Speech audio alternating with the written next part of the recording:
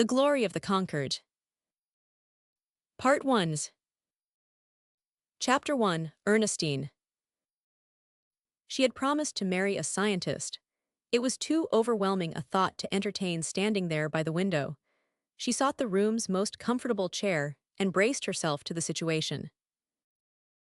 If 1 month before, a gossiping daughter of fate had come to her with "Shall I tell you something? You are going to marry a man of science," she would have smiled serenely at fate's amusing mistake and responded, "My good friend, it is quite true that great uncertainty attends this subject. So much to be expected is the unexpected, that I am quite willing to admit I may marry the hurdy-gurdy man who plays beneath my window. I know life well enough to appreciate that I may marry a pawnbroker or the Sultan of Turkey. I assert but one thing: I shall not marry a man of science." And now, not only had she promised to marry a man of science, but she had quite overlooked the fact of his being one. And the thing which stripped her of the last shred of consistency was that she was to marry, not the everyday, average man of science, but one of the foremost scientists of all the world. The powers in charge of things matrimonial must be smiling a quiet little smile tonight. But her was the vindication. He had not asked her to marry him. He had simply come and told her she was to marry him, and he was a great, strong man far more powerful than she. She had had positively nothing to do with it. Was it her fault that he chanced to be engaged in scientific pursuits? And when he took her face so tenderly, in his two hands looked so far down into her eyes and told her, in a voice she would follow to the ends of the earth, that he loved her, was there any time then to think of paltry non-essentials like art and science? But she thought of them a little now. How could she get away from them when each year of her past marched slowly in front of her, paused for an instant that she might get a full view, and then passed grinningly back to the abyss of things gone, from over the shoulder, tossing straight into her consciousness a jeering, deep-sinking "you too"? Ernestine Stanlithat was the name she read in one of her books open beside her. Why, her very name stood for that quarrel which had rent all the years. Until she was 10 years old, she had been nameless. She had been Yuand baby and dear mother's girl and father's girl, but her mother and father had been unable to agree upon a name for her. Each discussion served to send them a little farther apart. Finally they spoke of Ernestine and reached the point of agreement through separate channels. Her father approved it for what it meant in the dictionary, her mother for the music of its sound. That told the whole story. Their attitudes toward her name spoke for the things of themselves bestowed upon her. Her father had been a disciple of exact science, a professor of biology. He believed only in that which could be reduced to a formula. The knowable was to him the only real. He viewed life microscopically and spent his portion of emotion in an aggressive hatred of all those things which he consigned to the rubbish heap labeled non-scientific. And her mother never thought of her mother without that sad little shake of her head, was a dreamer, a lover of things beautiful, a hater of all she felt to be at war with her gods. Ernestine's loyalty did not permit the analysis to go further, except to deplore her mother's unhappiness as unnecessary. Even when a very little girl, she wondered why her father could not have his bottles and things, and her mother have her poems and the things she liked, and just let each other alone about it. She wondered that long before she appreciated its significance. As she grew a little older, she used to wonder if something inside her would not someday be pulled in two. It seemed the desire of each of her parents to guide her from what they saw as the rocks surrounding her. Elementary science was all mixed up with Keats and Heine and Byron. Another one of her early speculations was as to whether or not poetry and science really meant to make so much trouble. Of course, from the very first there had been the blackboard and all its logical successors. As perversity would have it, it was her father bought her that blackboard. It was to help turn her in the way she should go, for upon this blackboard she was to do her sums. But the sums executed thereon were all performed when someone was standing at her shoulder, while many were the hours spent in the drawing of cats and dogs and fish and birds, of lakes and trees and other little girls and boys. She never had that being pulled into a feeling when she and the blackboard were alone together. The blackboard seemed the only thing which made her all one, and she often wished her father and mother loved their things as she did hers, for if they were only sure, as she was, then what someone else said would not matter at all. They lived in a university town, her father being a professor in the school. In the later years of her college life, he forced her into the scientific courses which she hated. She sighed even now at the memory of those weary hours in the laboratory, though while hating the detail of it, she responded, as her father had never done, to the glimpses she caught of the thing as a whole. It was ironical enough that the only thing she seemed to get from her scientific studies was an enthusiasm for the poetry of science. In those days, many thoughts beat hard against the door of Ernestine's loyalty. Why did not her mother see all this and make her father see it? Was there not a point at which they could have met, and did they not fail in meeting, because neither of them went far enough? It was when she was in her senior year that her father died. She finished out her laboratory work with lavish conscientiousness, feeling a new tenderness of him in the consciousness that his ideas for her had failed. That hour before his funeral, when she sat beside him alone, stood out as among the very vivid moments of her life. The tragedy of his life seemed that he had failed in impressing himself. His keenness of mind had not made for bigness. Life had left an aggressiveness, a certain sullenness in the lines of his face. His mind and his soul had never found one another, was it, because his heart had closed the channel between the two. And then they went to New York, and Ernestine began her study of art. A great light seemed turned back over it all tonight. She understood much now which she had lived through wonderingly. She seemed now really to know that girl who went to New York with all the dreams of all her years calling upon her for fulfillment. She knew what that girl had dreamed when she dreamed she knew not what, knew what she thought when she thought the undefined. She smiled understandingly, tenderly, at thought of it all, the bounding joy and the stubborn determination, the fearing and the demanding and the resolving with which she began her work. She was a great deal like a child on the long-promised holiday, and much like the pilgrim at the shrine. Somewhere between those two was Ernestine that first winter in New York. It was after the second year, after that strange mixture of things within her had unified to fixed purpose, and after it had become quite certain her dreams had not played her false, that the other big change had come.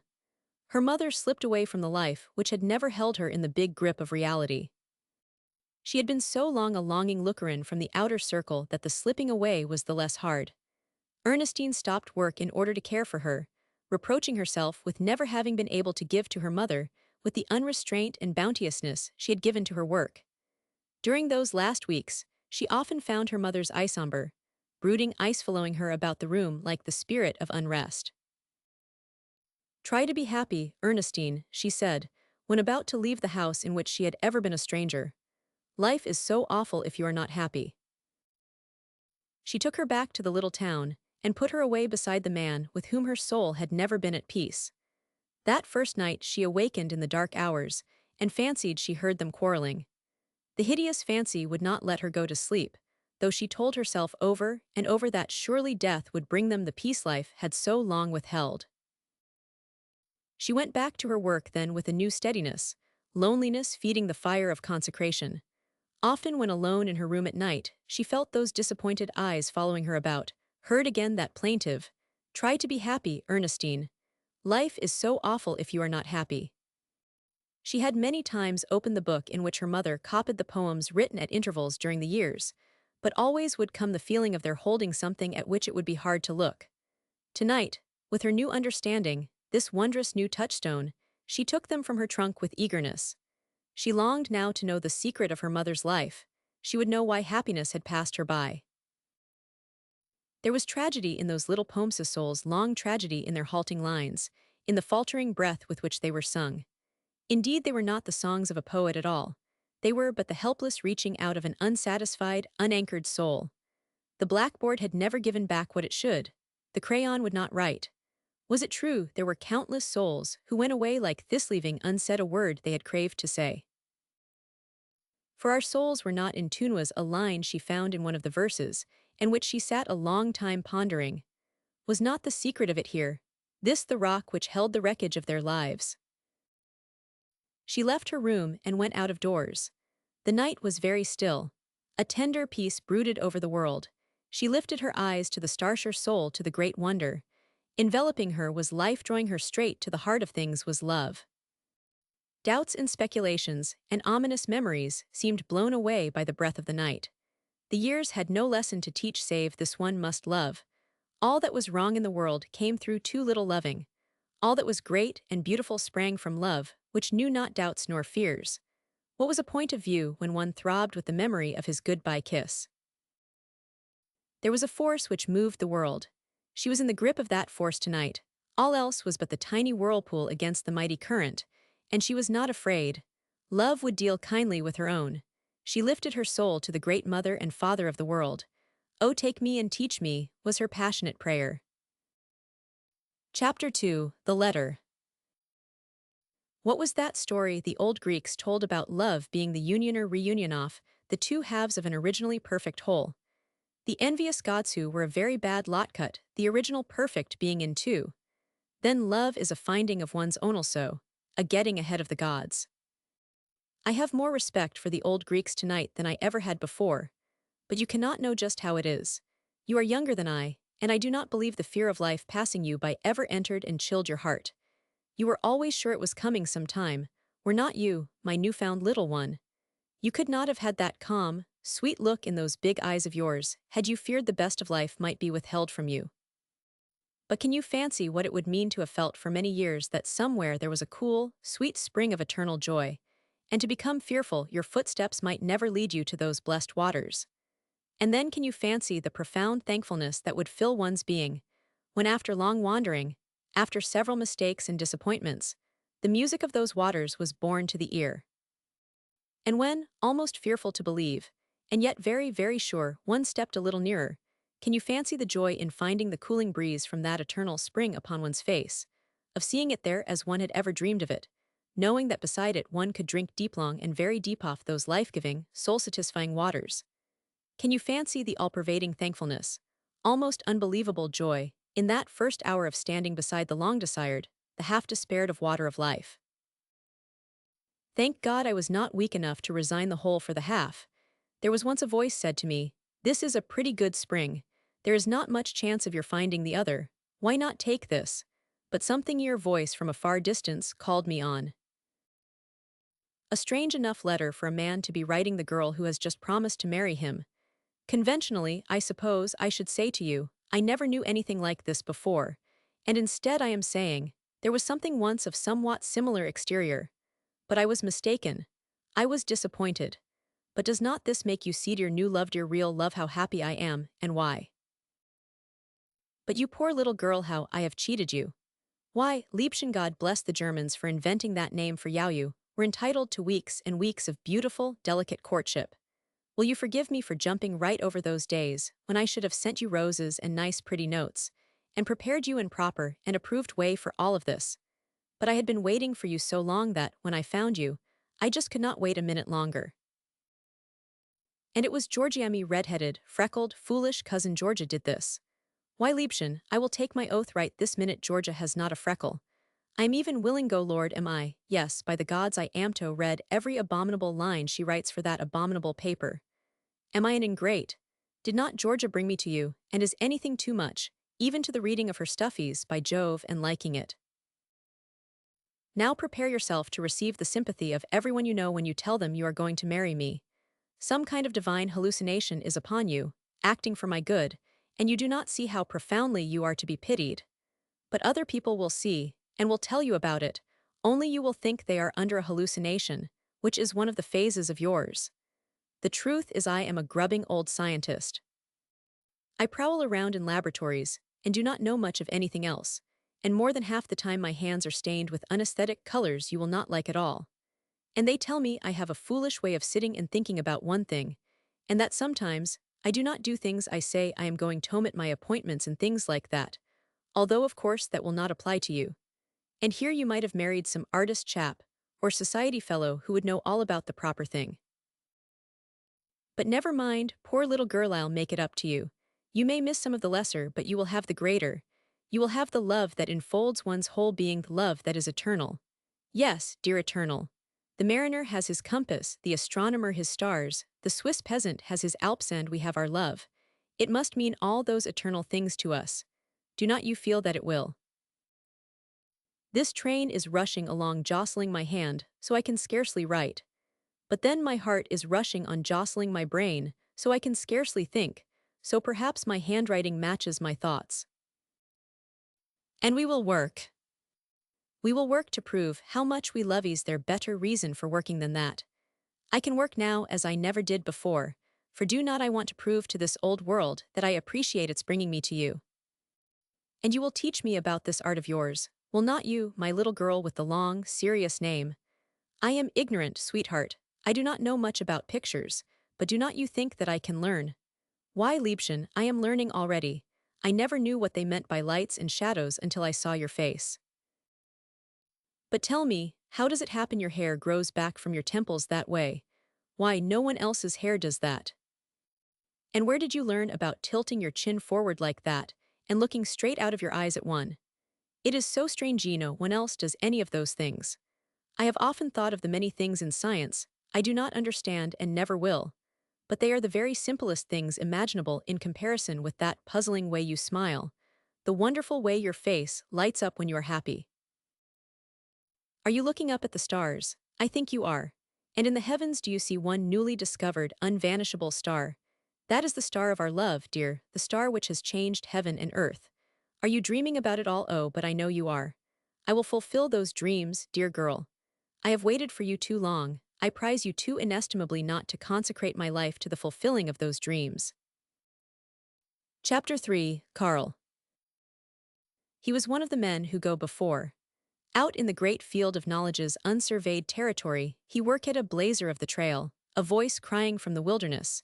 I have opened up another few feet. You can come now a little farther. Then they would come in and take possession, soon to become accustomed to the ground, forgetting that only a little while before it had been impassable, scarcely thinking of the little body of men who had opened the way for them, and now were out farther, where again the way was blocked, trying to beat down few more of the barriers, open up a little more of that untrodden territory, and only the little band itself would ever know how stony that path, how deep the ditches, how thick and thorny the underbrush. Why, this could not have been so bad, the crowd said, after it had flocked in. Strange it should have taken so long. Not that the little band sought popular acclaim, or desired it. Heavens! He had once exclaimed to a laboratory assistant, after a reporter had been vainly trying to persuade him to tell the whole story of his work in popular vein, you do not suppose medical research is going to become a drawing-room lap-dog. But he need not have feared. A capricious fancy might rest upon them for the minute, but the big world which followed along behind would never come into any complete understanding of such as they. In an age of each man seeking what he himself can gain, how could there be understanding of the manner of man who would perhaps work all of his lifetime only to put up at the end the signboard, "Do not take this road"? I have gone over it and found it profitless. Failure is not the name they give to that. They say his wanderings astray brought others that much nearer to the goal.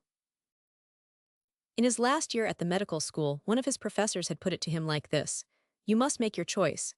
It is certain you cannot do both. You will become a general practitioner, or you will go into the research work for which you have shown aptitude here. I am confident you would succeed as a surgeon. In that you would make more money and in all probability a bigger name. That is certain. In this other you take your chances. But if I were you, I would do whichever I cared for more." That settled it, for he had long before heard the cry from the unknown, "Come out and take us. We are here if only you know how to get us." There was in his blood that which thrilled to the thought of doing what had not been done before. With the abandonment of his intense and rugged nature, he yielded himself to the delights of the untraveled path. At the time of his falling in love, Dr. Karl Hubers was 39 years old. He had worked in European laboratories, notably the Pasteur Institute of Paris, and among men of his kind was regarded as one to be reckoned with. Within the profession his name already stood for vital things, and it was associated now with one of the big problems, the solving of which it was believed this generation would have to its credit. The scientific and medical journals were watching him, believing that when the great victory was won, his would be the name to reach round the world. 3 years before, the president of a great university, but newly sprung up by the side of a great lake, sitting in his high watchtower and with mammoth spyglass looking around for men of initiative in the intellectual domain, had spied Karl Hubers, working away over there in Europe. This man of the watchtower had a genius for perceiving when a man stood on the verge of great celebrity, and so he cried out now, "Come over and do some teaching for us. We will give you just as good a laboratory as you have there and plenty of time for your own work." Now, while he would be glad enough to have Dr. Hubers do the teaching, what he wanted most of all was to possess him, so that in the day of victory that young giant of a university would rise up with the paean. "See, we have done it." And Dr. Hubers, lured by the promise of time and facility for his own work, liking what he knew of the young university, had come over and established himself in Chicago. In those 3 years he had not been disappointing. He had contributed steadily to the sum of the profession's knowledge, for he worked in little bypaths as well as on his central thing, and he himself felt, though he said but little, that he was coming nearer and nearer the goal he had set for himself. His place in the university was an enviable one. The enthusiasm of the students for him quite reached the borderland of reverence. To get some work in Dr. Huber's laboratory was regarded, among the scientific students, as the triumph of a whole university career. And it was those students who worked as his assistants who came to know the fine fiber of the man. They could tell best the real story of his work. They it was who told him when he must go to his classes and when he must go to his meals, who kept him, in times of complete surrender to his idea, in so much of touch with the world about him as they felt a necessity. Their hearts beat with his heart when a little of the way was cleared. Their spirits sank in disappointment as they lived with him through the days of depression. And as they came day by day to know of the honesty of his mind, the steadfastness of his purpose, to feel that flame which glowed within him, they fairly spoke his name in different voice from that used for other things. And when they told their stories of his eccentricities, it was with a tenderness in their humor, never as though blurring his greatness, but rather as if his very little weaknesses and foibles set him apart from and above everyone else. Generations before, his ancestors up there in North Europe had swept things before them with a mighty hand. With defeat and renunciation they did not reckon. If they loved a woman, they picked her up and took her away. And civilization has not quite washed the blood of those men from the earth. Germany gave to Karl Hubers something more than a scholar's mind. At any rate, he did a very unapproved and most uncivilized thing. When he fell in love and decided he wanted to marry Ernestine Stanley, and that he wanted to take her right over to Europe and show her the things he loved there, he asked for his year's leave of absence before he went to find out whether Miss Stanley was kindly disposed to the idea of marrying him. Now why he did that, it is not possible to state, but the thing proving him quite hopeless as a civilized product is that it never struck him there was anything so very peculiar in his order of procedure. His assistants had to do a great deal of reminding after he came back that week, and they never knew until afterwards that his abstraction was caused by something quite different from germs. They thought in knowing assistants that he was on a new trail, and judged from the expression of his face that it was going to prove most productive. Chapter 4: Facts and Higher Truth. "Mr. Beeson," said Georgia McCormick, looking across the dinner table at the new student who had come to live with Themelmost. Everyone who lived around the university had students. If you had a dear cousin who had married a dear friend, if said dear cousin and dear friend had gone skipping away to Europe, and for 1 year and a half had flitted gaily from country to country, looking into each other's eyes, and murmuring sweet nothings, all the while that you had been earning your daily bread by telling daily untruths for a daily paper, if at the end of said period said cousin and friend, forced by a steadily diminishing bank account to return to the stern necessities of life, had written you a nonchalant little note telling you to look up a place for them, to lay their head switch being translated in terms of action, meant that you were to walk the streets looking for vacant houses, when vacant houses, there were none. If this combination of circumstances befell you, Mr. Beeson, just what would you do? Beeson pondered the matter carefully. Mr. Beeson applied the scientific method to everything in life, and was not one to commit himself rashly. "I think," he announced, weightily, "that I would tell them to go to a hotel and stay there until they could look up their own house." "But Mr. Beeson," she rambled on, eyes twinkling, Georgia had decided this young man needed waking up. "Suppose You loved them both very dearly. Suppose they were positively the dearest people who ever walked the earth hand that breaking your neck for them was the greatest pleasure life could confer upon you. What would you do then? I am sure I do not know, said Beeson bluntly. I never loved anyone that dearly. "'Tis better to love and break one's neck," began Harry Wyman, who aspired to the position of class poet. "If you had ever known Ernestine and Carl," a tenderness creeping into George's voice, "you'd be almost willing to hunt houses for them." "Almost, I say, for I doubt if any affection on earth should be put to the house hunting test, even my cousin Dr. Carl Huber's." "Your cousin?" Beeson broke in. "You're in telling the story." Georgia always spoke of the unflattering emphasis on the final "your," but at the time she could think of nothing save the transformed face of John Beeson. The instantaneousness with which he had waked up was fairly gruesome. He was looking straight at Georgia. All three were held by his manner. "Now, my dear Mr. Beeson," she laughed finally, "do not be so hard on us.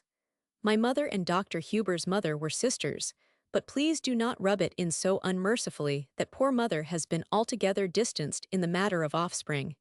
You see, mother married an Irish politician, hence me, while Aunt Catherine Carl's mother married a German scholar, Thurifor Carl, and the German scholar was the son of a German professor. In fact, from all I have been led to believe, the Hubers were busily engaged in the professoring business at the time Julius Caesar stalked up from Italy." "Now, Georgia," hastened Mrs. McCormick earnestly, "this newspaper work gives you such a tendency to exaggerate. I never heard it said before that the family went that far back." "Perhaps not, but just because a thing has never been said before, is not there all the more reason for saying it now? And I am just trying to make Mr. Beeson understand merely some people are scholars and others are not."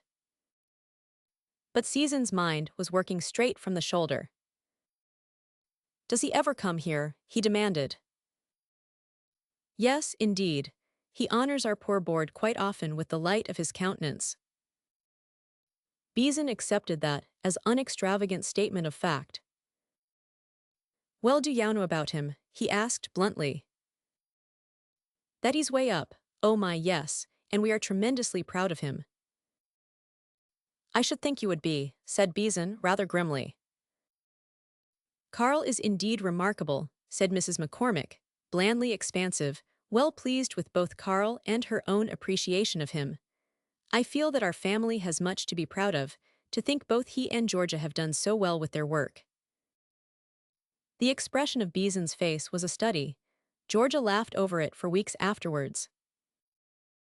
"Now, my chief interest," said Wyman, who was at the stage where he put life in capital letters, and cherished harmless ideas about his own deep understanding of the human heart, "is in Mrs. Huber's. There, I fancy, it was his capital letter voice as a woman who understands." "A dandy girl," said Georgia briskly. "She has the artistic temperament," he pursued. "Oh, not disagreeably so," she retorted. "You see," turning to Beeson, who was plainly impatient at this shifting to anything so irrelevant as a wife, "I play quite a leading part in Dr. Huber's life. I am his cousin, that's the accident of birth, but I handed over to him his wife, for which he owes me undying gratitude. I am looking for something really splendid from Europe." "I wish I had not gone home so early that spring," sighed Wyman. "I would like to have seen that little affair. It must have been the real thing in romance." "But it was nothing of the sort. It was the most disgraceful thing I ever had anything to do with." "Now, Georgia," protested her mother, "you know you are so apt to be misunderstood." "Well, I could not be misunderstood about this. Oh, it was awful, the suddenness of it, you know. You see, Miss Stanley was an old college friend of mine. In fact, I roomed at their house." She paused and seemed to be thinking of other serious things. "A year ago last spring," she went on, "Ernestine stopped here on her way home from New York. Her parents had died, but an old aunt lived in their house, and she was going to see her. I had always told her about Carl, but she had never met him, because when Ernestine and I were together so much, he was in Europe. So I wanted her to meet him, well, principally because he was a good deal of a celebrity, and I thought it would be nice. I will be real honest and confess it never occurred to me there would be anything exciting doing. Well, Carl did not want to come. First he said he would, and then he telephoned he was busy. So I just went over to the laboratory and got him. I told him he was expected, and if he did not come, Mother and I never would forgive him. He washed his hands and came along, grumbling all the way about how one's relatives interfered with one's life. Oh, Carl and I are tremendously frank. And then when he got here, well, I will just leave it to Mother. He did seem to be greatly impressed with George's friend, said Mrs. McCormick, consciously conservative. I never saw him act so stupid. Oh, but I was mad at him. I wanted him to talk about Europe and be brilliant, but he did not do anything but sit and look at Ernestine. Fact of the matter is, Ernestine does not look quite like the rest of us. At least Carl thought she did not, and evidently he made up his mind then and there he was going to have her. Ernestine left Chicago sooner than he thought she was going to, and what does he do but go after her and get her? You see, all of Carl's ancestors were not meek and gentle scholars and wise professors. Lots of them were soldiers and bloodthirsty brigands, and those are the ones he brags about most and in spite of his mind, and all that, those are the ones he is most like. I suppose it was in the blood to get what he wanted. I am sure I do not know how he did it. Lots of men had wanted Ernestine, and she had the caring for her art notions made good tremendously, but art took a back seat when Dr. Hubers arrived on the scene. That's all there is to it. I would not call it a romance. It was more in the line of a hop, skip, and jump. She had pushed back her chair a little, but laughed now, reminiscently. Oh, it was just too funny. Some of it was too rich to keep. Carl came here the day after he returned and wanted to hear me talk of Ernestine. People in love are not exactly versatile in their conversation.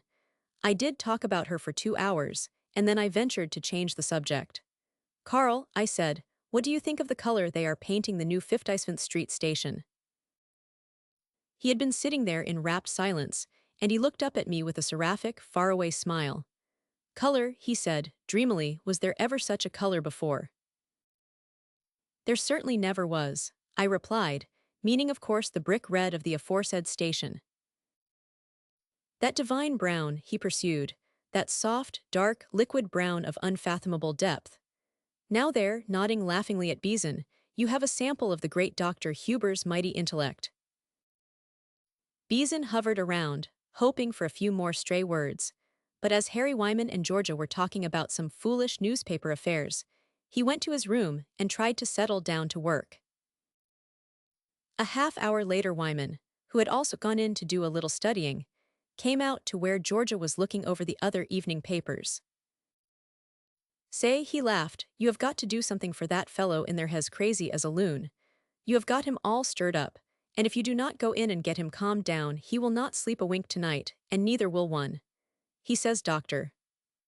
Hubers is the greatest man in the world. He says he will not accept anybodino, sir, not a living human soul. He's been walking up and down the floor talking about it. Gee, you ought to hear him. He says he came to this university on purpose to get some work with Dr. Hubers, that his life will be ruined if he does not get it, and that he's going to make all kinds of a 10-strike if he does. And you cannot laugh at the fellow, for he's just dead down in earnest. He wanted me to come out here and ask you some questions I cannot remember 'em straight. How he worked, whether he was approachable. Oh, he fired them at me thick. Say now, he would appreciate it if you would just go in and give him a little talk about your cousin. Kind of serious talk, Why, he would just hang on every word. And Georgia, laughing Georgia was strongly addicted to laughing, said, if there was any man ready to hang upon her every word, that she, being 27 and prospectless, must not let him get away. She told Beeson many things, some of them facts, and some of them higher truth, Georgia holding that things which ought to be true were higher truth.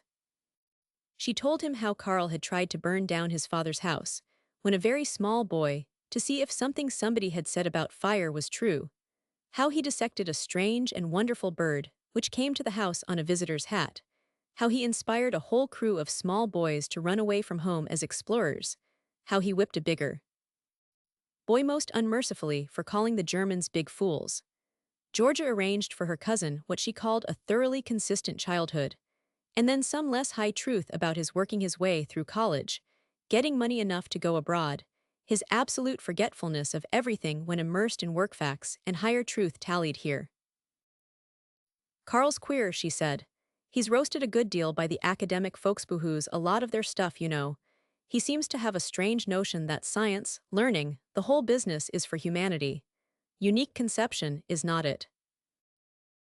After she went away, Beeson said he had no doubt that when one came to know Miss McCormick, he would see, in spite of her lightness of manner, that she had many fine qualities. Qualities, burst forth the enthusiastic Wyman. Say you just ought to hear the newspaper fellows talk about Georgia McCormick. I tell you she's a peach, and more than that, she's a brick. She's the divide her last penny kind Georgia McCormick is. And I want you to know that if ever anyone had the joy of living stunt down pat, she's it. It's an honest fact that if she was put in the penitentiary and you went to see her after she would been there a while, she would tell you so many funny and interesting things about the pen, that you would feel sore to think you were not in yourself. And smart, and a hustler. Well, her paper's done some fool things, but it's had sense to hold on to her all right all right. And Beeson replied that of course Dr. Huber's cousin was bound to be smart. Chapter 5, The Homecoming. Yes, sir, Chicago only 2 hours, sir, and the porter smiled broadly. There was both memory and anticipation in that smile. The car was almost empty. Across the aisle a man slept peacefully. A little farther ahead a young lady read of the joys and sorrows of a knight and his lady who had lived some several hundred years before, and still farther on a lady, all in black, was looking from the window, evidently lost to sorrows of more recent date. As no one was paying any attention to the man and woman back there in the rear of the car, it was perfectly safe, when the porter passed on, for her hand to slip over into his. He responded with that quiet, protecting smile which always made it seem no bad thing could ever come to her. "Almost home, dear," he said, and then for a long time neither of them spoke.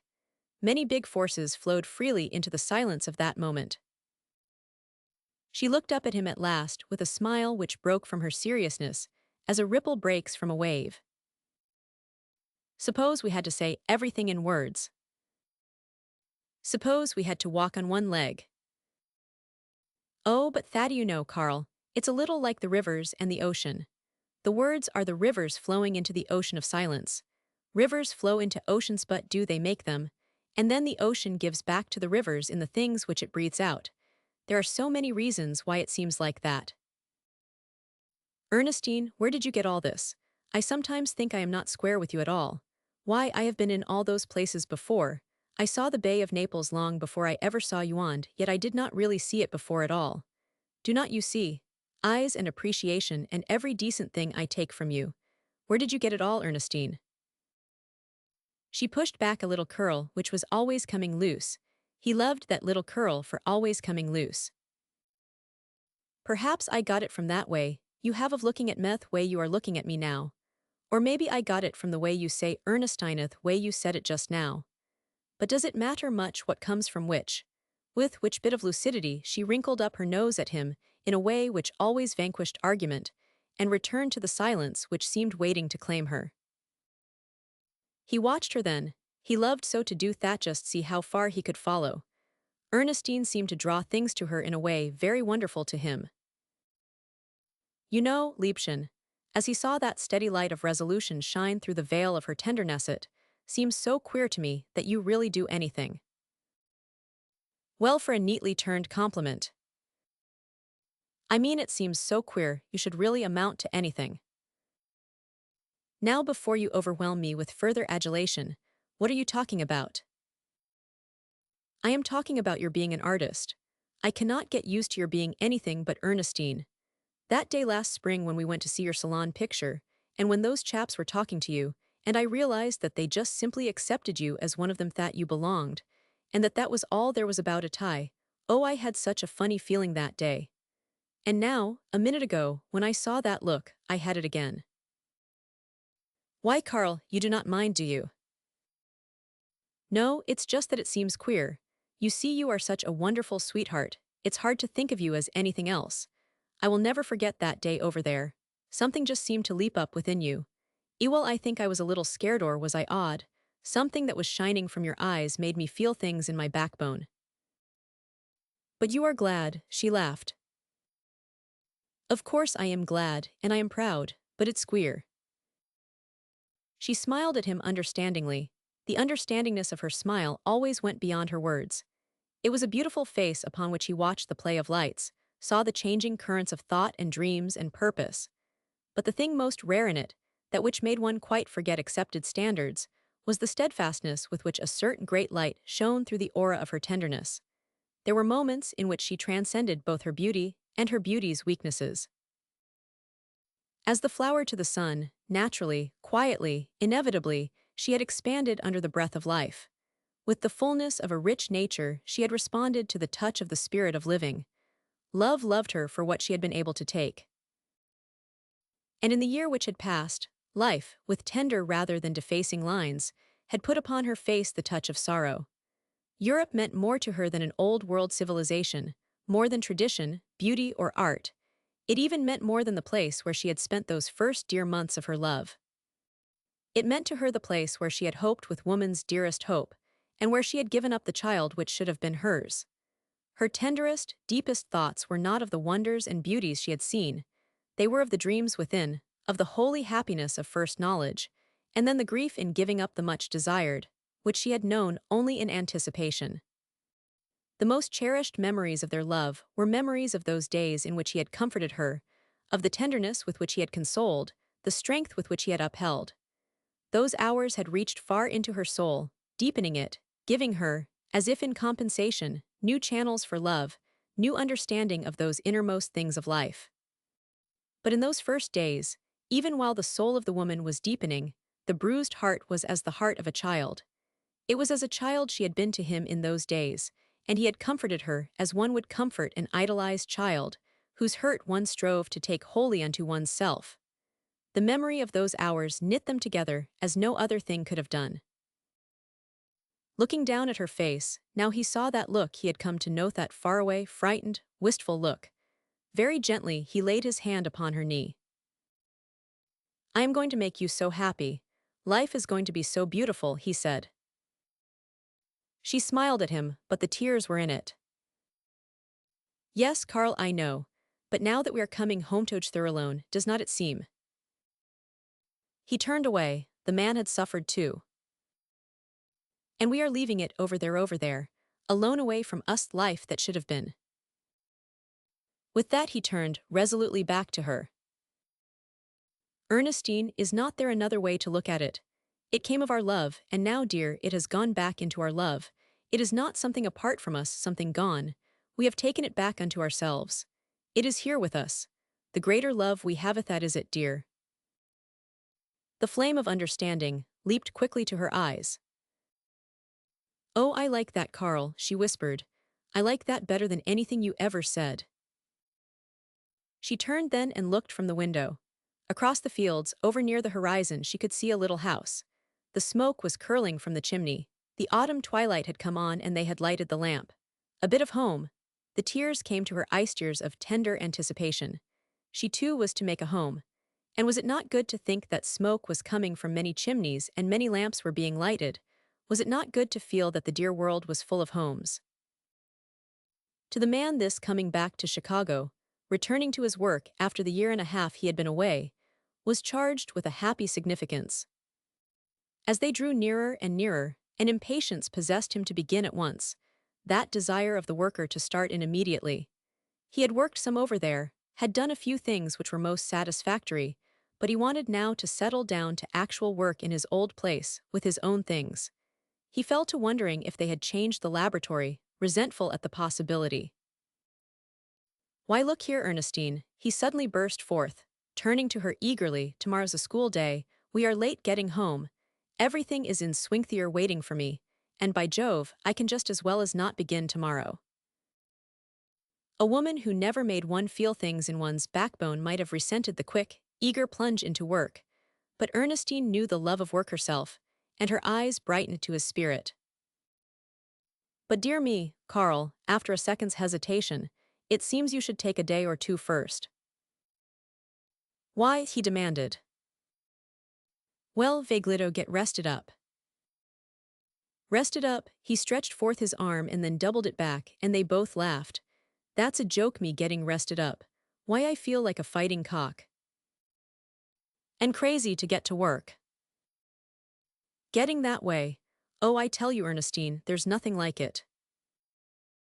Again she did not mind, she understood. She looked at his glowing face, all alight with enthusiasm for the work to which he was going back. She was never tired of thinking how Carl's face was just what Carl's face should bear, reflective of a clear-cut, far-seeing, deeply comprehending mind. It seemed all written there, all those things of mind and character, and something too of those other things, things which were for her alone. Ernestine held that one could tell by looking at Carl that he was doing some great thing. But see here, Dr. Hubers, a nice way you have of shirking your domestic duties. Who is going to help me settle this famous house Georgia tells about? I will do it at night, he protested eagerly. I will work every night until the house is spick and span. Ernestine sighed. I have a sad feeling that our house never will be spick and span, but we will have some fun eagerly fixing it up. Of course we will have fun fixing it up. George is sure to be on hand, and I will make old Parkman get busy to do him good. I do not care about knowing a lot of men. Well, I should hope not. You did not let me finish. I was going to say that Dr. Parkman is one man. I do want to know. You will like Parkman, and he will like you. By Jove, he's got to. You must not mind if he snaps your head off occasionally. His life's made him savage, but even his life has had an awful one. Ernestine couldn't make him vicious.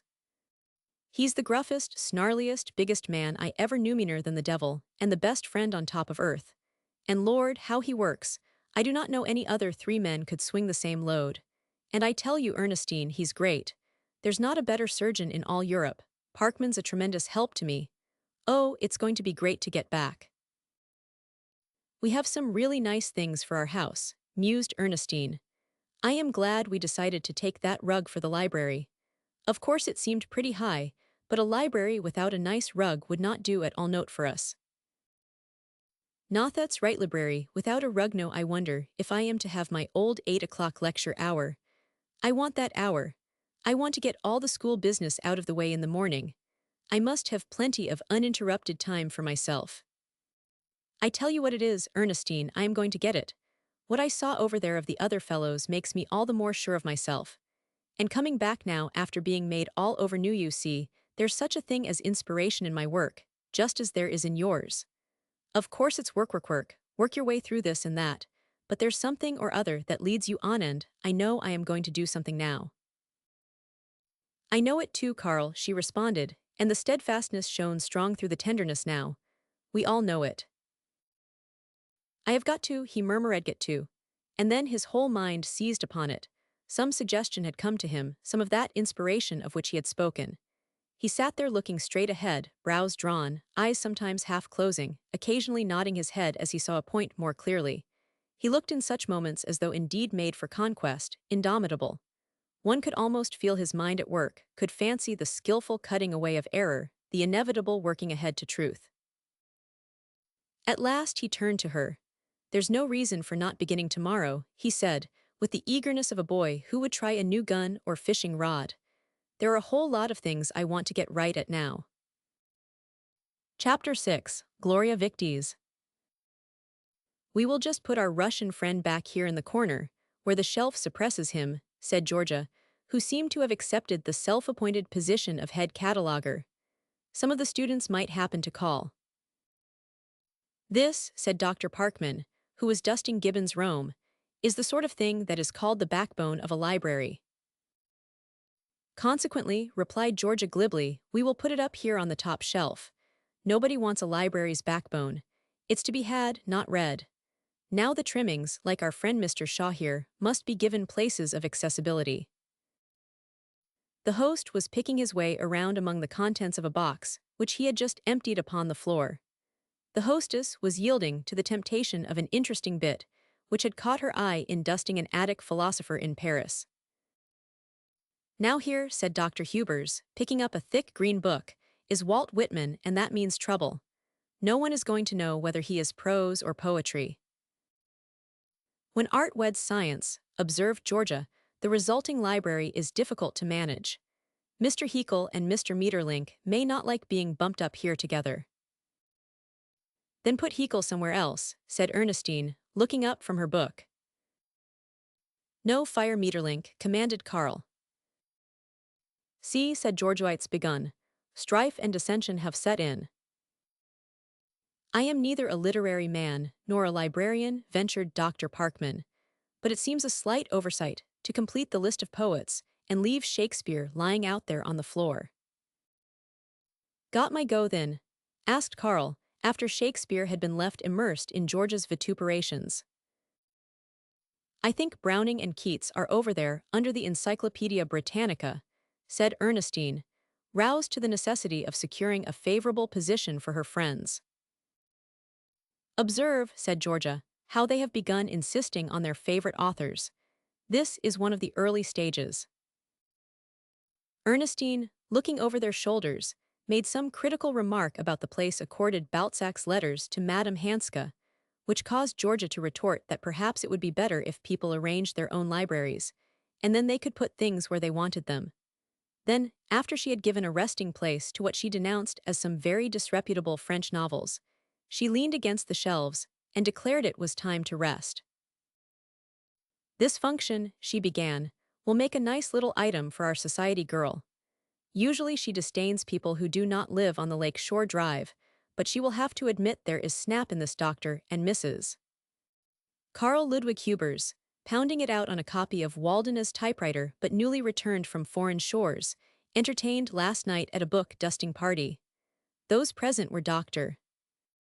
Murray Parkman, eminent surgeon, and Miss Georgia McCormick, well and unfavorably known in some parts of the city. Rug beating and other athletic games were indulged in. The hostess wore a beautifully ruffled apron of white and kindly presented her guest with a kitchen apron of blue. Beer was served freely during the evening. Is that last as close as your paper comes to the truth? Asked Ernestine, piling up Emerson that he might not be walked upon. That last, my dear, is a hint of good, straight from Thesiger hint. I did it for Dr. Parkman. He looks warm and unhappy. Dr. Parkman protested that while a little warm, he was not at all unhappy, but upon further questioning as to thirst was led into damaging admissions. So the little party divided, Georgia calling back over her shoulder that as the host was of Teutonic origin, there need be no fear about the newly stocked larder. Left alone, a curious change came over the two men.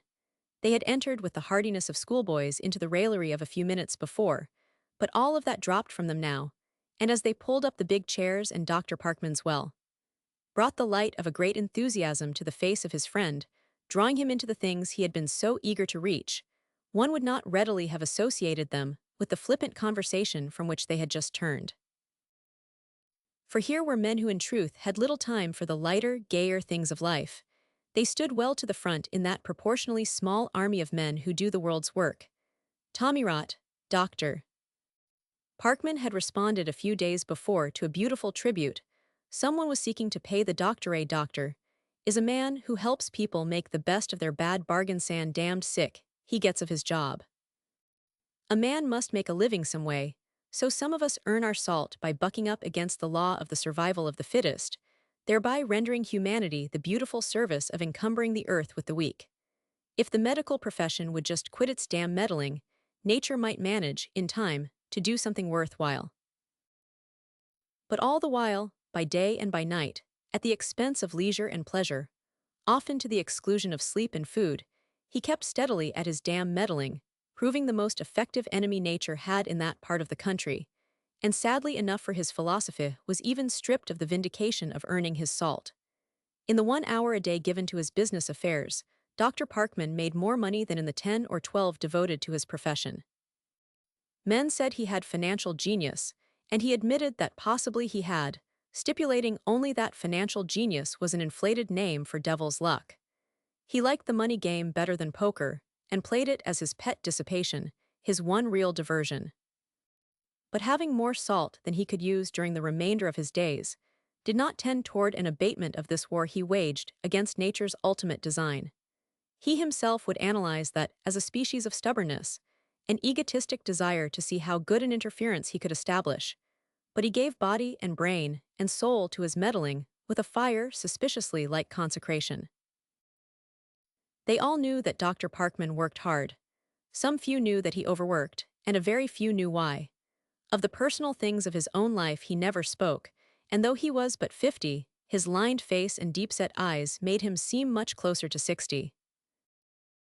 The two men were an interesting contrast. Dr. Parkman was singularly, conspicuously dark, while Carl Hubers was a true Teuton in coloring. Dr. Parkman was a large man, and all of him seemed to count for force. Something about him made people prefer not to get in his way. It was his hands spoke for his work, superbly the surgeon's hands, that magical union of power and skill, hands for the strongest grip and the lightest touch, lithe, sure, relentless, fairly intuitive. His hands made one believe in him.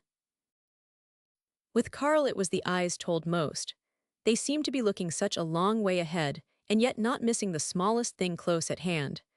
As he talked now, his face lighted with enthusiasm, it occurred to Dr. Parkman that Hubers was a curious blending of the two kinds of men there were behind him. Some of those men had been fighters and some had been thinkers, but Carl was the thinker who fights. He had drawn from both of them, and that gave him peculiar fitness for the work he was doing. It was work for the thinker, the scholar, but work which must have the fighting blood. Even his appearance bore the mark of the two kinds of things bequeathed him. He had the well-knit body of the soldier, the face of the student. He was not a large man, but he gave the sense of large things. He had the slight stoop of the laboratory, but when interested, aflame, he straightened up and was then in every line the man who fights. His eyes, to the understanding observer, told the story of much work with the microscope. They were curiously, though not unattractively, unlike. The left he used for observations, the right for making the accompanying drawings. That gave them a peculiarity only the man of science would understand. The things which the two men radiated were different things. One felt their different adjustment toward life. Dr. Parkman had turned to hard work as some men turn to strong drink, to submerge himself, to take him out of himself, to make life possible, while with Carl Hubers, work and life and love were all one great force. Dr. Parkman worked in order that he might not remember, Carl in order that he might fulfill. Their friendship had begun 10 years before in Vienna, one of those rare friendships which seem all the more intimate because formed in a foreign land. A friendship taking root in the rich soil of kindred interests, comradeship which drew from the deep springs of understanding. To come close to Carl's work had been one of the real joys of Dr. Parkman's very active but very barren life. He loved Carl. His own heart was wrapped up in the work his friend was doing, and the doctor meant much to Carl, had done much for him. The one was the man of affairs, the other the man of thought. They supplemented and helped each other. As the practicing physician, Dr. Parkman could see many things from which the laboratory man would be shut out. He was Carl's channel of communication with the human side of the work. And Carl gave Parkman his complete confidence. That was why there was so much to tell now. He must go over the story of his year's work, touch upon his plans, his new ideas. And the doctor had something to say of the observations he had made for Carl. He told of an operation day after tomorrow he must see, and said he had several cases worth watching. "You will have to come out to the laboratory," Carl finally urged. "We cannot begin to get at it here." "We are forgetting the hungry and thirsty men," said Georgia, after they had been eagerly chatting across the kitchen table for 10 or 15 minutes. But Ernestine said it did not matter. She knew what was going on in the library and how glad they were of their chance. She and Georgia too had much to discuss.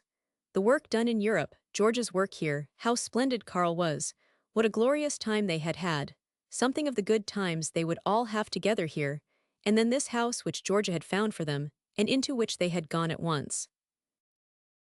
"I knew well enough," she said, buttering a sandwich in order to stay her conscience, "that you and Carl did not belong in a flat. There could not be a studio and a laboratory and library, and various other exotic things in a flat. But only old settlers and millionaires live in detached houses here, so please appreciate my efforts. I thought this place looked like Yaunat, that you are exactly old-fashioned and irregular. I liked it at once. Big enough and interestingly queer, and not savoring of Chicago enterprise. Not that there is anything the matter with Chicago enterprise, insisted. Georgia. You like Chicago, do not you, Georgia? Love it. I know one does not usually associate love with Chicago, but I love even its abominations. You know I had a tough time here, but I won out, and most of us are vain enough to be awfully fond of the place where we have been up against it, and come out on top. I have not forgotten the days when I edited farm journals, and wrote third-decent lives of great men, and peddled feature stories from office to office, standing with my hand on door knobs fighting for nerve to go in. But now that it is all safely tucked away in the past, I am not sorry I had to do it. It helps one understand a few things, and when new girls come to me, I do not tell them, as I was told, that they would better learn the millinery trade or do honest work in somebody's kitchen. None of that kind of talk do they get from me.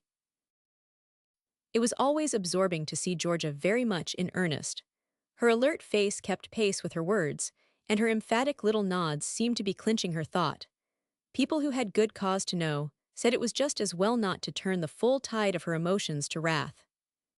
She was a little taller than Ernestine, very quick in her movements, and if one insisted on an adverse criticism, it might be admitted she was rather lacking in repose. The people who liked her put it the other way. They said she was so breezy and delightful, but even friendship could not deny her freckles, nor claim beauty for her bright, quick face. They seemed to fall naturally into more serious things when they met over what Georgia called the evening bite. Although differing so widely, they were homogeneous in that all were workers. They touched many things, their talk lived with differences. How do you like it? Asked Ernestine, following Dr. Parkman's eyes to her favorite bronze, a copy of Mercy's Gloria Victis, which she had unpacked just that day and given a place of honor on the mantel. It's so Christian, he objected laughingly. Oh, but is it? A defeated man being born aloft. I call it the very essence of Christianity. I can see submission and renunciation and other objectionable virtues in every line of it. Go after it, Parkman, laughed Carl. Ernestine and I all but came to blows over it. I wanted her to buy a Napoleon instead. I tell her there is no glory in defeat. I do not think of it as the glory of defeat, said Ernestine. I think of it as the glory of the conquered. But even so, Ernestine, said Georgia, who had been looking it over carefully, there's no real glory.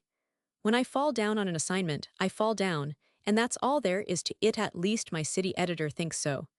If Dr. Parkman does not win a case, he loses it. His efforts may have been very worthy, but Gloria's surely not the word for them. Or take a football game, she laughed. Sometimes the defeated team really does better work than the winners, but would not we rather our fellows would win on a fluke than go down to defeat putting up a good, steady fight? The thing is to get there. In football or in life, laughed Carl. Defeat furnishes good material to the poets and the artists, but none of us care to have the glory of the conquered apply to us. They were all looking at the bronze, and Ernestine looked from one face to another, trying to understand why it moved none of them as it had her. Carl's face was very purposeful tonight, reflecting the stimulus of his talk with his friend. Filled with enthusiasm for this fight he was making, he had no eye in this hour for the triumph of the vanquished. Why I do not want to submit, he laughed just then. I want to win. An idea which has done a great deal of harm, observed Dr. Parkman. That you'll get your word somewhere else doctrine is the worst possible armor for life. The poets, of course, have always coddled the weak, but I see more poetry in the tohil with defeat spirit myself. That, too, she could understand a simple matter of the arrogance of the successful. And with Georgia, it was that thing of getting their world's hard and fast standards of success and failure. She too turned to the statue. Were they right and she wrong? Was it just the art of it, the effectiveness, which moved her, and was the thought back of it indeed weakening sentimentality? Defend it, Ernestine, laughed Carl. And then, affectionately, seeing her seriousness, tell us what you see in it. Dr. Parkman turned from the statue to her. He never forgot her face as it was then. He had decided during the evening that her great charm was her exquisite femininity. She seemed to have all those graces of both mind and body which make for perfect loving. It was the world force of love, splendidly manifest in gentleness. He had felt in her first, but now something new flamed up within her. Here was power moving in the waves of passion through the channel of understanding. Her face had grown fairly stern in its insistence. But do not you see the keynote of it is that stubborn grip on the broken sword? I should think every fighter would love it for that, and it is more than the glory of the good fight. It is the glory of the unconquerable will. Look at the woman's face. The world calls him beaten. She knows that he has won. I see behind it, the world's battlefield sway back from the first I see them all. And I see that the thing which has shaped the world is not the success or failure of individual battles one half so much, as it is this wresting of victory from defeat, by simply breathing victory, even after the sword has been broken in the hand. What we call victory and defeat are incidents, things individual and temporal. The thing universal and eternal is this immortality of the spirit of victory. Why, every time I look at that grip on the broken sword, laughing now, but eyes shining, I can feel the world take a bound ahead. Chapter 7. Ernestine in her studio. The next morning she went to work. She had never wanted anything with quite the eagerness that she wanted to work that morning. What I want to know is, Georgia had demanded the night before, did either of you do any work?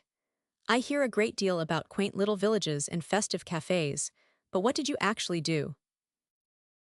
Now if Georgia were only here to repeat the question, she could answer jubilantly. What did I do? Why, I got ready for this morning. Was not that a fine year's work? It had seemed queer at first. Why do not I work, she would ask Carl, now that I am here where I always wanted to be. But Carl would only laugh and say that was too obvious to explain. Once he had talked a little about it. I would not worry, Liebchen. Is not it possible that the creative instinct is being all used up? It's your dream time, sweetheart. It's your time to do nothing but love. After a while you will turn to the work, and you will do things easily then that were hard to do before. How had he known? For nothing had ever been more true than that. She knew this morning that she could do things easily now which had been hard to do before. One of the very best things about this curious, old-fashioned house was that it had an attic which had all the possibilities of a studio. Just a little remodeling, and Paris itself could do no better. To that attic she turned just as soon as Carl had gone over to the university. Her things had been carried up, now for a fine morning of sorting them out. But instead of attacking the unpacking and sorting and arranging, she got no farther than a book of her sketches. Sitting down on the floor, she spread them all around her. Despite the fact that she had not at once settled down to serious work, she made sketches everywhere, just rough, hasty little thingsbubbles of joy, she called them to Carl. It seemed now that these were counting for more than she had thought. Everything was counting for more than she had thought. Something of the joy of it carried her back to the days when she was a little girl and had had such happy times with her blackboard. The thought came that now, out of her great happiness, she must pay back to the blackboard all that it had given her in those less happy days. Work was but the overflow of love. During the last 5 months, when Carl had been working in Paris, she had studied with Laplace. He had taken her in at once, rejoiced in her and scolded her. One day in an unguarded moment he said she knew something about color. No one remembered his ever having said a thing like that before, and Ernestine had seen a teardrop on his face when he stood before her picture of rain in the autumn woods. That teardrop was very precious to her. It seemed she could work years on just the memory of it. So there were many reasons why she felt like working this morning. All the loving and the living and the dreaming and the thinking and the working of a lifetime. Carl had understood. Her dream time. She loved that way of putting it. Beautiful days to be cherished forever. How rich she was in the things she had known. How unstinted love had been with her. She wanted now to give with that same largeness, that same overwhelming richness with which she had received. Enthusiasm and desire and joy settled to fixed purpose. She began upon actual work. She kept at it until late in the afternoon. She had never had such a day, and the great thing about it was that it seemed a mere beginning, just an opening up. A new day had dawned, a day which meant, not the death of the dream days, but their reincarnation into life. Those hours when she sat idly beneath blue skies, looking dreamily out upon beautiful vistas, it seemed she should have been painting how well, after all, they had done their work. Dreams which she had not understood were making themselves plain to her now. The love days were translating themselves in terms of life and work. She wanted to glorify the world, until it should be to all eyes as the eyes of love had made it to her. Laplace had said once it was too bad she had married. She thought of that now, and smiled. She was sorry for anyone who thought it too bad she had married. And then Carl telephoned. Would she come over to the university? He had been wanting to show her around, and this would be a good time. She dressed hurriedly, humming a little song they had heard often in Paris. Chapter 8: Science, Art, and Love. From his window in the laboratory, he saw her as she was coming across the campus, and waved. She waved back, and then wondered if it were proper to wave at learned professors who were looking from their windows. In one sense, it was hard to comprehend that it was her Carl who was such an important man about this great university. Carl was so completely just her Carl, so human and dear, and a great scientist seemed a remote abstraction. She must tell that to Carl. He would enjoy himself as a remote abstraction. She was still smiling about Carl's remoteness as she came into the building. He had come down to meet her. You see, I thought you might get lost, he explained. I might have, she responded, and then laughed, for when people are very happy it is not at all difficult to laugh. Do you know what you look like? He said. You look like a kind of spiritualized rainbower, like the flowers after the rain. I dressed in 5 minutes, said Ernestine, smoothing down her gown with the complacency of a woman who knows she has nothing to fear from scrutiny. As if that had anything to do with it. You dress as the birds and flowers dress, be just being yourself. She let that bit of masculine ignorance pass, with a wise little smile. They were in the laboratory now. I came, said Ernestine severely, to listen to an elucidation of the mysteries of science. Then you had no business to come looking like this, he responded promptly. She was looking around the room. And this is where all those great things are done. Well, this is where we make attempts at things. He was not quite through, and Ernestine sat down by the window to wait for him. It seemed surprising, somehow, that it should be such a simple-looking room. Carl was doing something with some tubes, writing something on a chart-like thing. Something in the expression of his face as he bent over the work carried her back to other days. Carl, she said abruptly, why do not you and I have any quarrels about which is greater science or art? He looked up at her, in such absolute astonishment that she laughed. Liebchen, he said, do not you think that would be going a long way out of our road to hunt a quarrel? Now I can think up much better subjects for a quarrel than that.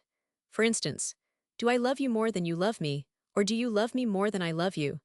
Your subject makes me think of our old debating society. We used to get up and argue in thunderous tones something about which was worse, a fire or water. But Carl, is not logical that you and I should love each other this way. He pushed back his work and turned squarely around to her. He was smiling in his tenderly humorous way. Well, sweetheart, he said, would you rather be logical, or would you rather be happy? Oh, I am not insisting upon the logic. I am just wondering about it. Is not love greater than either a test tube or a paint brush? Carl asked softly. She nodded, smiling at him lovingly. He sat there looking a long way ahead. She knew he was thinking something out. Ernestine, he began, do you ever think much about the oneness of the world? Why, yes I do, but I did not suppose you 999. But Liebchen, who would be more apt to think about it than I. Does not my work teach oneness more than it teaches anything else? All the quarreling comes through a failure to recognize the oneness. I often think of the different ways Goethe and Darwin got at evolution. Goethe had the poetic conception of it all right. Darwin worked it out step by step. Who's ahead, and which has any business scoffing at the other? He went back to his notes, and her thoughts returned to the battles she had heard fought in the name of science. She looked about the room, out at the great buildings all around, and then back to Carl, who seemed soul of it all. How different all this was. What would her father think to hear a man like Carl Hubers giving to a poet place in the developing of the theory of evolution? What was the difference between Carl and her father? Was it that the school to which they belonged was itself changing, or was it just a difference in type? Or, perhaps, most of all, was it not a difference in degree? Her father had only seen a little way, and that down a narrow path bounded by high walls of bigotry. Carl had reached the heights from which he could see the oneness. And was it not love had helped him to those heights? A little later, when Carl was seeking to explain what he evidently regarded as a very simple little thing, and just as a few glimmers of light were beginning to penetrate her darkness, she looked up, and at the half-open door saw a boy whose consternation at sight of her made it difficult for Ernestine to repress a smile. "Come in, Beeson," said Carl, who had just noticed him. "I want you to meet Mrs. Hubers." Ernestine looked at Carl suspiciously. Something in his voice signified he was enjoying something. But there was nothing about Mr. Beeson which signified any kind of enjoyment. He advanced to meet her sturdily, as one determined to do his duty at any cost. The boy was rendered peculiar in appearance by an abnormally long, heavy jaw, which gave his face a heavy, stolid appearance which might or might not be characteristic. He had small, sharp eyes, and Ernestine was quite sure from one look at his face that he did not laugh often, or see many things to laugh about. He was not impenetrable to graciousness, however, for within 5 minutes he had told her that he was born in southern Indiana, that he lived in Minneapolis now, and that he had come to Chicago to get some work with Dr. Hubers. Upon hearing that, Ernestine immediately noticed what a remarkably intelligent face he had, and felt sure that that heavy jaw gave him a phlegmatic look which was most misleading. Carl laughed as the boy went away. "Funny fellow Beeson. He will have to cut away a lot of the trees before he gets a good look at the woods. Never in his life has one gleam of humor penetrated him. In fact, if a few humor cells were to creep in by mistake, they would be so alien as to make a tremendous disturbance." "He seems to think a great deal of you," said Ernestine, a little reproachfully. "Oh yes, and I like him. I like the fellow first rate. He's a splendid worker, conscientious, absolutely to be depended upon. Way ahead of lots of these fellows around here who think they know it all. But he has those uncompromising ideas about science, ready to fight for it at the drop of the hat. Oh, Beeson's all right, we need his sort. I will tell you whom I do want you to meet, Ernestine, and that's Hastings. You will like him. He's such a success as a human being. He's more like the old-time professor of the small college, has a fatherly, benevolent feeling toward all the students. You see, we are so big here that we have not many of the small college characteristics about us. It's each fellow doing his own work, and not that close comradeship that there is in the small school. But Hastings is a connecting link. Then, on the other hand, there's Lane. You must meet him too, for he's a rare specimen, pedantic, academic. I do not know just why they have him. He does not represent the spirit of the place at all. He's entirely too erudite to be of much use. But I will let Parkman tell you about Lane. Oh, but he hates him. They met here in the laboratory one day, and upon my soul I thought Parkman was going to pick him up and throw him out the window." As they were looking through the general laboratory, they met Professor Hastings, and she could see at once what Carl meant. He was apparently a man of about 60, and kindness was written large upon him. Ernestine could fancy his looking after students who were ill, and trying to devise some way of helping the poverty-stricken boy through another year in college. They left the building and sauntered slowly across the campus. Almost in the center of the quadrangle, Ernestine stopped and looked all around. She was beginning to feel what it was for which the University of Chicago stood. It was not college life, all those things vital to the undergraduate heart, which this university suggested. She fancied there might be things the undergraduate would miss here. She was even a little glad her own college days had been spent at the smaller school. As she stood looking about at building upon building, she had visions, not of boys and girls singing their college songs, but of men and women working their way toward truth. She looked from one red roof to another, and each building seemed to her a separate channel through which men were working ahead to the light. It was a place for research, for striving for new knowledge, for clearing the way. She turned her face for the moment to the north. There was great Chicago, where men fought for wealth and power, Chicago with all the enthusiasm of youth, and the arrogance of youthful success, with all the strength of youthful muscle, all the power and possibility of young brain and heart. This seemed far away from the Board of Trade, from State Street and Michigan Avenue. But was not the spirit of it all one? This, too, was Chicago, the Chicago which had fought its way through criticism, indifference, and jeers to a place in the world of scholarship. People who knew what they were talking about did not laugh at the University of Chicago anymore. It had too much to its credit to be passed over lightly. Men were doing things here, she felt all about her the ideas here in embryo. How would they develop? Where would they strike? What things now slumbering here would step, robust and mighty, into the next generation? And greatest of all these was Carl. She turned to him with flushed, glowing face. He had been watching her, following much of her thought. "I like this place," she said, her eyes telling all the rest. "I was not sure I was going to, but I do." Chapter 9, As the Surgeon Saw It. "But Carl, you must." "I tell you, my dear, I cannot." "Well, I think it's just." "Now, Ernestine," in tones maddeningly calm and conciliatory, "you go on down to Parkman's office, and I will come just as soon as I can. Now be sensible, there's a good girl." "Well, I call it mean." This after hanging up the receiver. "I do not care," still talking into the telephone, as if there were satisfaction in having something understand it's not nice of Carl. They had an engagement with Dr. Parkman for dinner at his club, to meet some people he wanted her to know, and now Carl had telephoned from the laboratory at the last minute that he was not ready to leave, and for her to go on down alone. "And he will come late and not dressed, and they will think." She went over and sat down by the window to enjoy the mournful luxury of contemplating just what they would think. Could not he go over to the laboratory a little earlier in the morning and finish up this terribly important thing? Was it nice of a man to have people being sorry for his wife? Was it considerate of Carl to ask her to put on this pearl-colored dress and then let her go down in the train all alone? She would telephone Dr. Parkman that they could not come. Then Carl would be sorry, but nosefully and with dignitish would show that one member of the family had some sense of the conventions. Oh, yes, Thighs in long-suffering Vainch would do her part, and would also do her best to make up for Carl. No doubt she might as well become accustomed to that first as last. Going down in the train, she had a very clear picture of herself as the poor, neglected wife of the man absorbed in his work. She saw so many reasons for being unhappy. Was it kind the way Carl had told her in that first letter about some other woman in his life, and then had never so much as revealed to her that other woman's name? Where did this woman live? When had Carl known her? How well had he known her?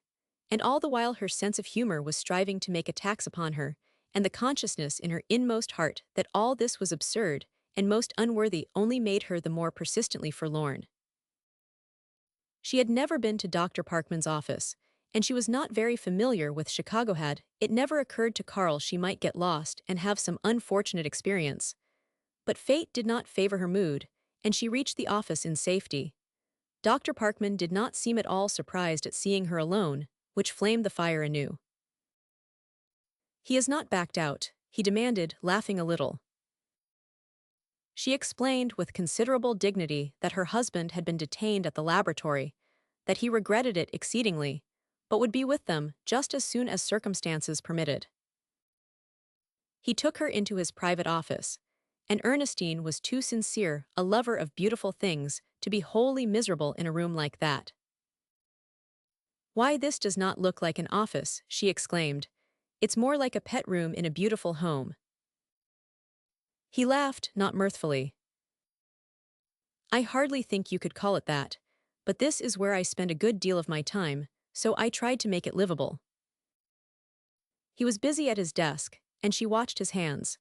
She was thinking that she would like to paint a picture and call it The Surgeon. She would leave the man's face and figure in shadow, concentrating the light upon those hands, letting them tell their own story. The whole man stood for force. She was sure that he always had his way about things, that he simply took for granted having his own way. Yet there was something in which he had not had his way. Carl had told her a little about that. She must ask him more about it. It seemed suddenly that there was something pathetic about this beautiful room. Did it not reflect a man trying to make up to himself for the things he did not have? It was a room which suggested pleasant hours and fine, quiet enjoyment. The deep, leather chairs seemed made for long, intimate conversations.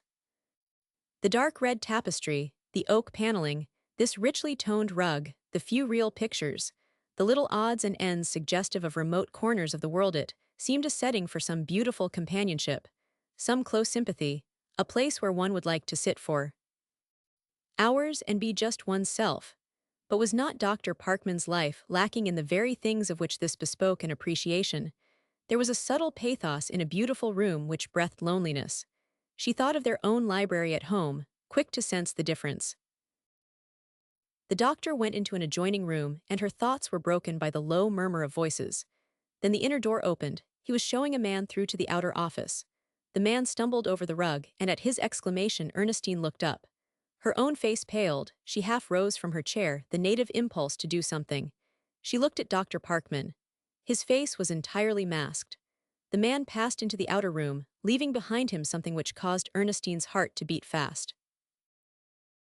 The doctor walked slowly over to his chair and sat down.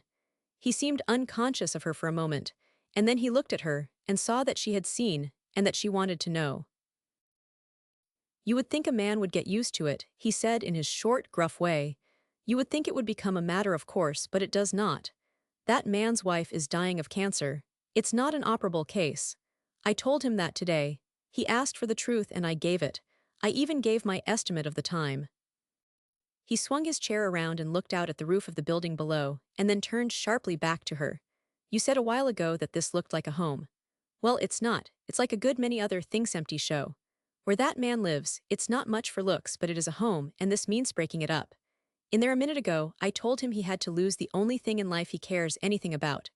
Well, and with one of his abrupt changes, he turned away." But Ernestine was leaning forward in her chair. Her lips were parted. Her eyes were very dark. "Cancer, you say, doctor?" Her voice was so low he could barely catch it. "Cancer." He nodded, looking at her intently. "But that's what Carl's working on. That's what Carl's doing this very minute." "Yes, and do you ever think of it like that? Do you ever think of the lives and homes he is going to save, the tragedies and heartbreaks he is going to avert, the children he is going to keep from being motherless or fatherless if he does do this thing? And I believe with all my heart he will.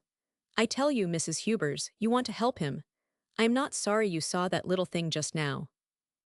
It will show you the other side of it, the human side. And there was not anything unusual in it. All over the world, physicians are doing this same thing every day, telling people it's hopeless, admitting there's nothing to be done. Then think of the tremendousness of this work Carl Hubers is doing, where it strikes hearts breaking for it, thousands praying for it. Is it any wonder we are watching it? Interested? I tell you we know what it means." She was unconscious of the tear on her cheek, of the quivering of her face. "And Carl is doing that. That is what Carl's work means. Carl's work simply means giving into our hands the power to save more lives. Now we are doing the best we can with what we have, but God knows we are short on power. We are groping around in the dark. Carl's work means letting in the light." His voice had grown warm. Something had fallen from him, leaving him himself. In his eyes was a wealth of unspeakable feeling. "Doctor, I want to thank you." But it was her face thanked him most eloquently. She was glad when he left her for a minute before they finally went away. Her heart was very full. This was Carl, this the real meaning of Carl's work. To think she had looked at it in that small, paltry way, that even in her thoughts she had put the slightest stumbling block in his path. This very afternoon had come new inspiration, and she had resented it, had said small, mean things in her heart because he stayed to work out his precious thoughts. Why, it would have been fairly criminal for Carl to run away from that call of his work. She wanted to tell him all about it. She yearned to make it up to him, make him more happy than he had ever been before. She dwelt upon it all until, when Dr. Parkman came in for her, he was startled at the light shining from her face. Chapter 10. Carl in his laboratory. One of their favorite speculations, as the days went on, was as to whether anyone had ever been so happy before. They argued it from all sides, in a purely unprejudiced and dispassionate manner, and always arrived at the conclusion that of course no one ever had. Because, Ernestine would say, no one ever had so many reasons for being happy. And if they had, he would respond, they would have said something about it. Ernestine worked that winter as she had never worked before. That first day had not been a deceptive one. She had done some of the things which something within her heart assured her that day she could do. The best thing she had done she sent to Laplace, as he had asked her to. It's considered rather superior to disdain the salon, she said to Karl, the day they packed the canvas, but Paris seems the only way of proving to Americans that good can come out of America. She had heard from Laplace that the picture would be hung. His brief comment had been that America could not be so bad as was sometimes said. She was eager now to hear more about it. She would surely have a letter very soon. And she and Karl were so happy. It had been such a glorious, wholesome, splendidly worthwhile winter. It was one afternoon in early spring that over in the laboratory John Beeson and Professor Hastings were talking of Dr. Hubers. But that is not all of it, said Professor Hastings in the midst of a discussion. This fanaticism for veracity Huxley talks about is not all of it by any means. Any of us can get together a lot of facts. It takes the big man to know what the facts mean. Somebody said that truth was the soul of facts, said Beeson. In the uncertain way he talked of anything outside tabulated knowledge. But I suppose that's just one of those things people say. Yes, but is not it true? Why is Hubers greater than the rest of us? It is not that he works harder, we all work. It is not that he's more exact, we are all exact. Is not it that very thing of having a genius for getting the soul out of his facts? That man looks a long way ahead, smells truth away off, as it were. I tell you, Mr. Beeson, scientific training kills many men for research work. They are afraid to move more than inch by inch. They will not take any jumps. Now Dr. Hubers jumps, I have seen him do it. Of course, after he's made his jump he goes back and sees that there are not any ditches in between, but he's not afraid of a leap in the dark. That's his own peculiar gift. Most of us are not made for jumping. But that does not sound like the scientific method, said Beeson, brows knitted. I will admit it would not do for general practice, replied the older man, a twinkle in his eye. The spirit has to move you, or you would not gain anything but a broken neck. Yes, but that thing of a spirit moving you, said Beeson, more sure of himself here, that does not belong in science at all. That is a part of religion. And to a man like Dr. Hubersbury, quietly and firmly science is religion. Beeson pondered that a minute. They are entirely distinct, was his conclusion. So it seems to you. But I am a year or two older than you are, Mr. Beeson, and the longer I live the more firmly, I believe that there is such a thing as an intuitive sense of truth. If there is not, why is Dr. Hubers a greater man than I am? And with that he left him, smiling a little at how it had never occurred to Beeson to say anything polite. Beeson was in truth much perturbed. It was not pleasing to have the greatness of his idol explained on unscientific principles.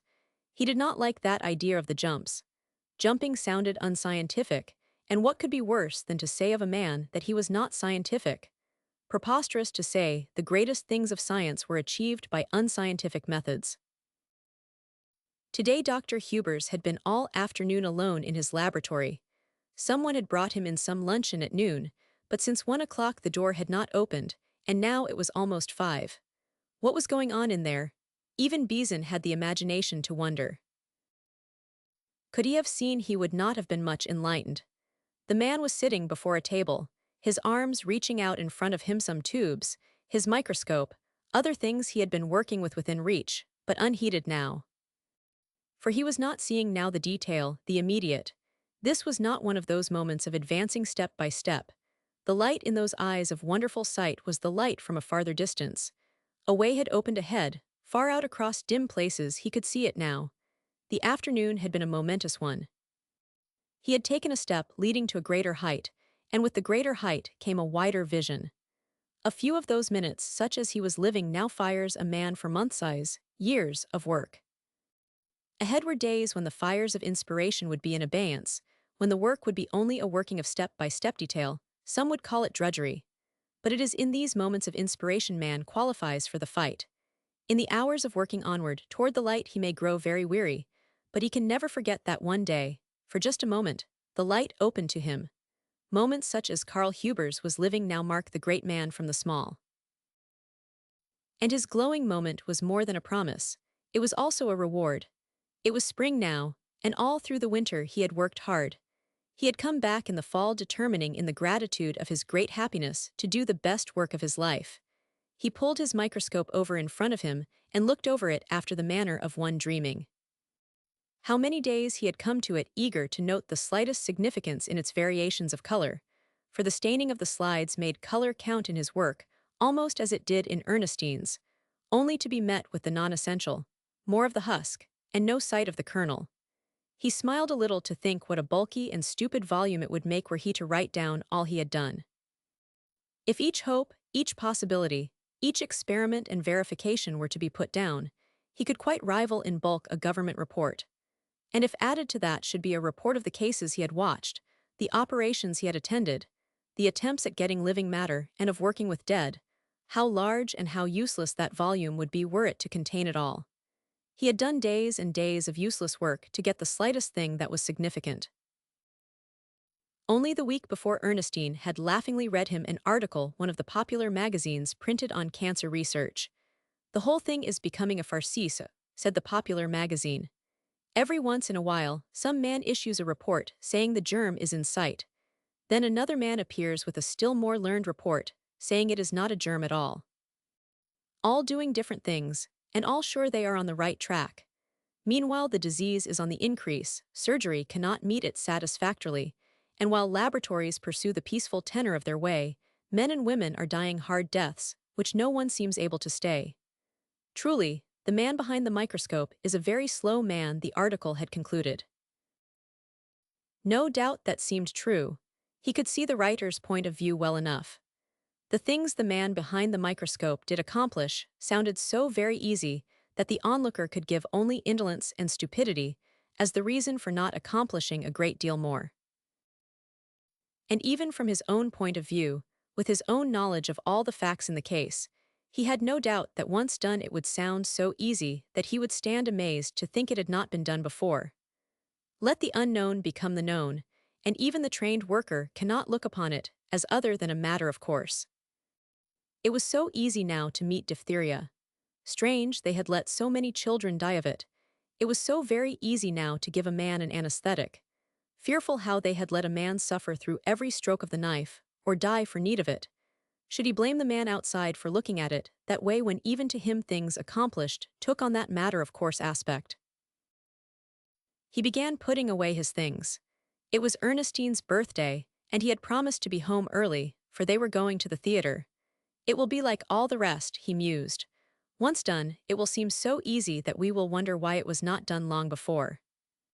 Again the fire leaped high within him.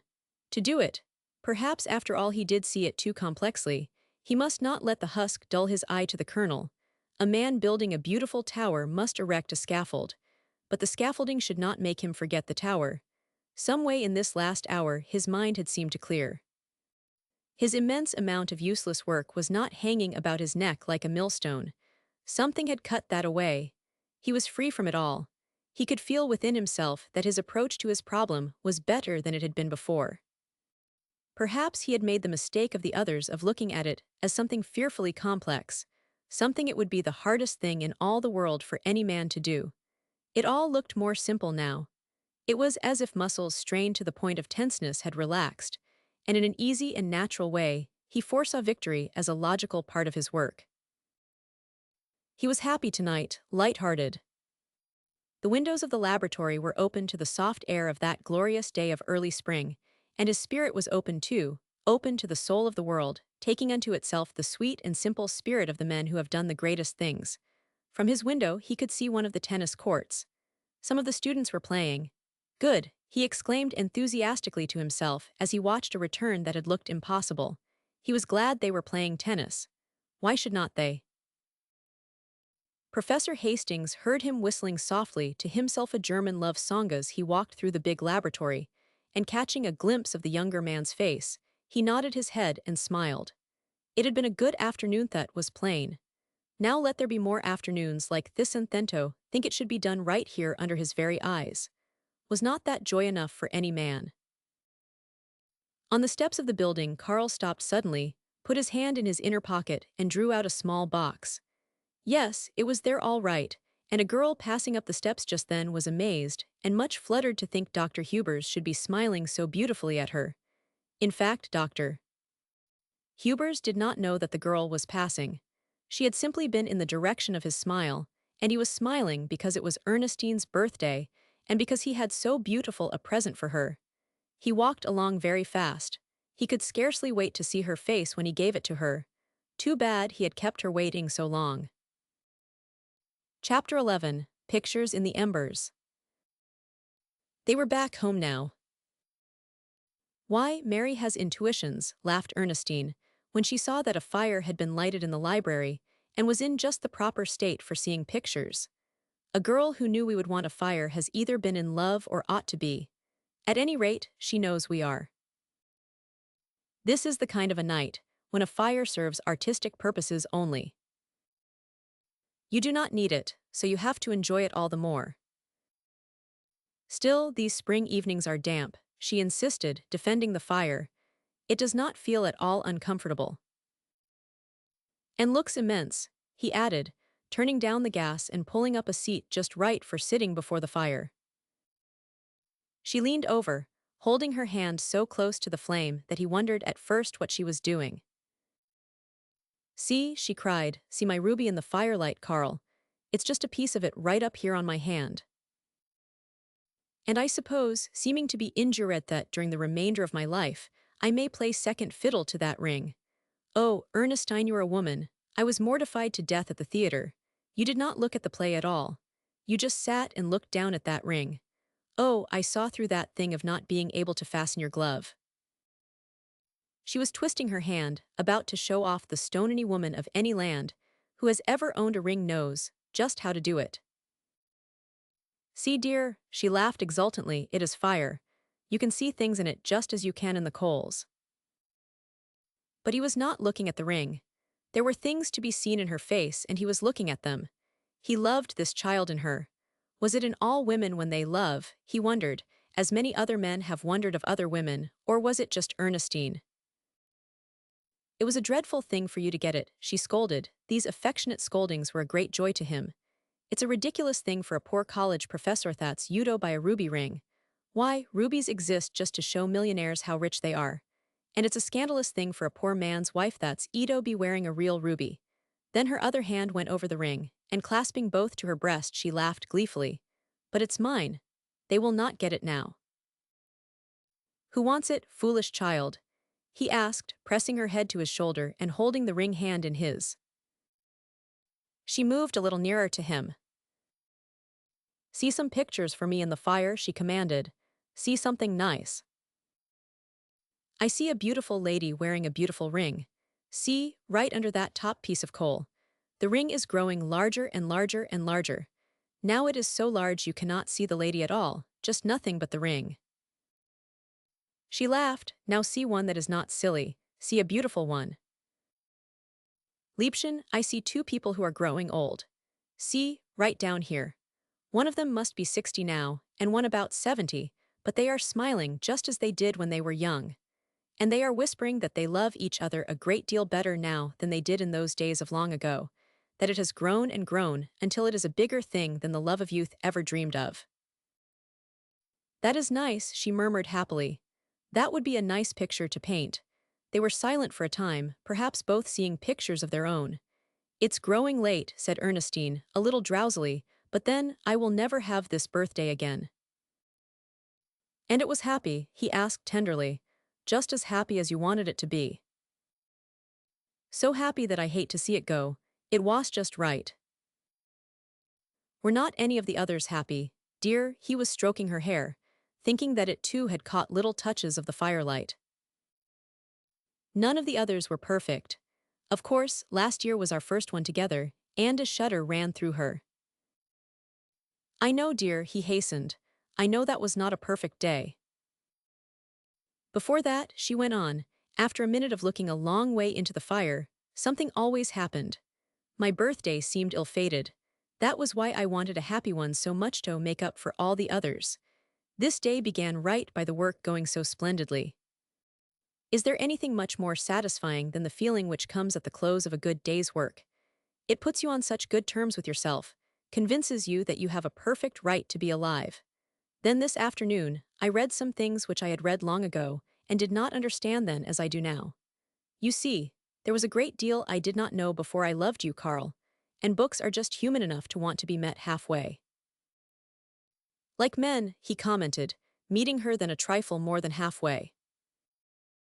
Yes, they have to be petted and fussed over just like men. Now, Carl, are you listening or are you not? He assured her that he was listening.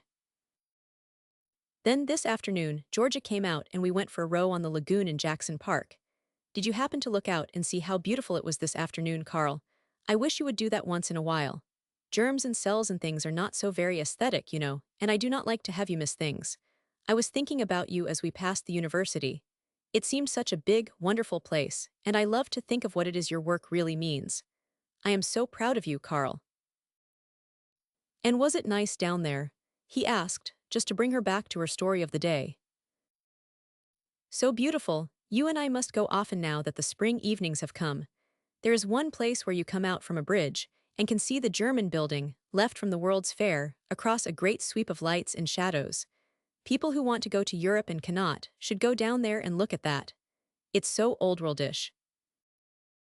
Then Georgia and I had a fine talk after another warm, happy silence. Georgia never was so nice. She was telling me all about a man. I should not wonder, but I must not tell even Yaunat yet. Then I came home and here were the beautiful flowers from Dr. Parkman. Carly, you did tell him. Honest, no you didn't, it was awful. Why did not you put it in the university paper so that all the students could send me things? That nice boy, Harry Wyman, wrote a poem about me to the lovely lady. No, you needn't laugh. And oh, I do not know, but it all seemed so beautiful and right when I came home this afternoon. I love our house more and more. I love those funny knobs on the doors, and this library seems just us. I was so happy I could not keep from singing, and you know I cannot sing at all. Then you came home, you had the box out in your hand, I saw it clear across the street. You were smiling just like a boy. I shall never forget how you looked as you gave me the ring. I think after all, that look was my real birthday gift. Now, Carl, do not you know you should not have bought such a ring? But oh, I am so happy, sweetheart. He kissed her. His heart was very full. There was nothing he could say, so he kissed her again and laid his cheek upon her hair. He knew she was growing sleepy. Sleep was coming to her as it does to the child who has had its long, happy day.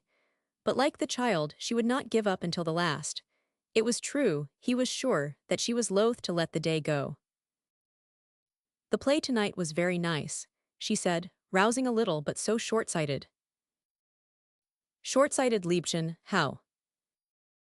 So many things in literature stop short when the people are married. I think that's such an immature point of view, just as if that were the end of the story. And when they write stories about married people, they usually have them terribly unhappy about having to live together, and wishing they could live with someone else. It seems to me they leave out the best part. The best part, I suppose, meaning us. Yes. But dear, if you and I were written up, just as we are, we would be called two idiots. Would we? Her head was caressing his coat. Have you ever thought how a stenographic or phonographic report of some of our conversations would sound? Beautiful, she murmured. Crazy, he insisted.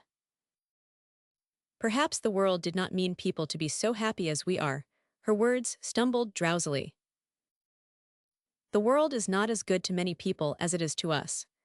Oh, sweetheart, he held her closely but very tenderly, for he knew she was going to sleep. We are we so happy. Because I am the lovely lady, it came from just outside the land of dreams. It was sweet to have her go to sleep in his arms like this. He trembled with the joy of holding her, looking at her face with eyes of tenderest love, rejoicing in her, worshipping her. He went over the things she had said, his whole being mellowed, divinely exultant, at thought of her going to sleep just because she was tired from her day of happiness. Long ago his mother had taught him to pray, and he prayed now that he might keep her always as she was today, that he might guard her ever as she had that sense now of being guarded, that her only weariness might come as this had come, because she was so happy. How beautiful she was as she slept. The lovely lady that boy had said it right, after all. And she was his treasure, his joy, his sweetest thing in life.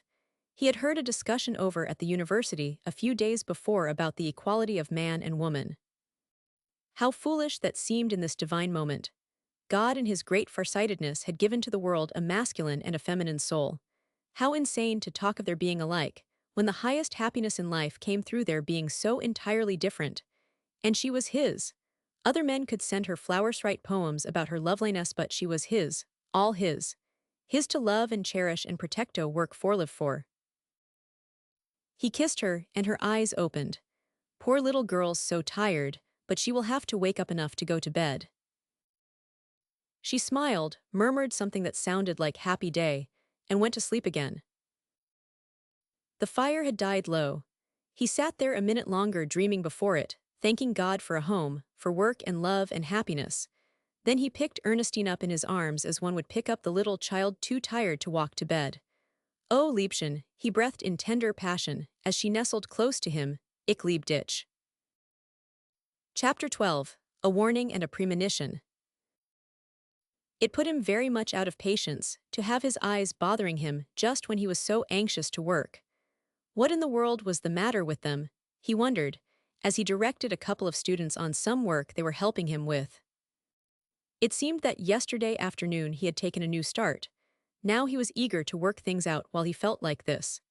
This was a very inopportune time for a cold, or whatever it was, to settle in his eyes. Perhaps the lights at the theater last night, and then the wind coming home, but he smiled an intimate little smile with himself at thought of last night, and forgot all about that sandy feeling in his eyes. During the morning it almost passed away. When he thought of it at all, it was only to be thankful it was not amounting to anything, for he was anxious to do a good day's work. He would hate it if anything were to happen to his eyes and he had to wear glasses. He had never had the slightest trouble with them. In fact, they had served him so well that he never gave them any thought. The idea came now of how impossible it would be to do anything without them. His work depended entirely on seeing things right. It was the appearance of things in their different stages which told the story. Dr. Hubers had a queer little trick with his eyes. The students who worked with him had often noticed it. He had a way of resting his finger in the corner of his eye when thinking. Sometimes it would rest in one eye for a while, and then if he became a little restless, moved under a new thought, he would slip his finger meditatively over his nose to the corner of the other eye. It did not signify anything in particular, merely an unconscious mannerism. Some men pull their hair, others gnaw their underlip, and with him it was a queer little way of rubbing his finger in his eye. It was Saturday, and that was always a good day for him as he could give all of his time to the laboratory. He was especially anxious to have things go well this morning, as he wanted to stop at 2 o'clock and go down to one of Dr. Parkman's operations. That end of it was very important, and this was to be an especially good operation. He was thinking about Dr. Parkman on the way down of the man's splendid surgery. It was a real joy to see him work. He did big things so very easily and quietly, not at all as though they were overwhelming him. Poor Parkman, things should have gone differently with him. If it had been almost any other man, it would have mattered less, but it seemed a matter of a lifetime with Parkman. He could understand that better now than he once had. To have found Ernestine and then to have found she was not Ernestine, but of course in the case of Ernestine that could not be. Now if Parkman had only found an Ernestine, but then he could not very well, for there was only one. Since the first of time, there had been only one and she was his. He fell to dreaming of how she had looked last night in the firelight, and almost forgot the station at which he was to get off. He was in very jubilant mood when they went down to Dr. Parkman's office after the operation. It had verified some of his own conclusions, seemed fairly to stand as an endorsement of what he held. He had never felt more sure of himself, had never seen his way more clearly. It was a great thing to have facts bear one out, to see made real what one had believed to be true. He went over it all with Parkman, putting his case clearly, convincingly, his points standing out true and unassailable, throwing away all the irrelevant, picking out unerringly the little kernel of truth. A big mind this, a mind qualified to cope with big problems. Dr. Parkman had never seen so clearly as he did today how absolutely his friend possessed those peculiar qualities the work demanded. He had never felt more sure of Carl's power, and power did not cover it not quite. "Something in your eye?" he asked when, just as Carl was about to leave, he seemed to be bothered with his eye and was rubbing it a little. "I do not know. It's felt off and on all day as though something was the matter with them both." "Want me to take a look at them?" "Oh no, it's nothing. By the way, you have a bad trick with your eyes. I have noticed it several times lately and intended to tell you about it. You have a way of rubbing them, not rubbing them exactly, but pressing your finger in them. I would quit that if I were you. If you must put your finger somewhere, put it on your nose. A man dealing with the stuff you do cannot be too careful." "Why, what do you mean?" "Simply what I say. One drop of some of those things you have out there would be drop too much. Now look here, you do not think I am any such a bungler as that, do you?" You ought to know your medical history well enough to know that all the victims have not been bunglers, by a long sight." Carl's hand was on the knob. "Well, do not worry about me. I am not built for a victim. I may be run over by an automobile. Anybody is liable to be run over by yours, the way you run that thing, but I am not liable to be killed by my own sword. That's not the way I work. Just the same, you would better keep your hands out of your eyes." "All right," he agreed laughingly. "It does sound like a fool's trick. It's new to me, did not know that I did it." When he was making some calls late that evening, Dr. Parkman passed the university, and for some reason recalled what Carl had said that afternoon about his eyes bothering him. Why had not he examined them? Or better still, one of the best oculists in the city was right there in the building. Why had not he made Carl go in to see him? It was criminal for a man like that to neglect his eyes. He was near the Hubers now. He had an impulse to run over and make sure that everything was all right. He slowed up the machine and looked at his watch. No, it was almost 11. He would not go now. After all, he was silly to be attaching any weight to such a thing as a man's rubbing his eyes. He smiled a little as he thought of it that way. Carl was not bothering about it, so why should he? But he had it on his mind, thinking of it frequently until he went to bed. And the thing which worried him most was that he was worrying a great deal more than the facts in the case warranted.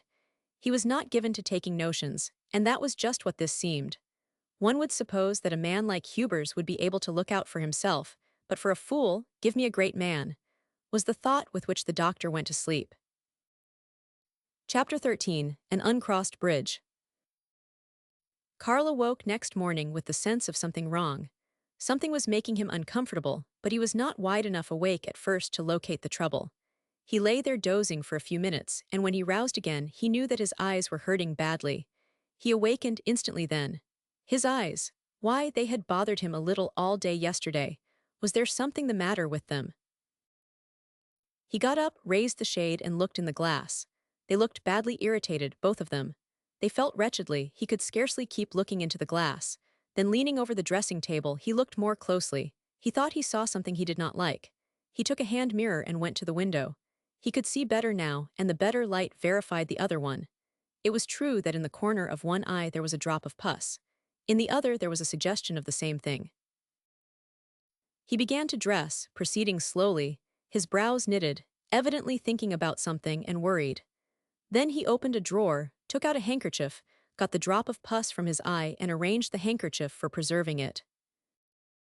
He would find out about that, and the sooner the better. He did not like it. He would see an oculist, too, this morning. It was plain he was going to have some trouble with his eyes. Ernestine noticed them at once. What made them so red, she wanted to know. Did they hurt? And was not there something he could put in them? He told her he was going to look after them at once. He could not afford to lose any time, and of course he could do nothing without his eyes. Immediately after breakfast, he started over to the laboratory. It was Sunday morning, and there would be no one there, which was so much the better. He wanted to get this straightened out.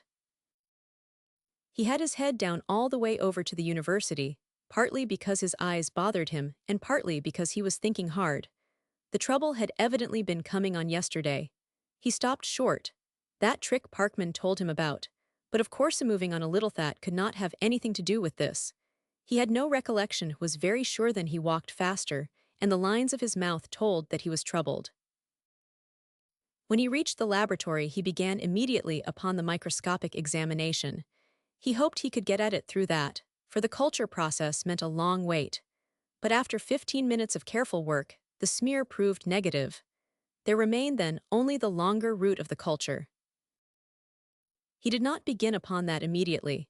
He sat there trying to think back to just what it was he had been doing Friday afternoon. The latter part of the afternoon, he had been sitting here by this table. That was the time he was so buoyed up getting so fine a light on the thing. It was the cancer problem then, but, in the nature of things, nothing could have happened with that.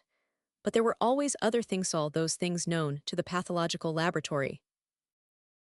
He turned around toward the culture oven, opened the outer door, and through the inner door of glass looked in at the row of tubes. He was trying to recall what it was he had been working with the earlier part of Friday afternoon. He knew now one of the tubes had brought it to him. Yes, he knew now, and within him there was a pause and a stillness. Right over there was where he sat preparing some cultures. There were two things with which he had been working, again a pause and a stillness. One of them could not make any serious difference. He went that far firmly, and then his heart seemed to stand quite still, waiting for his thought to go on. But he did not go on. There was a little convulsive clutching of his consciousness, and a return with a claim to the fact that that could not make any serious difference. He clung there. He would not leave that. Doggedly, defiantly, insistently, alembracingly he affirmed that that could not make any serious difference. It was without opening his thought to anything further that he got out his things and began preparing the culture. He was so accustomed to this that it went very mechanically and quickly. He took one of the test tubes arranged for the process in the culture oven, and with the small wire instrument he had there, lifted the drop of pus on the handkerchief into the bouillon of the tube. He did it all very carefully, very exactly, just as he always 999. Then he put the tuft of cotton over the top, and placed the tube in that strange-looking box commonly called a culture oven. In 24 hours he would know the truth. He adjusted the gas with a firm hand, arranging with his usual precision this thing which outwardly was like any of his experiments, and which in reality, but he would not go into that. Now for an oculist. His eyes were hurting badly. It was time to do whatever there was to be done. After all, he was rather jumping at conclusions. There was a big chance that this was just something characteristic to eyes and had no relation to the things of his work. He seized upon that, ridiculing himself for having looked right over the most simple and natural explanation of all. Did not a great many people have trouble with their eyes? That nerved him up all the way downtown. He was almost ready to think it a great joke, the way he had hurried over to the laboratory and had gone at it in that life-and-death fashion. He knew that the oculist in Dr. Parkman's building was a good one, and so he went there. It was a little disconcerting when he stepped into the elevator to meet Dr. Parkman himself. He had not thought of trying especially to avoid the doctor, but he had wanted to see the oculist first and get the thing straightened out. He was counting a great deal now on the oculist. "Hello," said the doctor, seeming startled at first, and then after one sharp glance, "Going up to see me?" "Well, yes, after a little.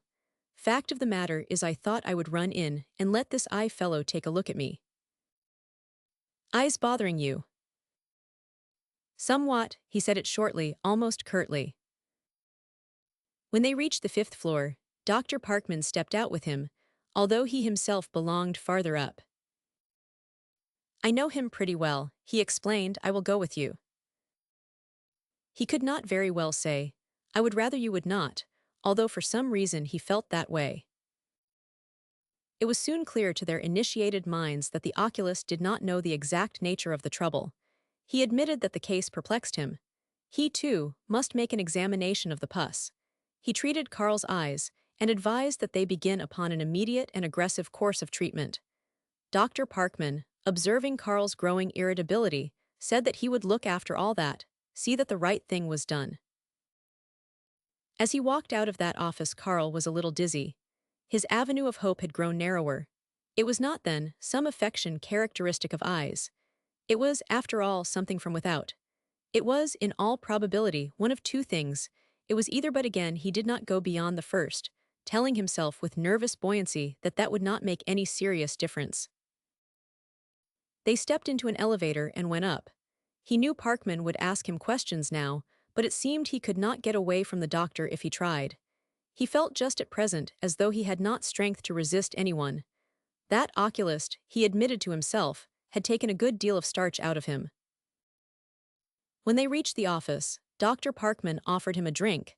That irritated him considerably. "Why no," he said, fretfully, "no, I do not want a drink. Why should I take a drink? Did you think I was all shot to pieces about something?"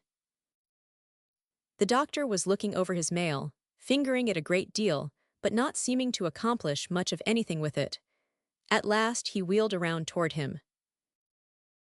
"What's the matter with your eyes?" he asked with disconcerting directness.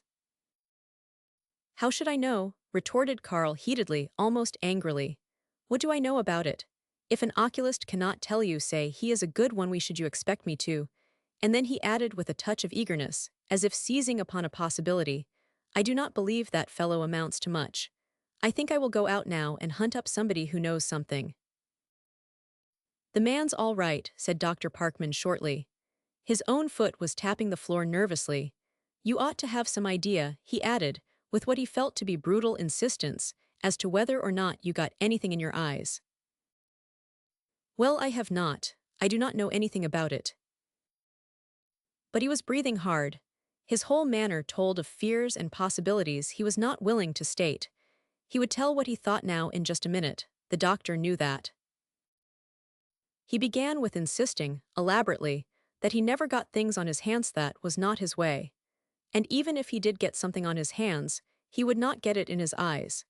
Even if he did rub his eyes sometimish, did not admit it, but even if he did, would he be such a fool as to rub them when he had something on his hands?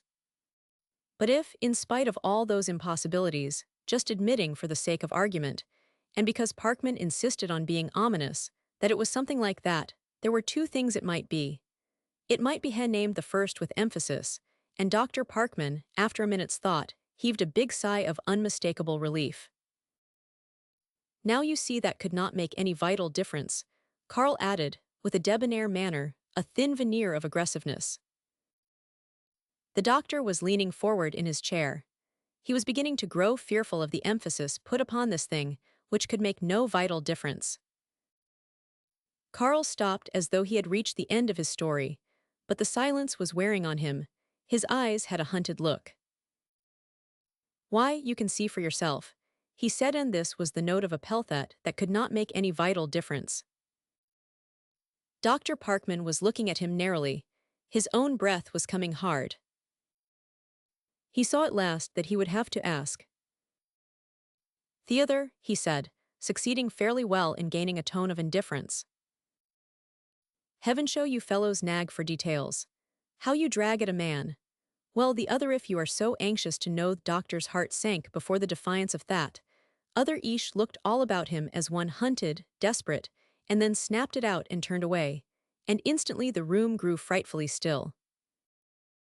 It struck Dr. Parkman like a blow from which one must have time to recover. Steeled though he was to the hearing of tragic facts, he was helpless for the minute before this. And then, refusing to let it close in upon him, it was he who turned recklessly assertive, defiantly insistent. "Any fool would know it's not that," he said, his gruff voice touched with bravado. There was one of those strange changes then. Carl turned and faced him. "How do you know?" he asked, with a calm not to be thrust aside. "How do you know it's not that? You cannot be sure," he pursued, and there was fairly cunning in forcing his friend upon it, cutting off all escape, "but there are just 50 chances out of 100 that it is that.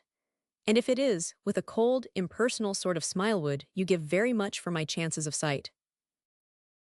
"You are talking like a fool," but beads of perspiration were on the doctor's forehead. And then, the professional man getting himself in hand. "You are overworked, Carl. You are nervous. Why, I can fix this up for you. I will just," but before that steady, understanding gaze he could not go on. "Not on me, Parkman," slowly and very quietly, "not on me. I know the ropes. Do not try those little tricks on me. I do not need professional coddling and I do not need professional lies. You see, I happen to know just a little about the action of germs. We will do the usual things, of course that's mere scientific decency. But if this thing has really gotten in its worko, I have studied these things a little too long, old man. I have watched them too many times, to be able to fool myself now. Well, you will at least admit, said Parkman brusque, because he was afraid to let himself be anything else that, there are 50 chances out of 100 in your favor. Carl nodded, he had leaned back in his chair. He seemed terribly tired. Come now, old chap, it is not like you to surrender before the battle. We will prepare to meet the foe, though I give you my word of honor, I do not expect the enemy to show up. This is not in the cards. I know it. Carl roused a little. There was a bracing note in that vehemence. Well, do not ask me to do any crossing of a bridge before I come to it. I think our friend downstairs is thinking of hospitals and nurses and all kinds of quirks that would drive me crazy. Tell him I know what I am about. Tell him to let me alone. All right, laughed the doctor, knowing Carl too well to press the matter further just then, though of course common sense demands quiet and a dark room. Ernestine will darken our rooms at home, said Carl stubbornly. It was strange how quickly they could turn to the refuge of everyday phrases, could hide their innermost selves within their average selves as the only shelter which opened to them. There was something Dr. Parkman wanted to do for him, and they went into the treatment room. In there, they spoke about meeting for dinner. Ernestine had asked the doctor to come out. Georgia and her mother were coming too, Carl told him, and the interview closed with some light word about not being late for dinner. Chapter 14, To the Great Unwhimpering. Tell me some good stories about doctors, said Georgia. I want to use them in something I am going to write. Is not it dreadful? Said Mrs. McCormick, turning to Dr. Parkman. She even interviews people while they eat. Mrs. McCormick had that manner of some mothers of seeming to be constantly disapproving, while not in the least concealing her unqualified admiration. I am not interviewing them, mother. Skillful interviewers never interview, they just get people to talk. But what is it you are going to write? Asked the doctor, a eulogy or denunciation? Both, something characteristic. Meaning that something characteristic about doctors would include both good and bad. Well, they are pretty human, are not they? Laughed Georgia. And think how grateful we should be, ventured Carl, for the inference of something good. Dr. Parkman looked over at him with a hearty, that's right, relieved that his friend could enter into things at all. In the library before they came in, things had gone badly. Mrs. McCormick held persistently to the topic of Carl's eyes, putting forth all sorts of home remedies which would cure them in a night. He had grown nervous and irritable under it, and Mrs. Hubers several times had come to the rescue with her graciousness. She was worried herself. The doctor could see that in the way she looked from her husband to him, scenting something not on the surface. He was just beginning to fear the dinner was going to be miserable for them all, when Miss McCormick broke the tension by asking for stories. Tell us what you are going to write, Georgia, said Ernestine, she too seizing at it gratefully, and then our doctors will have a better idea of what you want. Well, I was talking to Judge Lee the other day, and he told me some good stories about lawyer characteristic stories, you know. So I thought I would work up a little serious lawyers, doctors, ministers, and so on, and see how nearly I could reach the characteristics of the professions through the stories I tell of them. Not much of an idea, perhaps, but I know a man who will buy the stuff. Ernestine was smiling in a knowing little way. Do you want to begin with something really characteristic? She asked. That's it, something to strike the nail on the head, first blow. Then lead off with the story of Pasteur's, forgetting to go to his own wedding. There's the most characteristic doctor story I know of. That's a direct insult, laughed Carl. Why, not at all, Carl, protested Mrs. McCormick. Everyone knows you were on hand for your wedding. Yes, and a good thing he was, declared Ernestine. I do not think I should have been as meek and gentle about it as the bride of Pasteur.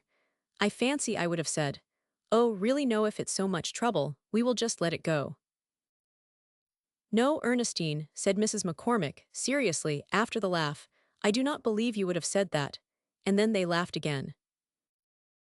Well, it's a good story, she insisted, and characteristic. I believe after all that Pasteur was a chemist and not a doctor, but the doctors have appropriated him, so the story will be all right. If you want to tell some stories about Pasteur, said Karl, tell about his refusing the royal decoration. He told the emperor that the honor and pleasure of doing such work as his was its own reward, and that no decoration was needed. That story made a great hit in the scientific world. But is it characteristic? Asked Georgia slyly. Well, he laughed, it ought to be. Another one of the independent kind, said Parkman, is on Billroth. He was summoned to appear at a certain hour before the Emperor of Austria. Billroth was with a very sick patient until the 11th hour and arrived a little late in business clothes. The scandalized Chamberlain protested, telling him he could not go in like that. Whereupon Billroth blustered out, I have no time to spare. Tell His Majesty if he wishes to see me, I am here. If he wants my dress suit, I will have a boy bring it around. Did he get in? Asked Mrs. McCormick anxiously. I think he did, although undoubtedly Miss McCormick will be too modern to say so. There was a story I always liked about a Vienna doctor, he continued. He was anxious to guide the stories, for Karl had seemed suddenly to sink within himself. He understood why, might have foreseen where this would lead. For there were other stories of medical men, stories which fitted a little too closely just now. He was especially sorry he had mentioned Billroth. This shows another side of the doctor, he went on after a minute, and as you are going to give good as well as bad, this may help out on the good siders where you will be short. A woman came to see this doctor regarding her consumptive son. He told her there was nothing he could do for him, adding, if you want him to live, you must take him to Italy. The woman broke down and told him she could not do that she had no money. The doctor sat there thinking a moment, and then sent over to the bank and got her a letter of credit covering the amount involved. Another doctor who happened to be near asked why he did that. You cannot possibly support all your needy patients, he said. Why did you choose this particular case? Of course, he added, it was very good of you. No, said the doctor, it was not good of me. There was nothing good about it. But I was guilty of proposing to her something I knew she could not do. After opening up that possibility, it was my obligation to see that she could fulfill it. I suggested what I knew to be the impossible. After I suggested it, it was my business to make it possible. Do not you think that a pretty good sense of justice? He asked of Ernestine. What might be called an inner squareness, said Georgia, as Ernestine responded only with the fine lights the story had brought to her eyes. Karl did not seem to have heard the story. Ernestine looked toward him anxiously. Now I am going to tell a story, she said, with a gaiety thrown out for rousing him, a very fine story, everyone must listen. He looked over at her and smiled at that, listening for her story. This man's name cannot be printed, because he lives in Chicago, and it might embarrass him. Karl and Dr. Parkman exchanged glances with a smile. This is a characteristic story, as it shows a doctor's tyranny. There was a boy taken ill at a little town near Chicago. The country doctor telephoned up to the boy's father, and the father telephoned the family physician who, from the meager facts, scented appendicitis. I do not know how he knew it was bad, but I believe a good doctor is a pretty good guesser. At any rate, he suspected this was serious, and told the father they would have to go down there at once. The father said there was no Sunday train. Then get a special, said the doctor. We will probably have to bring him up to the hospital to operate, and cannot do it in the automobile. The father protested against the special, saying it would be very expensive and that he did not think it necessary. The doctor said he did think it necessary, or he would not have suggested it. The father demurred still more and the doctor rang off. Then you called up the railroad office, yourself wasn't that it? Turning to Dr. Parkman, who grew red and looked genuinely embarrassed. Oh dear, in mock dismay, no, I have mixed it up, have not I? Well, this doctor I'm not saying anything about who he iscalled up the railroad office and calmly ordered the special. I must not forget to say that the man who did not want to spend the money had an abundance of money to spend. Then he called the boy's father and said, be at the station in 20 minutes. The special will be waiting. You will have nothing to do but sign the check. Well, said Mrs. McCormick, when Ernestine stopped as though through, would the father pay for it? And did the boy have to have an operation, and did he get well?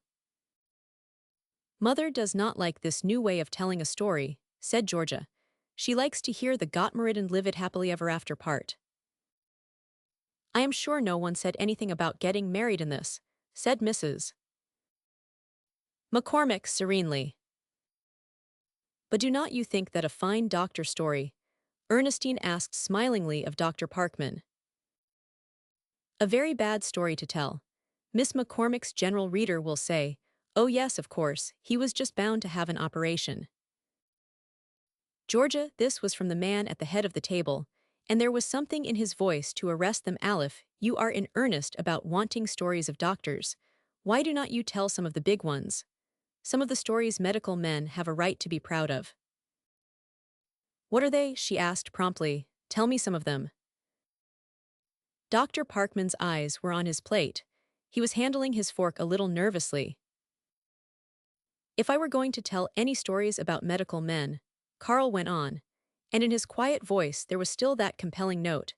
It seems to me I should want to say something about the doctors who died game, just a little something about the men who took their medicine and said nothing. Men with the nerve to face even their own understanding cut off, you see, from the refuge of fooling themselves. Ask Dr. Parkman about the surgeons who lost their hands or their lives through infection. Those are the stories he knows that are worthwhile. He's only giving you the surface of it, Georgia.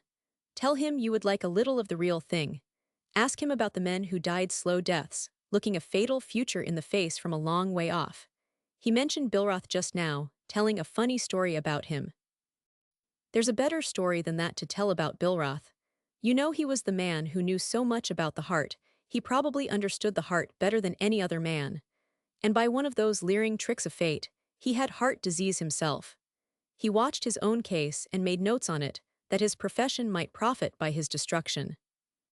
There you have something worth writing about. In his last letter home, he said he had 10 days to live and he missed it by just one. He lived 11. If you're going to tell any stories about Billroth, tell that one, Georgia. And then a story or two showing that while many men take chances, it's the doctor who takes them most understandingly. Why medical science is full of an almost grotesque courage. Do not you begin to see how the doctor's been trifling with you, Georgia? He paused, but no one felt the impulse to speak. His eyes were hidden by the dark glasses he was wearing because of that cold, or whatever it was in his eyes, but his face told the story of an alert mind, a heart responsive to the things of which he spoke. Then he went on and talked a little, quietly enough, but with a passionateness, a high note of understanding, of the men who had had the nervy eyes open to face the things fate handed them. It was as if he were looking back over the whole sweep of the world and picking from many times and many places the men whose souls had not flinched to the death. And at the last he said, smiling, kind of smile one meets with a tear, let's have a little toast. He raised his glass of claret and for a minute looked at it in silence. And then he said slowly, his very quiet voice and that little smile tempering the words. Here's to all those fellows who went down without the banners or the trumpets, to the boys who took the starch out of their own tragedies, to those first-class sports who made no fuss about their own funerals. Here's to the great unwhimpering. Dr. Parkman choked a little over his wine. The tightening in Ernestine's throat made it hard for her with hers. Georgia's cheeks were burning with enthusiasm for the story she saw now she could write, and even Mrs. McCormick had no questions as to just what men had died that way. Then it was Carl himself who abruptly turned the conversation to the more shallow channels of dinner talk. After that he was not unlike a man who had had a little too much champagne. He startled them with the nimbleness of his wit, the light play of his fancy. It was as though he had a new vocabulary, a lighter one than was commonly his. There was a sort of delicate frolicsomeness in his thought. For a reason unknown to her, it troubled Ernestine. She looked from Carl to Dr. Parkman, but the doctor had that impenetrable look of his. What was the matter with him? He had talked so freely during the early part of the dinner, and now he seemed to have dropped out of it entirely. She caught him looking at Carl once, the keen, narrow gaze of physician to patient. Then she saw distinctly that his face darkened, and after that, when he smiled at the things which were being tossed back and forth between Carl and Georgia, It was what she called to herself a made-up smile. And once or twice when Carl said something especially funny, she was quite sure she saw Dr. Parkman wince. A lump rose in Ernestine's throat. Carl seemed to have slipped away from her. This was a mood to which she could not respond, and it seemed he did not expect her to. Almost all of his talk was directed to Georgia, who, with her quick wit and inherent high spirits, was enjoying the pace he set her. It seemed to resolve itself into a duel of quick, easy play of thought and words between those two. But the things they said did not make Ernestine laugh. She smiled, as Dr. Parkman did, a made-up smile. She had always enjoyed Carl's humor immensely, but now, though she had never seen him as brilliant, something about him pulled at her heart. She could not restrain a resentfulness at Georgia for encouraging him, for she could not get away from the feeling that all of this was not grounded on the thing which was Carl himself. It was like nothing in the world so much as the breeziness of a mind which had let itself go. She was glad when at last she could rise from the table. In the library it was as though he were holding on to Georgia, determined not to let her out of the mood into which he had brought her. The things of which he talked were things having no bearing whatever upon himself. If she had not been there, had simply heard of the things said, she would not have recognized Carl at all. For the first time since they had known one another, Ernestine felt left out, alone. Mrs. McCormick said that they must go, but Carl protested. "We are having such a good time," he said, "do not think of going." But Georgia had an engagement. She insisted at last that they must go. Dr. Parkman had remained too, although Ernestine was satisfied he was not enjoying things. "Why, what in the world have you done to Carl?" laughed Georgia, pinning on her hat. "I have not had such good fun for months. I had no idea he was such a gem of a dinner man." "I do not think Carl is very well," said Ernestine, a little coolly. "Well, why bless you, I never saw him in such exuberant mood." "Did not they make the words fly?" laughed Mrs. McCormick. "My dear, you and the doctor and I were quite left behind." "It seemed that way," said Ernestine, trying to keep her chin from quivering. When she returned to the library, Dr. Parkman and Carl were evidently just closing a discussion, for Carl was saying, heatedly, "Now just let me manage things in my own way." The doctor seemed reluctant to leave. Ernestine was alone with him for a minute in the hall, and she was sure he started to say something once, and then changed it to something else. But when he did leave, it was with merely the conventional goodbye. She walked slowly back to the library. Carl was sitting in the Morris chair, his elbow upon one arm of it, his hand to his forehead. His whole bearing had changed. It was as though he had let down. Again it seemed as though in the last hour he had been intoxicated, and this the depression to follow that kind of exuberance. But he looked up as he heard her, and smiled a little, a wan, tired smile. She was beside him in an instant. "You seemed so happy this afternoon, dear," she said, stroking his hair, "and now you seem so tired. Are not you well, Carl?" she asked, a little timidly. His face then mirrored a dissatisfaction, a sort of resentment. "I talked like a fool this afternoon," he said gruffly. "Why no, dear, only not quite like yourself." "Well, the fact of the matter is that after a minute's thought I have a frightful headache. I suppose it comes from this trouble with my eyes.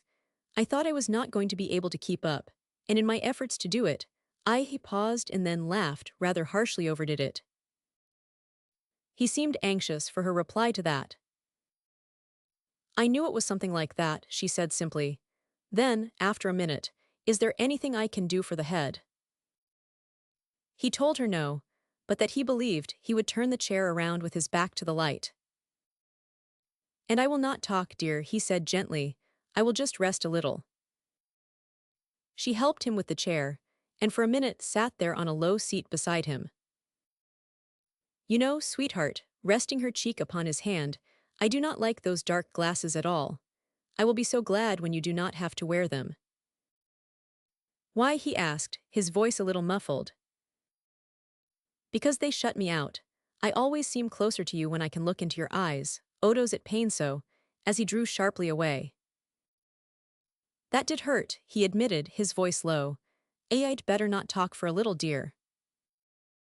So she said, if there was nothing she could do for his head, she would leave him while she wrote a couple of letters. For a long time he sat there without moving.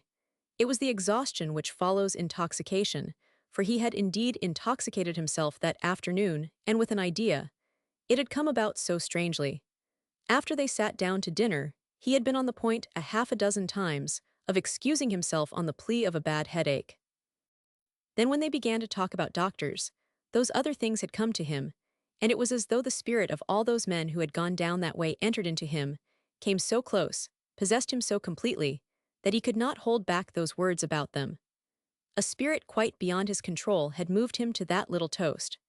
After that, something perhaps a spark from the nerve of those men of whom he had spoken brought his mind firmly into possession of the feeling that everything was all right. It was not that he argued himself out of his fears, but rather that something brought the assurance of its being all right, and after that there came a number of arguments sustaining the conviction. Just before dinner, he had gone over to the laboratory and looked at the culture. It had not shown anything at all. At the time he accepted that as a matter of course it was not time for it to show anything. But looking back on it, after this conviction came to him, he took the very fact of its not showing anything as proof that there was nothing there to show. His mind only grasped one side of it, that it showed nothing at all. Brightening under that, he began to talk lightly, to joke with Georgia, and talking that way seemed to enable him to keep hold of the conviction that everything was all right. The more he talked, the more sure he was of it, the gayer he felt, the more disposed to let his mind run wild. He was a little afraid if he stopped talking, this beautiful conviction of its being all right would leave him. So he made Georgia keep at it. Georgia was the one could play that sort of game. As he talked, new arguments came to him. The oculist. At first he had thought it a bad thing that the oculist could not tell what was the matter. Now he seized upon that as proving there was nothing the matter at all. And Dr. Parkman had said at the last that it did not amount to anything. At the time that had been a mere conventional phrase, but now, in his exhilaration, he seized upon it as indisputable truth. But always there was the feeling that he must keep on feeling this way, or the conviction and all that it meant would go. That was why he clung to Georgia. Finally, he reached the point where he could distinctly remember getting the other stuff, which did not make any difference in his hands. He could fairly see it on his hands, could remember distinctly getting it in his eye. And then Georgia had said something about going, and he had begged her not to go. But she insisted, and he began to feel then that the exhilaration was wearing off, that he was coming back to face things, to the doubt, the uncertainty, the suffering. And now that he had come back to things as they were, he felt inexpressibly tired. He went over it again and again, trying to gain something now, not from any form of excitement, but from things as they were. Suddenly his face brightened. He sat there in deep thought, and then at last he smiled a little. Whatever happened must have occurred Friday afternoon, but he had never in all his life felt as happy about his work as he did before he left the laboratory Friday afternoon. Could a man feel like that? Would it be in the heart of things to let a man feel that way, if he had already entered upon the road of his destruction? It had been more than a happiness of the mind. It was a happiness of the soul, and would not a man's soul send out some note of warning? And then that same evening when he and Ernestine sat before the fire, if already this grim fate had entered into their lives, would not their love, would not her love, all intuition, deep-seeing, feeling that which it could not understand, have felt in that moment of supreme happiness, some token of what was ahead? It could not be that the world jeered at men like that. Their love would have told them something was wrong. Ernestine came in just then, and he called her to him. Liebchen, he said, I have been thinking about that evening of your birthday, about how beautiful it was. Were not you happy, dear, as we sat there before the fire? So happy, Karl, she murmured, warmly glad to have her own Karl again. Everything seemed so beautiful, everything seemed so perfectly right. He drew her to him with a passion she did not understand. His Ernestine, his wife, she who communed with love, whose harmony with the great soul of things was perfectly, could not have deceived her like that. Ernestine and love dwelt too closely together, she would have received some sign. For a time that calmed and sustained him, he believed in it. It was his weapon to use against the doubts and terrors which preyed upon him. But the gloom of his soul seemed to thicken with the deepening of the night. His heart grew cold with the coming of the shadows. The passing of day inspired in him fears not to be reasoned away. He grew very nervous during the evening and finally said he must go over to the laboratory and arrange some things for morning. Ernestine protested against it, and if he must go, would he not let her go with him? But he told her he believed it would be better for his head if he walked alone for just a little while. He did not have a headache more than once in 5 years, he assured her, laughing a little, and when he did, it was apt to upset him. When he came back at last, it seemed to her a very long time-ish saw, watching from the window, that he was walking very slowly, almost as if exhausted. She could not hold back her alarm at his white, worn face. Something in it gripped at her heart. "Is it worse, dear?" she asked anxiously. "It's a little bad just now. I will go to bed, it will be better then." He spoke slowly as though very tired. "Will not you take something for it, Karl?" she persisted. "Will not you?" "I do not know of anything to take that would do any good." Ernestine, and he could not quite keep the quiver out of those words. "But other people take things. There are things. Let me go out and get you something." He shook his head. "Doctors do not take much stock in medicine," he said, with a touch of his usual humor. She wanted to stay with him until he went to sleep. She wanted to put cold cloths on his head. It was hard to avoid Ernestine's tenderness. It did not show anything, he assured himself pleadingly when alone. It only showed that it was going to show in the morning. I knew that. I knew all the time I was going to know in the morning. I will not go to pieces. I will not be a fool about it, he kept repeating.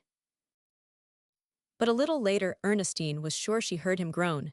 She could not keep away from that. "Oh, sweetheart," she murmured, kneeling by his bed, "I cannot bear it not to help you. Let me do just some little thing," she pleaded. He put his hand over in hers. "Hold it, dear, if you're not too tired. I do not want to talk, but hold on to my hand." His grip grew very tight after a minute. She was sure his head must be paining terribly. If only he would take something for it. In a little while he grew very quiet. Soon she was sure that he was asleep, but after she had at last stolen away, he turned and buried his face in his arms. Chapter 15. The Verdict. It was Monday morning now.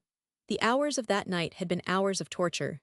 Sleep had come once or twice, but sleep meant only the surrender of his mind to the horrors which preyed upon it. He could, in some measure, exert a mastery when awake, but no man is master of his dreams. His dreams put before him all those things his thoughts fought away. In his dreams there was a fearful thing pursuing him, reaching out for him, gaining upon him with each step. Or sometimes it stalked beside him, not retreating, not advancing, but waiting, standing there beside him with grim, inexorable smile. It was after waking from such dreams that he breathed his prayer that this night pass. No matter what be ahead, he asked that this night pass away. After he was up, he found himself able to go on in much the usual way. When Ernestine came in and asked about his head, he told her it was better. When she wanted to know about his eyes, he said they were not any better yet, but that was something which would simply have to run its course. She begged him not to go over to the university, but he told her it was especially important to go this morning. He added that he might not be there very long. He ate his usual breakfast. A truth that would shake the foundations of his life might be waiting for him just ahead, and yet he could make his usual laughing plea for a second cup of coffee. Undoubtedly, it was so with many men. Beneath a mail of conventions and pleasantries, they lived through their fears and sorrows alone. Something clutched at his heart as he kissed Ernestine goodbye, and there was a momentary temptation. Could he face it alone, if he had to face it, to have her with him? But he put that aside, not alone for her sake, but because he felt that after all there were things through which one must pass alone. But after he had reached the door, he came back and kissed her again. What if he were to go down into a place too deep for his voice to reach her? There was some solace, assurance, in the naturalness of things about him. Everything else was just the same. It did not seem that it could be part of natural law, then for his own life to be entirely overturned. And the world was so beautiful. It was a buoyant spring morning. There was assurance in the song of the birds, in the perfume of flowers and trees. The air upon his face was soft and reassuring. This seemed far away from the hideous phantoms of the night. Why the world did not feel like tragedy this morning. He had a lecture at 8 o'clock, and he made up his mind he would give it. In the night he had thought of going first of all to the laboratory. The truth would be waiting for him there. But it was his business to give the lecture, and he could not be sure of giving it if he went to the laboratory first. A man had no right to let his own affairs interfere with his work. Oh yes, by all means, he would give the lecture. In spite of his prayer that the uncertainty should end, he reached out for another hour of holding it off. He knew as the hour advanced that he had never done better work in the lecture room. He pinned his mind to it with a rigidity which prompted him to put the subject, as though it were the most vital thing in all the world. He threw the whole force of his will to filling his mind with the things of which he spoke, that he might not yield so much as an inch to the things which waited just outside. He talked until the last minute. In fact, he went so much over his time that another class was waiting at the door. He clung to those last moments with the desperation of the drowning man to the splintered piece of board. After it was over, just as he was yielding the desk to the man who followed him, one of his students approached him with a question, and the thankfulness, the appeal, almost, in the smile with which he received him, mystified the student until he stammered out his question bewilderedly. He could wait no longer now.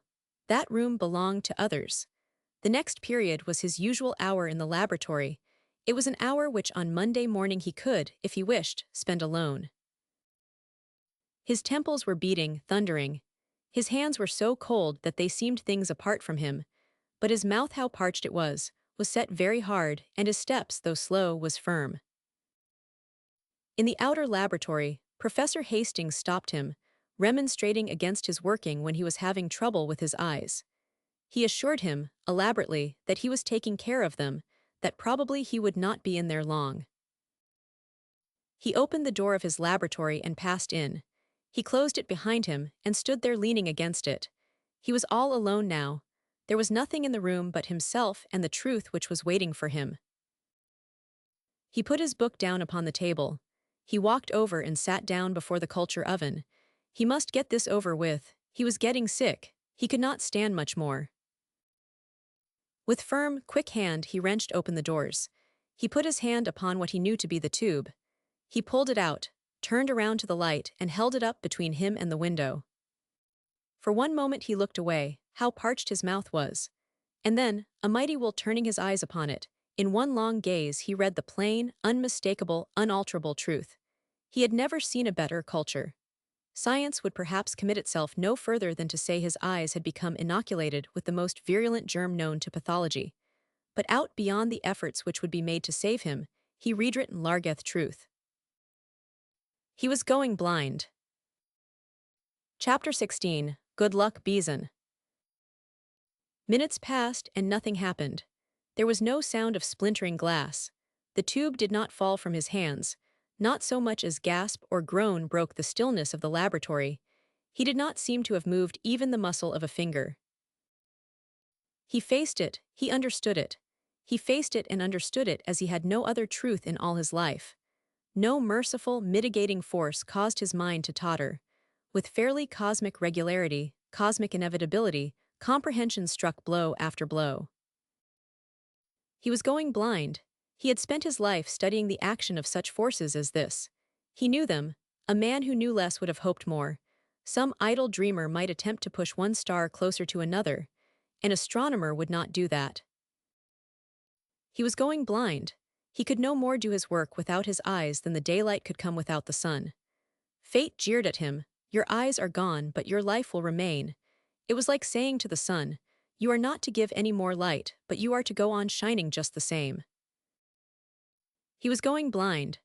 The world which had just opened to him, the world of sunsets, and forests and mountains, and seas gulped to black nothingness. Blind, swept under by a trick he would not have believed possible from his most careless student, mastered by the things he had believed he controlled, meeting his life's destruction from the things which were to bring his life's triumph. In that moment of understandings throwing wide her gates to torture, fate stood out as the master dramatist, making him do it himself, working it out of a mere fool's trick. Blind, blind, but his eyes fitted his brain so perfectly it was through them all knowledge came to him. They were the world's great channel to his mind. It was through his eyes he knew his fellow beings. The lifting of an eyebrow, a queer twist to a smile, those things always told him more than words. And but here he staggered. The mind could get this, as it had all else, but on this the heart broke. Ernestine, that smileth love lights in her eyes, the glints of her dear, dear hair. The tube fell from his hand. His head sank to the table. He was buried now under an agony beyond all power to lift. Whether it was minutes or hours which passed then, he never knew in the days which followed. Time is not measured by common reckoning on the hill of Calvary. The thing which brought him from under the blow at last was a blinding rage. He wanted to take a revolver and blow his brains out then and there. He, man supposed to have a mind, heck-wanted a master of those very things. And now, what? Manhood power himself gone. Stumbling through his days, useless, a curse to himself and everyone else. Groping about in the dark, a thing to be pitied and treated well for pity's sake, cared for, looked after, helped, that beat down the bounds of control. He did things then which he never remembered and would not have believed. It all rushed upon him, birthday night, crafty, insidious mockery through every bit of it, until everything to which he had held tottered about him. And goaded beyond all power to bear, there came a slow, comprehending, soul-deep curse on the world, and all that the world had done. And then, out of the darkness, through the blackened, dizzying, tottering mass of voice, a face, a smile, a touch, a kiss, and the curses gave way to a sob and things steadied a little. No, not the world and everything it had done, for it was a world which held Ernestine, a world which had given Ernestine to him for his. He fought for it then, for his faith in the world, his belief in the things of love. It was the fight of his life, the fight for his own soul. Come what might in the future, it was this hour which held the decisive battle.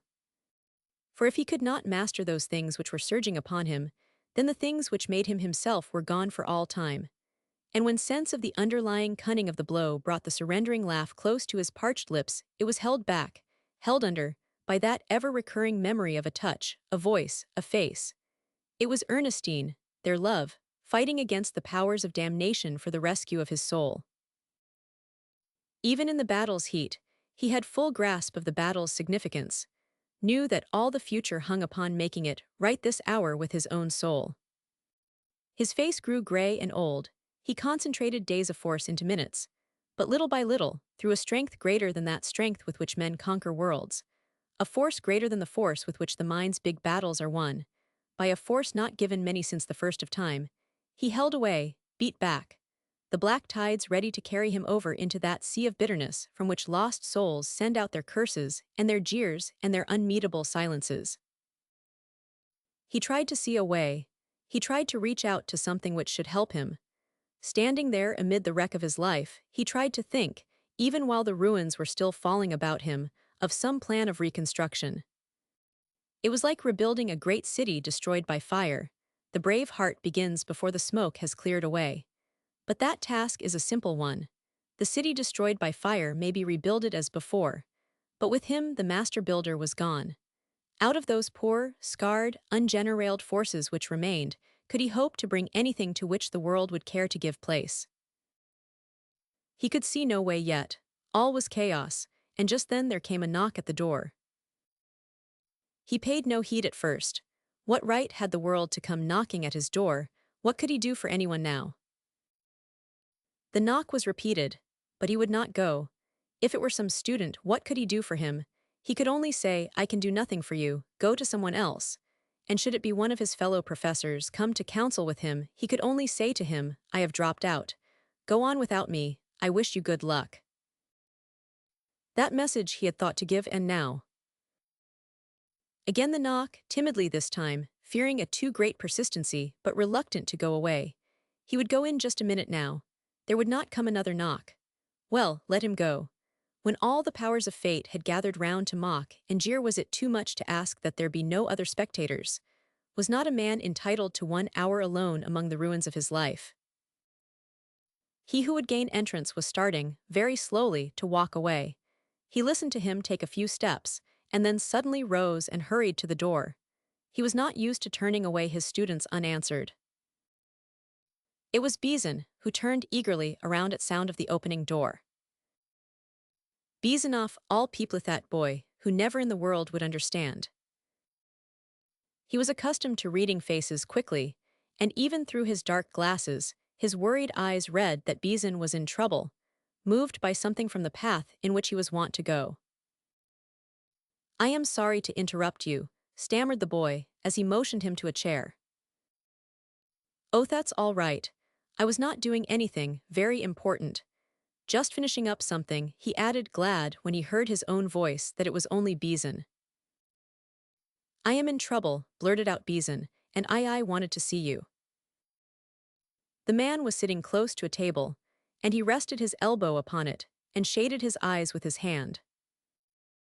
"Trouble?" His voice was kind, though a little unsteady. "Why, what's the trouble?" "I have got to stop school. I have got to give up my work for a whole year." The hand still shaded his darkened eyes. His mouth was twitching a little. "A year, Bizan." He said anyone else would have been struck with the note in it. "You say a year?"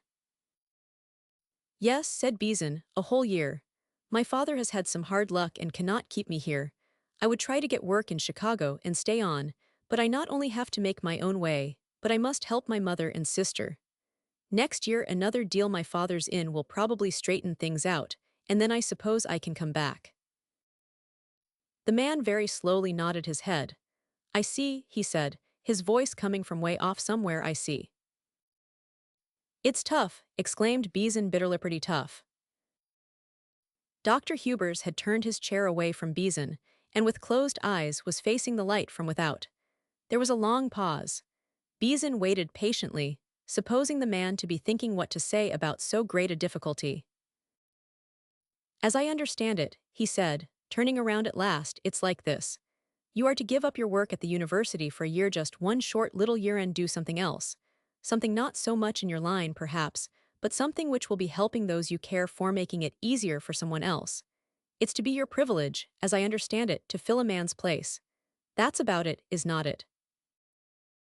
"But that's not the point. I thought," in an injured, almost tearful voice, "that you would understand." "Oh, I do. I see the other point. You hate to stop work for," he cleared his throat, "for a year." "A year," said Bizan dismally, "is such a long time to lose." The man had nothing to say to that. His head sank a little. He seemed to be thinking. Finally he came out of his reverie, seemed to come from a long way off. "And where are you going, my boy?" he asked kindly. "What are you going to do?" "I am going clear out west," said Bizan gloomily. "Father has something for me with a company in the Northwest." "Out there?" an eager voice rang out, a voice which rested on a smothered sob. "Great heavens, man, you are going out there. Out there to the mountains and the forests. Out there where you can see the sun come up and go down, can see," but his voice trailed off to a strange silence. "I never cared much for scenery," said Bizan bluntly, "and I care a lot for all this I am leaving." "We do not really leave a thing," said the man. His voice was low and tired. "When we are coming back to it. The only real leave-a-takings are the final ones." Bizan shifted in his chair. Some of these things were not just what he had expected. "Bizan," something in his voice now made the boy move a little nearer. "I'm sorry for your disappointment, but I wish I could make you see how much you have to live for. Get in the habit of looking at the sunsets, Bizan. Take a good many long looks at the mountains and the rivers. It's not unscientific. You know," with a little whimsical toss of his head, "we only have so many looks to take in this world, and when we are about through, we would hate to think they would all been into microscopes and culture ovens. And do not worry too much, Bizan, about things running into your plans and knocking them over. You know what that wise old Omar had to say about it all." He paused, and then quoted, very slowly, each word seeming to stand for many things. "And fear not lest existence closing your account and mine shall know the like no more. The eternal Saki from that bowl has poured millions of bubbles like us, and will pour. And will pour," he repeated the three words. And then his head drooped, his hands fell laxly at his sides. It seemed it was not of Bizan he had been thinking as he looked fate in the face with that taunt of the old Persian poet. But he looked at him after a moment, came back to him. He saw that the boy was disappointed. The gloom with which he had come had not lifted from his face. That would not do. He was not going to fail his student like that. "Why, look here, Beeson," he said in a new tone, all enthusiasm now. "Maybe you will shoot a bear. I have a presentiment, Beeson, that you will, and when you are 85 and have your great-grandchild on your knee, you will think a great deal more about that bear than you will about the year you missed here at school. Now brace up. Hard knocks wake a fellow up. You will come back here and do better work for your year of roughing it, ache my word for it, you will." Beeson had brightened, and you think he grew a little red that when "I come back, I can have my old place here with you." The man drew in his breath, drew it in rather hard. Something had taken the enthusiasm away. "I will do my little part, Beeson," he said, exceedingly quietly, "to see that you are not overlooked when you come back." The boy rose to go. "I do feel better," he said clumsily but with heartiness. He looked around the room. "I hate to leave it. I have had some good times here and I'm fond of it." The man was leaning against the wall. He did not say anything at all. Then Beeson held out his hand. "Goodbye," he said, "and thank you." For a minute there was no reply, nothing save the very cold hand given in response to Beeson's. But that was only for the instant. And then the man in him, those things which made him more than a great scientist, things more than mind, not even to be comprehended under soul, those fundamental things which made him a man, rose up and conquered. He straightened up, smiled a little, and then heartily, quite sunnily, came the words, "Take a brace, Beeson, take a good brace. And good luck to you, boy, good luck." The door had closed. At last he was alone again. Dizzy with the strain, he staggered to a chair. For a long time he sat there, many emotions struggling in his face. He could not see it, yet not quite. It was all very new and uncertain. But way out there in the darkness it seemed there was perhaps something waiting for him to grasp. He would never give that other message, but it might be, if he worked hard enough and never faltered, he could learn to say to the world which had given him this, say heartily, quite sunnily, "Good luck to you. Good luck." Chapter 17. Distant Strains of Triumph. It worried Ernestine when she saw Dr. Parkman's motor car stopping before the house early Tuesday morning. He had been there the afternoon before, and then again late in the evening, bringing another doctor with him. He said that they simply came to help keep Carl amused, but surely he would not be coming again this morning if there were not something more serious than she knew. Carl had come home from the university about noon the day before, saying that his head was bad, and he was going to consider himself all in for the day. Something about him had frightened her, but he insisted that it only showed what a headache could do to a fellow who was not accustomed to it. He had remained in his darkened room all day, not even turning his face from the wall when she came in to do things for him. That worried her, and even the doctor's assurance that he was not going to be ill had not sufficed. In fact, she thought Dr. Parkman was acting strangely himself. "I was out in this part of town and thought I would drop in," he told her, as she opened the door for him. "You are not worried about Carl?" she demanded. He was hanging up his cap. "You see, I do not want him to get up and go over to the university," he said, after a minute's pause, in which she thought he had not heard her question. "That would not be good for his eyes." "Well, doctor, what is it about his eyes? Is it just something that must run its course?" "Oh yes," he answered, and she was a little hurt by the short way he said it. Was it not the most natural thing in the world she should want to know? Really, doctors might be a little more satisfactory, she thought, as she told him he would find Carl in his room. She herself went into the library. Down in the next block she saw the postman and thought she would wait for him. She felt all unnerved this morning. Things were happening which she did not understand, and then she felt so left out of things. She wanted to do things for Carl. She would love to hover over him while he was not well, but he seemed to prefer being let alone. And as for Dr. Parkman, there was no sense in his adopting so short and professional a manner with her. But as she stood there by the window, the bright morning sunlight fell upon her ruby, and she smiled. She loved her ring so. It was so dear of Carl to get it for her. The warm, deep lights in it seemed to symbolize their love, and it would always be associated with that first night she had worn it, that beautiful hour when they sat together before the fire. That had been its baptism in love. The postman was at the door now, and she hurried to meet him. She was much interested in the mail these days, for surely she would hear any time now regarding her picture in Paris. It had come. The topmost letter had a foreign stamp, and she recognized the writing of Laplace. Heart beating very fast, she started up to her studio. She wanted to be up there, all by herself, when she read this letter. As she passed Carl's door, she heard Dr. Parkman telling about having punctured a tire on his machine the night before. Of course then, everything really was all right, or he would not have talked about trivial things like that. Her fingers fumbled so that she could scarcely open the envelope. And then she tried to laugh herself out of that, prepare for disappointment. Why, what in the world did she expect? As she read the letter, her face went very white, her fingers trembled more and more. Then she had to go back and read it sentence by sentence. It was too much to take in all at once. It was not so much that it had been awarded a medal, not so much that a great London collector Laplace said he was the most discriminating collector he knew wanted to buy it. The overwhelming thing was that the critics of Paris treated it as something entitled to their very best consideration. The medal and the sale might have come by chance, but something about these clippings he had enclosed seemed to stand for achievement. They said that The Hidden Waterfall, by a young American artist, was one of the most live and individual things of the exhibition. They mentioned things in her work which were poor, but not one of them passed her over lightly.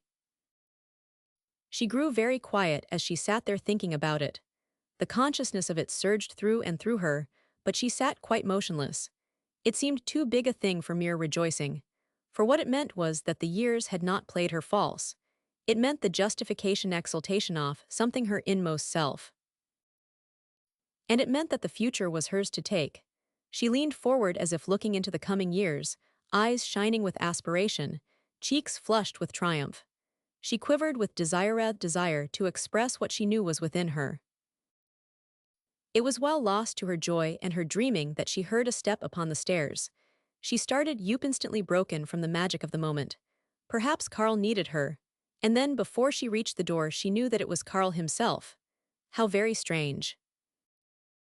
"Oh, Carl," not able to contain it, "a minute, I want to tell you," and then, startled as he stumbled a little, and going down a few steps to meet him, "But is not there too much light up here? Should not you stay down in the dark?" "I do not want to stay down in the dark." He said it with a low intensity which startled her, and then she laughed. "I have always heard there was nothing so perverse as a sick man. I will tell you what's the matter with you. You are lonesome. You are tired of getting along without Menno, are not you? But we will go down to the library, and down there I will tell you what I will tell you. I thought Dr. Parkman was going to stay with you a while. As he did not speak I should not have come away."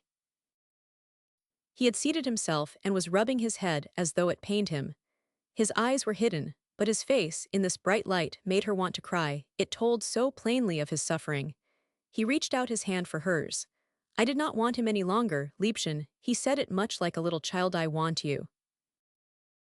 "Of course you do," tenderly, "and I am the one for you to have. But not up here. The light is too bright up here." She pulled at his hand as if to induce him to rise.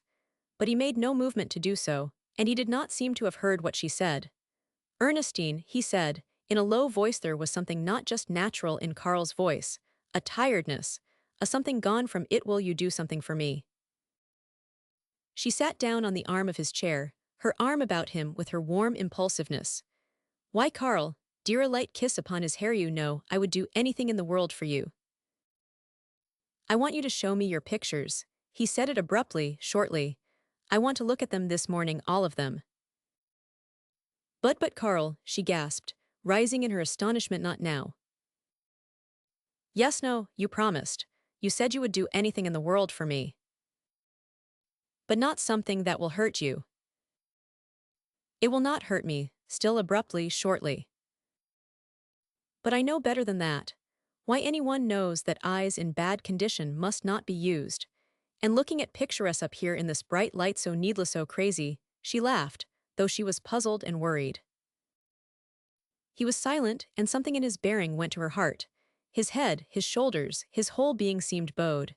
It was so far from Carl's real self. "Any other time, dear," she said, very gently.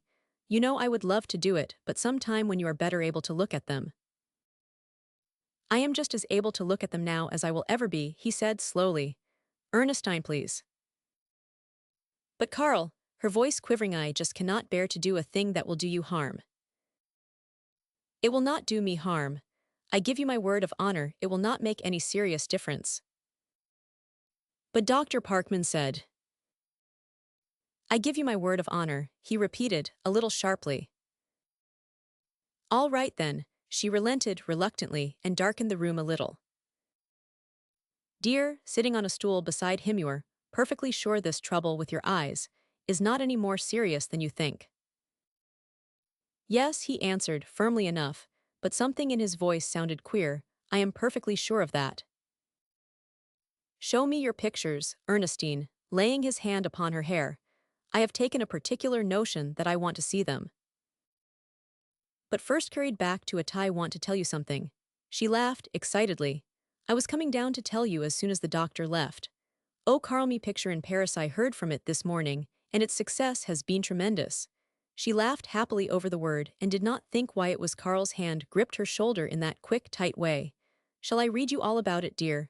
And then will you promise to cheer right up? Still that tight grip upon her shoulder. It hurt a little, but she did not mind it, just showed how much Carl cared. The hand was still there as she read the letter, and then the clippings which told of the rare quality of her work, predicted the great things she was sure to do. Sometimes it tightened a little, and sometimes it relaxed, and once, with a quick movement, he stooped down and turned her ring around, turning the stone to the inside of her hand. When she had finished, he was quite still for a long minute. He was breathing hard, Carl was excited about it too. And then he stooped over and kissed her forehead, and it startled her to feel that his lips were very cold. Liebchen, he said, his voice trembling a bit. Carl did care so much, I am glad. For a minute he was very still again, and then he added, seeming to mean a different thing by it, I am very glad. It's gone to my head a little, Carl. Oh, I am perfectly willing to admit it has. I do not think I should appreciate the Gloria Victis very much myself this morning, she laughed happily. She was too absorbed to notice the quick little drawing in of his breath, or his silence.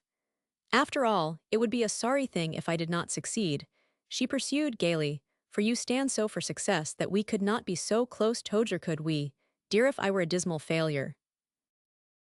You think not? He asked it, and she wondered if he had taken a little cold. His voice sounded that way. Oh, I do not mean that too literally. But I like the idea of our going through the same experiences, both succeeding. It seems to me I can understand you better this morning than I ever did before. I read a little poem last night, and at the time I liked it so much. It is about success, or rather about not succeeding. But I am afraid it would not appeal to me very much just now. Again she laughed happily, and it was well for the happiness that she was not looking at him then. What was it? He asked, as he saw she was going to turn around to him. Say it. Part of it was like this. Not one of all the purple host who took the flag today can tell the definition so clear of victory as he defeated dying, on whose forbidden ear the distant strains of triumph break agonized and clear. Say that last verse again, he said, his voice thick and low. Carl was so different when he was sick. As he defeated dying, on whose forbidden ear the distant strains of triumph break agonized and clear. It is beautiful, is not it? She said, as he did not speak. Beautiful, I do not know, I suppose it is. I was thinking that quite likely it is true. But I did not suppose you would care about it, Carl. I supposed you would feel about it as you did about the statue. I wonder, he began, slowly, not seeming sure of what he wanted to say, how much the comprehension, the understanding of things that the loss would bring, would make up for the success taken away. I wonder just what the defeated fellow could work out of that. But dearie, is it true? Why can failure comprehend success any more than success can comprehend failure? It's different, he said shortly. How do you know? She asked banteringly. What do you know about it? You do not even know how to spell the word failure. He started to say something, but stopped, and then he stooped over and rested his head for a minute upon her hair. Tell me about your picture, Ernestine, he said, quietly after that. Tell me just what it is. The hidden waterfall, why you know it, Carl. Yes, but I want to hear you talk about it. I want to hear you tell just what it means. Well, you remember it is a child standing in a beautiful part of the woods. It is springtime, as it seems best it should be when you are painting a child in the woods. I tried to make the picture breathe spring, and you know one of the writers said that the delicious thing about it was the way you got the smell of the woods. That pleased me. Behind the child, visible in the picture, but invisible to the child, is a waterfall. The most vital thing in the universe to me was to have that waterfall make a sound. I think it does, or the picture would not mean anything at all. And then of course the heart of the picture is in the child's face, the puzzled surprise, the glad wonder, and then deeper than that the response to something which cannot be understood. It might have been called wondering, or even mystery, but I liked the simpler title better. And I like that idea of painting, not just nature, but what nature means to man. I want to get at the responsa thing awakened things given back. Do not you see how that translates the spirit there is between nature and man stands for the oneness? He nodded, seeming to be thinking. I see, he said at last. I wonder if you know all that means. Why yes, I think I do. My next picture will get at it in a more mature way. Tell me about it. I do not know that I can, very well. It's hard to put pictures into words. I fear it will sound very conventional as I tell it, but of course it is what one puts into it that makes for individuality. It is in the woods, too. You know, Carl, how I love the woods. And I know them. It is not spring now, but middle summer. No suggestion of fall, but mature summer. A girl just about such a girl as I was before you came that day, and changed everything had gone into the woods with a couple of books. She had been sitting under a tree, reading. But in the picture she is standing up very straight, leaning against the tree, the books overturned and forgotten at her feet drawn into the bigger booksy. It is not that she has consciously yielded herself. It is not that she is consciously doing anything. She is listening go how she listens and longs. For what none of us know least of all. Perhaps to the far-off call of life and love speaking through the tender spirit of the woods. Oh how I love that girl, and believe inherent hope for her. In her eyes are the dreams of centuries.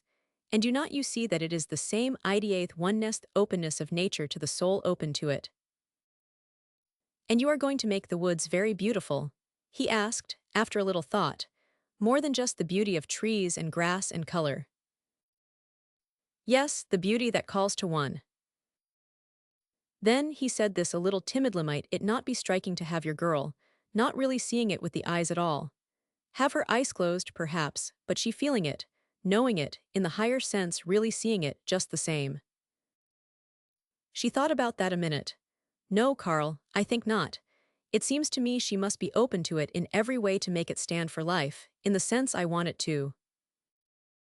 Perhaps, he said, his voice drooping a little, and then, abruptly. Have you done any of that? Oh, just some little sketches. Show me the little sketches, he begged. I want to see them all.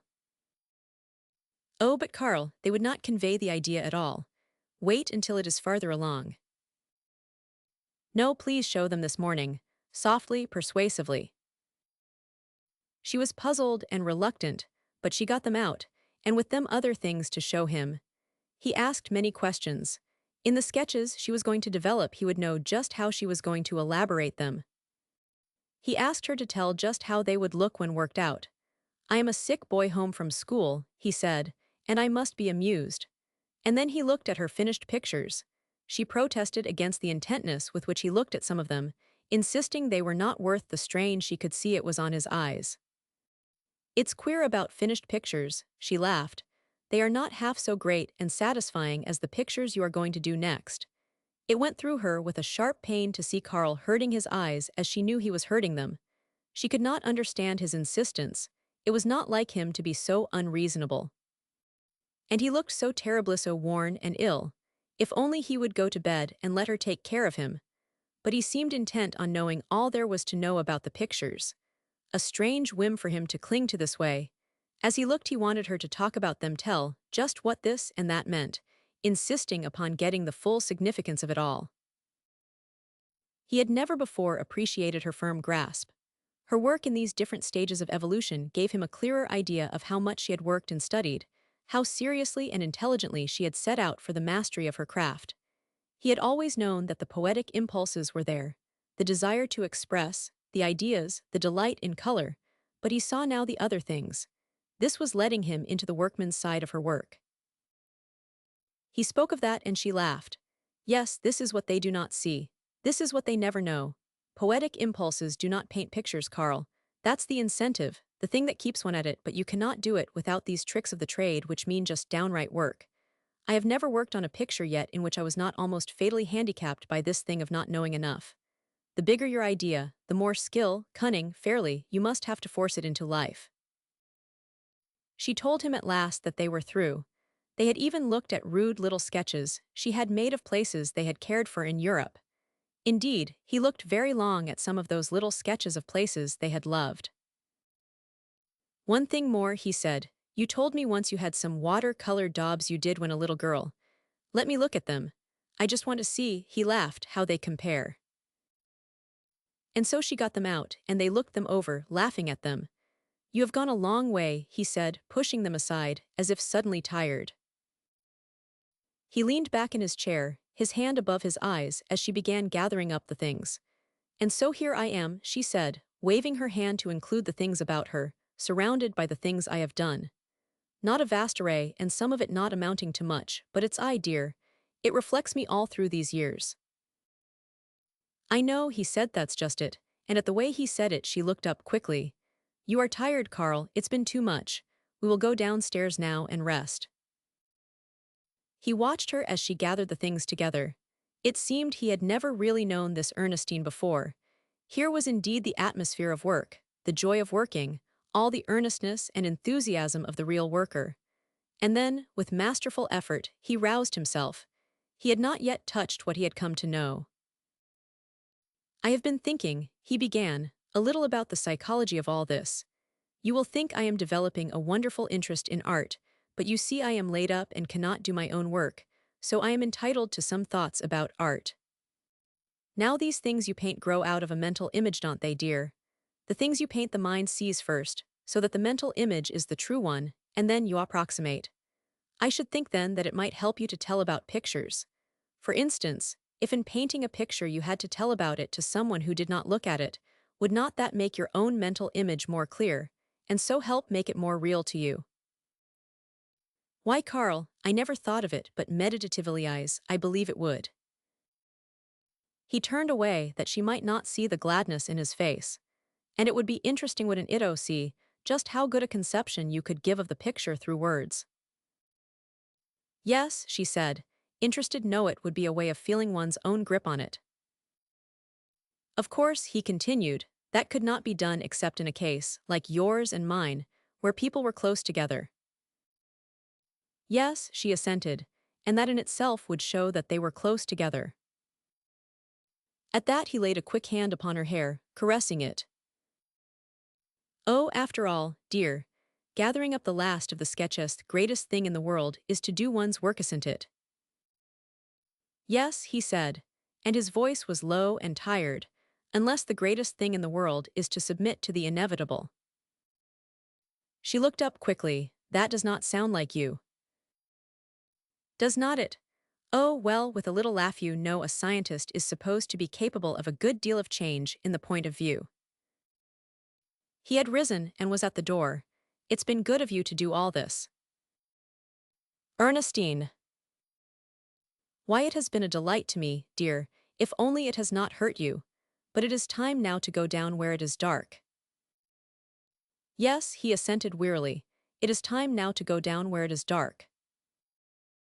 Chapter 18, Telling Ernestine. He had thought to tell her on Tuesday, but after their talk, when he took his last look at her picturesque, it had tortured both eyes and heart to do that, but he knew in the days ahead that he would be unsatisfied with having passed it, could not bring himself then to do it.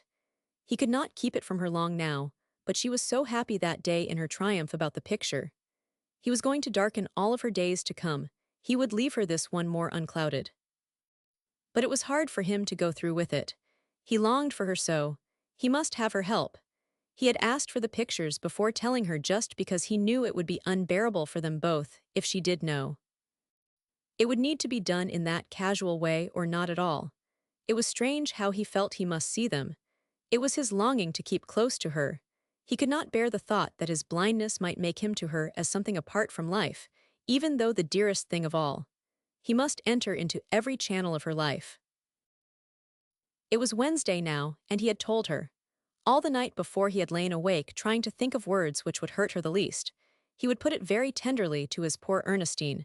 He would even pretend he saw some way ahead, something to do. Ernestine could not bear it unless he did that. It was the one thing which remained for him now to make it easy for her. This was firmly fixed in his mind when he told her that morning he wanted to talk to her about something and asked her to come into the library. He was sure he had himself well in hand, the words were upon his lips.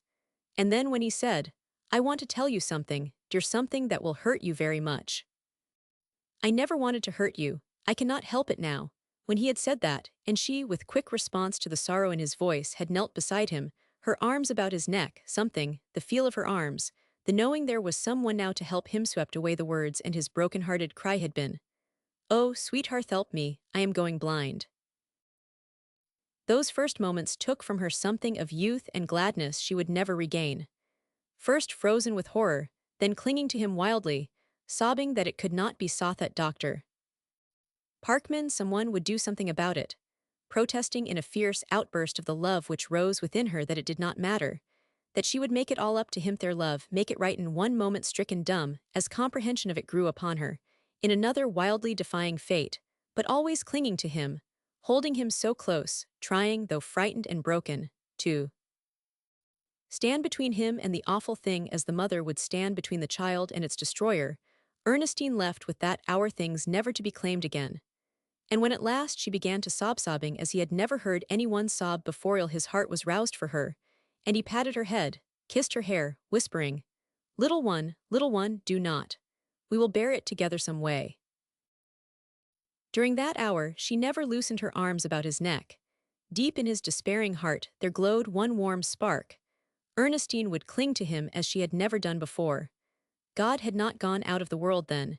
He had let fate strike a fearful blow, but he had left to the wounded heart such love as this. "Dear," she said at last, her cheek against his, her dear, quivering voice trying so hard to be brave, "if you feel like telling me everything, I would like to know. I will be quiet, I will be good. But I want to bear every bit of it with you. Every bit of it, darling, no, and always. That is all I ask, that you let me bear it with you." The love, the understanding, the longing to help, which were in her voice opened that innermost chamber of his heart to her. If she had not won this victory now, she could never have done so in the days ahead. This hour made possible the other hours of pouring out his heart to her, taking her into it all. He told her the story of how it happened, the long, hard story which only covered days, but seemed to extend through years. He told of those hours of the day and night on the rack of uncertainty, of trying with the force of mind and soul to banish that thing which had not claimed him then, but stood there beside him, not retreating, waiting. He told her of that lecture hour Monday morning, when he literally divided himself into two parts. One part of him giving the lecture, giving it just as well as he had ever done. The other part battling with the phantom which he would vanquish or surrender to within an hour. And her only cry was, "You should have told me, you should have told me from the first." And once he answered, "No, dear, no, before I knew I did not want to frighten you, and after, oh, Ernestine, believe me, sweetheart, I would have shielded you forever, no matter at what cost to myself, if only I could have done it." At last he had finished the story. He had told it all, of sitting there afraid to look, of looking and seeing and comprehending. Oh, how he had comprehended! It was as if his mind too, his mind trained to grasp things, had turned against him, was stabbing him with its relentless clearness of vision. He told her of the merciless comprehension with which he saw the giving up of his work, the changing of his life, the giving up, the eternal giving up. He told her of how it had seemed to mean the making over of his soul. For his soul had always cried for conquest, for victory, for doing things. How would he turn it now to submission, to surrender, to relinquishment? Everything had been tumbling about him, he said, when that knock came at the door as the call from life, the intrusion of those everyday things which would not let him alone, even in an hour like that. And then of the boy with his paltry trouble, which seemed great hurt's final rising up of the instinct to help, despite it all. Then of sitting there alone and seeing a faint light in the distance, wondering if, in all new and different ways, he could not keep his place in the world. Oh, help me to do that, sweetheart. Help me to keep right. Do not let me lose out with those other things of life. Her arms about his neck. He would never forget how she clung to him. There was a long silence when their souls reached one another as they had never done before. The quivering of her body, her breath upon his cheek told him all. But after that, the words did come to her, broken words struggling to tell of what her love would do to make it right. How she would be with him, so close, so unfailing, that the darkness would never find him alone. His arms about her tightened. Thank God, oh yes, a million times thank God for Ernestine. Then he felt her start. There came a sound as though she would say something, but choked it back. Yes, dear, he said gently. Oh, Carl, I should not ask it. It will hurt you, I should not ask. I would rather you did, dear. Ask anything. We are holding nothing from one another now. I just happened to think I wanted to know, Carl. It was not in your eye on my birthday, was it? It had not happened. It wasn't happening when we sat there by the fire, happier than we had ever been before. His impulse was to hold that back. Why should he put that upon her, too, to hurt her as it had him, shake her faith as it had tried to shake his? But his moment of silence could not be redeemed. Carl, her voice was strangely quiet. It was not, was it? He groaned, and she had her answer. She sprang away from him, standing straight. Then she would never have dreamed Ernestine's voice could have sounded like that. I hate the world. I despise it. I will not have anything to do with it. It fooled us, she hated us, made fun of us. I will despise it, fight it. The words became incoherent. The sobs grew very wild. She sank to the floor, crouching there, her hands clenched, sobbing, I hate it. Oh, how I want to pay it back. He was long in quieting her, but at last she would listen to him. Ernestine, he said, his voice almost stern, if you start out like that you cannot help me. It is to you I look. If you love me, Ernestine, help me not to hate the world. If we hate the world, we have given up. Sweetheart, the voice changed on that word of and yet in a different way. I want to win. I cannot do it alone. I cannot do it at all if you hate the world. You are to be my eyes, Ernestine. You are to see the beautiful things for me. You are to make me love them more than I ever did before. You are to be the light, don't you see, sweetheart? And you cannot do it, do not you see you cannot, if your own heart is not right with the world. She did not answer, but she came back to his arms. Her quick breath told him how hard she was trying. See your statue up there, Liebchen. Remember how you always liked it, what you said about it that night. Oh, Ernestine, crushing her to him, help me to grip tight to my broken sword. Chapter 19, Into the Dark. She was with him as he went then into the dark. She did not fail him in anything, the hand in his, the little strokes of genius in holding his mind, and when they went into the deeps where words were not fitted for utterance, she did not fail him in those other things. He knew that as she clung to him with loving arms, so her spirit reached out to him in the demand that it be permitted to sustain. Through the day and through the night she was with him now. There was no time when he could not reach out to find her, no bad dream from which he could not awaken to put his hand upon her and know that she was there. And when, time after time, bitterness rose up to submerge his soul, he could always finally shake it off by thanking God for Ernestine. For a time, the pain in his eyes served as a kindly antidote. The light was going out with so intense a suffering as to mitigate the suffering in the consciousness of its going. It was the pain in his temples helped him hold off the pain of giving up his work. It was not a thing conquered. He knew that the deeper pain was waiting for him out there in the darkness when the pain of transition should have ceased, leaving only a blank, a darkness, no other thing to engage for him any part of his mind. There was blessedness in the temporary alleviation brought by the pain that was physical. There were many things for him to meet out there. They were willing to wait. Now his fighting powers were so well engaged as to take something from the reality of a future battlefield. In many ways it was not as he would have imagined it had he known of such a thing. He would have thought of it as one long mood of despair, inflamed at times by the passion of rebellion. There were, in truth, many moods. In hours when he was quiet they spoke of the things they had seen and loved, of Italy and the Alps they spoke often, struggling for the words to paint a picture. Sometimes she read a little to him. There would be much of that now. Through it all, they seized upon anything which would sustain each other. Once when he saw her faltering, he told her that he thought after a while he would write a book. He did not call it a textbook, did not speak of it as the kind of work to which a man sometimes turns when his creative work is done. He had always thought that when he was 60 or 70 he might write a few books. He would write them now at 40. And when there came times of its being utterly unbearable, they were either silent or trivial. Bitter questionings filled Ernestine's heart in those days. How was she going to watch him suffer and not hate a universe permitting his sufferings? How care for a world of beauty he could not see? How watch his heart break for the work taken from him and keep her belief in an order of things under which that was enacted? How love a world that had turned upon him like that? That was what he asked her to do. It seemed to her, now, impossible. With him, as the bearing of the physical pain grew mechanical, and the other things grew nearer, the worst of it was wondering what he should do with the days that were ahead. His spirit would not go with his sight. His desire to do was not to be crushed with his ability for doing. What then of the empty days to come? How smother the passion for his work? And if he did smother it, what remained? While he lived, how deafen himself to the call of life? Through what channel could he hope to work out the things that were in him? And how remain himself if constantly denying to himself the things which were his? It was that tormented him more than the relinquishing of the specific thing he had believed would crown the work of his life. His fight now would be a fight for clinging to that in him which was fundamental. But with what weapon should he fight? Many times he failed to bear it in conformity with his ideal of bearing it. There were hours of not bearing it at all, hours of cursing his fate and damning the world. Then it was her touch upon his hand, her tear upon his cheek, her broken word which could bring him again into the sphere of what he desired to be.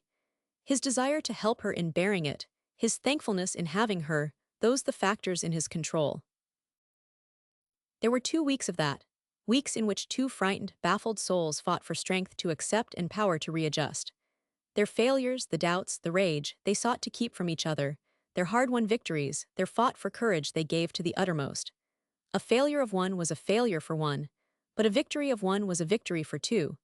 It was through that method courage succeeded in some measure in holding its own against bitter abandonment to despair. His last looks were at her face. It was that he would take with him into the darkness. As a man setting sail for a far country seeks to the last the face upon the shore, so his last seeing gaze rested yearningly upon the dear face that was to pass forever from his vision. And when the end had come, when hungering eyes turned to the face they could not see, and he knew with the certainty of encountered reality that he would never again see the love lights in her eyes, that others would respond to the smile that was gone from him forever, others read in her face the things from which he was shut out, when he knew he would never again watch. The laughter creep into her eyes and the firelight play upon her hair, it came upon him as immeasurably beyond all power to endure, and in that hour he broke down, and in the refuge of her arms gave way to the utter anguish of his heart. And she, all of her soul roused in the passion to comfort him, whispered hotly, the fierce tenderness of the defending mother in her voice. "You shall not suffer, you shall not. I will make it up to you, I will make it right." Part 2. Chapter 20. Marriage and Paper Bags. It was evident that peace did not sit enthroned in George's soul. Her movements were not calm and self-contained, as one by one she removed the paper bags from her typewriter. So silly, she sputtered to herself. What were the men in this office, anyway? College freshmen. Hanging paper bags all over her things every time she stepped out of the office and, just because one of her friends happened to be in the paper bag business. She would like to know as, she pounded out her opening sentence with vindictiveness if, it was not just as good a business as newspaper reporting. It was not a good day for teasing Georgia. She did not like the story she had been working on that morning. Go out to the university, the city editor had said, and get a good first day off school story. Make the feature of it the reorganization of Dr. Huber's department, and use some human interest stuff about his old laboratory, more of that the better. She hated it. Were they never going to let Carl alone? Was it decent to put his own cousin on the story?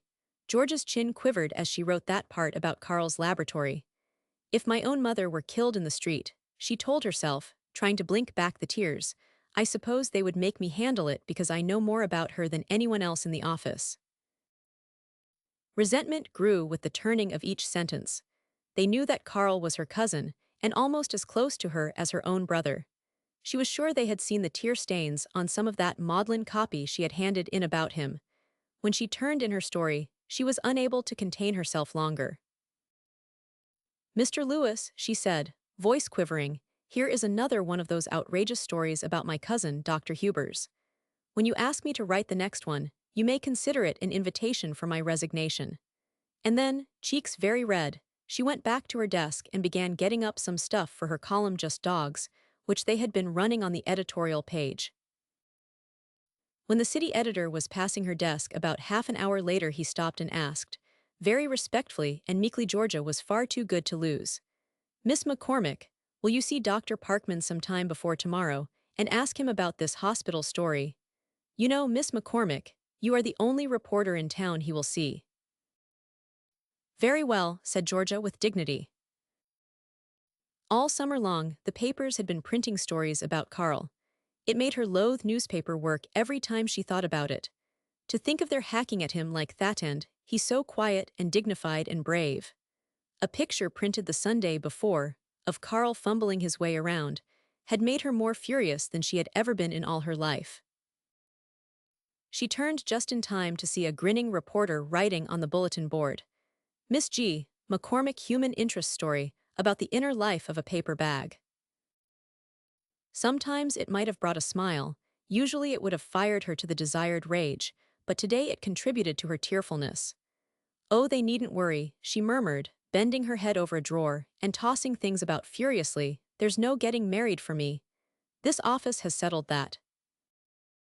The city editor seemed to take special delight in sending her out on every story which would give married life a black eye. When the father left the little children destitute, when the mother ran away with the other man, or the jealous wife shot the other woman, Georgia was always right on the spot because they said she was so clever at that sort of thing. Oh, it makes one just crazy to get married, she had said, witheringly, to Joe one night. Why did he want to marry her, anyway? When she told him she did not want to, wasn't that enough? Was it respectful to treat her refusal as though it were a subtle kind of joke? Various nice boys had wanted at various times to marry her, and she had always explained to them that it was impossible, and sent them, more or less cheerfully, on their various ways. But this man who made paper bags, this jolly, good-natured, seemingly easy-going fellow, who held that the most important thing in the world was for her, Georgia, to have a good time, only seemed much amused at the idea of her not having time to marry him, and when she told him, with just as much conviction as she had ever told any of the others, that he had better begin looking around for someone else, he would reply, all right, sure, and would straightway ask where she wished to go for dinner that night or whether she preferred an automobile ride to a spin in his new motor boat. Now what was one to do with a man like that? A man who laughed at refusals and mellowed with each passing snub. Telephone, Miss McCormick, the boy sang out from the booth. The opening hello was very short, but the voice changed oddly on the O. Ernestine.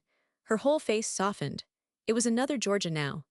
Why, certainly I'll get them for you. You know I love to do things for you downtown, but my dear, what in the world do you want with flower seeds this time of year? Oh, I see. Planted in the fall, but the flowers that bloom in the spring. La. They chatted for a little while, and after Georgia had hung up the receiver, she sat there looking straight into the phone, her face as dreamy as Georgia's freckled face well could be. By jinx, she was saying to herself, it can be like that. It was a most opportune time for the paper bag man to telephone. He wondered why her voice was so soft, and why there was not the usual plea about being too busy when he asked her to meet him at the little Japanese place for a cup of tea.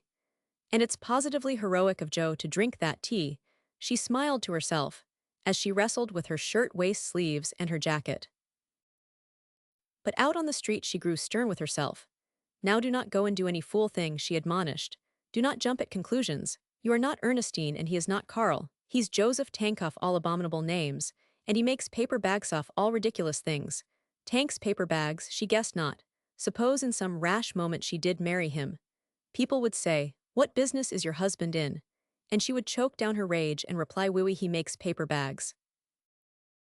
He was sitting there waiting for her, smiling. He was awfully good about waiting for her and about smiling. It was nice to sit down in this cool, restful place and be looked after. He had a book which she had spoken about the week before, and he had a little pin, a dear little thing with a dog's head on it which he had seen in a window and thought should belong to her. And he was on track of the finest collie in the United States. After all, he thought it would be better for her to have a collie than a bulldog. She was losing ground. She was being very nice to him, and she had firmly intended telling him once for all that she could never marry a man whose name was Tank, and who contributed to the atrocities of fate by making paper bags. And then she had a beautiful thought.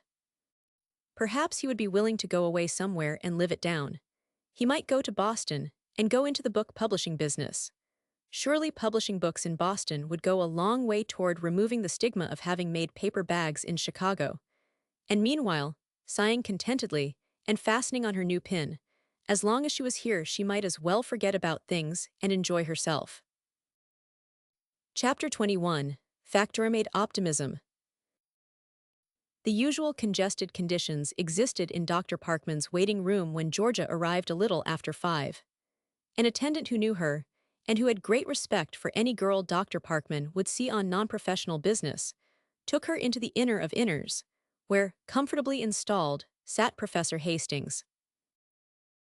"Glad to have you join me," he said. "I feel like an imposter getting in ahead of these people." "Oh, I am used to side doors," laughed Georgia. They chatted about how it had begun to rain, how easy it was for it to rain in Chicago, and in a few minutes the doctor came in. He nodded to them, almost staggered to a chair, sank into it and leaning back said nothing at all. "Why, doctor," gasped Georgia after a minute, "cannot you take something? Why, you are simply all in." He roused up then. "I am a little fagged, fearful day." "Well, for heaven's sake get up and take off that wet coat. Here," rising to help him, "I've always heard that doctors had absolutely no sense. Sitting around in a wet coat." "I wonder," he said, after another minute of resting, "why any man ever takes it into his head he wants to be a doctor." "And all day long," she laughed, "I have been wondering why any girl ever takes it into her head she wants to be a newspaper reporter. Speaking of the pleasant features of my business," she went on, "I may as well spring this first as last.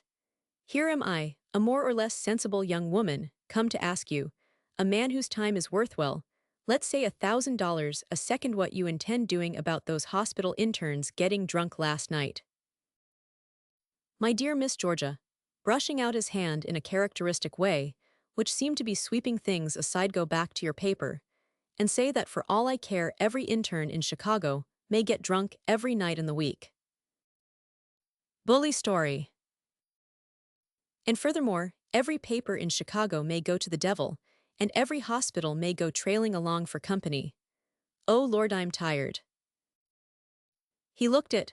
It seemed to Georgia she had never understood what tiredness meant before. "Such a hard day?" Professor Hastings asked. "Oh, just one of the days when everything goes wrong. Rotten business anyway, eternally patching things up. I would like to be a bridge builder for a while and see how it felt to get good stuff to start with." "And now, to round out your day pleasantly," laughed Professor Hastings, "I have come to tell you about a boy out there at the university who is in very bad need of patching up." "What about him?" And it was interesting to see that some of the tiredness seemed to fall from him as he straightened up to listen. Georgia rose to go, but he told her to stay. He might feel more in the mood for drunken interns by and by. He arranged with Professor Hastings about the student, and it was when the older man was about to leave that he asked, a little hesitatingly, about Dr. Hubers. "I have been away all summer," he told the doctor, and have not seen him yet. Georgia was watching Dr. Parkman. His face just then told many things. You will find him quite natural, he answered in a constrained voice. One hardly sees how that can be possible, said the professor sadly. Oh, his pleasantness and naturalness will not deceive you much. Your eyes can take in a few things, and then his voice gives him away a little. But he will not have anything to say about the change. He shook his head. I am afraid that's so much the worse. Perhaps, but Carl never was one to get much satisfaction out of telling his troubles. Georgia finished for him. Hastings, said the doctor jerkily, and he seemed almost like one speaking against his will. What do you make out of it? Do not you think it pretty wasteful? Yes, wasteful, he went on in response to the inquiring look. I mean just that. There are a lot of people, he spoke passionately now, who seem to think there is some sort of great design in the world. What in heaven's name would they say about this? Do you see anything high and fine and harmonious about it? That last with a sneer, and he stopped with an ugly laugh. They make me tired, those people who have so much to say about the world being so right and lovely. They might travel with me on my rounds for a day or two. One day would finish a good deal of this factory-made optimism. Does Dr. Hubers feel as you do? Hastings asked, not quite concealing the anxiety in the question. How in God's name could he feel any other way, though it's hard making him out? Turning to Georgia, who nodded understandingly. Just when he's ready to let himself go, he will pull himself together and say it's so nice to have plenty of time for reading, that Ernestine has been reading a lot of great things to him this summer, and he believes now he is really going to begin to get an education. But does that make you feel any better about it? God. I was out there the other day, and when I saw the gray hairs in his head, the lines this summer has put in his face, when I saw he was digging his fingernails down into his hands to keep himself together, while he talked to me about turning his cancer work over to some other man, I tell you it went just a little beyond my power to endure. And I turned in then and there, and expressed my opinion of a God who would permit such things to happen. And then what did he do? Got a little white around the lips for a minute, looked for just a second as though he were going to turn in with me, and then he smiled a little and said in a quiet, rather humorous way that made me feel about 10 years old, "Oh, leave God out of it, Parkman. I do not think he had much of a hand in this piece of work. If you must damn something, damn my own carelessness." He said that. He can see it like that. There was no mistaking the approval in Professor Hastings' eager voice. The doctor was feeling too deeply to be conscious of the rudeness in the scoff. So you figure it out like that, do you? And you get some satisfaction out of that way of looking at it. The scheme of things is very fine, but he must pay the penalty of his own oversight, weakness, carelessness, whatever you choose to call it. Well, I do not think I care much about a system that fixes its penalties in that particular way. When I see men every day who violate every natural law and do not pay any heavier penalty than an inconvenience, when I see useless pieces of flesh and bones slapping nature in the face and not getting more than a mild little slap in return, and then, when I see the biggest, most useful man I have ever known paying as a penalty his life's work, oh Lord, that's rot. I have some hymn-singing ancestors myself, and they left me a tendency to want to believe in something or other, so I had fine notions about the economy of nature, repertory of science. But this makes rather a joke of that, too, don't you think? He paused, and Georgia could see the hot beating in his temples and his throat. And then he added, with a quiet more unanswerable than the passion had been, so the beautiful thing about having no gods at all is that you are so fixed you have no gods to lose. The telephone rang then, and there was a sharp fire of questions ending with, "Yes, I'll see her before 9 tonight." He hung up the receiver and sat there a minute in deep thought, seeming to concentrate his whole being upon this patient now commanding him. And then he turned to Hastings with something about the boy out at the university, telling him at the last not to worry about the financial end of it, that he liked to do things for students who amounted to something. Professor Hastings was smiling a little as he walked down the corridor. He wondered why Dr. Parkman cared anything about slaving for so senseless and unsatisfying a world. He loved the doctor for his inconsistencies. Chapter 22, A Blind Man's Twilight. Readies. All readies. Then 1 2 3 were off. A laugh and a scamper and one grand rush down to the back fence. You go too fast, she laughed, gasping for breath. And you are not steady, you jerk. But this was a fine straight row. I can steer it just right when you do not push too hard. No, Beck. They always had a great deal of fun cutting the grass. Ernestine used to wish the grass had to be cut every day. But Carl did not seem to be enjoying it as much as usual today. I am going to desert you, he said, after a little while. Lazy man. Yes, lazy good-for-nothing man leaves all the work for his wife. She looked at him sharply. His voice sounded very tired. I will be in just a few minutes, dear, she said. She did not go with him. She knew Carl liked to find his own way just as much as he could. She understood far too well to do any unnecessary helping. But she stood there and looked after him, watched him with deep pain in her eyes. He stooped a little, and of course he walked slowly and uncertainly. All that happy spring and assurance had gone from his walk. She walked down to the rear of the yard, stood there leaning against the back fence. She had dropped more than one tear over that back fence. She too had lost something during the summer. Struggle had sapped up some of the wine of youth. Her face was thinner, but that was not the vital difference. The real change lay in the determination with which she had learned to set her jaw, the defiance with which she held her head, and the wistfulness, the pleading, with which her eyes seemed to be looking out into the future. The combination of things about her was a strange one. She looked to the west. The sun was low, the clouds very beautiful. For the minute she seemed to relax, beauty always rested her. And then, with a sharp closing of her eyes, a bitter little shake of her head, she turned away. She could not look at beautiful things now without the consciousness that Carl could not see them.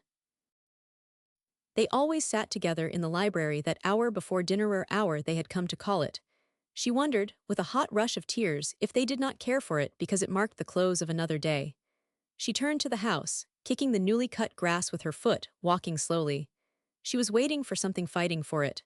Carl needed her tonight, needed courage and cheer. She came so quietly, or else he was so deep in thought, that he did not hear her. For a minute she stood there in the library door. He was sitting in his Morris chair, his hands upon the arms of it, his head leaning back. His eyes were closed. One could not tell in that moment that he was blind, but it was more than the dimness, the blankness in his eyes, more than scarred eyeballs, made for the change in Carl's face. He and life did not dwell together as they had once. A freedom and a gladness and a sureness had gone. The loss of those things meant the loss of something fundamentally Carl. And the sadness and the longing and the marks of struggle which the light of courage could not hide. She choked a little, and he heard her, and held out his hand, with a smile. It was the smile which came closest to bridging the change. He was very close to being Carl when he smiled at her like that. She sat down on the low seat beside him, as was their fashion. Lazy man, brushing his hand tenderly with her lips, wouldn't help his wife cut the grass. She wondered, as they sat there in silence, how many lovers had loved that hour.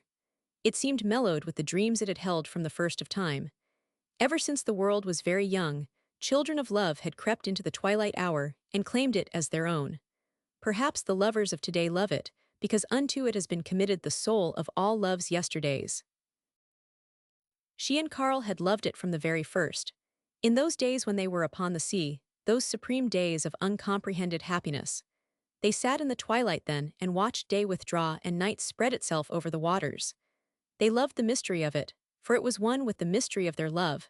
They loved it for reasons to be told only in great silences, knowing unreasoningly that they were most close together then. And after that they came to love the twilight for the things it bequeathed them. Do not you remember, he would say, we left it just as the sun was setting. Are not you glad we can remember it so? It was as if their love could take unto itself, most readily, that which came to it in the mystic hour of closing day. And when they returned, during that first year of joy in their work, they loved the hour of transition as an hour of rest. Their day's work was done. In the evening they would study or read or in some way occupy themselves, but because they had worked all through the day, they could rest for a short time in the twilight. And they would tell of what they had done, of what they hoped to do. If there had been discouragements, they would tell of them, and with the telling they would draw away. In the light of closing day, the future's picture was unblurred. They loved their hour then as true workers love it. It was good to sink with the day to the half-lights of rest and peace. Now it was all different, but they clung to their love for it still. Through the heart of the day, during those hours which from his early boyhood had been to him working hours, this removal from life brought to the man a poignancy of realization which beat with undiminishing force against the wall of his endurance. It was when he finished his breakfast, and the day's work would naturally begin, that it came home to him the hardest. They would go into the library, and Ernestine would read to him how she delved into the whole storehouse of literature, for things to hold him bestand how great her joy, when she found something to make the day pass a little less hard than was the day's wont. He would listen to her, loving her voice, and trying to bring his mind to what she read, but all the while his thoughts reaching out to what he would be doing if his life as worker were not blotted out. The call of his work tormented him all through the day, and the twilight was the time most bearable because it was an hour which had never been filled with the things of his work. In that short hour he sometimes, in slight measure found, if not peace, cessation from struggle. This is what I would be doing now, he told himself, and with that, when the day had not drawn too heavily upon him, he could rest a little, perhaps, in some rare moments, almost forget. But tonight the spell of the hour was passing him by.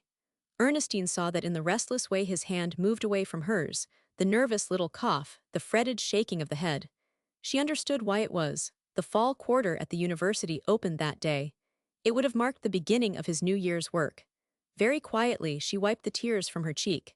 She tried never to let Carl know that they were there. His head had fallen to his hand, and she moved closer to him and laid her face against the sleeve of his coat. She did not say anything, she did not touch him, or wind her arm, as she loved to do, about his neck. She had come to understand so well, and perhaps the greatest triumph of her love was in knowing when to say nothing at all. At last he raised his head. His voice, like his face, was tensely drawn. "Ernestine, do not bother to stay. Probably you want to be seeing about dinner, and I do not feel like talking." That too she understood. She only laid her hand for the moment upon his hair. Then, "Call me, dear, if you want me," and she slipped away, and in a little nook under the stairs sat looking out into their strange future with wondering, beseeching seeking passionately better resources, a more sustaining strength. Left alone, the man sat very still, his hands holding tight the arm of the chair. The tide of despair was coming in, was washing over the sands of resignation, beating against the rocks of courage. Many times before it had come in, but there was something overwhelming in its volume tonight. It beat hard against the rocks. Was it within its power to loosen and carry them away, carry them out with itself to be gone for all time? He rose and felt his way to the window. He pressed his hot forehead against the pane. Outside was the dying light of day, but the glare of noonday, the quiet light of evening, the black of the night were all one to him now. Was it going to be so with his mind, his spirit? Would all that other light, light of the mind and soul, be gulped into this black monotone, this nothingness? He had heard of the beautiful spirit of the blind, of the mastery of fate achieved, the things they were able, in spite of it all, to gain from life. Ernestine had read him some of that. He had been glad to hear it, but it had not moved him much. Most of those people had been blind for a long time. He too, in the course of 10 or 20 years, when the best of his life was gone, would become accustomed to groping his way about, reading from those books, and having other people tell him how things looked. But so long as he remained himself at all, how accustom himself to doing without his work? In the records and stories of the blind, it seemed if they had a work it was something which they could continue. But with him, the work which made his life was gone. Over there was the university. It had been a busy day at the university, old faces and new faces, all the exuberance of a new start, the enthusiasm for a clean slate, students anxious to make some particular class well, he knew it all. Who was in his laboratory? Who working with his old things? To whom was coming the joy he had thought would be his? What man of all the world's men would achieve the things he had believed would crown his own life? Some day Ernestine would read it to him. He had made her promise to do that, if it came. He would see it all just how it had been worked out, and the momentary joy of the revelation would sweep him back into it, and he would forget how completely it was a thing apart from him. And then Ernestine would ask him if he wanted his chair a little higher or lower, or whether she should shut the window, and he would pick up one of his embossed books and try to read something, and he would know, as he had never known before, how the great world which did things was going right on without him. There were a few little petitions he sent out every once in a while. I want to remain a man. I want to keep my nerve. I do not want to whine. I do not want to get sorry for myself. For God's sake, help me to be a good fellow, a halfway decent sort of chap. And he had not tried in vain. His success, as to exteriors, had been good. Mrs. McCormick said it was indeed surprising how well one could get along without one's sight. But within himself he had not gone far. Ernestine knew something of that, though he had tried his best with Ernestine, and Parkman knew, for Parkman had a way of knowing everything. And yet they did not know it all. The waking up in the night and knowing it would not be any more light in the morning, hearing the clock strike 4 or 5, and thinking that in a little while he would be getting up and going to work, only to remember he would never be going to work in that old way again. The waking in the morning feeling like his old self, strength within him, his mind beseeching him to start in. No man had ever suffered with the craving for strong drink as he suffered for the work taken from him. He had, by what grit he could summon, gone along for 5 months. But ahead were 5 years, 10 years, 30 years perhaps, and what of them? Each day was a struggle, the living of each day a triumph. Through thousands of days should it be the same. It was the future which took hold of him then smothered him. He went down before the vision of those unlived days, the grim vision of those relentless, inevitable days, standing there waiting to be lived. It was desolation. The surrender of a strong man who had tried to the uttermost. Whether it was because he upset a chair, whether she heard him groan, or whether she just knew in that way of hers that it was time for her to be there, he did not know. But he felt her at the door and held out beseeching arms. He crushed her to him very close. He wanted to bring her more close than she had ever come before, for he needed her as he had not needed her until this hour. Ernestine, Ernestine, the sob in his voice was not to be denied. What am I going to do? Carl, after her moment of passionate silence, said, "Tell me this. Does not it get any better, one bit easier?" No, that would have no denying. And then, "Oh, but I am the brute to talk to you like this. After you have been again," he swept her into his arms. "What you have been to me this summer." She guided him to a chair and knelt beside him. She held his hand for a minute as the mother holds the hand of the child in pain.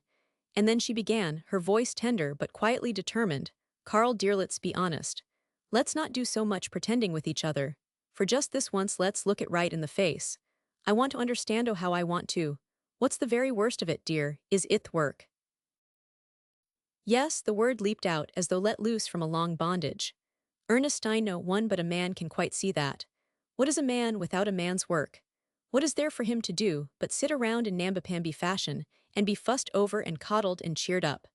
Lord, he threw away her hands and turned his face from her. "I'd rather be dead." Her utter silence recalled him to a sense of how she must be hurt.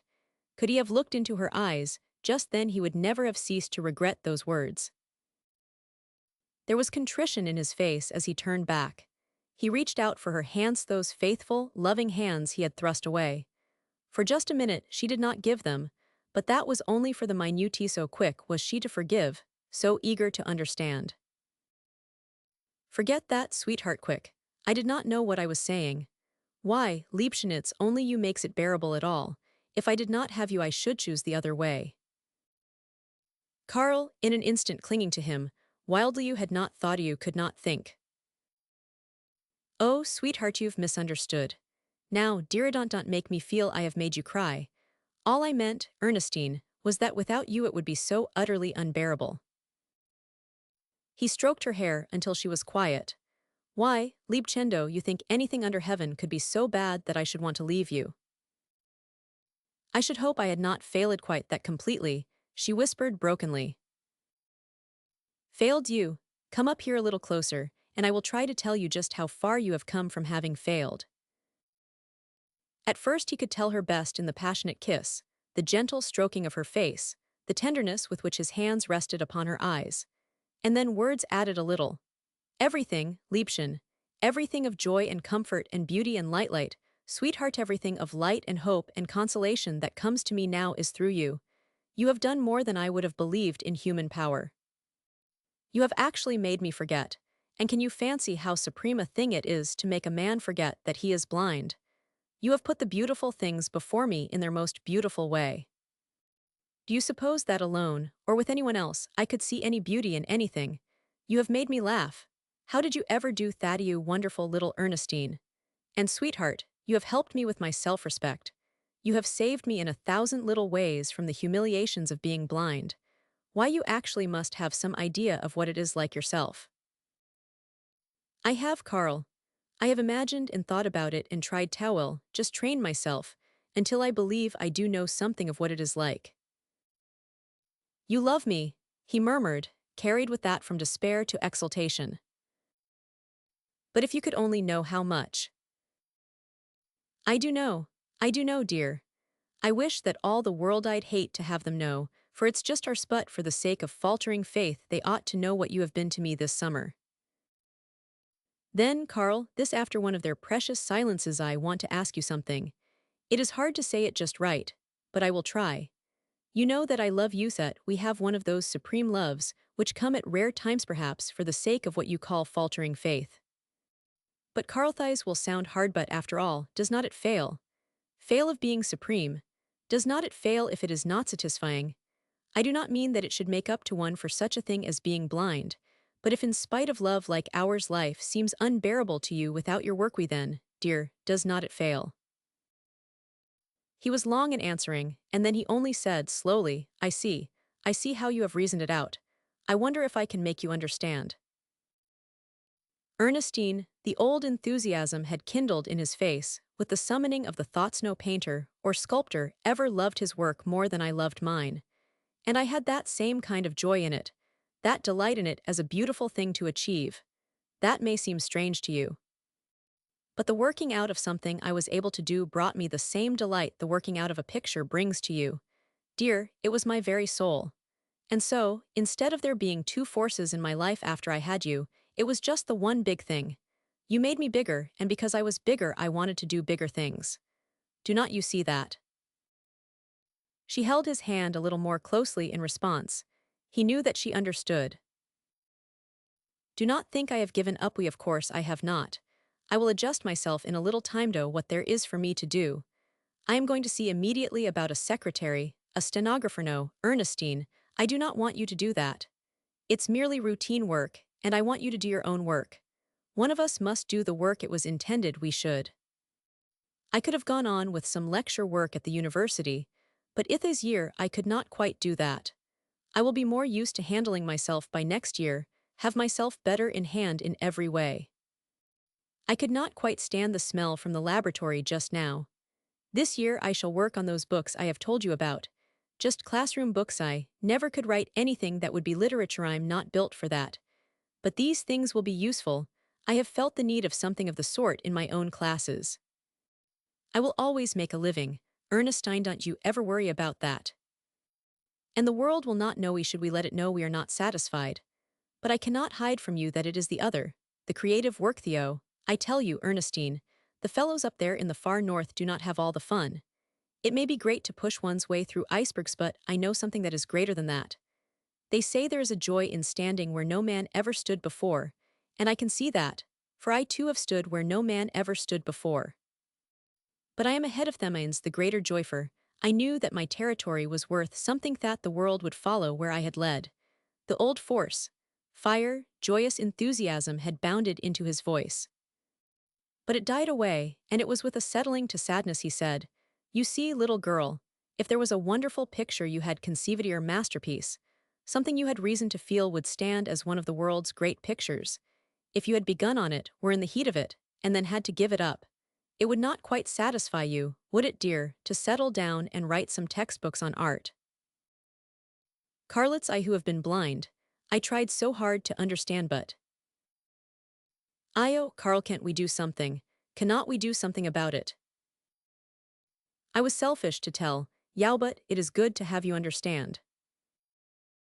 But she had not let go that idea of something being done. Carl, could not you go on with it? Is not there some way? Cannot we find a way? He shook his head. I have thought of it by the hour, gone over every side of it. But work like that takes a man's whole being.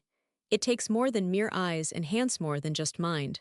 You must have the spirit right, for it all things must work together. It's not the sort of work to do under a handicap. God knows I would start in if I could see my way, but neither the world nor myself would have anything to gain. Someone would have to be eyes for me, and so much more than eyes. It's all in how things look. Their appearance tells the story. An assistant could tell me what he saw, but he could not bring to me what would be conveyed if I saw it myself. All that was individual in my work would be gone.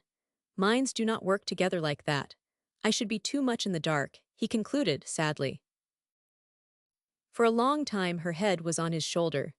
She was giving him of that silent sympathy which came with an eternal freshness from her heart. We will manage pretty well, he went on in a lighter tone which did not quite deceive her. Our life is not going to be one long spell of moping. It's time now for the year's work to begin. You must get at your pictures, and I will get at the books. Oh, I will get interested in them, all right, and oh, Liebchen, with a tenderness which swept all else aside, I have you.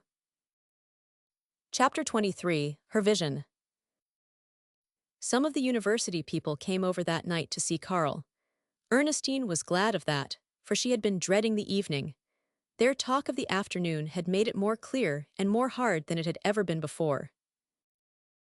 Her mothering instinct had been supreme that summer. It had dominated her so completely as to blur slightly the clearness of her intellectual vision. To be doing things for him, making him as comfortable as possible, to find occupation for him as one does for the convalescent, to hover about him, showering him with manifestations of her love and woman's protectiveness, it had stirred the mother in her, and in the depths of her sorrow there had been a sublime joy. Now she could not see her way ahead.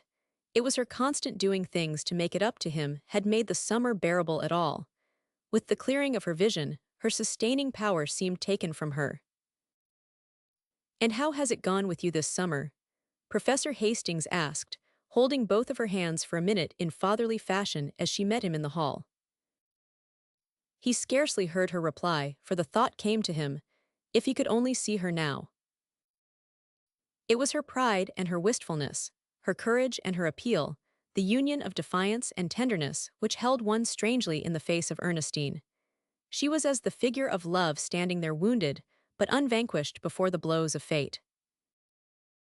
Professor Hastings has come to see you, Carl, she said, as they entered the library. And as he rose, she laid her hand very gently upon his arm, a touch which seemed more like an unconscious little movement of affection than an assistance. Good for Hastings, said Carl with genuine heartiness. And have a good many thought waves from me come to you this summer? He asked, shaking Carl's hand with a warmth which conveyed the things he left unsaid. Yes, they have come, Carl replied. Oh, we knew our friends were with us a little hastily. But we have had a pretty good summer, haven't we, Ernestine, turning his face to her. In many ways, it has been a delightful summer. Her voice now had that blending of defiance and appeal, and as she looked at her husband and smiled, it flashed through Professor Hastings' mind he knew she did that. You see, after they were seated, I was really very uneducated. Is not it surprising, Hastings, how much some of us do not know? Now what do you know about the history of art? Could you pass a sophomore examination in it? Well, I could not until Ernestine began coaching me up this summer. Now I am quite fit to appear before women's clubs as a lecturer on art. Literature, too, I am getting on with. I am getting acquainted with all the Swedes and the Irishmen and the Poles who ever put pen to paper. Carl, she protested, Swedes and Irishmen and Poles. Is not that what they are? He demanded, innocently. Well, they are not exactly a lot of immigrants. Yes, they are. Immigrants into the domain of Michel, I say, intellectuality. They laughed a little, and there was a moment's pause. Tell me about school, he said, abruptly, his voice all changed. Professor Hastings felt the censorship of Ernestine's eyes upon him as he talked. They traveled with a frightened eagerness from the face of the man who spoke to him who listened. He could see them deepen as they touched dangerous ground, and he wondered how she could go on living with that intensity of feeling. Beeson is back, he said, in telling of the returnings and the changes. Beeson, doctor. Huber's voice rang out, charged with a significance the older man could not understand. You say Beeson is back. The voice then was as if something had broken. Yes, it was unexpected. He had thought he would be west this year, but things turned out better than he had expected. Yes, he told Maine April that he would be west this year. As he sank back, his face in repose, Professor Hastings saw something of what the summer had done. Ernestine's eyes were upon him, a little reproachful and beseeching. But before he could think of anything redeeming to say, 2 other university men had been admitted. It was hard at first. Dr. Hubers did not rouse himself to more than the merest conventionality, and all the rest of it was left to his wife, who, however, rose to the situation with a superb graciousness. Finally, they touched a topic which roused Carl. His mind reached out to it with his old eagerness and virility, and they were soon in the heat of one of those discussions which wage when men of active mind and kindred interest are brought together. Ernestine sat for a little time listening to them, grateful for the relaxation of the tension, more grateful still for this touch of Carl's old-time self. But following upon that, the very consciousness that they saw the real Carl so seldom now brought added pain. What would the future hold? What could it hold? Must he not go farther and farther from this real self as he adjusted himself more and more fully to the new order of things? Watching him then, as he talked and listened, she could appreciate anew what Carl's eyes had meant to his personality. It almost broke her heart to see him lean forward and look in that half-eager, half-hearted way toward the man who was speaking, as though his blindness were a barrier between their minds, a barrier he instinctively tried to beat down. She wanted to get away, and she felt they would get along better now without her. So she left them, laughingly, to their cigars and their discussion. She wandered about the house listlessly, mechanically doing a few things here and there. And then, still aimlessly, she went up to her studio. She sat down on the floor, leaning her head against the couch. Just then she looked like a very tired, disappointed child. And it was with something of a child's simplicity she saw things then. Was it right to treat Carl that way, Carl who was so great and good could do such big things? Was it fair or right that Carl should be unhappy, Carl who did so much for other people, and who had all this sweetness and tenderness with the greatness? What could she do for Carl? She loved him enough to lay down her life for him. Then was there not some way she could use her life to make things better for him? And so she sat there, her thoughts brooding over him, too tired for anything but very simple thinking, too worn for passion, but filled with the sadness of a grieving child. It was after she had been looking straight at it for a long time that she realized she was looking at a picture on her easel. Dimly, uncaringly, she knew what the picture was, but she was thinking only of Carl. It was a long time before her mind really followed her eyes to the picture. It was a sketch of a woman's face.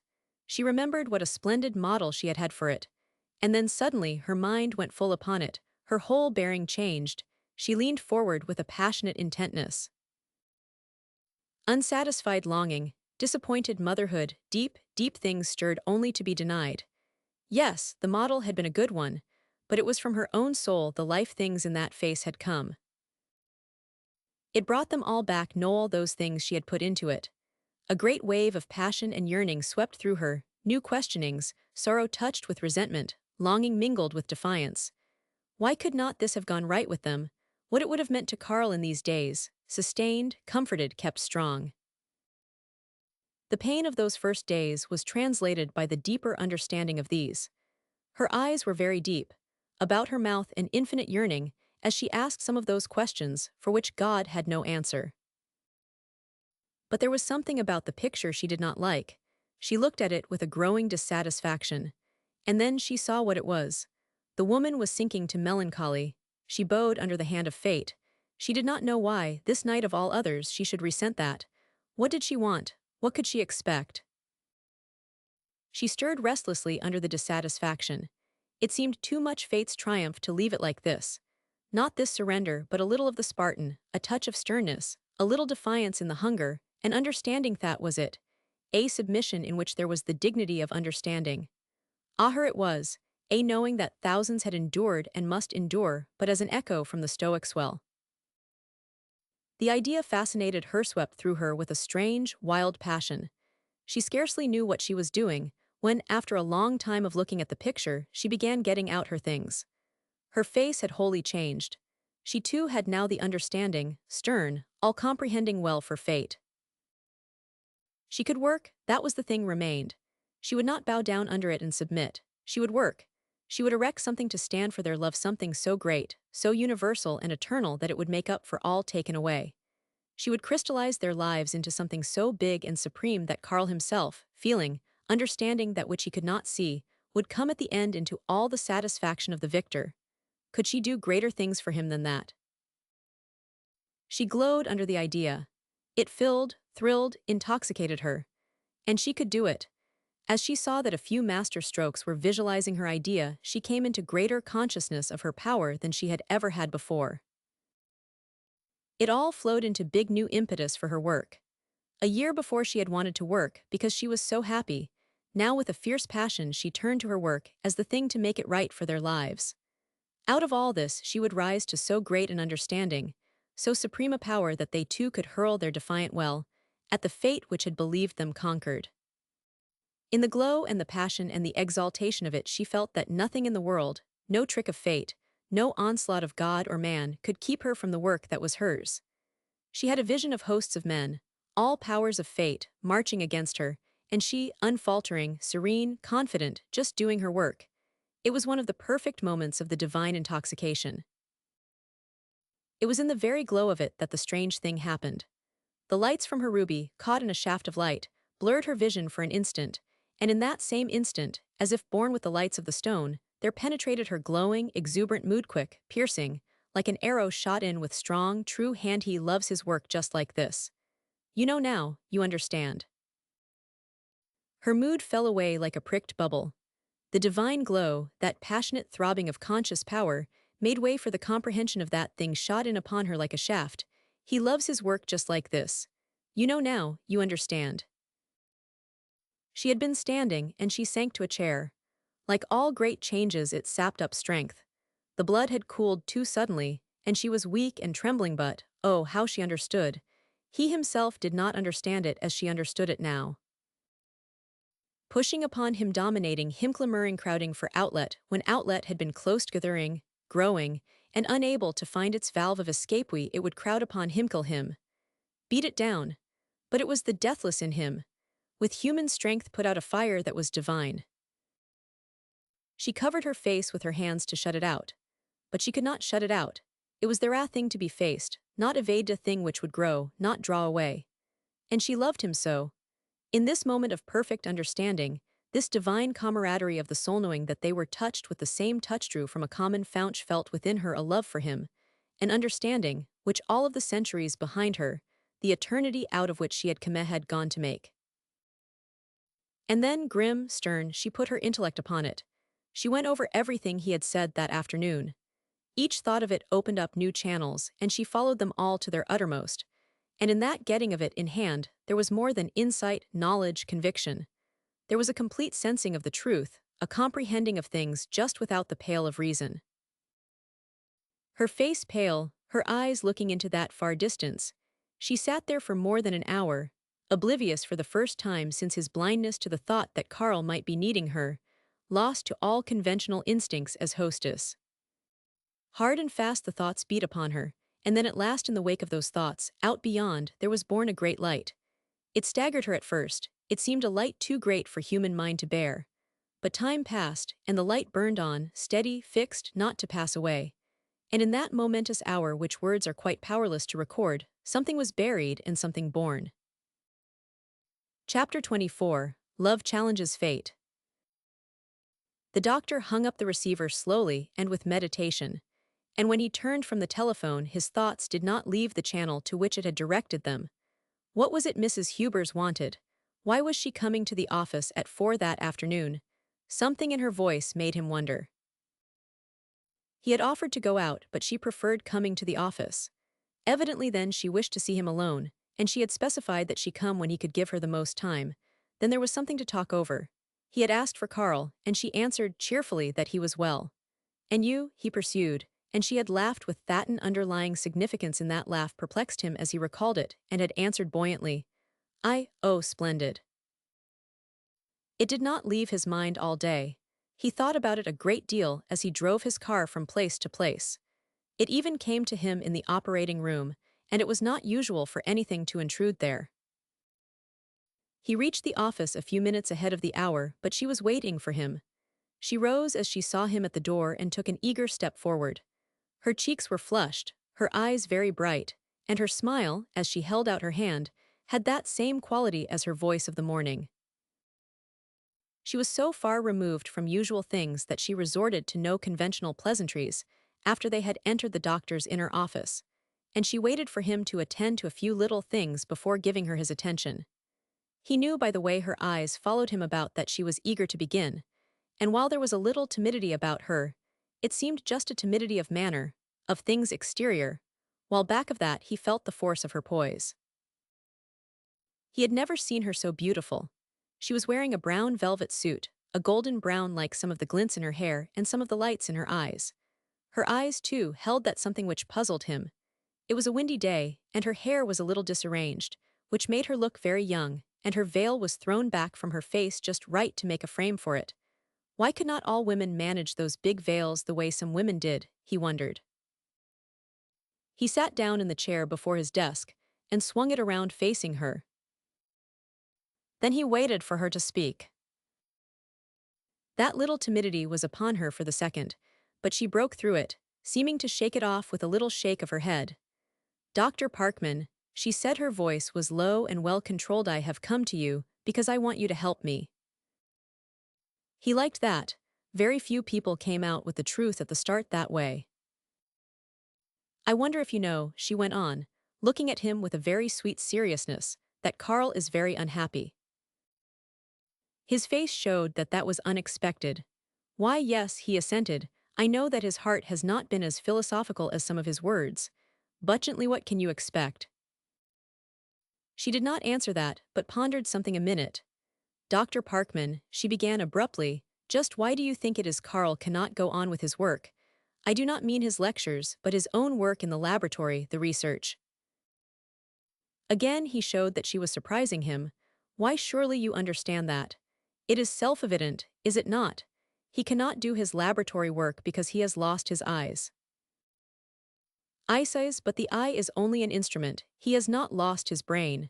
The flush in her cheeks deepened. Her eyes met his in challenge. Her voice on that had been very firm. He was quick to read beyond the words. You are asking, intending to ask, why he could not go on, working through some assistant. I want to know just what is your idea of why he cannot. All the things of mind and temperament, things which make him Carler there as before. Are we not letting a very little thing hold us back? There was much repression now, as though she must hold herself in check and wait. I have thought about it too, he exclaimed. Heaven knows I have tried to see it that way, but my conclusion has always been like Carl's, the handicap would be too great. Why? She asked calmly. Why, because, he replied, almost impatiently, and then laughed a little at his woman's reason.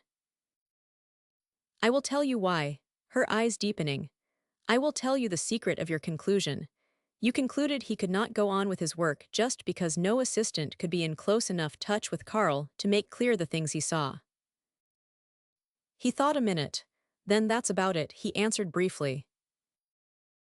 You concluded that two men's brains could not work together in close enough harmony for one man's eyes to fit the other man's brain. You put it very clearly, he assented. She paused, as though to be very sure of herself here. Then, doctor, looking a little farther into it, one sees something else. If there were some one close enough to Carl to bring to his brain, through some other medium than eyes, the things the eyes would naturally carry. If there were some one close enough to make things just as plain as though Carl were seeing them himself. Then her voice gathered in intensity despite the loss of his eyes. He could go right on with his work. Well, yes, if such an impossible thing were possible. But it is possible. Oh, if I can only make you see this now. Doctor, do not you see it? I am closer to him than anyone in the world. I am the one to take up his work." He pushed back his chair and sat staring at her speechlessly. "Dr. Parkman," she began, and it seemed now that he had never known her at all before. Most of the biggest things ever proposed in this world have sounded very ridiculous to the people who first heard of them. The unprecedented has usually been called the impossible. Now, I ask you to do just one thing. Do not hold my idea at arm's length as an impossibility. Look it straight in the face without prejudice. Who would do more for Carl than anyone else on earth? Who is closer to him than anyone else in the world? Who can make him see without seeing, yet know without knowing? Dr. Parkman, voice eager, eyes very tender. Is there any question in your mind as to who can come closest to Carl? But he gasped. "I know," she hastened much to talk over, "so many things to overcome. But will not you be very fair to me and look at it first as a whole? The men in Carl's laboratory know more about science than I do, but they do not know as much about Carl. They have the science and I have the spirit. I can get the science, but they could never get the spirit. After all, is not there some meaning in that old phrase, a labor of love?"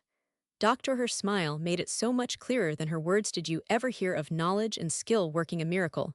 Do you know anything save love which can do the impossible?" He did not speak at once. He did not find it easy to answer words like that.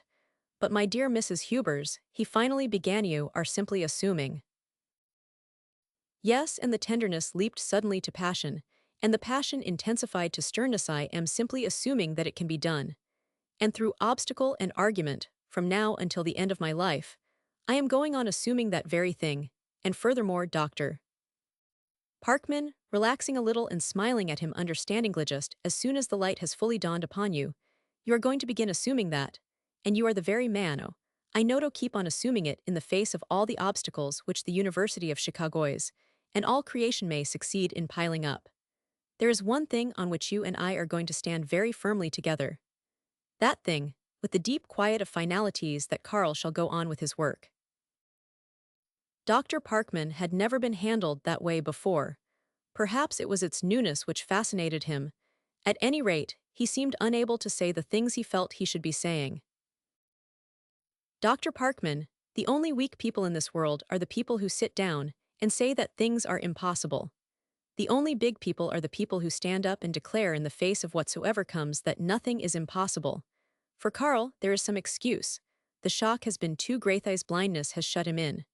But you and I are out in the light of day, doctor, and I say that you and I have been weaklings long enough." He had never been called a weakling before, had never thought to be called a weakling, but the strangeness of that was less strange than something in her eyes, her voice, her spirit, which seemed drawing him on. Carl has lost his eyes. Has he lost his brain? Any of those things which make him Carl? All that has been taken away is the channel of communication. I am not presuming to be his brain. All I ask is to carry things to the brain. Why, doctor, I am ashamed, mortified that we had not thought of it before. "But," he finally asked, weakly enough, "I will go into Carl's laboratory and learn how to work all that part of it I want you to arrange for me. After all, I have a good foundation. I think I told you about my father, and how hard he tried to make a scientist of me, and it was queer about my laboratory work. It was always easy for me. I could see it, all right enough, my father's child for that, but you see, my working enthusiasm and ambition were given to other things. Now I will make things within me join forces, for I will love the work now, because of what it can do for Carl. I need to be trained how to work, how to observe, and above all else learn to tell exactly what I see. I shall strive to become a perfectly constructed instrument, that's all. And I will be better than the usual laboratory assistant, for not having any ideas of my own, I will not intrude my individuality upon Carl to blur his vision. I shall not try to deduce and mislead him with my wrong conclusions. I shall simply see. A man who knew more about it might not be able to separate what he saw from what he thought, and that would be standing between Carl and the facts." He was looking at her strangely. "And your own work, what would be happening to it if you were to Dothize?" "I have given my own work up," she said, and she said it so simply that it might have seemed a very simple matter. "You cannot do that," he met her sharply. Yes, slowly I can. I love it, but I love Carl more. If I have my work, he cannot have his, and Carl has been deprived of his Aish is giving up the sunlight that stars the face he loves many things. I thought it all out last night, and the very simple justice of it is that Carl is the one to have his work.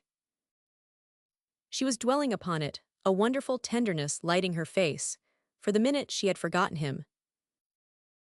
Then suddenly she came sharply back to the practical, brought herself ruthlessly back to it, as if fearing it was her practicality he would question. Besides, Carl's work is the more important. Nobody is going to die for a watercolor or an oil painting. People are dying every day for the things Carl can give. But doctor, far too feminine not to press the advantage if I can do that. Do not you think you can afford to break through your conservatism, and you will, doctor, will not you? But Dr. Parkman had wheeled his chair about so that she could not see his face. His eyes had grown a little 1499. You see, doctor, gently, what I am going to give to it. Not only the things anyone else could give, but all my love for Carl, and added to that all those things within myself which have heretofore been poured into my own work. I can paint, doctor, you and I know that, and I think you know something of how I love it. Something inside of me has always been given to eat a great big something for which there is no name. Now I am going to just force all that into a new channel, and do not you see how much there will be to give? And in practical ways, too, I can make my own work count. I know how to use my handsend. There is not a laboratory assistant in the whole University of Chicago knows as much about color as I do. She smiled like a pleased child. He looked at her thin a long look. He had forgotten the moisture in his eyes, he did not mind. And it was many years since anyone had seen upon Dr. Parkman's face the look which Ernestine saw there now. Is not it strange, doctor, she went on, after a pause, how we think we understand, and then suddenly awake to find we have not been understanding at all. Carl and I had a long talk yesterday, and in that talk he seemed able to let me right into it all. All summer long I did my best, but I see now I had not been understanding. And understanding as I do no caring as I care do you think I can sit quietly by, and see Carl make himself over to fit this miserable situation. Do you think I am going to help him adjust himself to giving up the great thing in him? No, is not going to accept it. I tell you Carl is to be Carl is to do Carl's work and find Carl's place. Why I tell you, Dr. Parkman, I will not have it any other way. It was a passionate tyranny of the spirit over which caution of mind seemed unable to prevail. His reason warned him I cannot see how this and that are to be done, but the soul in her voice seemed drawing him to a light out beyond the darkness. Doctor, her eyes glowing with a tender pride, think of it. Think of Carl doing his work in spite of his blindness. Will not it stand as one of the greatest things in the whole history of science? He nodded, the light of enthusiasm growing more steady in his own eye. But I have not finished telling you. After our talk yesterday, it seemed to me I could not go on at all. I did not know what to do.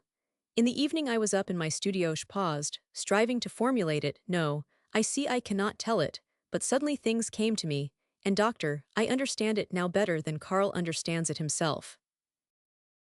He felt the things which she did not say. Indeed, through it all it was the unspoken drew him, most irresistibly. I will not try to tell you how it all worked itself out, but I saw things very clearly then, and all the facts and all the reason and all the logic in the world could not make me believe I did not see the truth. My idea of taking it up myself, of my being the one to bring Carl back to his work, seemed to come to me like some great divine light. I suppose, she concluded simply, that it was what you would call a moment of inspiration. She leaned her head back as though very tired, but smiling a little. He did not speak. He had too much the understanding heart to intrude upon the things shining from her face. I could do good work, doctor. I have always felt it, and I have done just enough to justify me in knowing it. I do not believe anyone ever loved his work more than I love mine, and last night when I saw things so clearly I saw how the longing for it would come to me. Oh, I know. Do not think I do not know. But something will sustain me, something will keep my courage high, and that something is the look there will be on Carl's face when I tell him what I have done. You see, we will not tell Carl at first. We will keep it a great secret. He will know I am working hard, but will think it is my own work. If we told him now, he would say it was impossible. His blindness, the helplessness that goes with it, has taken away some of his confidence, and he would say it could not be done. But what will he say? She laughed, almost gleefully, when he finds I have gone ahead and made myself ready for him. When you tell him I can do it and the laboratory men tell him so, he will try it then, just out of gratitude to me. Oh, it will not go very well at first. It is going to take practice days and weeks and months of it'o learn how to work together. But little by little, he will gain confidence in himself and in me. He will begin getting back his gripe enthusiasm, all the things of the old-time Carl. And then someday, when we have had a little success about something, he will burst forth, by Jove, Ernestine, I believe we can make it go. And that, she concluded, softly, will be worth it all to me. Again a silence which sank deeper than words, a silence which sealed their compact. She came from it with the vigorously practical now Dr. Parkman, sitting up very straight, with an assertive little gesture. "I go out to that university and fire their souls. Wake them up, make them see it. And when do you think I can begin?" That turned them to actual issues. He spoke freely of difficulties, and they discussed them together calmly. Her enthusiasm was not builded on dreams alone. It was not of that volatile stuff which must perish in detail and difficulty. She was ready to meet it all, to ponder and plan. And where he had been carried by her enthusiasm, he was held by her resourcefulness. "Are august dignitaries of reason and judgment likely to rise up and make it very unpleasant for you after I have gone?" she asked him, laughingly, when she had risen to go. "Very likely to," he laughed. "Tell them it's not their affair. Tell them to do what they are told and not ask too many questions." "I will try to put them in their proper place," he assured her. He watched her as she stood there buttoning her glove, aslight, almost frail, scarcely one's idea of a masterful woman. It struck him then as strange that she had not so much as asked for pledge of his allegiance. What was it about her? She was holding out her hand. Something in her eyes lighted and glorified her whole face. "Thank you, doctor," she said, very low. For a long time he sat motionless before his desk. He was thinking of many things. "Nothing in which to believe," he murmured at last, looking about the room still warm with the spirit she had left. "Nothing in which to believe, Johan. There is love such as this in the world." Chapter 25, Dr. Parkman's Way. The next morning, Dr. Parkman turned his automobile in the direction of the University of Chicago. There was a very grim look on his face as he sent the car, with the hand of an expert, through the crowded streets. He had his Geordie expression, and the way he was letting the machine out would not indicate a shrinking back from what lay before him. He rather chuckled once. That is, it began in a chuckle and ended with the semblance of a grunt, and when he finally swung the car down the midway, he was saying to himself, "Glad of it. I have been wanting for a long time to tell that Lane what I thought of him." Inquiries over the telephone had developed the fact that through some shifting about, Dr. George Lane was temporary head of the department. It was to Dr. George Lane, then, that Dr. Parkman must go with the matter in hand this morning. That had seemed bad at first, for Lane was one man out there he could not get on with and did not want to. They always clashed.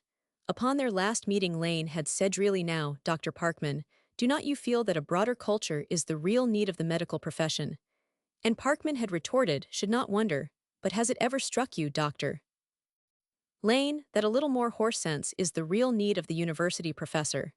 He declared, grimly, as he finally drew his car to a snorting stop at the university, that he would have to try some other method than firing his soul, as Ernestine had bade him do.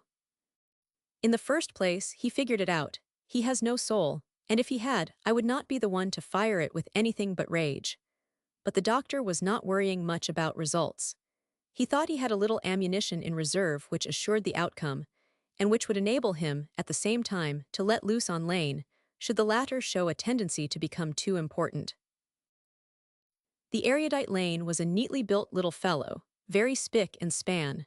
First America and then England had done their best worst by him, just as every hair on his head was properly brushed, so Dr.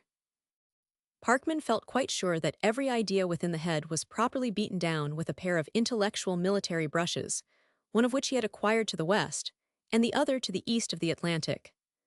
"I suppose he's a scholar," mused the doctor, as he surveyed the back of the dignitary's head while waiting, But what in God's name would he do if he were ever to be hit with an original idea? Ah, yes, Dr. Parkman, we so seldom see you very busy men out here. We always appreciate it when you busy men look in upon us. Now the tone did not appeal to Dr. Parkman, and with one of his quick decisions, he bade tact take itself to the four winds, leaving him alone with his reserve guns. I always appreciate it, he began abruptly, not attempting to deny that he was a busy man, when people take as little of my time as possible. I will try to do unto others as I would that others do unto me.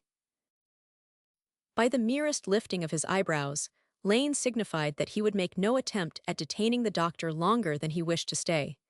He awaited punctiliously the other man's pleasure, silently emphasizing that the interview was not of his bringing about. Thinks I am a bore and a brute, mused Parkman. What I wanted to see you about, he began, relates to Dr. Hubers. Ah, Jesper Hubers, a remarkable man in many ways. It is one of those things which make one very sad. We wanted him to go on with his lectures, but he did not seem to feel quite equal to it.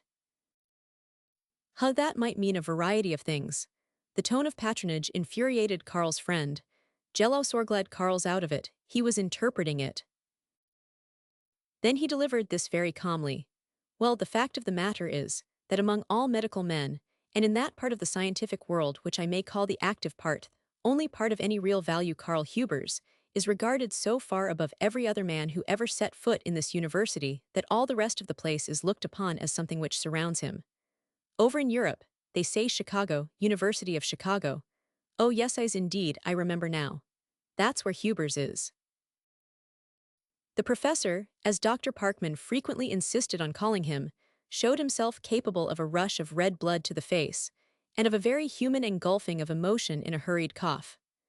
Ah, I see you are a warm friend, Dr. Parkman, quickly regaining his impenetrable superiority, and smiling tolerantly. But looking at it quite dispassionately, putting aside sympathy and all personal feeling, I have sometimes felt that Dr. Hubers, in spite of his I may say gifts, in some directions, is a little lacking in that broad culture, that finer quality of universal scholarship which should dominate the ideal university man of today. Dr. Parkman was smiling in a knowing way to himself. I see what you mean, Professor, though I would put it a little differently. I would not call him in the least lacking in broad culture, but he is rather lacking in pedantry, in limitations, in intellectual snobbery, in university falderals.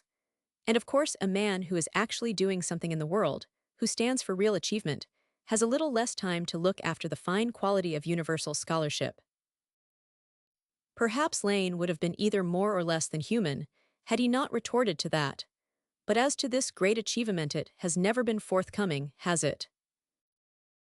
The doctor had a little nervous affection of his face. The corner of one eye and one corner of his mouth sometimes twitched a little. People who knew him well were apt to grow nervous themselves when they made that observation. But as no one who knew him chanced to be present, the storm broke all unannounced. For which, he snarled out, every cheap skate of a university professor who never did anything himself, but paddle other men's canoes. For which every human phonograph and intellectual parrot sends out thanks from his 2x4 soul. But among men who are men, among physicians who have cause to know his worth, among scientists big enough to get out of their own shadows, and, thank God, among the people who have not been fossilized by clammy universities out of all sense of human value us among them, I say, Karl Hubers is appreciated for what he was close to doing when this damnable fate stepped in and stopped him. The man of broad culture, very white as to the face, rose to his fullest height. It should not be held against him that his fullest height failed in reaching the other man's shoulder. If there is nothing further, he choked out, perhaps we may consider the interview concluded. No, retorted Parkman serenely, the interview has just begun. It's your business, is not it, to listen to matters relating to this department? It is, but as I am accustomed to meeting men of some manners, supplied the doctor pleasantly. As I am accustomed to men of a somewhat different type, he picked the phrase punctiliously, manifestly a conservative, even in war I was naturally unprepared for the nature of your remarks. Oh well, the unexpected must be rather agreeable when one leads so cut and dried a life. But what I want to see you about, he went on, quite as though he had dropped the most pleasant thing in the world, is just this. I want you to give the use of Dr.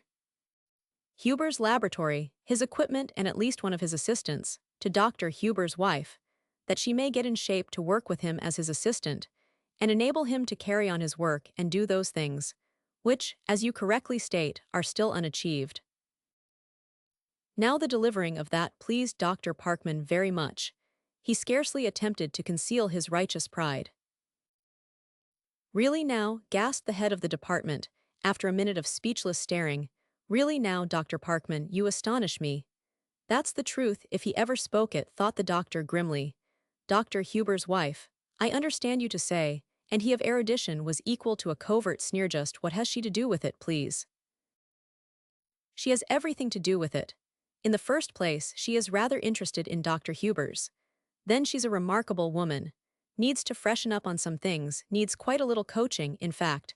But in my judgment, the best way for Huber's to go on with his work. Did not think for a moment he was out of it, did you? Is for his wife to get in shape to work with him. That can be arranged all right, he concluded pleasantly. Then Dr. George Lane spoke with the authority in him vested. It certainly cannot, he said, with an icy decisiveness. But why not? Pursued Parkman innocently. Oh now, do not misunderstand me, Professor. I did not for a minute expect that you were to give any of your valuable time to Mrs. Huber's.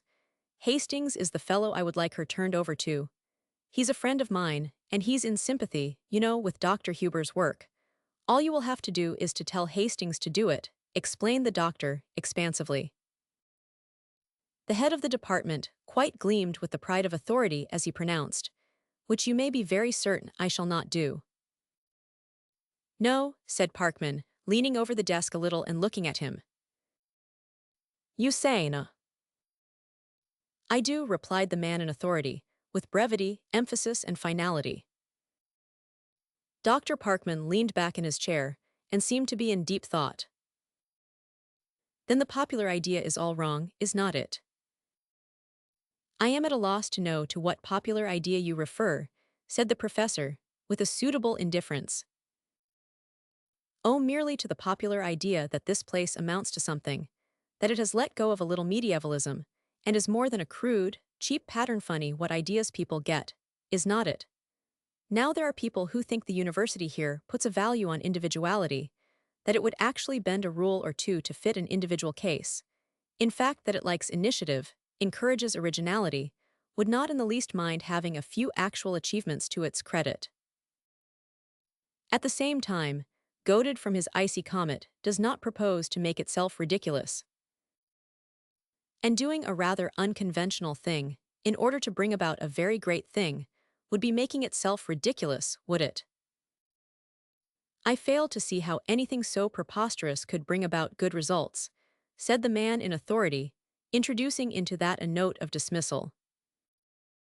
Do you? Replied Parkman, not yet dismissed. Well, if you will pardon a little more plain speaking, I will say that this is something I know a good deal more about than you do. We have made other arrangements for the laboratory, and the professor picked up a paper from his desk and looked it over, nice subtleties evidently being lost. So, going to give it to some fellow who will devote himself, after the fashion of university men, to verifying other men's conclusions. Then Dr. Parkman rose. Well, he said, you have had your chance. You had a chance to do something which would give this place an excuse for existing. I am sorry you were not big enough to take it. I fear medical men may feel some little prejudice about this, he remarked, easily not in the least as though dealing in heavy ammunition. Huber's commands the medical men, you know. They care more for him than for all the rest of the fellows out here put together. About that medical school of yours, he said, meditatively, that you are pushing so hard just now, to whom shall I tender my resignation as chairman of the committee I am on? And, at the same time, I will just be released from the lectures I was to give in the winter quarter. I am entirely too busy to spend my time on a place that does not care for anything but dead men's bones. Lewis and Richmond will probably want to pull out too. Of course, he went on, seemingly to himself, A thing like this will unfortunately be noised about, and all doctors will be a little sore about your not caring to stand by Hubers. But I suppose I had better see the president about all that. He gets home next week. And come to think of it, I am pretty close to a couple of members of the board. I operated on both Lessing and Tyler. Both of those fellows have a notion they owe their lives to me. That makes people feel rather close to one, you know. But then, of course, you do not know he should you. And dear Methers, that rich old patient of mine, Burley. Now is not it strange, turning genially to Lane, as if merely interesting him in a philosophical proposition how one thing leads to another. I fear Burley may not be so interested in making that gift to the new medical building, if he knows I have cut loose from the place. The president will feel rather sore about that, too. You know how the president is about such things. But then, shrugging his shoulders indifferently, needn't feel sore at me. Dr. George Lane was swallowing very hard. Though learned, he was not dull. Word by word, he had drunk in the bitter truth that this big, dark, gruff, ill-mannered man was not to be put down with impunity. Call it bullying any hard name you would, there was no evading the fact that it was power in sledge-hammer strokes. The professor was just wise enough to see that there lay before him the unpleasant task of retraction. Of course, doctor, he began, striving for nonchalance, do not take this as too final. You see, anything so unusual as this will have to come before the committee. You did not present it to me very fully, but the more I consider it, the more I am disposed to think it is a thing we may care to undertake. It will present it. Oh, do not bother about that, said the doctor pleasantly. I would not worry the committee about it if I were you. I can get a downtown laboratory all right. I simply thought I would give the university a chance at the thing. It does not matter, he concluded, opening the door. Well now, I will tell you, doctor, said Lane, and part of his face was white, and part of it was red. While you are out here, you would better go up and see Hastings. I am sure I can say, speaking for the committee, that we will be very glad to have Mrs. Hubers here. I fired his soul all right, thought the doctor grimly as he walked up to find Hastings. Those little 2x4s. Chapter 26, Old-Fashioned Love. Carl's new secretary was what Carl himself called one of those philosophical ducks. That is, he explained to Ernestine, he is one of those fellows who has been graduated from science into philosophy. But would not you get on better with one of the scientific students who had not been graduated yet? She laughed. Oh no, no, I do not mind having a graduate. Ross can do the work all right. I am lucky to get him. There are not many of them who are stenographers, and then he can give me most of his time. He's finishing up for his Ph. 500. And was he really a student of science in the beginning? Well, after a fashion. The kind that is graduated into philosophy. Carl, she laughed, despite your proud boast to the contrary, you are bigoted. It's the bigotry of science. No, it's having science patronized by these fellows who do not know anything about it. If they would once roll up their sleeves and do some actual work, they would give up that idea of being so easily graduated. But they want to get where they will not have to work. Philosophy's a lazy man's job. There you go again, a clear case of the scientific arrogance. No, they amuse me, that's all. I had a great deal of science in my undergraduate work, Mr. Ross said, but I feel now that I want to go into the larger field of philosophy. Carl, she laughed, a little amused and a little indignant. Did he actually say that to you? He actually 999. And with the pleasantest, most offhand air. It was on the tip of my tongue to reply. Fortunately, science never loses anything in these people. She graduates so easily into philosophy. I wonder what they think, he went on, when we turn them upside down 2 or 3 times a century. It does not seem to worry them any. Give me some eggs and some milk and some sugar and I will make a nice pudding. They say that's about what goes into a pudding, is not it? And then they take the stuff in very thankless fashion, and when their pudding is done, they say, isn't it pathetic the way some people spend their lives producing nothing but eggs and milk and sugar?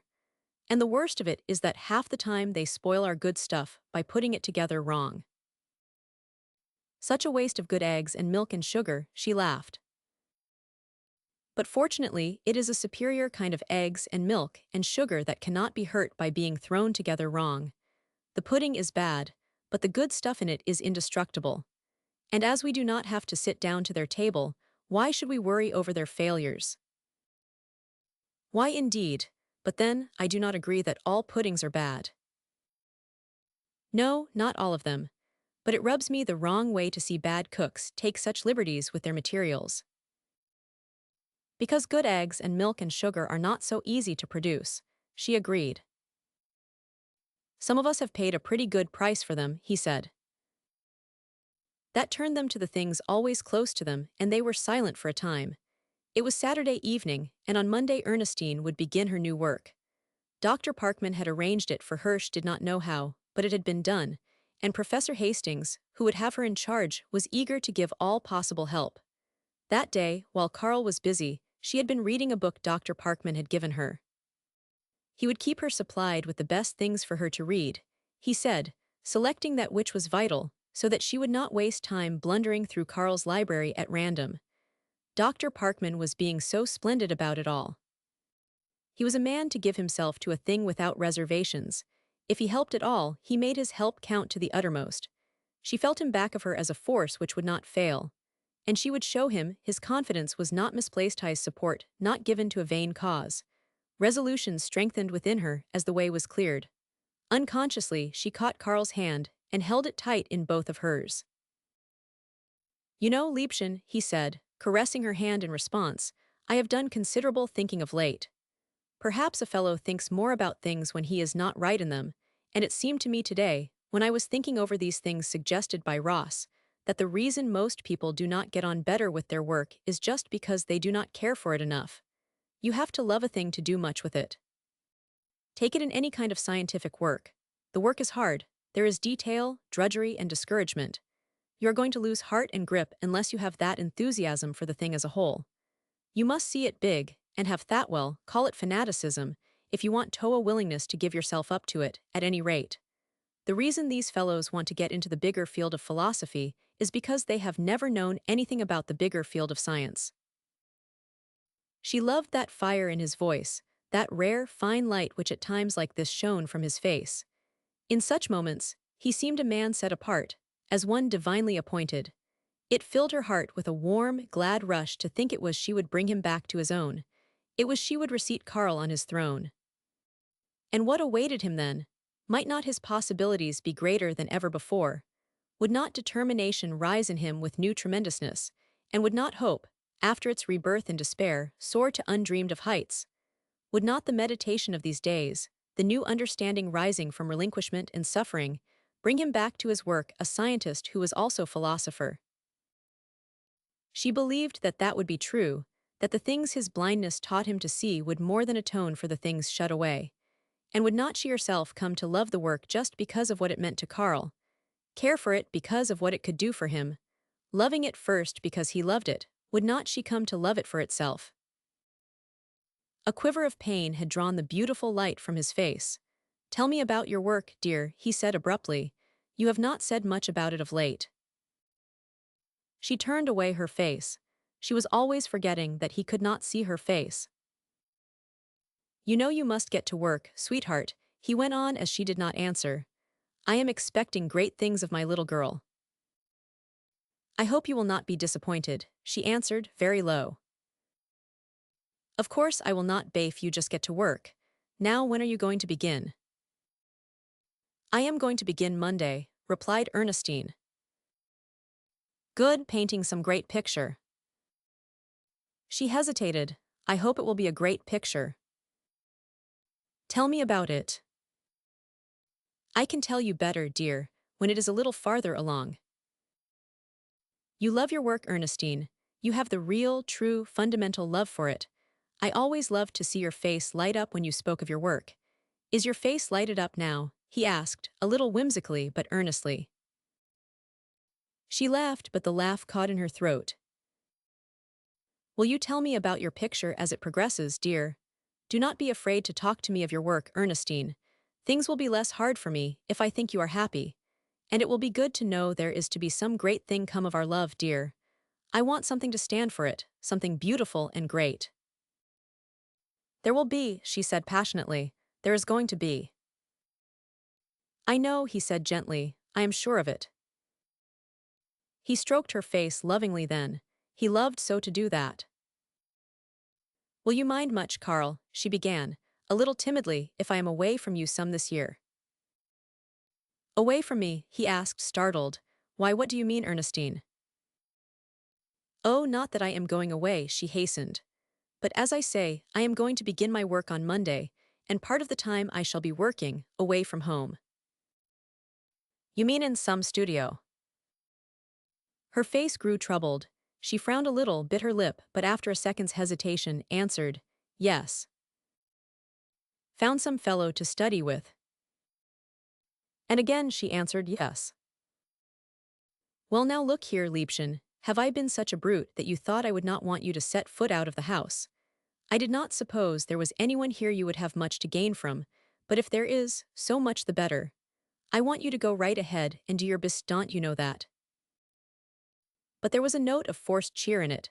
It would be hard for Carl to feel she was not in the house, when he had come to depend on her for so many things.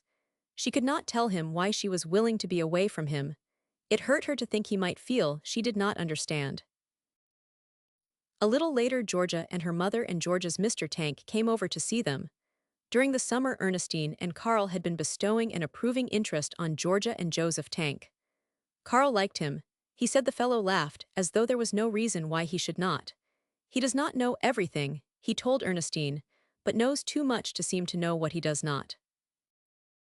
Georgia had been disposed to be apologetic about Mr. Tank's paper bags, and Carl had retorted, Great Scott, Georgia, is there anything the world needs much worse than paper bags?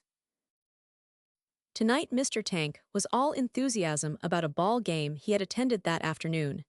He gave Carl the story of the game in the picturesque fashion of a man more eager to express what he wishes to say than to guard the purity of his English. Oh, it was hot stuff, clear through, he concluded. Bully good game. It is sometimes almost impossible for me to tell what Georgia and Mr. Tank are talking about, sighed Mrs. McCormick. They use so many words which are not in the dictionary. Now when people confine themselves to words which are in the dictionary, I am always able to ascertain their meaning. I am long for saying a thing the way I can get it said, laughed Tank. And I am long for this new spelling. I never could get next to the old system, and now if they push this deal through, I can pat myself on the back and say, good for you, old boy. You were just waiting for them to start and write. It would be such a good one on the teachers who bumped my head against the wall, because I did not begin pneumonia with a P, and every other minute run in an I or an E, I had sense enough to know had no business there at all. Oh, I am long for taking a fall out of the old spelling book. I do hope, Carl, admonished Mrs. McCormick, that you will use your influence with scholars to see that the dictionary is let alone. It is certainly a very profane and presumptuous thing to think of changing a dictionary, turning to Ernestine for approval.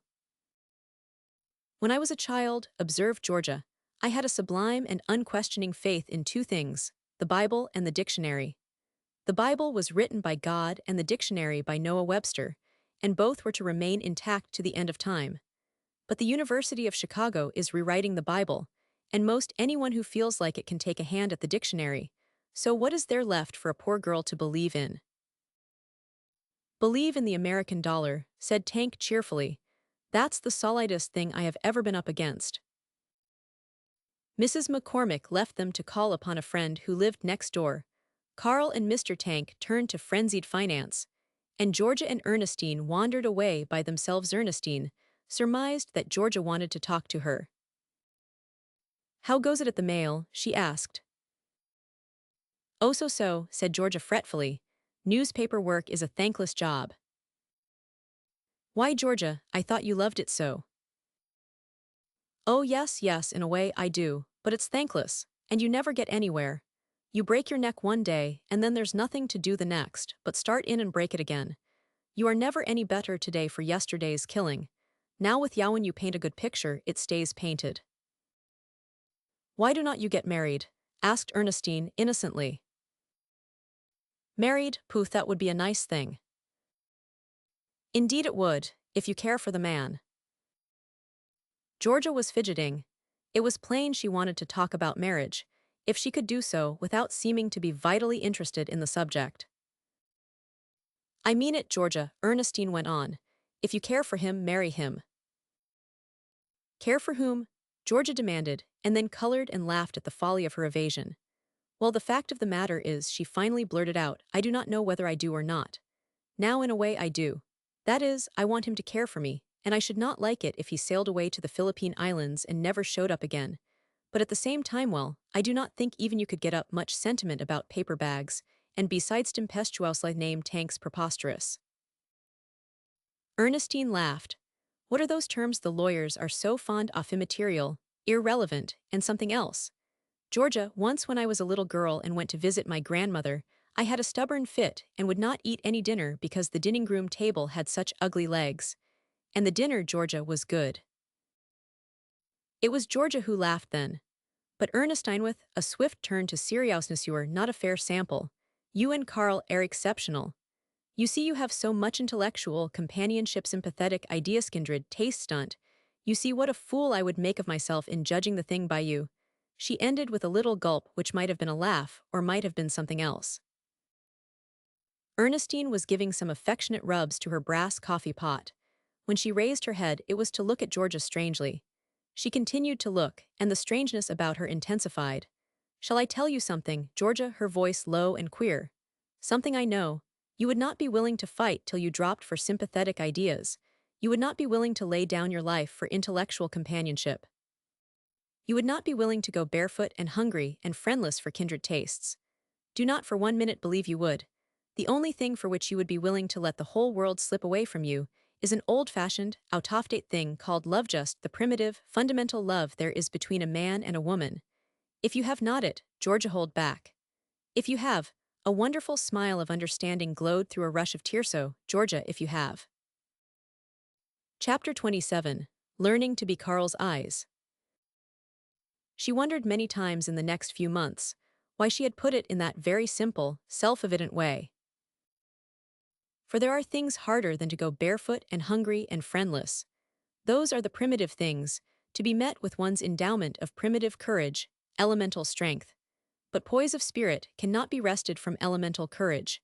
To carry one's carefully wrapped up burden with the nonchalance of the day nature forgot to make endowment for that, it is something then to be worked out wholly by one's self. Persecution she could have endured like a Spartan, but it was almost unendurable to be tolerated. She was sure it would have been easier if only they had been rude to her. To be openly jeered at would fire her soul. But there was so little in their manner, either to kindle enthusiasm or stir aggressiveness. She began to think that the most trying thing in the world was to have people polite to one. The very first week was the worst of all. No one knew what to do with her. As this was her own idea, an idea no one else pretended to understand, it was expected she make some suggestions for the proper disposition of herself. But poor Ernestine did not know enough about it to make disposition of herself. She could only smile with a courageous serenity and ask that she be shown how to help about things. And so Mr. Willard, who was in charge of Carl's laboratory and who was Carl without Carl's genius, turned her over to Mr. Beeson, his assistant. Beeson would show her how to help. Her sense of humor helped her there. It was amusing that one who was learning to help should be such an encumbrance. And there were many amusing things about Mr. Beeson. He was afraid of her because she was a woman, for like reason disapproving of her presence in the laboratory, and yet there was an unconscious deference, the same kind of veneration he would have paid Carl's old coat or his pipe. John Beeson had never been shaken by a genuine emotion until the day he read that Dr. Carl Hubers had lost his eyesight and must give up his work. In the horror, the rage and the grief which swept over him then, Beeson rose to the heights of a human being, never to be quite without humanship again. When he came back that fall, Professor Hastings was quick to sense the change. Beeson was given a place in Dr. Huber's old laboratory as one of Mr. Willard's assistants. That first morning, after he had been in there about an hour, he came out to Professor Hastings, who chanced to be alone. I do not know whether I want to stay in there or not, the boy jerked out. He told him that Dr. Hubers would like to have him there. You know he liked you, he said simply. Beeson sat a long time pondering. Well, they will never have another man like him, he said at last, savagely, and choking a little.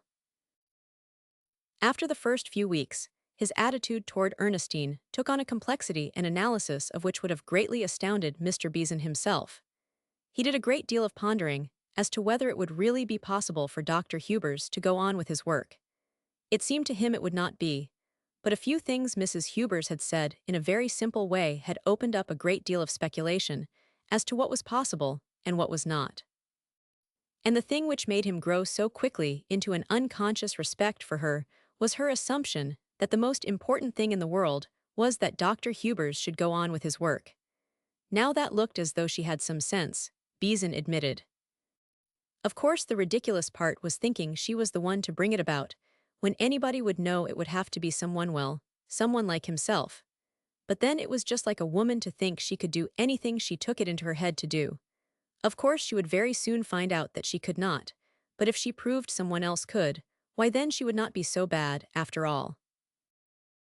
Ernestine was quick to see that the way to enlist Mr. Beeson was to talk to him about Carl.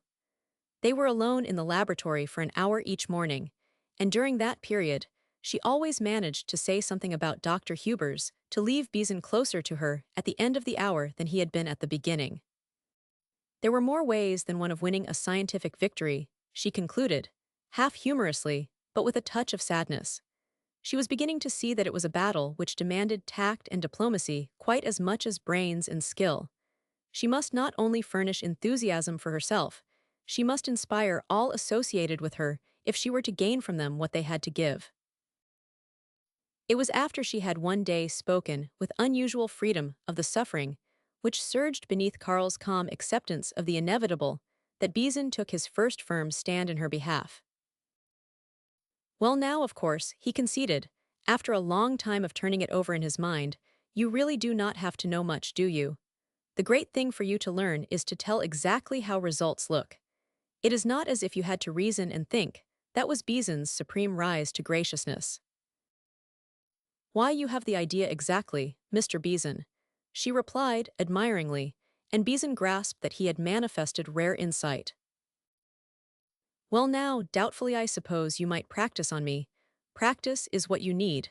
I have not looked at any of those things over there. See if you can give me an idea of what they are. She did her best, blundering freely, and thinking with an inward smile that she had not counted on anything so difficult as translating things to Beeson. Then he took the tube from her hand and explained how she had failed to get the significant things, and how valueless she would be unless she made the determining points stand out. He was very blunt and unflattering, but she was grateful to him from the bottom of her heart. You see, you do have to have some brains after all, he concluded with a sigh. But after that, he frequently devoted his entire hour to helping her. He had come to accept her as one of his duties, and Beeson was not one to neglect his appointed task. Day by day, she gained a great deal from the uncompromising Mr. Beeson. In fact, after those first uncertain weeks, she gained a great deal from everyone. Gradually it began to systematize itself, and Ernestine's good sense, her earnestness, which was fairly devotion, her respect for everyone's knowledge and gratitude for all helpto, say nothing of her eyes and smile and voice slowly penetrated even the conservatism of science. Dr. Parkman did not neglect her. He came out often and spent an hour in the laboratory, bringing things for her to work with. Perhaps the doctor saw that quite as much as his help, she needed the prestige his attention would give. It was no small thing to have the great Dr. Parkman giving her his time. Upon my soul, Mr. Willard said one day, after the doctor had been there a long time and had seemed very much in earnest, I do not believe Parkman's the man to spend his time on a wild goose chase. It does not seem so, does it? Said Professor Hastings ingenuously. Why, think what that man's time is worth, continued Mr. Willard, growing more and more impressed. I do not know anyone else out here who would get much of it, Professor. Hastings ventured. Well, she is a remarkable woman, Willard said then, insistently. And Professor Hastings, understanding many things about human beings, said he was really coming to feel that way himself. Ernestine was alone in the laboratory one bright morning in December. Mr. Beeson had just gone away after assuring her anew that she had a very great deal to learn. Perhaps it was funny, but one was not always in the mood for humorous things. Sometimes one felt more like putting one's head down on the table and having a good cry. Her hands were not quite steady, as she went about the work Beeson had patronizingly left for her to do, and out of the mists which blinded her there came a picture of her own quiet studio at home, where she had worked with her own things, things with which she was supreme. She saw herself at her easel, working in that quick, sure way of hers, no one to tell her someone else could do it a great deal better, and that it was extremely doubtful whether she could ever do anything at all. A longing to be back there doing the things she knew she could do, a longing to have again that sure sense of her work as good, swept over her then. She was accustomed to a sense of mastery. It was that made some of these things so hard. It was not easy to make over one's soul, even when it was love called one on. As she went steadily ahead with her task, working out painstakingly the correction Beeson had made, she wondered whether there were as many tears back of other smiles as there had often been back of hers.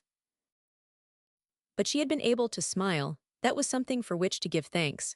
Not even Carl himself would ever know what she had gone through, but what she had gone through was of small consequence could she but push her way on to what she was confident awaited her.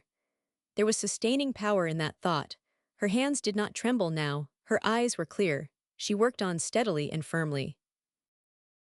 One thing which had unnerved her was that Carl had seemed to hate to have her go away that morning. He had followed her out into the hall. Working so hard, Liebchen, he said, and was it not wistfully? Perhaps he had not felt like work himself, and had wanted her to stay at home with him. It hurt cruelly to think Carl might not understand her willingness to be away from him so much. His presence was always with her in the laboratory.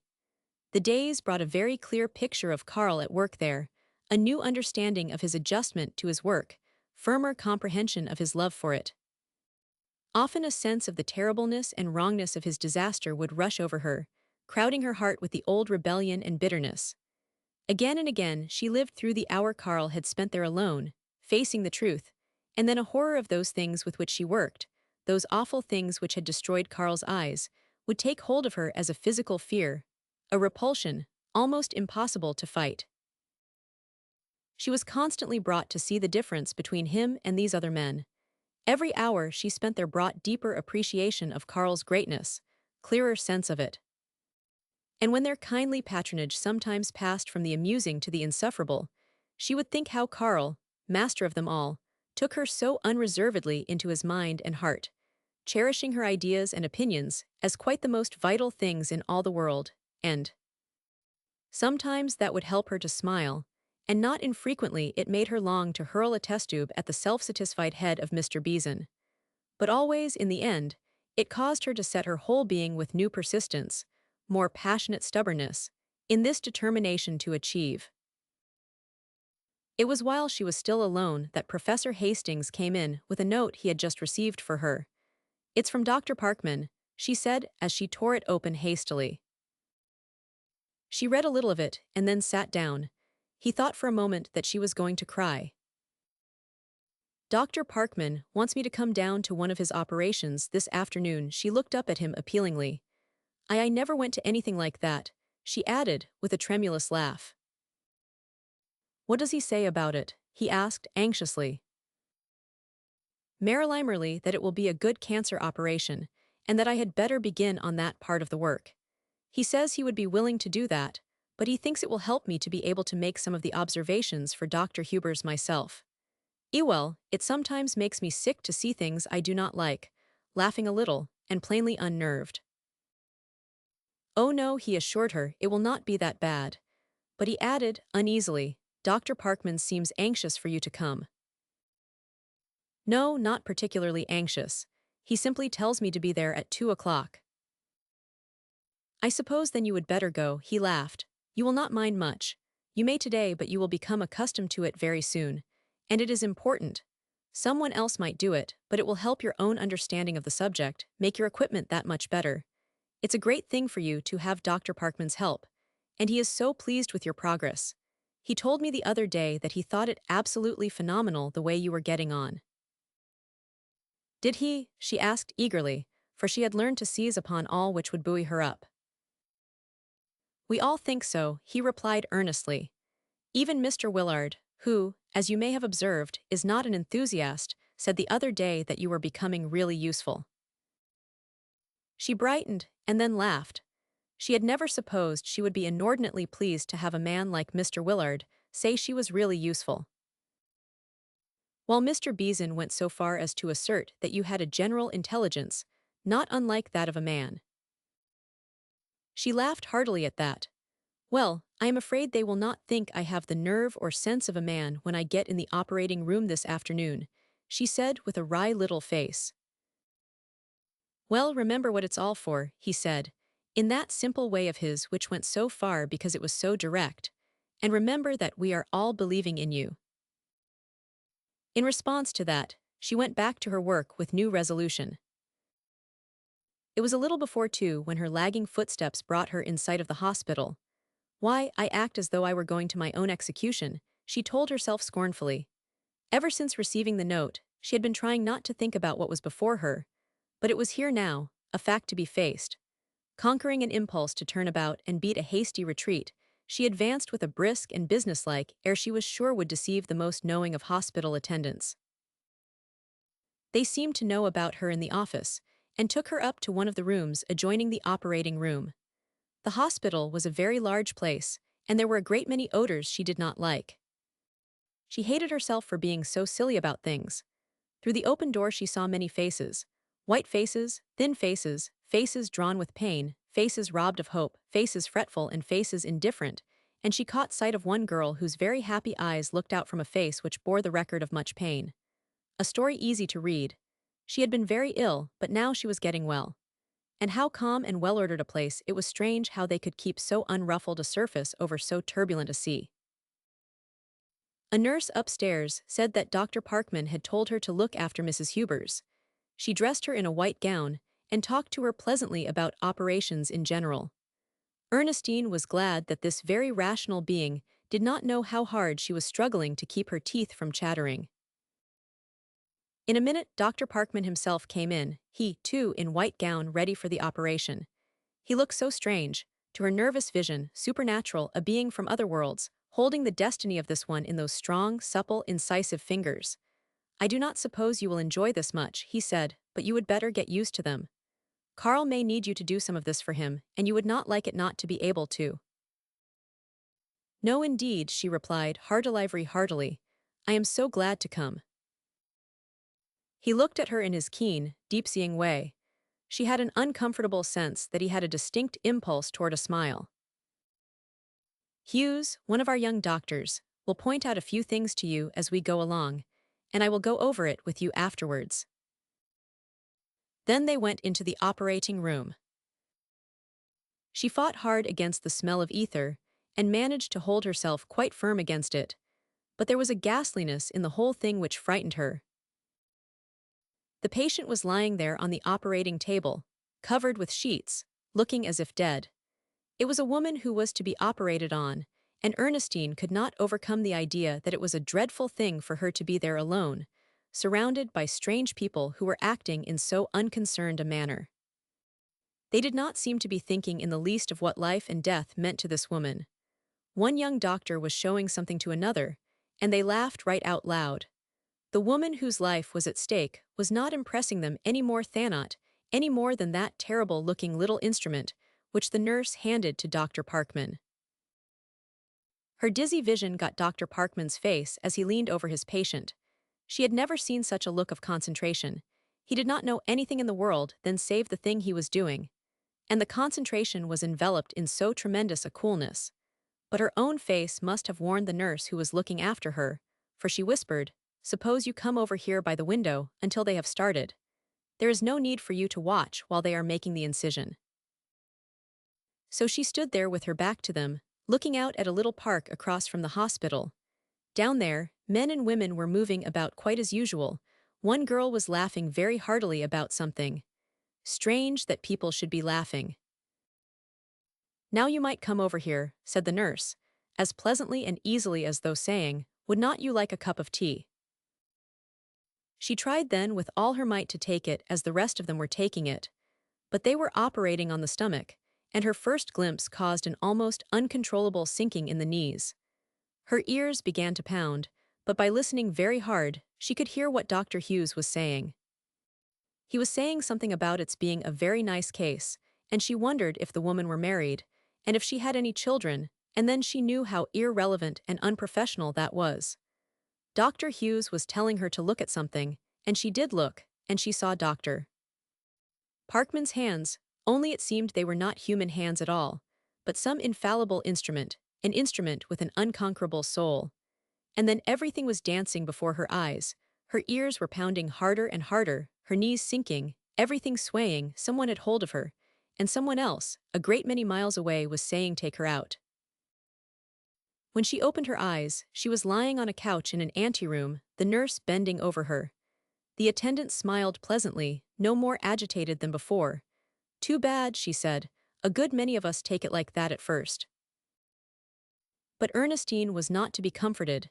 It meant too much to her. The tears were running down her face, but suddenly she brushed them angrily aside and sat up. "I am going back," she said resolutely. "Oh, but you must not," protested the nurse. "Not today. It really would not do. And anyway, they must be almost through. Dr. Parkman works so rapidly." It was a very disheartened Ernestine who sat there then alone. "What will Dr. Parkman think of me?" she bewailed to herself. "He will never want to have anything more to do with me. He will be so disgusted that he will let me alone now. And how am I to get along without him? Oh, why am I such a fool?" The whole day had been hard. She was tired out when she came, and this was too much. So she just lay back on the couch and cried. It was so that Dr. Parkman found her when he came briskly in at the close of the operation. "Why, what's the matter?" he demanded. "Heard some bad news?" "Bad news?" she choked out. "No, I have not heard any bad news except that I am an utterly worthless, weak-minded fool." "And where did you hear that?" he pursued. "Oh, doctor, I'm so ashamed. But if you will only give me another chance. If you will just not give me up for a little while yet." "Give you up? Now what kind of reviving fluid did Miss Lewis produce for you? What in the world are you talking about? Do you think you are any grand exception in not seeing your first operation through? Ask some of these nurses around here. Some of the doctors too, only they will not tell the truth. My first day in the dissecting room was a day of about 30 minutes, so you see you have plenty of company in your weak-mindedness." She brightened then to the extent of looking willing to be comforted. "But it's humiliating, doctor, to think you are going to accomplish some big thing, and then be absolutely overcome by a little incidental thing that does not happen to appeal to your senses. It's awful to have your senses get ahead of your soul like that," she laughed. Doctor, Parkman had a all his own. There's nothing unique in that experience either. The spirit is willing, but the stomach is weak, to put it in exact terms. As a matter of fact, that's what life is made up of, having great purposes overthrown by minor inconveniences. Many a man can get hold of a great idea, but very few of them can stick by it through the things that make them uncomfortable. That's the reason most dreamers fail. They're not willing to come down out of the clouds and get to work at things that turn their stomachs. "Well, I am not like that," she flashed back at him. I know you are not. Some ancestor of yours gave you a big bump of stubbornness for which you should look back to him with gratitude. Stubborn people are not easily put out of the race. Now I will tell you why I wanted you to come down here," he went on, more seriously. "I want you to see the thing just as it is. I want you to get the conception of it as a whole. I do not want you to become short-sighted. Some people look so much through the microscope that they forget how to look any other way. That's the difference between Carl and some of those fellows you are associated with now. That Willard and Lane and young Beeson are the scientific kind, too abominably scientific to forge ahead. Do not lose sight of what you are doing. All these things you are doing now are simply a means to an end. You are to be one of the instruments employed as you put it yourself one day, but make yourself such a highly organized, responsive instrument that you are fairly alive with the idea yourself. See, that's where your real value will come in. You know, it was Dr. Parkman now who breathed the enthusiasm, which draws one to a light out beyond obstacle and difficulty. I'm beginning to see the thing more and more as actual fact. I caught the idea from the first, and then it seemed it simply had to be done because it was such a great thing to do, but I am getting it more and more now just as a practical, matter-of-fact thing. And it is not so far away, not so very. You see, after all, Mrs. Hubers, you do not have to do it all. It would be stupid to set a racehorse at a job that could be just as well accomplished by a plug. Any well-trained man can do certain things for Carl, but it's the touch of the artist things that make it real. It's making the blind man see doing the impossible. That's your work.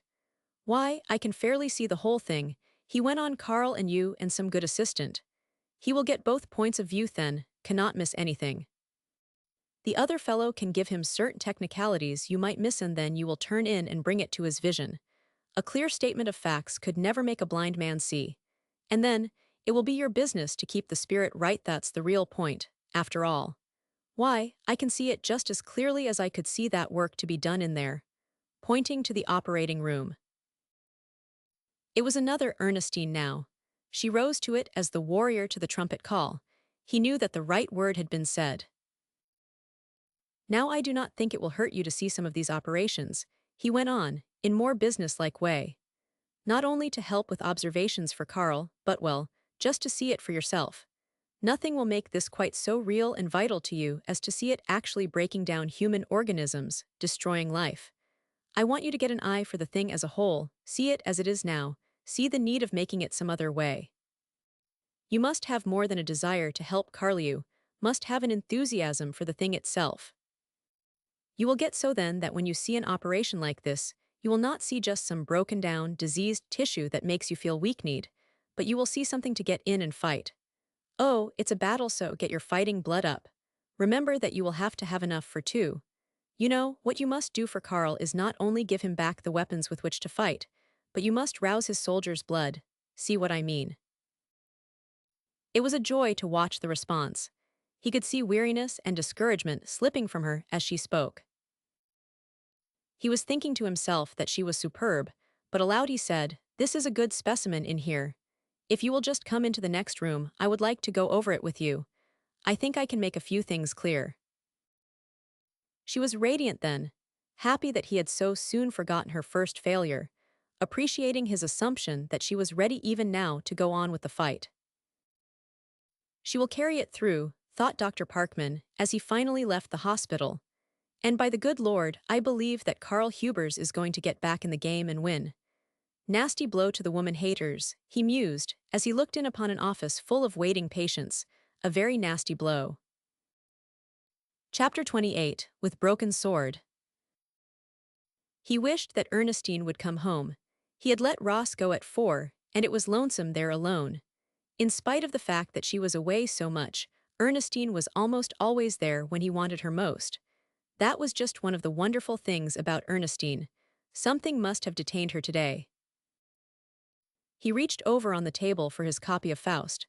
It had become his habit to pick it up when he did not care to sit face to face with his own thoughts. It seemed to hold some word for everything in life. Its universality made it a good friend. It was becoming easier to read with his fingers, but he had never come into the old joy in reading that there had been in the days when he could see it. And it seemed to him that there was an unnecessary clumsiness about the whole thing. He had worked out a little idea of his own for which he was going to have a model made. He believed it might help some, at any rate he had enjoyed working it out. If a fellow feels like inventing, he simply must invent something, whether it amounts to anything or not, he had explained to Ernestine.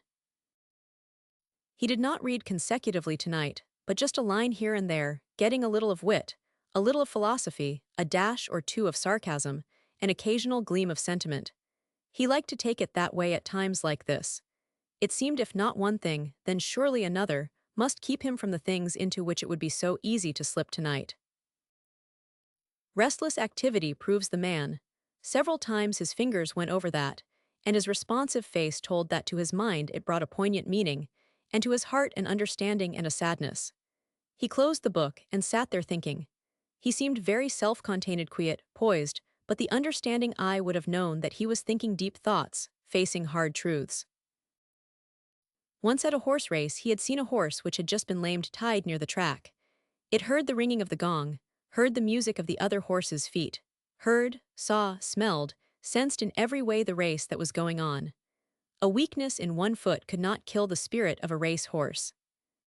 Tied there beside the track, watching others struggling for the race, he had wondered about that horse then, had been sure from the quivering of its nostrils, the pawing of its foot, the passionate trembling of its whole superb body that it suffered.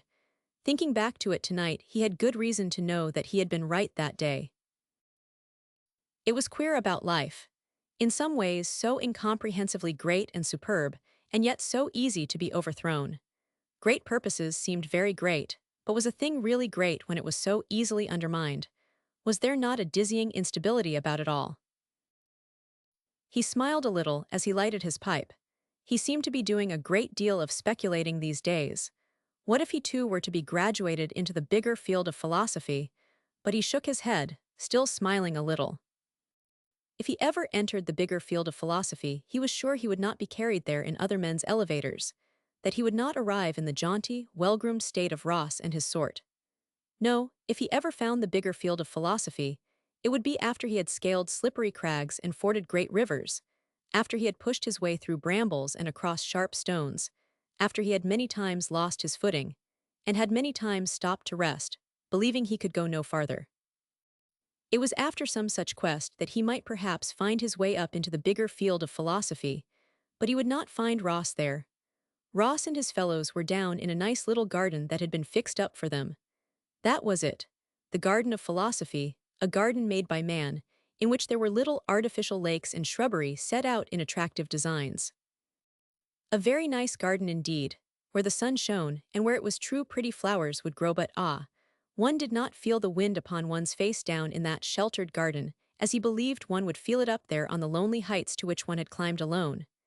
And the garden of philosophy was smiling at his fancy, but it interested him was electric lighted, while up there on the big wide sweep, one came very close to the stars.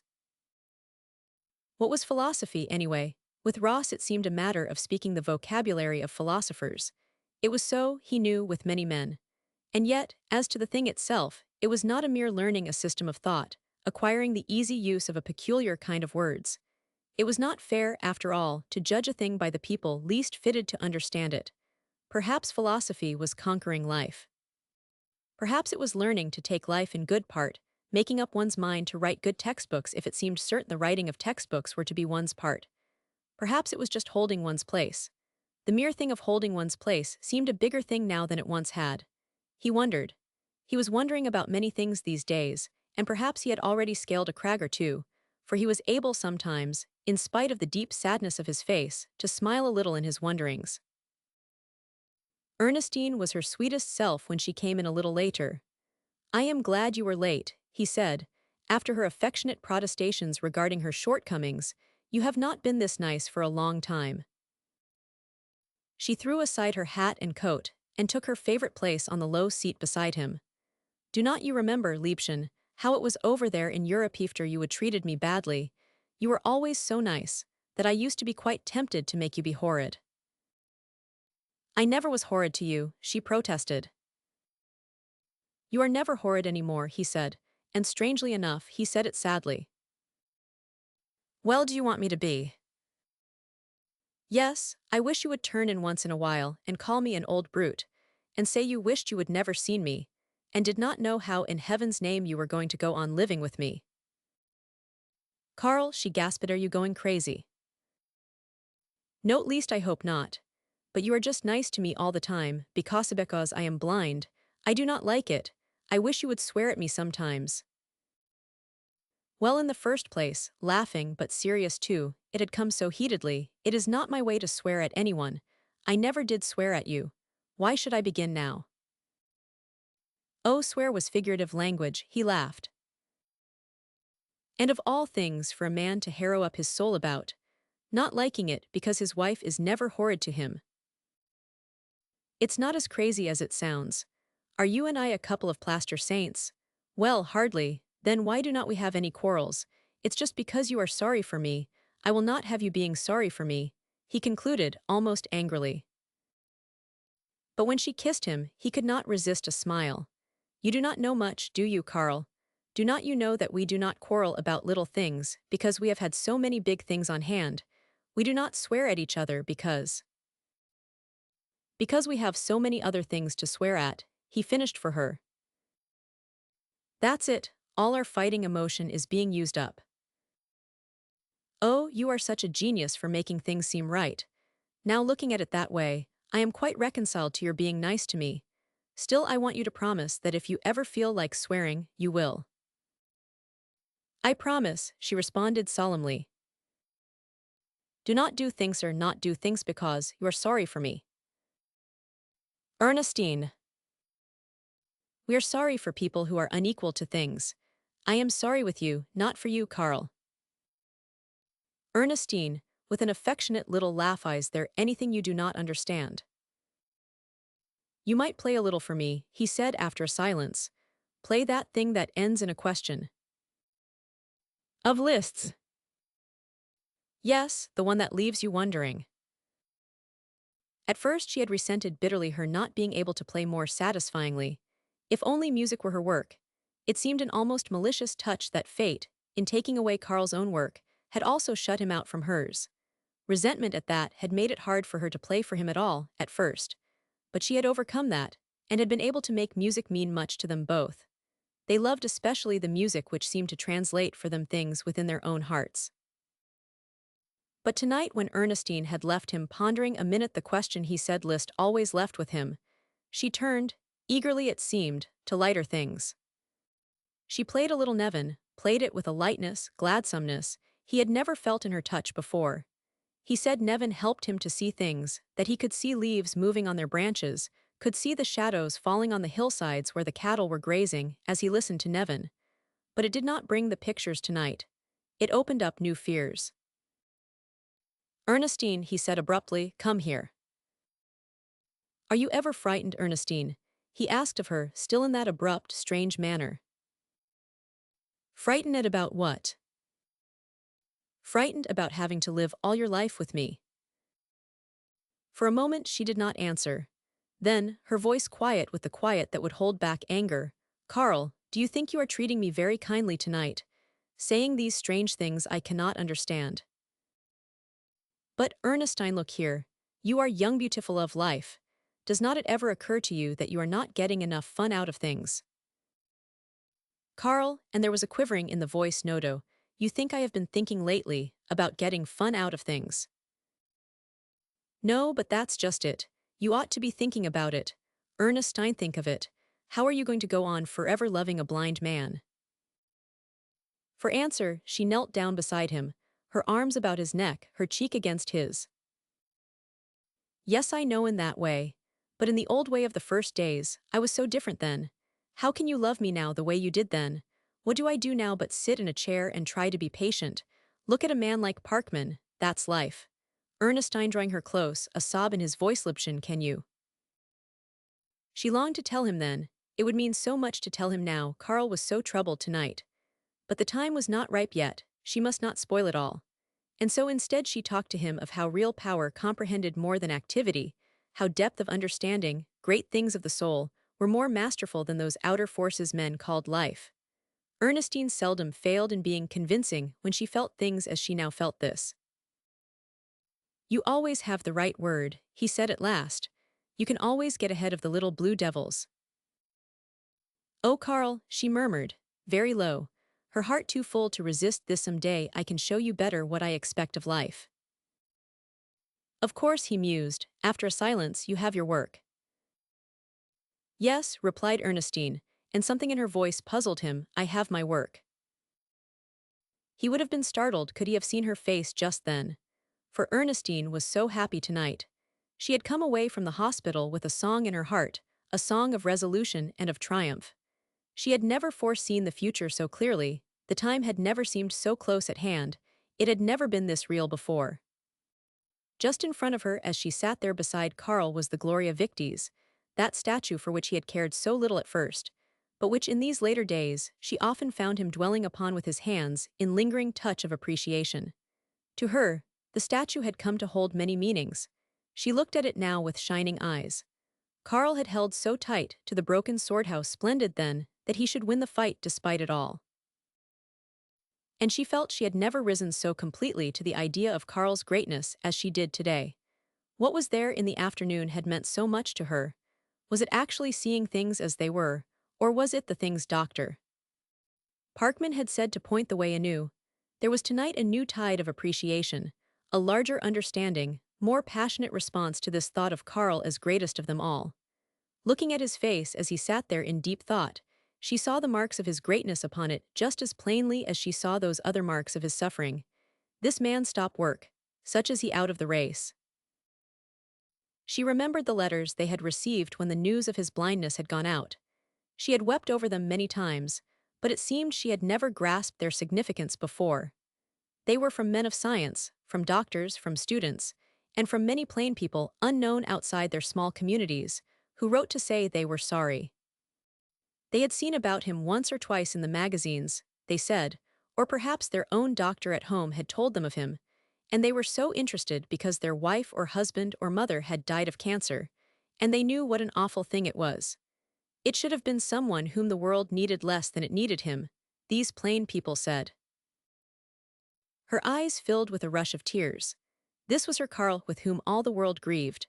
She recalled the editorials in the scientific papers, telling of the things he had done, the things it had been believed by them all he would achieve. This was her Carl, this man whose withdrawal from active participation had been told of by great scientists everywhere as a worldwide calamity. How quiet and unassuming and simple he had been about it, all he whose stepping out had been felt around the world.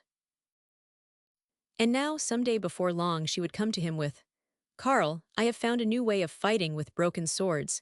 Take a good grip on the sword, a good strong grip, and let us turn back to the fight." She turned to him with that quick passionateness he loved in her so well. "I love you," she said, and though she had said it many times in other days, it had never sounded just like that before. Chapter 29. Unpainted Masterpieces. Georgia was to be married. It was the week before Christmas, and on the last day of the year she would become Mrs. Joseph Tank. She had told Joe that if they were to be married at all they might as well get it over with this year, and still, there was no need of being married any earlier in the year than was necessary. She assured him that she married him simply because she was tired of having paper bags waved before her eyes everywhere she went, and she thought if she were once officially associated with him, people would not flaunt his idiosyncrasies at her that way. And then Ernestine approved of getting married, and Ernestine's ideas were usually good. To all of which Joe responded that she certainly had a splendid head to figure it out that way. Joe said that to his mind reasons for doing things were not very important anyhow, it was doing them that counted. Yesterday had been her last day on the paper. She had felt queer about that thing of taking her last assignment, though it was hard to reach just the proper state, for the last story related to pork packers, and pork packing is not a setting favorable to sentimental regrets. It was just like the newspaper business, not even to allow one a little sentimental harrowing over one's exodus from it. But the time for gentle melancholy came later on, when she was sorting her things at her desk just before leaving, and was wondering what girl would have that old desk if they cared to risk another girl, and whether the other poor girl would slave through the years she should have been frivolous, only to have some man step in at the end and induce her to surrender the things she had gained through sacrifice and toil. As she wrote a final letter on her typewriter, did hate letting the old machine go. Georgia did considerable philosophizing about the irony of working for things only to the end of giving them up. She had waded through snowdrifts and been drenched in pouring rains. She had been frozen with the cold and prostrated with the heat. She had been blown about by Chicago wind until it was strange there was any of her left in one piece. She had had front door size, and back doors too, slammed in her face. She had been the butt of the alleged wit of menials and hirelings. She had been patronized by vapid women as the poor girl who must make her living some way. She had been roasted by but never mind had had a beat or two. And now she was to wind it all up by marrying Joseph Tank, who had made a great deal of money out of the manufacture of paper bags. This from her who had always believed she would end her days in New York, or perhaps write a realistic novel exposing some mighty evil. Ah, well, it's all in the day's work. She had been saying that to herself as she covered her typewriter, and then, just as she was fearing that her exit would be a maudlin one, Joe called up to say that he did not think it would be too cold for the machine, and why not spin out somewhere on the North Shore for a good dinner. Now that had been nice of Joe, for it tided her over the goodbyes. Today she was engaged in the prenuptial rite of destroying her past, indulging in the letter-destroying ceremonial, which seems always to attend the eve of matrimony. It was so that Ernestine found her when she stopped on her way from the university that afternoon. Mrs. McCormick was sewing yards upon yards of lace on something when Ernestine came in. "She's right in there," she said, referring to Georgia in a sepulchral tone, which might fittingly have been employed for. "The remains have been laid out in the front room." Georgia herself, though not sepulchral, was subdued. But I am glad you have come," she said, brushing aside several hundred letters that Ernestine might have a place to sit down. "I am having the most terrible twinge of conscience." "Why, what about?" Georgia pointed to the clock. "Think of my not being at the office. I ought to be hanging around now for an afternoon assignment." "You will get over that," Ernestine assured her cheerfully.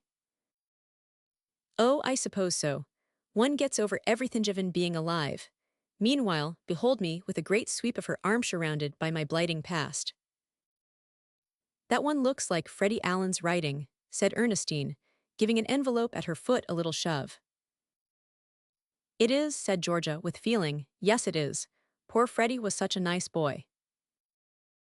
"I suppose he's nice still," observed Ernestine.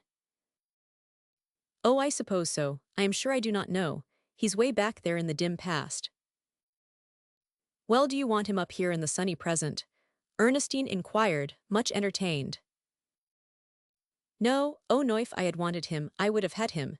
With which reversion to the normal Georgia, they laughed understandingly. She shook herself free of the dust of her past then, piled up the pillows and settled herself on the bed. "But we had some good times back there in the dim past, did not we, Ernestine?" "Some of them were good times," replied Ernestine a little soberly. "Of course our college life would have been happier if we had been able to pull down that sophomore flag. I have always thought Jack Stewart might have done a little better with that. But as long as we kept Jim Jones away from every party in his junior year, perhaps we should be satisfied." Georgia sighed heavily. "And it is a joy to think back to your telling the dean he did not have the courage of his convictions when he let them fire Stone for heresy. Oh, there are a good many things to be thankful for. You always had lots of nerve when it came to a showdown. You looked so ladylike, and yet you really were not at all." "Well, I do not know whether I like that or not. I mean not so ladylike that it interfered with anything you wanted to do. You would speak up in the pleasantest, most agreeable voice, and say the most dreadful things. I will never forget the day you told Prof. Moore in class that you had always had a peculiar aversion to the Pilgrim Fathers." "I always did," Ernestine said fervently. "Then one day when we had spent an hour trying to tell what Shakespeare meant by some line, you said you thought quite likely he put it in just because there had to be another line. And Prof. Jennings conditioned you on the whole year's work, remember?" "I have reason to," laughed Ernestine. "The funny part of it was that you never seemed to think you were saying anything startling. Like the day you contended in ethics that you thought frequently it was better to be pleasant than truthful. Kitty Janeway was so shocked at that. I wonder if Kitty Janeway is any happier with her second husband than she was with her first." "I am sure I do not know," said Ernestine in a rather faraway voice. "I will send all the girls cards," said Georgia, and again she sighed heavily. "The cards are going to look very nice," she added, a little more hopefully. Ernestine, after a little pause. "Yes. You and I are hanging right over the ragged edge of 30. Horrors, Georgia. Is this your idea of furnishing pleasant entertainment for a guest?" "But I was just thinking how many things have happened to us since we were 22. I was thinking of that a minute ago myself. To you, especially. Now, I never supposed when we were in college that you were going to marry Carl Hubers." "No," laughed Ernestine, "neither did one. I mean I never associated you two with one another. And now I cannot think of you separately." And then your father and mother, and then Carl Losinghevens, but I am cheerful. Now, is not it just like me, she demanded angrily to act like a fool just because I am going to be married. If I keep on I will find myself weeping because Socrates is dead. And I never do weep, either. I tell you that Joe Tank's a terrible man, she laughed, brushing away some tears. I do not think you are going to have much to weep about, Georgia. I know you are going to be happy. Well, if I am not, it will not be Joe's fault. Unless it is his fault on account of its not being his fault. What I mean is that good-natured people are sometimes aggravating. Oh, he will not always be good-natured, she reassured her.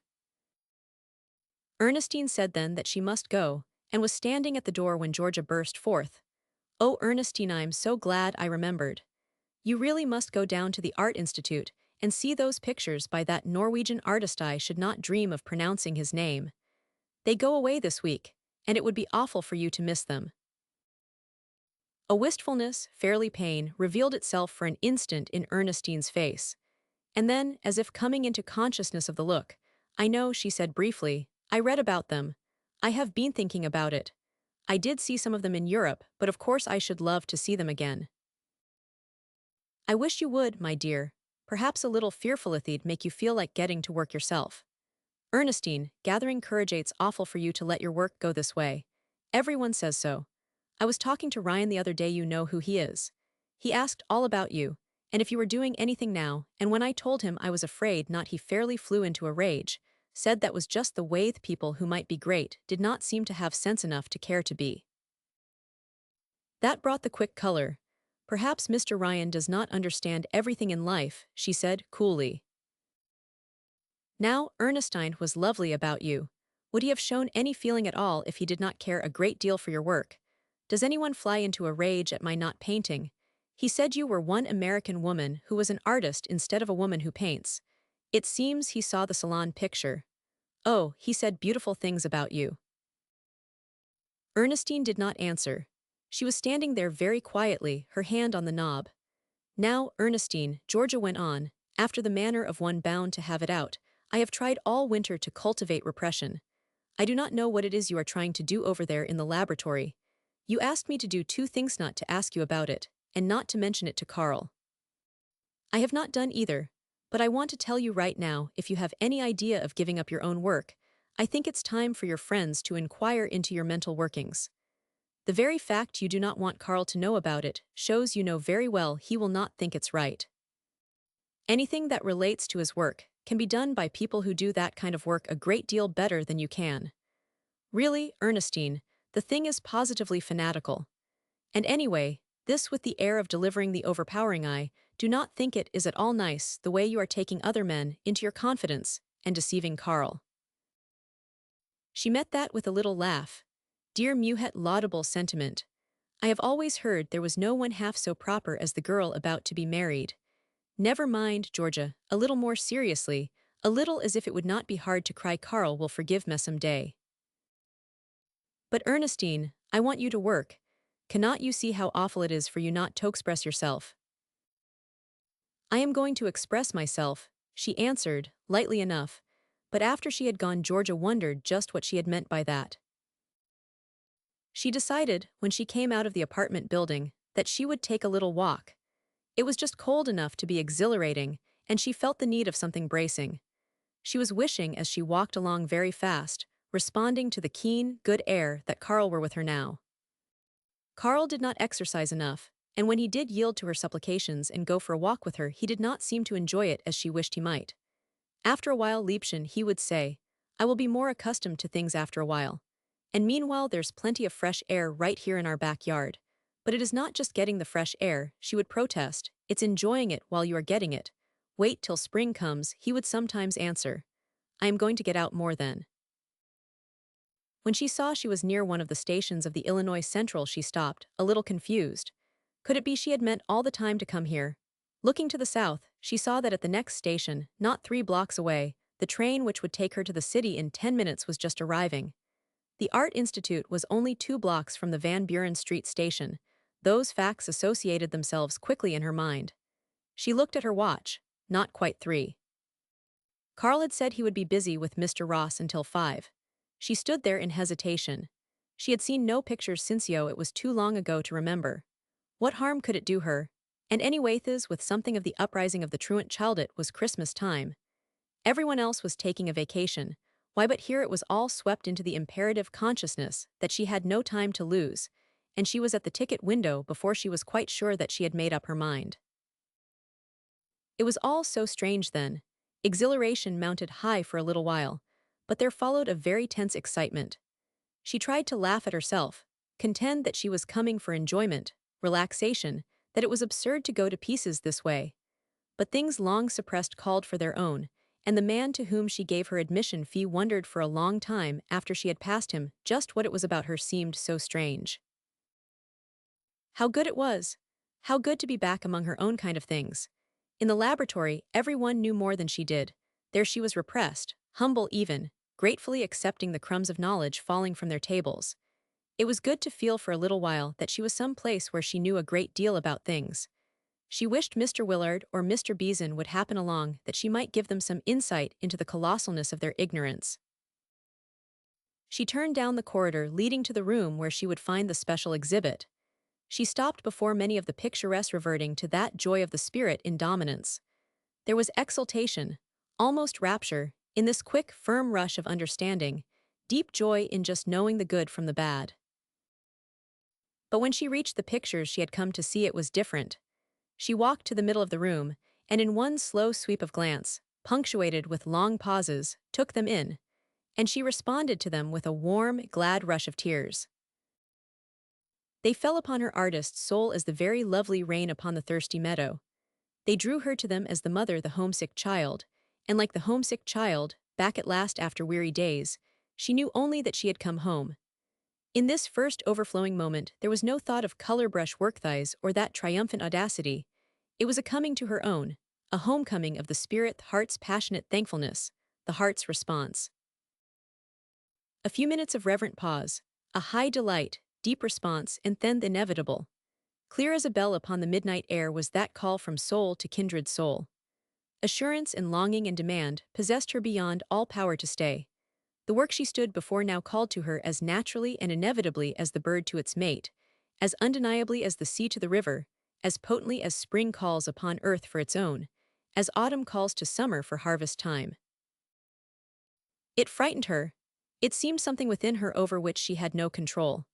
It surged through her as far beyond all reason as the tides of the sea are beyond the hand of man. It was procreative power demanding fulfillment, as the child ready for birth demands that it be born. She was conscious of someone's having come into the room. That her face might not be seen, she turned away and sat down before one of the pictures. She was quivering so passionately that it seemed almost impossible to hold herself within command. The girl who had come in was moving restlessly from one picture to another. At last, she walked over and sat down on the seat by Ernestine. "I think I like this one best," she said, abruptly, nodding to the picture before them. Ernestine nodded in reply. She was not sure what would happen were she to speak.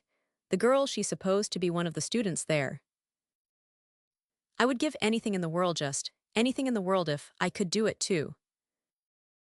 At the passion of that she turned quickly and looked at the girl. In spite of the real feeling of her tone, a fretful look was predominant in her face. "Do you work hard?" she asked, merely to relieve the pause. "Workies, but mere work will not do it. I cannot do anything like this." It was in bitterness she said it. "Very few can, murmured Ernestine. "Yes, but I want to. I do not care anything about life. I do not care anything about anything if I cannot paint." It struck her immediately as so entirely wrong. She looked at the girl, and then again at the pictures. All the great things they conveyed were passing her by. She missed the essence of it. The greatness of the work merely moved her to anger because she was not great herself. It was an attitude to close the soul. "But you should care for life," she said, in her very gentle way. "Do the best you can with your own work, but work like this should, above everything else, make you care for life." The girl moved impatiently. "You do not understand. I guess you are not an artist," and she rose and went away. Ernestine smiled a trifle, but the strange little interview had opened up a long vista. The girl represented, in extreme measure but fundamentally, the professional attitude. Most artists saw work in relation to themselves. Pictures were either better or worse than they could do. They came to the great things like these, seeking something, usually some mechanical device, to take away to their own work. She could see so plainly now the shallowness of that. Her own mood had changed, broken. Perhaps it was the consciousness that she too had been seeing it in relation to herself, or it may have been but natural reaction. The big uprising was dying down, the heat of the passion had passed. It was all different now, and in the wake of her brimming moment there came the calm that follows storm, the sadness of spirit which attends the re-enthronement of reason, but also the understanding, farseeingness, which is the aftermath of great passion like that. There had come to her, as she sat there beside the girl, a throbbing determination to do both things. The thought had come before, but always to be banished. It came now with new insistence just because anything else seemed so impossible. There had never come, even to the outermost edge of her consciousness, the thought of giving up the work she was going to do for Karl. Her hardest hour had never even suggested the possibility of surrender. Her love had seen its way, her life had been consecrated. But now, when it seemed no longer within her power to deny the work for which she had been ordained, it seemed that to fulfill both things was the one thing possible. But in this aftermoment of unblurred understanding, she saw she could do both things only by taking from the things she gave to Karl. It would mean giving her soul to the one, and what she had left to the other. And she knew that she could never do what she meant to do for Karl unless she gave everything within herself to that cause. The chief aim of her struggle in the laboratory had not been to acquire knowledge and usefulness that she could do, she knew. Her real aim had been to give to Karl's work the things she had always given to her own. With a divided soul, she could do no more for him than any other assistant. She was seeking to give him herself. Onoit was simple enough. She had no thought of offering Karl an empty vessel. Her mind saw it all, her will never wavered, but the bruised, conquered spirit quivered under the pain. A long time she sat there, and as the hour went by a strange thing happened. The pictures were healing the spirit which they had torn. As they had first moved her to the frenzy for achievement, had then left her with the pain of relinquishment, they were bringing her now something of the balm of peace. How big they were, first passion, then pain, then understanding, now strength. Ernestine came in that hour to see a great truth. It was something she worked out for herself, something taught her by life and her own heart, and that is why it reached her soul as it could never have done had she but read it in books. She came to see that the greatest thing in life was to be in harmony with the soul of the world.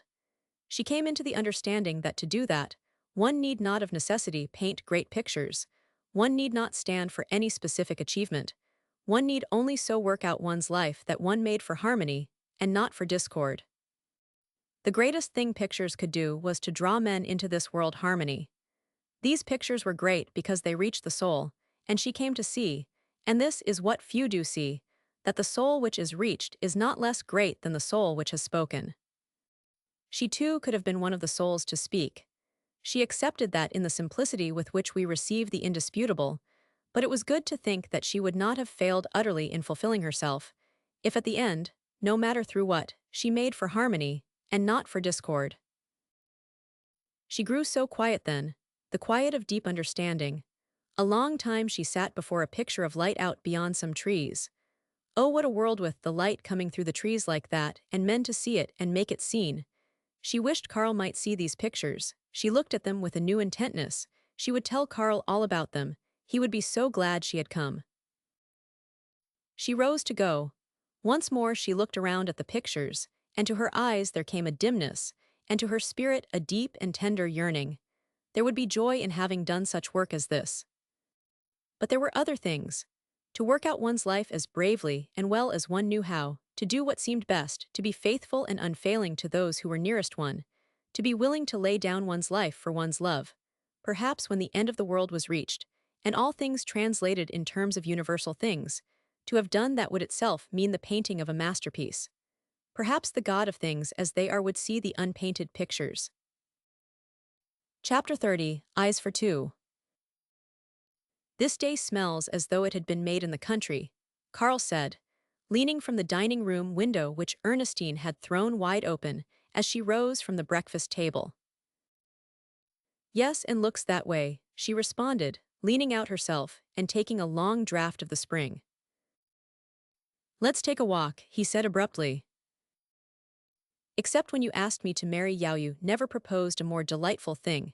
She responded with gayer laugh than he had heard for a long time. Suppose we walk down through the park and take a look at the lake, he suggested. I call that a genuine inspiration, losing no time in getting Carl's things and her own. Nothing could have pleased her more than this. It seemed beginning the spring right.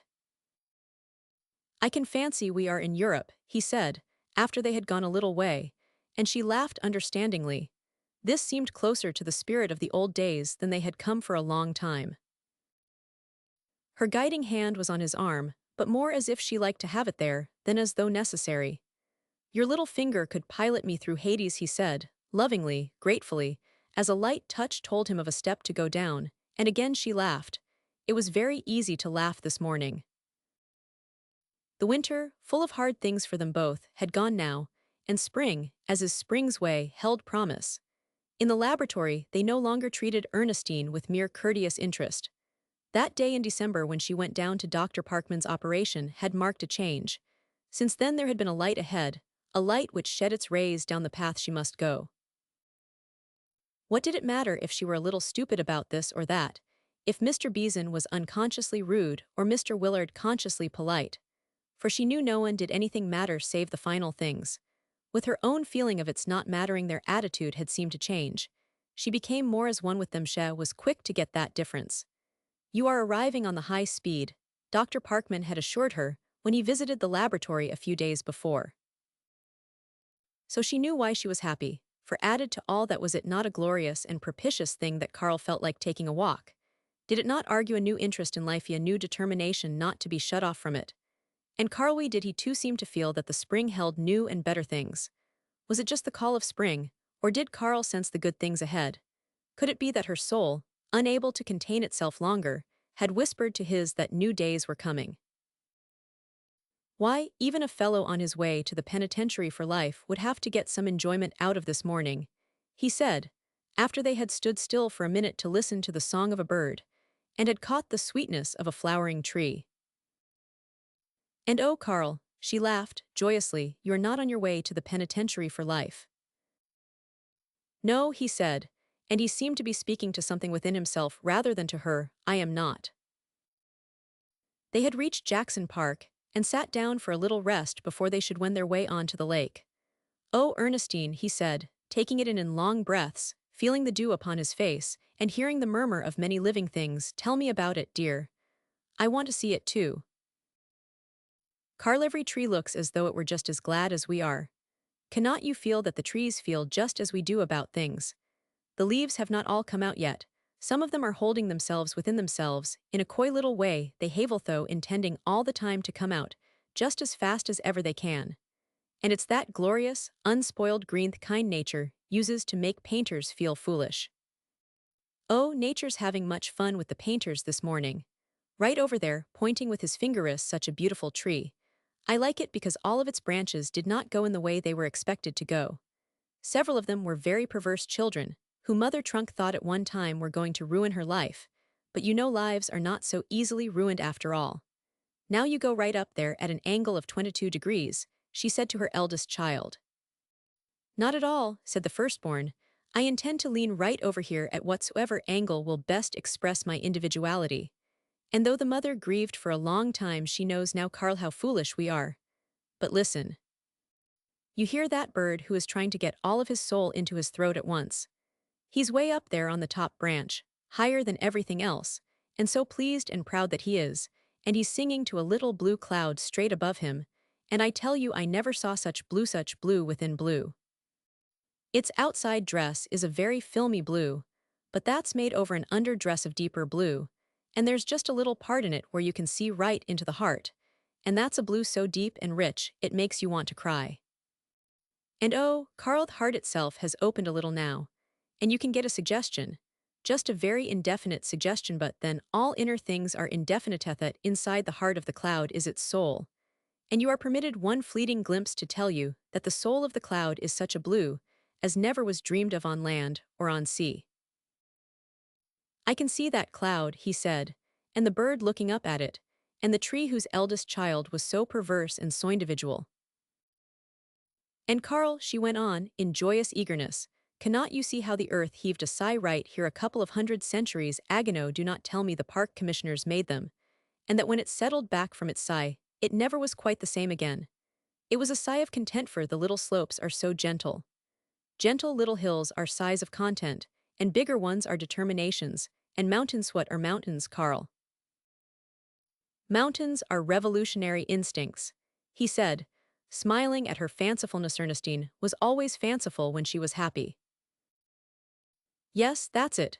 Sometimes I like the stormy upheavals which change the whole face of the earth, but this morning, it's nice to have just the little sighs of content.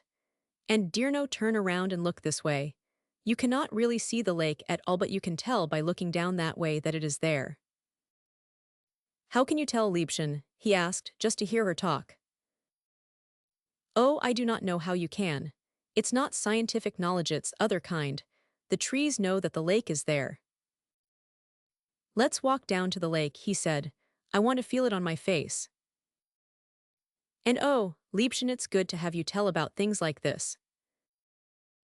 As they walked, she told him of all she saw, the people they met, and what she was sure the people were thinking about.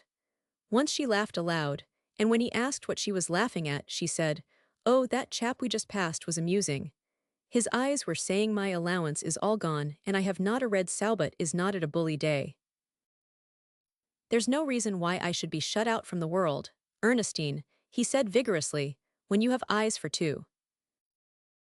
"Why, that's just what I think," she said quickly, her voice low and her heart beating fast. The shadows upon the grass, the nursemaids and the babies, the boys and girls playing tennis, or just strolling around happy to be alive, could make Carl see them all.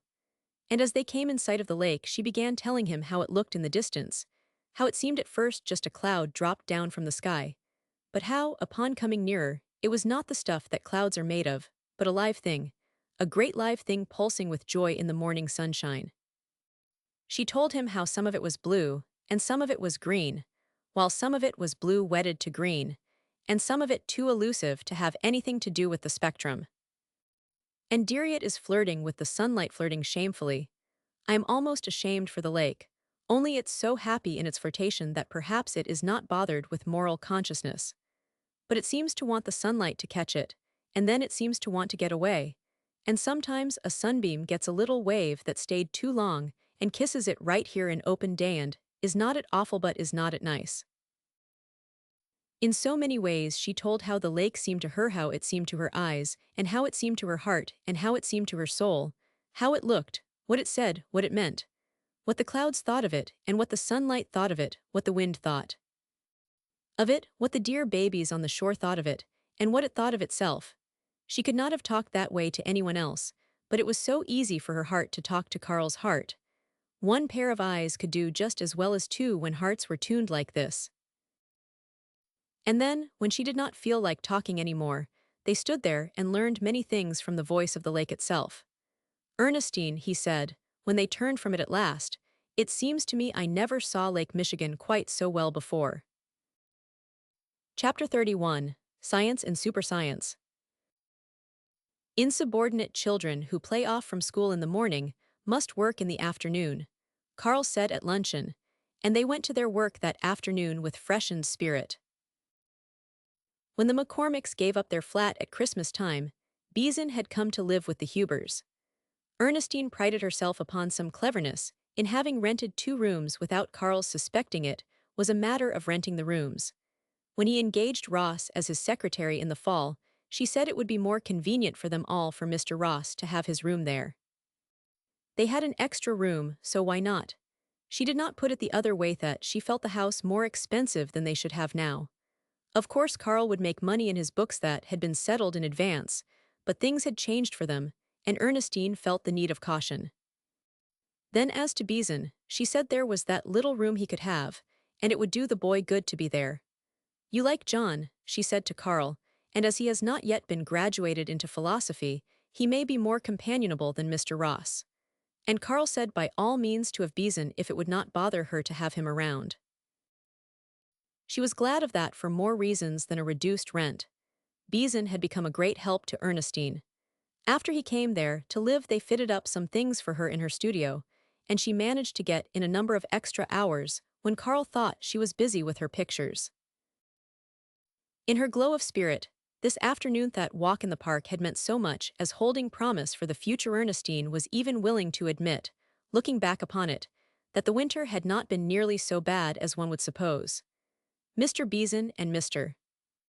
Ross were both, in their differing ways, alert and interesting, and there had been some good wrangles around the evening fire. Other people had found them out, and they had drawn to them an interesting group of friends. So the days had flowed steadily on, a brave struggle to meet life in good part, keep that good fellowship of the spirit. One of the hardest things of all had been deceiving Carl. Her reason justified it, but it hurt her heart. They had been able to do it, however, better than she would have believed possible. Mr. Ross was with him most of the time when she was not, and had frequently been forced to intercept some caller who was close to an innocent remark about Mrs. Huber's being over at the university. Several times Carl had caught the odor of the laboratory about her, and she had been forced to explain it as the odor of the studio. And more than once, in the midst of a discussion, her interest had beguiled her into some surprisingly intelligent remark, and she had been obliged to invent laughing reasons for knowing anything about it.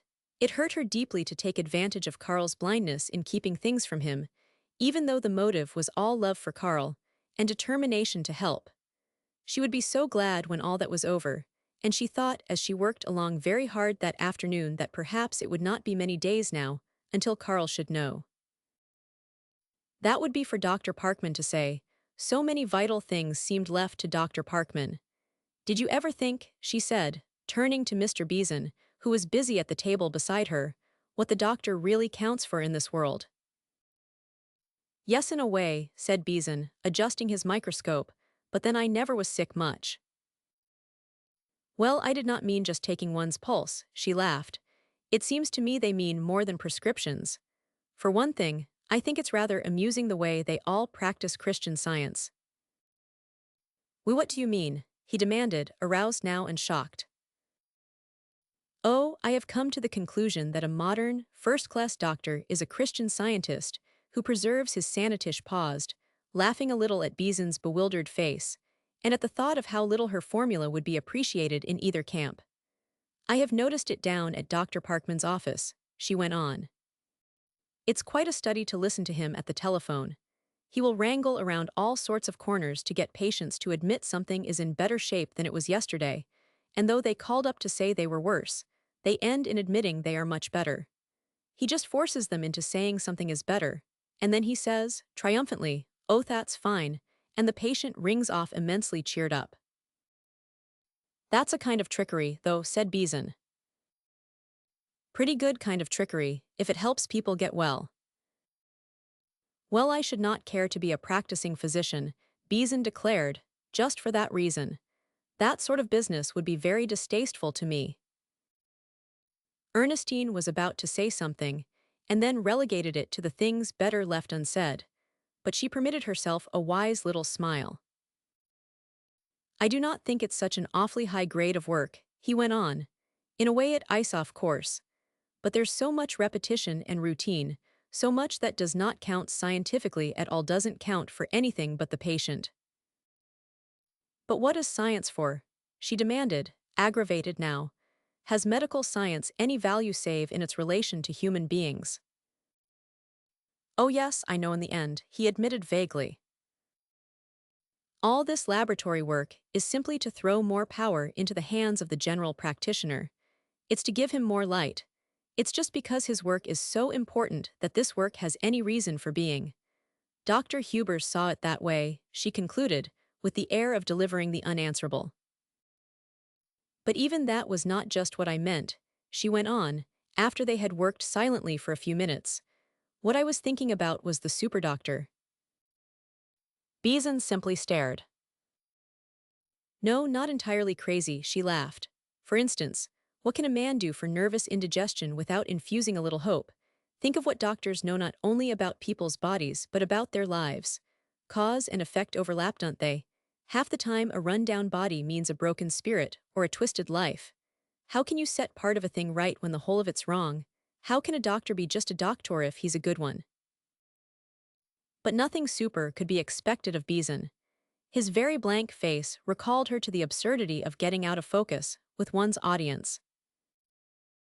She herself felt it strongly. It seemed to her that Dr. Parkman's real gift was his endowment in intuition.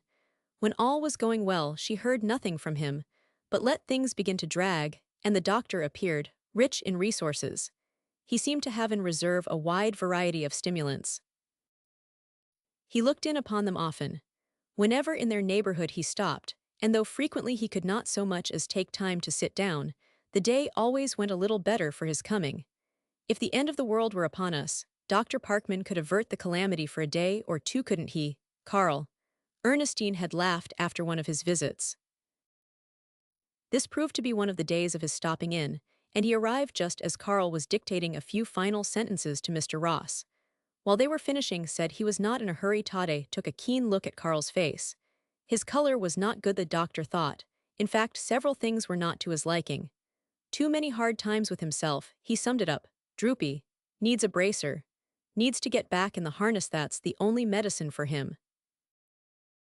He had been thinking about that very seriously of late.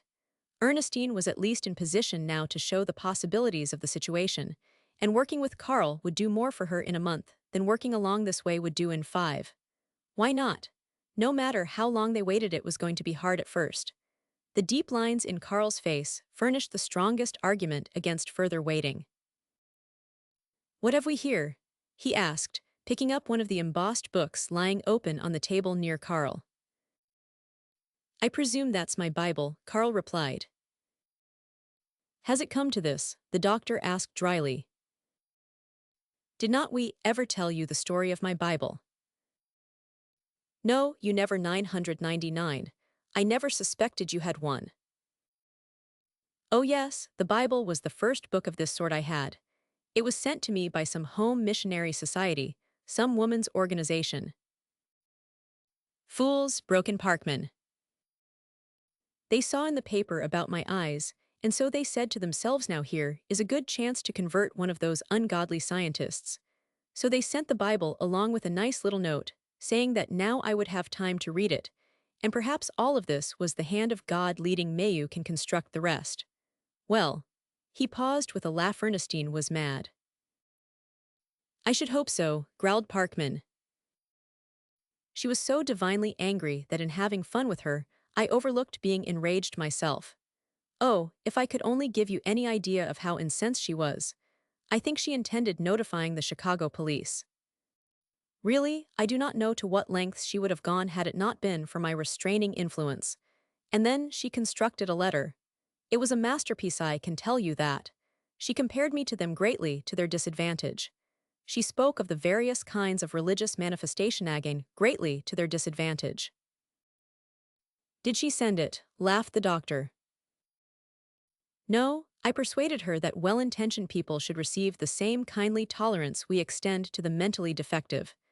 The writing of the letter in itself, halfway contented Harriet, was such a splendid expression of her emotions.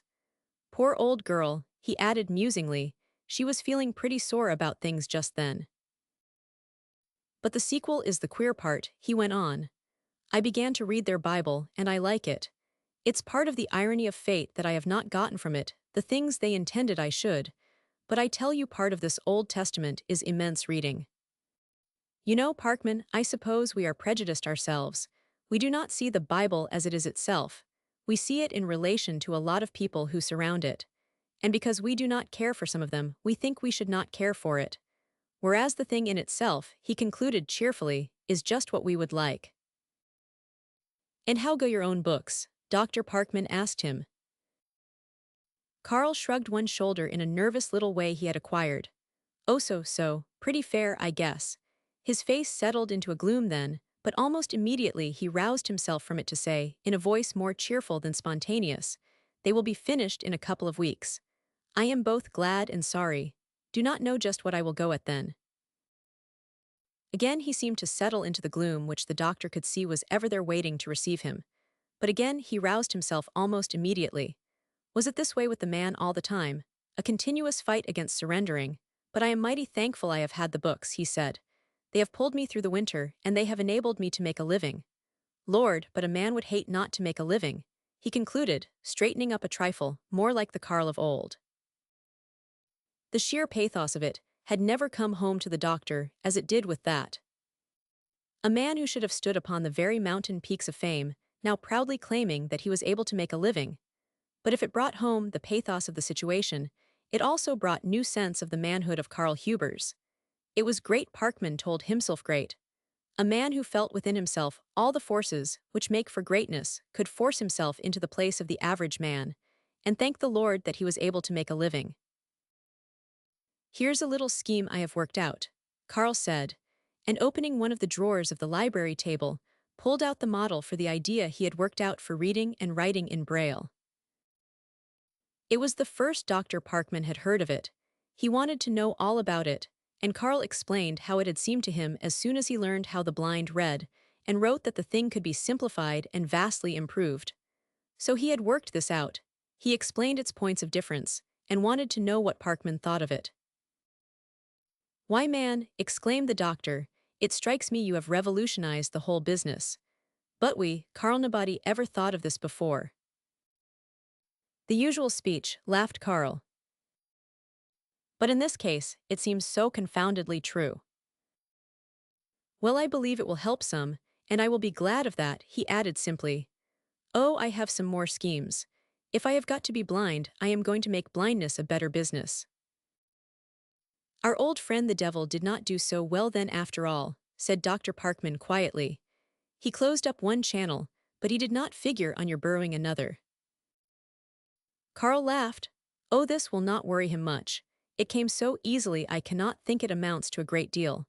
But as long as I was used to scheming things out, it amused me, exercised a few cells that were in pretty bad need of a job. And I have other ideas, he repeated. Parkman asked what Karl intended to do with his model, offering some suggestions. The doctor was more than interested and pleased, he was deeply stirred. Why, confound the fellow, he was saying to himself, they cannot knock him out. They knock him down in one place, and he bobs up in another. The ideas of this brain were as difficult to suppress as cert other things in nature. Dam up one placethy, find another. They smoked their cigars, and talked intermittently then. They were close enough together to be silent when they chose. And all the while, the undercurrent of Dr. Parkman's thought flowed steadily on. He was thinking that after all there were better things to do with fate than damn it. If ever a man would seem justified in spending his soul in the damning of fate, that man, it seemed to him, was the friend beside him. And while he had done some of it, perhaps a great deal more than anyone knew, it had not been his master passion. His master passion had been to press on to be knew not what there was the glory of it. It was easy enough to work toward a goal sighted ahead, but it took a Karl Hubers to work on through the darkness. And there was a good time coming. The doctor's somber face relaxed to a smile. His own life seemed almost worth living now just because he had been able to take a handies and play a few good cards in this little game. Those things Karl had shown him today made it seem there was all the finer joy in bringing him back to the things which were his own. He had been thrust from out the gates, but he had not sat whimpering outside the wall. He had gone on and sought to find a place in that outer world in which he found himself, and now he should come back to his own through gates of glory. Karl asked him about Ernestine then. How was she looking? Was she thin-pale? Her face felt pale to him, he said. He had urged her to work, because he knew she would be happier so, but Parkman must see to it she did not overwork. Had he seen the picture on which she was working so hard? He asked that wistfully, and the doctor's face was soft, and a gentleness crept into his voice as he said he believed he was to see the great picture very soon now. And then, after a silence, Karl said, softly, very tenderly, bless her gamey little heart. Chapter 32. The Doctor Has His Way. It was in response to the doctor's telephone message that Ernestine went down to his office one afternoon a few days later. Dr. Parkman had been detained at the hospital, they told her, but would be there very soon, and so she sat down in the waiting room, which was already well filled. Were there always people there waiting for him, and did they not sometimes grow impatient and want to find a doctor who would not keep them waiting so long? The woman sitting near her looked friendly, and so she asked, "Do not you get very tired waiting for Dr. Parkman?" "Oh yes," sighed the woman, "very tired." "Then why do not you go to some doctor who would attend to you more quickly?" she pursued, moved chiefly by the desire to see what would happen. The woman stared, grew red, and replied frigidly, "Because I do not wish to." All the other patients were staring at Ernestine, too. "Why do not you do that yourself?" asked a large woman with a sick-looking small boy. "I guess if there was anything much the matter with you, you would be willing to wait," said a pale woman with a weary voice. And then a manch was sure that man was a victim of cancer said loftily, "A doctor you never have to wait for is not the doctor you want." "The only thing seems queer to me," said a meek-looking woman, taking advantage of the outbreak, "is that he do not look at your tongue. Down in Indiana, where I come from, they always look at your tongue. There's a lot of questions he do not ask," she ventured, looking around for either assent or information. "He asks all there's any need of," the first woman assured her. "I guess you are not very sick," turning witheringly to Ernestine. And then they went back to their waiting. Those who had rocking chairs rocking, those who had magazines reading, or turning leaves at least, some just sitting there and looking into space.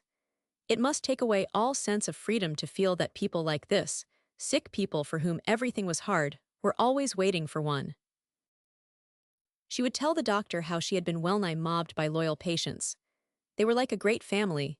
She knew well enough they did considerable grumbling, but her remark put her without the fold, and from her as an alien, criticism was not to be brooked.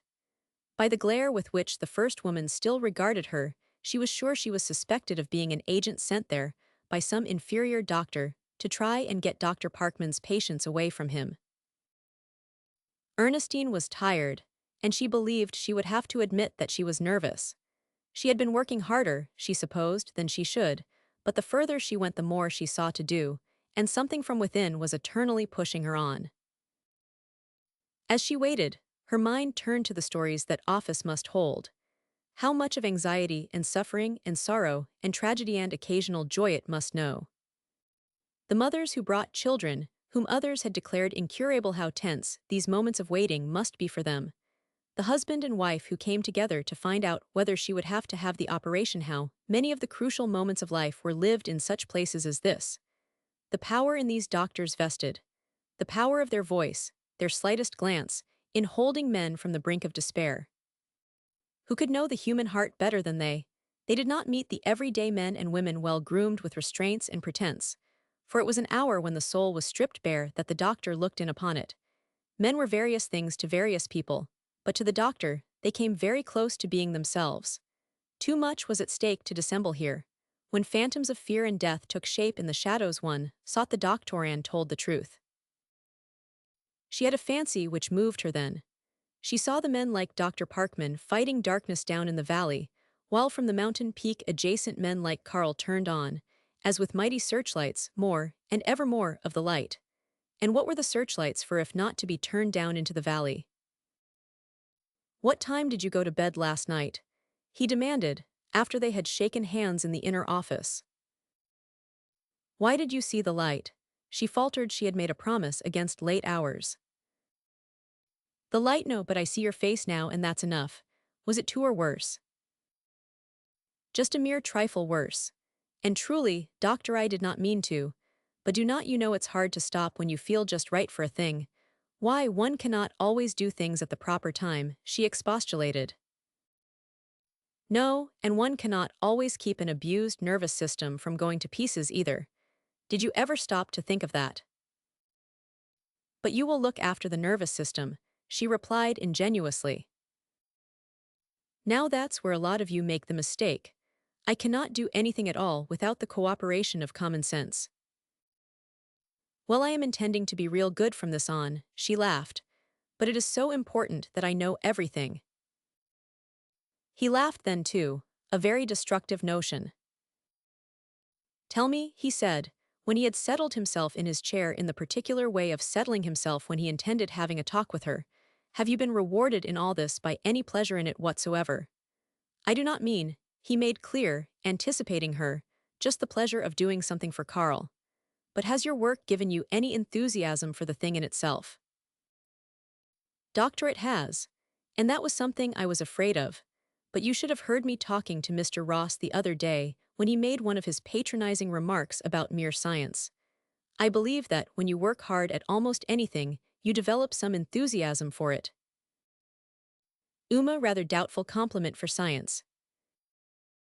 It was rather Beesonish, she laughed. But you see, in the beginning my face was turned the other way. He gave her one of those concentrated glances then. And how about that? Never feel any more like heading the other way. She smiled, and the smile seemed to be covering a great deal. Oh, sometimes the perverse side of me feels like turning the other way. There are many sides to userant there. But never mind about that, she hastened. That is just something between me and myself. I can suppress all insurrections. There was a pause. She leaned back in the big chair and was resting. He had seen from the first that she was very tired. No desire to back out, he threw that out a little doubtfully. She sat up straight. She looked first angry and then as if she were going to cry. Doctor, tell me, am I that unconvincing? Has not the winter? This winter, he interrupted gently, has proved that you knew what you were talking about when you came to me last fall. Could I say more than that? I only asked the question, he explained, because this is the last chance for retreat. And then he told her, watching the changing expressions of her responsive face. But at the last there was a timidity, a sort of frightened fluttering. But doctor, am I ready? Can I really do it? There is so much I do not know. The consciousness of which is excellent proof of your progress. My idea is this. In any case, it is going to be hard at the first. You might go on another year, and of course be in better shape, but I do not know just what Carl would be doing in that year. He's in need of a big rousing up. And as for you, after working the year with him, you will be a long way ahead of where you would be alone. So it argues itself that way from both standpoints. I made up my mind when I was out the other day that Carl needs just what this is going to give. You think he looks badly, she flew at that, relinquishing all else. You think Carl's not well. I did not mean that, but he needs the hope, the enthusiasm, activity this is going to give. Has not he been splendid this winter? She asked softly, those very deep warm lights in her eyes. Did you ever see anything like it, doctor? I thought I knew something about courage, he replied shortly, but Carl makes me think I did not.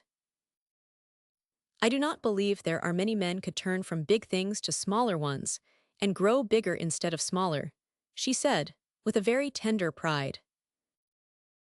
They say scientists are narrow and bullheaded.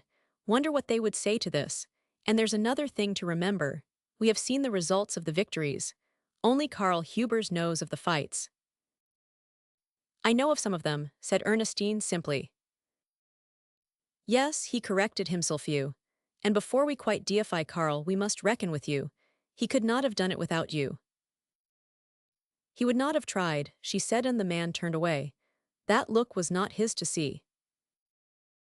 When she recalled herself, it was with a sense of not having been kind. Why did she say things like that to Dr. Parkman after Carl had told her? And you, doctor, she said in rather timid reparation, I wonder if you know what you have done for us both. Oh, I have not counted for much, he said almost curtly. It would have worked itself out without me. But even as he spoke, he was wishing with all his heart that there was some way of showing her what they had meant to him. He did not do it, for a soul which has been long apart grows fearful of sending itself out, fearful of making itself absurd. They talked it all out then, going at practical things in a very matter-of-fact way. And now, said the doctor, I have a suggestion. It is more than a suggestion, it is a request. A little more than a request, even. Command, she smiled at him. You know, he began, how it is with the athletes. Sometimes they become overtrained, which is the worst thing could happen to them. A good trainer never puts overtrained men in the game. Now, my dear enthusiastic friend, she was looking at him in that intent way of hers. I've noticed 2 or 3 times that you have about jumped out of your chair at some meaningless noise in the other room. Your eyes tell the story. Oh, there are various ways of reading it. You are a little overtrained. Before you tell Carl, the great secret, I want you to go away by yourself for a couple of weeks and rest. You mean that I should leave Carl? She demanded. I do. I want you to have change, rest, and for that matter, a little lonesomeness will not be a bad thing. You will be in just the right mood then to put it all to him when you come back. He will be in just the right mood to take it. Oh, but doctor, you do not understand. I cannot leave Carl. There are things I do for him no one else could do. Why, you must remember he's blind, she concluded passionately. She was not easy to win, but he stated his case, and one by one met her arguments. Yes, Carl would be lonely. But when she came back, he would be so glad to see her that he would be a much better subject for enthusiasm than he was now. She also would be in better mood. If you tell him now, he said, and he makes some objections, says it cannot be don't to one, as you are now you will begin to cry. A nice termination for your whole winter's work. You must go to him just as you came to me in the beginning, go overwhelm him, take him whether or no. And you are not right for that now. It's just because I am bound this thing shall go through, that I insist you do as I say. Could not Carl go with me? She asked, quite humbly, her eyes pleading eloquently. He showed her kindly but very decisively that that would not make the point at all. There followed then but a few final protestations. Where would Carl think she was? What in the world would he think of her going away and leaving him like that? Who would look after him? What if he needed some help he did not get? Suppose he grew so lonesome and depressed he just could not stand it. On all of which points he somewhat banteringly reassured her. Other men had been lonesome now and then, and it had not quite killed them. Beeson and Ross were in the house, and there was a good maid who adored Dr. Hubers. As to where he thinks you are, I will tell him half the truth, that you are a little nervous and I have prescribed change and rest. But she would not agree to that. Carl would worry, she said. We will tell him instead that I have to go to New York to see about my picture. It will be easier for Carl if he thinks it is about my work. He yielded to her judgment in that, and agreed to the further compromise that if she found she could not possibly stay away 2 weeks she might come back in one. It was the change, the going away, the getting lonesome the doctor wanted most of all. He wanted to lift her clear up to her highest self, that she might have all that was hers to give when she told her story to Carl. And of course, doctor, she asked anxiously, when the time comes you will talk to him to tell him you feel I can do it. Trust me for that, he said briefly. But where is it I am to go? She laughed as she was ready to leave. He told her then of a place in Michigan. An old nurse of his had married and was living there, and he frequently sent patients to her as boarders. I have written to her, and she wants you to come, he said. Well, upon my word, before I so much as said I would go. Why, certainly, he answered, looking a trifle surprised. For 3 days, perhaps 5, I want you to sleep. You will find you are very tired once you let go. Then you can walk in the woods. I think it's going to be warm enough for browsing around. And you can think of Carl, he said with a touch of humor and a touch of something else, and of all this is going to mean. I have thought a great many times of what you said about the statue. There's something mighty stirring in that idea of unconquerableness. There is, she responded. A great thing, you know, is worth making a few sacrifices for. You have made some pretty big ones for this, now make this one more. Have not you been laying claim to great faith in my judgment? Oh, yes, is a matter of judgment, only. Very well then, be lonesome if you must be lonesome. I hope you will Bates part of the treatment. And then you will come back and in your first bursts of delight tell Carl just what you have done. When he says it's impossible, you will just laugh. You will get him to try and then the day is yours. Out on the street, she stopped half a dozen times in the first block, thinking she would go back and tell Dr. Parkman she could not possibly leave Carl. Why, he's a terrible man, she mused, half humorously, half tearfully, sending wives away from husbands like this, wanting people to be lonesome just because he thinks it's good for them. I will not do it. I'll go back and tell him I will not.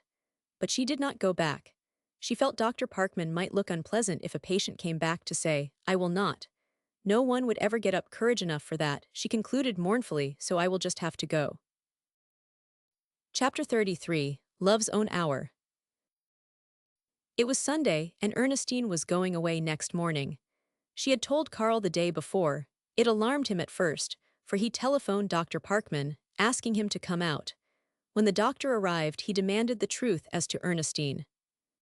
Had anything happened? Was she not well?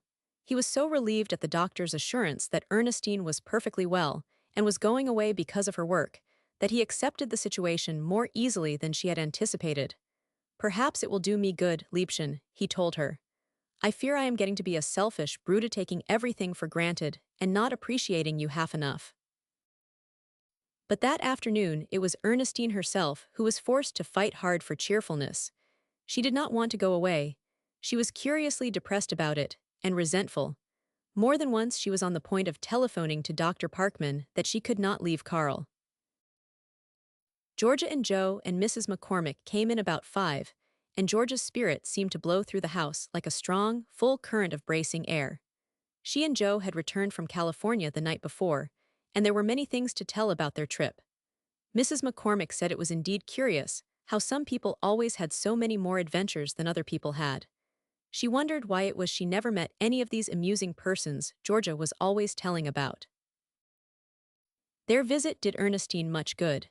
It was impossible to feel blue or have silly forebodings in the presence of so much naturalness and cheer as always emanated from Georgia. Those hearty laughs had cleared the atmosphere for her. Look here, Liebchen, said Carl, emerging from a brown study, we must fix up a code. A code, dear. For your writing to me.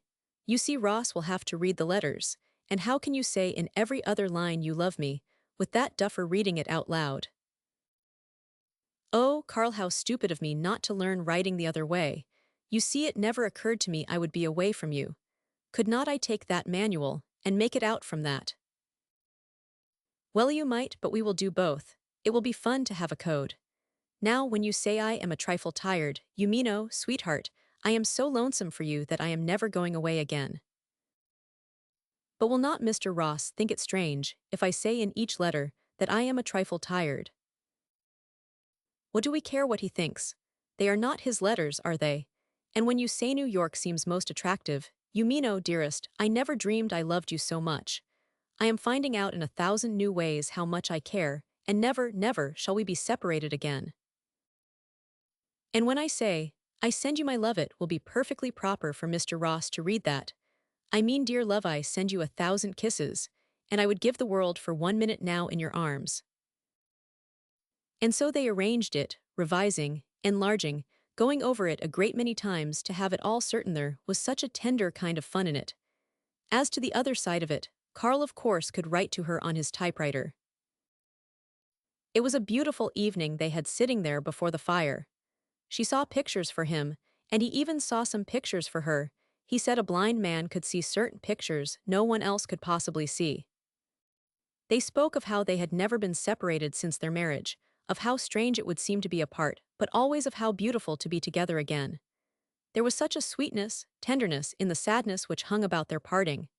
They made the most of their pain, as is the way of lovers, for it drew them together in a new way, and each kiss, each smallest caress, had a new and tender significance. You will be back in time for your birthday, Ernestine. Oh yes, I am only going to stay a week. I thought you said perhaps 2. Did I? Well, I have decided 1 will be enough. Ernestine, what have you been painting? Tell me, dear, that's one thing I am a little disappointed in. I do so want to keep close to your work. Well, Carl, after a silence, that picture I have been working on this winter is hard to tell about because it is in a field all new to me. It is a picture which emphasizes, or tries to, what love means to the world, a picture which is the outgrowth of our love. I am not sure that it is good in all its technical features, but I believe there is atmosphere in it, poetic feeling, and back of that, thought and soul and truth. I think there is harmony and richness of color. Some people will say it is very daring, and no one will call it conventional, but I am hoping, Ernestine's voice was so low and full of feeling he could scarcely get the words that it is going to be a very great picturesque greatest I have ever done. Some of it has been hard for me, dear. In truth, I have been much discouraged at times. But great things are not lightly achieved, Carl, and if this is anything at all, it is one of the great things. As to the subject, detail, I am going to ask you to wait until I come back. I have been keeping it for you as a little surprise. Perhaps it will help some of your lonely hours, dear. Her voice quiveretto. Think about the beautiful surprise. And if it seems strange sometimes that I could bring myself to go away from you, will you not bear in mind, Carl dear, that I am doing it simply that the great surprise may be made perfect for you? It is a whim of mine to keep this a great secret. In the end I know you will forgive the secrecy. And when I come back her voice was stronger, fuller. Now I am going to make you see it just as plainly as you ever saw anything in all your life. You must, I could not bear it to be shut out from your work. You are not going to be shut out from my work, she said it with an intensity almost stern. I want your life to be happy, Ernestine, he said, after a time, and the words seemed to have a new meaning spoken out of this mood of very deep tenderness. I do not want it to be darkened. I want my love to make you happy in spite of it all. It does, she breathed, it does. But I want you to be us you used to be. I have not been fair in letting this make such a difference with us.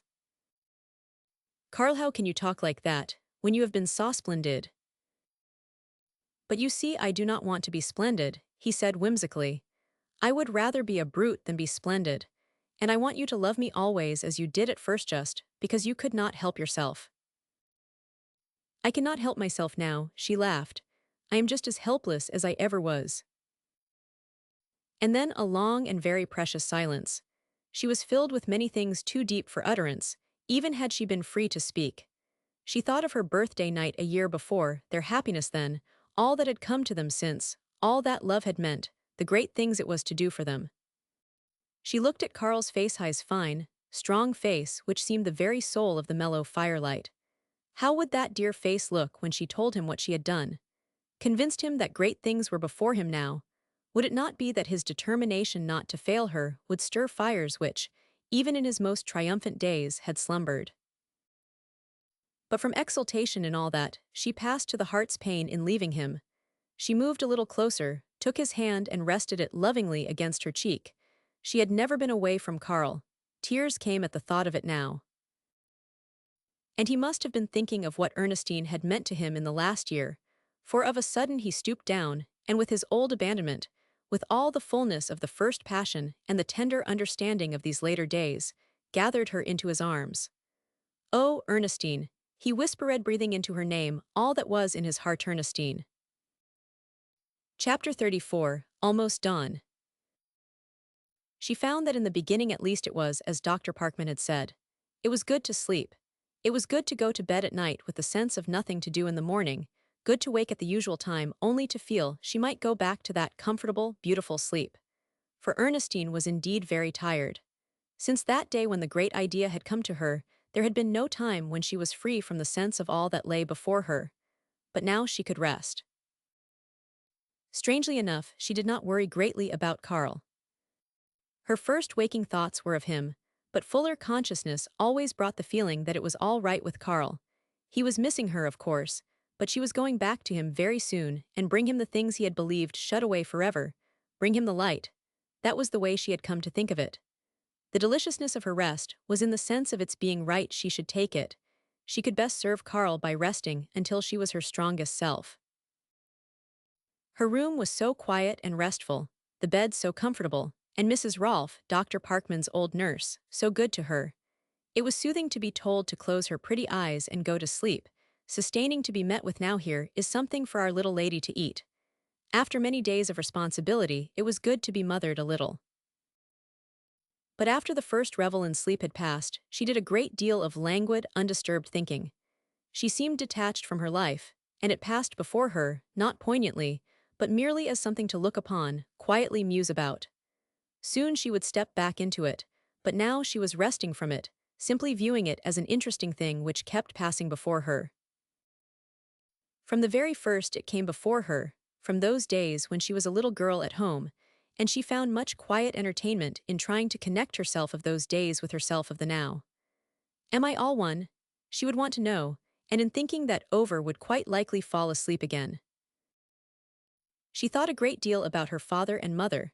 They were more real to her than they had been for a long time, but it was hard to connect the Ernestine of that home with the Ernestine who belonged to Carl. There was Georgia, to be sure, who extended clear through. Dear Georgia, how well she had looked Sunday in that beautiful black gown. She remembered such a funny thing, and such a dear thing, Georgia had done once. They had become chums as freshmen, and when they were sophomores, Georgia came to their house to live. And one night she inadvertently said something which started one of those terrible arguments, and ended in the saying of so many bitter things that Ernestine could not bear especially before Georgia, and as soon as she could she left the table and went up to her room. She did not cry. Her mother cried so much that it seemed enough for the family, but she sat there very still looking straight ahead, denying herself even the luxury of tears. And then, just when that atmosphere of unhappiness and bitterness seemed pressing down upon her, crushing her, had come a wild shriek from Georgia. Ernestine, Ernestine, get your things quick, let's go to the fire. That was not to be resisted even by a 19-year-old girl. She remembered tumbling into her things, running 2 blocks, and then gasping, where is it? And Georgia replied, gasping too, don't know, small boy said so. And then after running all over town, they found there was no fire at all, and that had so overcome them with laughter that she forgot all about those other things which would have given her so miserable an evening. She had had just a little suspicion then, and now she had a firm conviction that Georgia never heard small boys say anything about fire that night. Bless Georgia's big heart, she loved her for just such things as inventing fires for unhappy people to go to. As she lay there resting, away from the current of her life, she thought a great deal about a little grave over in France, such a very, very small grave which represented a life which had really never come into the world at all. She could fancy her baby here with her notepad in her face, pulling her hair so warm and dear and sweet. Her arms ached for that little child which had been hers only in anticipation. And what it would have meant to Carl, the laughter of a very small voice, the cuddling of a very small head. Deep thoughts came then, and deeper yearnings, and when Mrs. Rolfe came in at one of those times, she was startled at the look in the deep brown eyes of her patient, a look which seemed to be asking for something which no one could give. And when Ernestine smiled at her, as she always did, the woman could scarcely keep back the answering never mind, dearie, never you mind. And through all of her thoughts there was Carl's greatness, his work, his love. She would be so happy when she did not have to keep things back from Carl. It seemed it would be the happiest moment of her life when she could throw her soul wide open to him, with there is never going to be another thing kept back from you. She could not bear the thought of Carl's believing she was in New York. But soon there would be no more of that, and Carl himself would tell her she had done it because she cared so much. And most beautiful of all things to think about was the hour when she would tell him. How would he look? What would he say? On the 5th morning she awakened feeling quite different. Those birds, what were they singing about? She got up and raised the curtain and then drew in a long breath of delight. For it was a radiant spring morning, breathing gladness and joy and all beautiful things. Oh, how beautiful off there in the trees which were just coming back to life after their long sleep. She too had been asleep, but it was time now to wake up and be glad. She felt very much awake and alive this morning. Oh, how those birds were singing. She laughed in sheer happiness and began to sing too. She would dress and go out of doors. To remain in her room 1 hour longer would be unbearable bondage, for all the world was awake and glad. She could scarcely wait to get out there among the birds and trees. She had never felt so alive, so well tuned to life, so passionately eager for its every manifestation as when, after a hurried breakfast, she started up the beautiful green hill to the trees where all the birds were singing, the soft breath of the spring enfolding her spirit lifting itself up to meet the caress of the spirit of spring. She walked with long, swinging step, smiling to herself, humming a glad little air, now and then tossing her head just to get the breath of spring upon her face in some new way. Mrs. Rolfe watched her from the kitchen door, smiling. On the hilltop she stopped, standing straight, breathing deep, reveling in the song of the birds. They were fairly intoxicated with joy at this morning, glistening to the soft murmur of the spring beneath it, all happy, oh so happy, as she looked off to the far distances. The long winter had gone, And now the spring had come against dear spring she had always loved. It was with her too, almost an intoxication throwing off of gloom, the taking on of joy. On such a morning nature calls unto her chosen, and they hear her call, and are glad. As she stood there on her hilltop, her spirit lifted itself up in lyric utterance, her whole being responded to the songs of the returning birds. How well Dr. Parkman had planned it. She would go back now and tell Carl what a great thing it was to be alive, how the spirit was everything, and could conquer all else. It seemed very easy now. It was all a matter of getting the spirit right. How good of Dr. Parkman to think it out like this. But there was something a little wrong. She stopped for a minute, pondering. Now she knew, Carl, why could he not be here too? All in an instant she saw it so clearly that she laughed aloud. She was rested no ready to tell him and this the place. She would send for him, Mr. Rosser, perhaps the doctor himself would come with him, and here where it was all so beautiful, where the call of the spring reached them and made them glad she would tell him. And then, his spirit strong as hers was now strong, he would respond to it, be made ready for the fight. How simple and how splendid, how stupid not to have thought of this before, and then again she laughed. It would be fun to improve on Dr. Parkman's idea. That was all very well, but this 1,000 times better. Carl's spirit too needed lifting up. What could do it as this? It was true he could not see it with his eyes, but there were so many other ways of being part of it.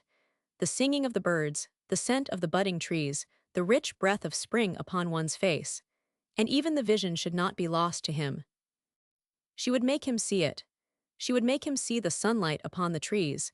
The roll of that farther Hillsidione did not need to try to forget the park commissioners here. And then she would say to him, "See, Carlevin, as I can make you see the trees, and that little brook there in the hollow, just as plainly as I can make you see the sky, and the hill come together off there so plainly, will I make you see the things in the laboratory which belong with your work."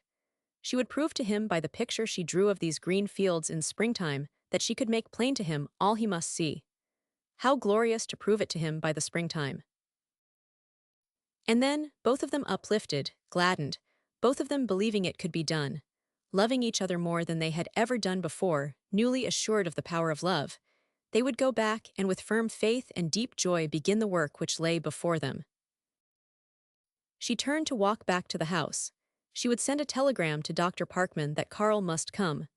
Perhaps he could be here tonight, tomorrow, surely.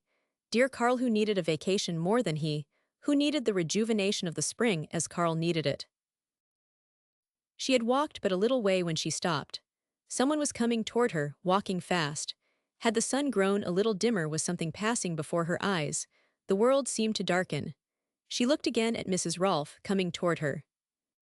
How strange that she shivered. Was it a little chilly up here on the hilltop where a minute before it had been so soft and warm? She wanted to go to meet Mrs. Rolfe, but she did not. She stood strangely still, waiting. And why was it that the figure of Mrs. Rolfe was such a blur on the beauty of the hillside? But when at last she saw her face, she did run to meet her. "What is the matter?" Her voice was quick and sharp. The woman hesitated. "Tell me," demanded Ernestine. "I will not be treated like that." "Dr. Parkman wants you to come home," the woman said, not looking Ernestine in the face. "Why, Carl?" She caught roughly at the other woman's arm. She knew then that she could not temporize nor modify. Dr. Hubers was taken sick yesterday. He was to have an operation. The telegram should have been delivered last night. She thought Ernestine was going to fall, swayed so, her face went so colorless, her hands so cold. But she did not fall. "Thaddeus, all you know," it came in hoarse, broken whisper. And when the woman answered, "Yes," Ernestine started, running for the house. Chapter 35. Oh, hurry, hurry. That train, she would go mad if it kept stopping like that.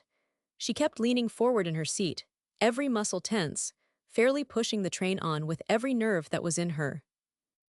Never once did she relax, and on it must go on. She would make it go faster.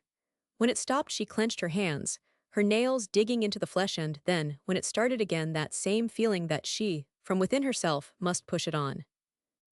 At times she looked from the window. Now this field was past, they were so much nearer. Soon they would be over there where the track curved that was a long way ahead. They were going faster now. She would lean forward again pushing on, trying through the straining of her own nerves to make the train go faster. Mrs. Rolfe had wanted to come with her, but she said no. It seemed she could get there faster by herself. There had been an hour's wait for the train. It made her sick, even now, to think back to that hour. At least this was doing something, getting somewhere. She had telegraphed to everyone she could think of, but no reply had come up to the time the train started. She reasoned that out with herself, now for good, now for bad. And then if he were better, if there were anything good to tell. Her temples were thumping more loudly than the train thumped. Her heart was choking her. Her throat was so tight she could not breathe. Again and again she went over it to herself. Dr. Parkman had operated on Carl. Of course Dr. Parkman would do it right. He would not dare to operate on him without her being there unless he was absolutely sure it would be all right. And then close upon Thaith would have waited for her if appendicitis. That was what those quick operations were. And most of them, especially with Dr. Parkman, came out all right. And Carl was the doctor's best friend. Would not a man save his best friend when he could save everyone else? And Carl himself, his will, his power, his love for her. Carl would know that nothing must happen while she was away. But close upon that came awful visions. Oh, why had Dr. Parkman sent her away and then done this thing? She would tell him when she got there. She would tell him. It would all be right when she got there. If only the train would hurry. There was smoke off there. Was it? It was the smoke of Chicago. Nothing had ever looked so beautiful before. Very soon now. Why, perhaps within a few hours she and Carl would be laughing at this. Is not it great the way I got on, Liebchen? He would say. Is not Parkman a dandy? They were passing those houses on the outskirts. Oh, why was Chicago so big? But she must be calm, very calm. She must not excite Carl in the least. How sorry he would be that she had been frightened like this. They were passing larger buildings, coming closer to the city. She gritted her teeth hard, clenched her hands. Carl was at the hospital. Telegram told that she would get off at the stop just this side of the main station that was a little nearer the hospital, she believed. She would take a cab if only there were an automobile, but the cabman would surely go very fast if she told him why she had to hurry like this. Long before the train came to its stop, she was standing at the door.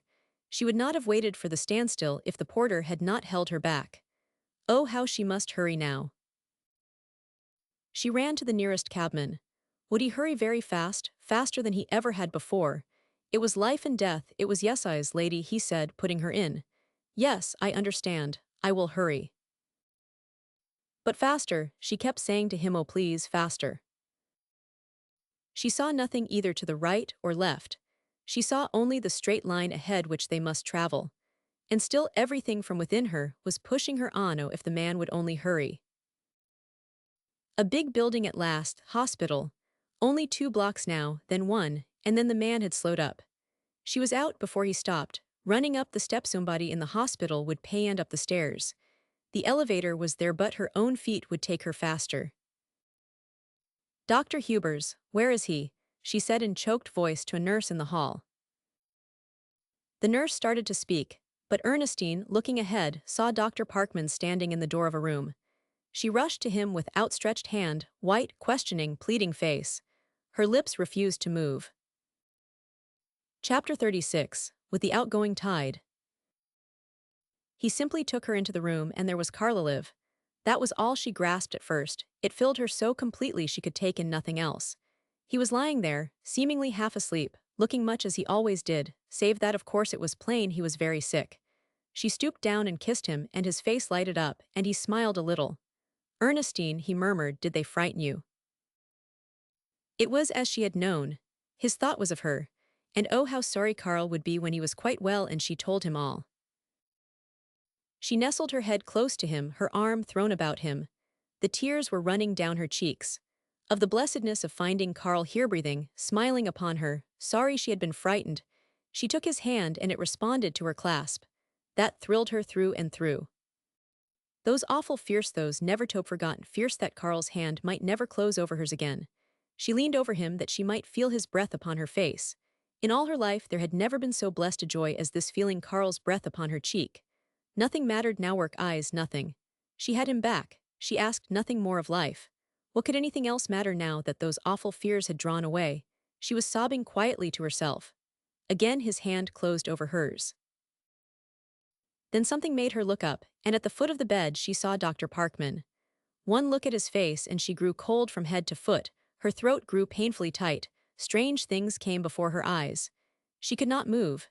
She simply remained there upon her knees, looking at Dr. Parkman's face, her own frozen with terror. The doctor came to her, took her hands, and helped her to rise. Two nurses and another doctor were bending over Carl doing something. Dr. Parkman led Ernestine into an adjoining room. She did not take her eyes from his face. The appeal, terror, in them seemed to strike him dumb. It was as though his own throat were closed. For several times he tried vainly to speak. "Ernestine," he said at last, "Carl is very sick." "How sick?" she managed to whisper.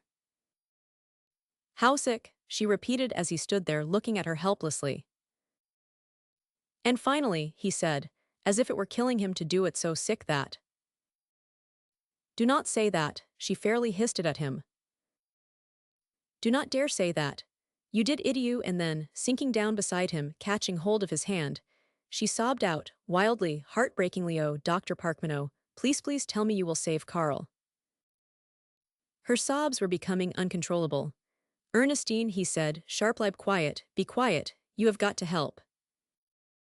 The sobs stopped, she rose to her feet. He pulled up a chair for her, but she did not sit down. A few sobs still came, but her face was becoming stern set. "Tell me," she said, holding her two hands tight against her breast, and looking him straight in the face. And then he jerked it out. Carl had been taken ill, pain, fever, he feared appendicitis. He had two other doctors see him, they agreed that he must be operated on immediately. They brought him here. They found conditions awful. They did all that surgery could do. Every known thing was being done now, but they did not know. He had rallied a little from the operation. Now he seemed to be drooping. He was in bad shape generally, heart weakened by the shock of his blindness, intestines broken down by lack of exercise, whole system affected by changed conditions. All these things combined against him. He told the short story with his own lips white, swaying a little, seeming fairly to age as he stood there. Her face had been changing as she listened. He had never seen a human face look as hers did then. He had never heard a human voice sound as hers sounded when she said, "Dr. Parkman, you are mistaken." She looked him straight in the eye, a look which held the whole force of her being. "I say you are mistaken. We will go back in here now to Carl. You and I together are going to save him." There was the light from higher worlds in her eye as she went back. In her voice, a force which men have never named or understood. And something which emanated from her took hold of everyone who came into that room. There was more than the resources of medical science at work now. On her knees beside the bed, her arm about him, passionately shielding him from the dark forces around him, her face often touching his as if reassuring him, Ernestine spoke to Carl, quietly, tenderly, forcefully, love's own intuition telling her how much to say, when to speak. By her warm body which loved him, by her great spirit which claimed him, she would hold him from the outgoing tide. Her voice could rouse him where other stimulants failed. The only effort he made was the tightening of his hand over hers, and sometimes he smiled a little as he felt her close to him. 2 hours went by, the lines in Dr. Parkman's face were deepening. They worked on unfalteringly hypodermics, heat, rubbing, oxygen, all those things with which man seeks to deceive himself, and for which the foe with the tolerance of power is willing to wait. But their faces were changing. The call of the outgoing tide, that tide over which human determination has not learned to prevail, was coming close. They worked on, for they were trained to work on, even through the sense of their own futility. Looking about her, Ernestine saw it all, and held him with a passionate protectiveness. If all else failed, her arms to which he had ever come for help and consolation could surely hold him. The cold fear crept farther and farther into her heart, and as it crept on her arms about him tightened.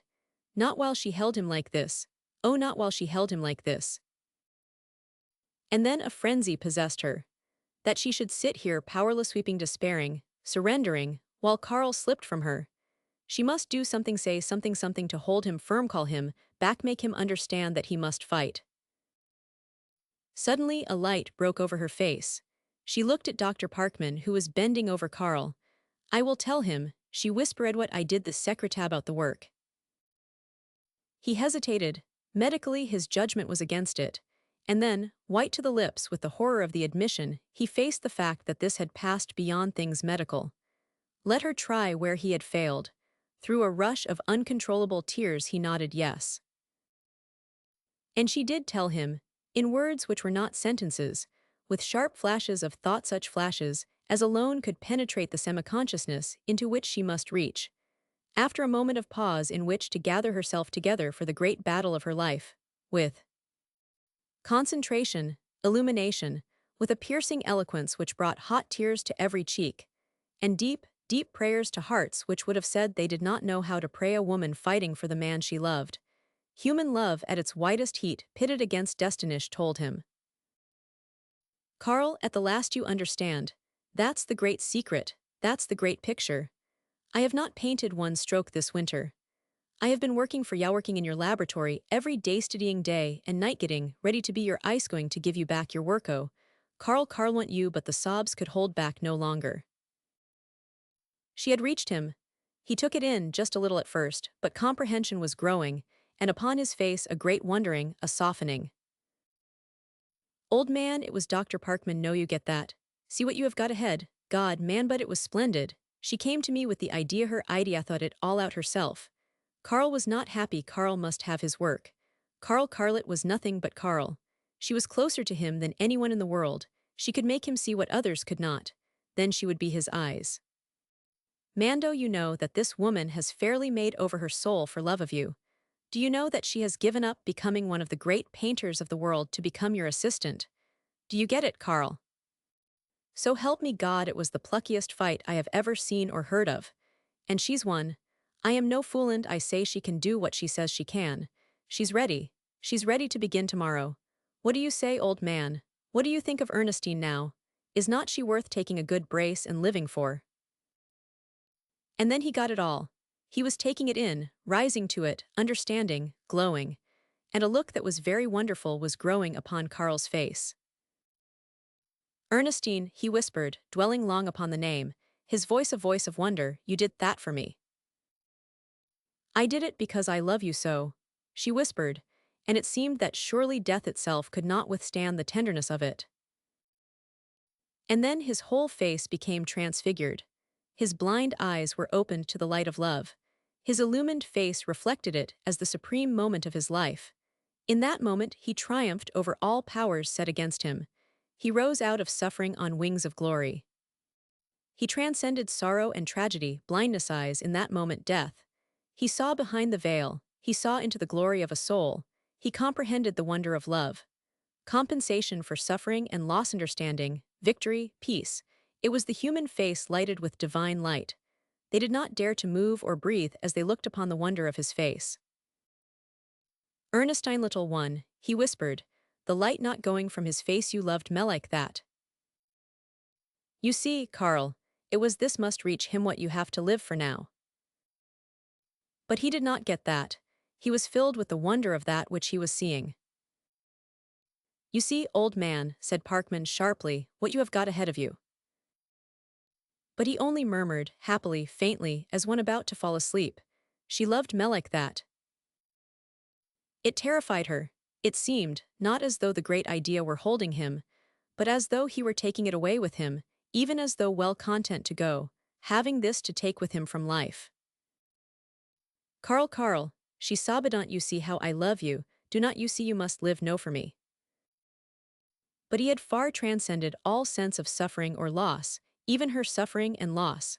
Her pleash herself could not reach him. He and the great idea were going away together, and that light did not leave his face. It was so that he sank into a sleep. He did not hear Ernestine's sobs, he knew nothing of her pleading cries. In a frenzy of grief she felt him going out to where she could not reach him. She called to him, and he did not answer. She pressed close to him, and he did not know that she was there. But the great idea was with him. It lighted his face to the last. It was as if that were what he was taking with him from life. It was as if that, and that alone, he could keep. Carl, she cried, terrorized, look at me, speak to me, I am here. Ernestine is here, and then, the strongest word of woman to man, I'm frightened. "Oh, take care of me, Carl, take care of me."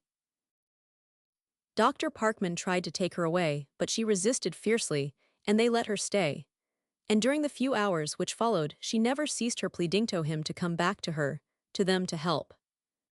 Crazed with the consciousness of his slipping from her, wild beyond all reason with the thought that her kisses could not move him, her arms could not hold him, her passion lashed to the uttermost in the thought that she must claim him now or lose him forever, she pleaded with all the eloquence of human voice, and human tears.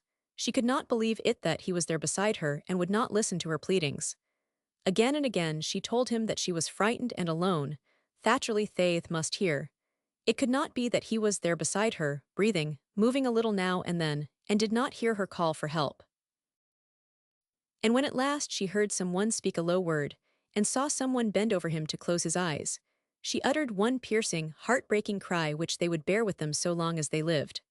And then, throwing herself upon him, shielding him, keeping him, there came the wild, futile call of life to death. Carl, Carl, Carl. Part 3. Chapter 37. Beneath Dead Leaves. The cold March rain drove steadily against the car window. His thoughts were like that, cold, ugly, driving thoughts. Looking out at the bleak country, through which they were passing, he saw that dead leaves were hanging forlornly to bare trees. His hopes were like that, a few dead hopes clinging dismally to the barren tree of experience. So it seemed to Dr. Parkman as he looked from the car window at the country of hills and hollows through which he was passing. The outlived winter's snow still in the hollows, last summer's leaves blown meaninglessly about, denied even the repose of burial. The cheerless wind and the cheerless rain it matched his mood. Almost a year had gone by, and Dr. Parkman was going out to see Ernestine. Every mile which brought him nearer brought added uncertainty as to what he should say when he reached her. What was there for him to say? The dead leaves of her hopes were all huddled in the hollow. Was he becoming so irrational as to think he could give life to things dead? Was she not right in wishing to cover them up decently and let them be? Was anything to be gained in blowing them about as last summer's leaves were being blown about now by the unsparing, uncaring winds of March? She was out where she had lived as a girl, living in the very house which had once been her home. He had understood her going. It was the simple law of living things.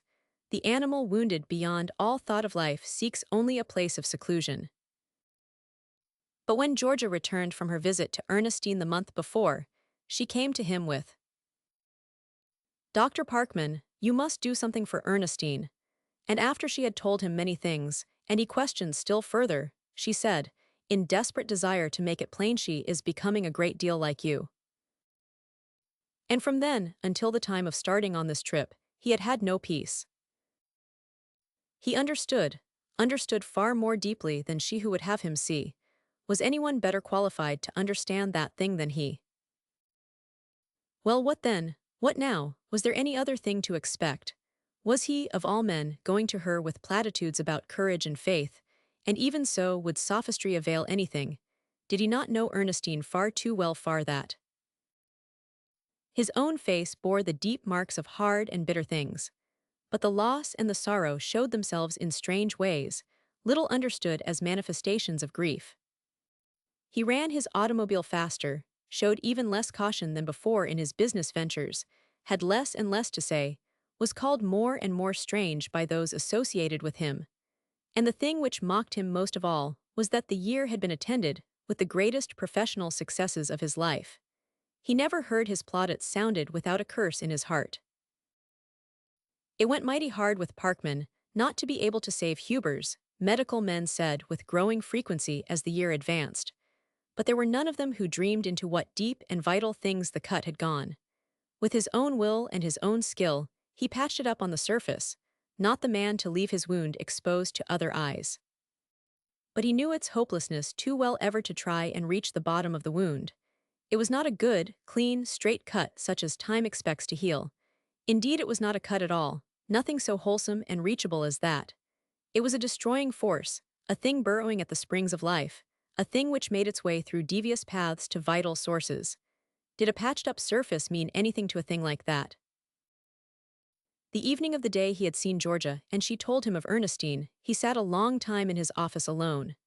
The gray ashes of his own life seemed spread around him. And it was he who was asked out of this to rekindle a great flame. And what flame? What was there left for Ernestine? Ask her to come back to what? Fight for what?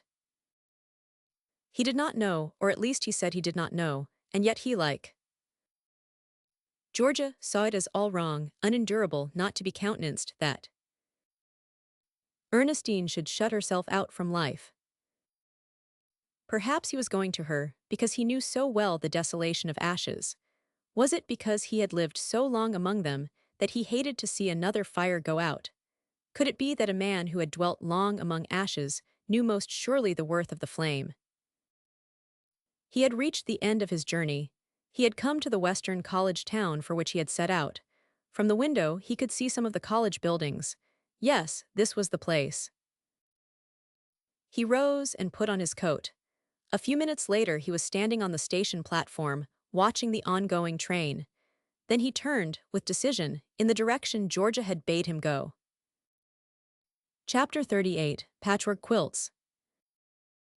And now that the first 10 minutes had passed, he felt anew the futility of his errand. His first look into her face made him certain he might better have remained in Chicago. The thing which cut off all approach was that she too had done some work on the surface. It seemed to him as he sat there in utter silence that he had been brutal, not alone to her heart, but to his own, that he asked too much, not only of her command, but of his. He had come to talk of Ernestine and the future. The things about him drew him overmasteringly to Carl and the past.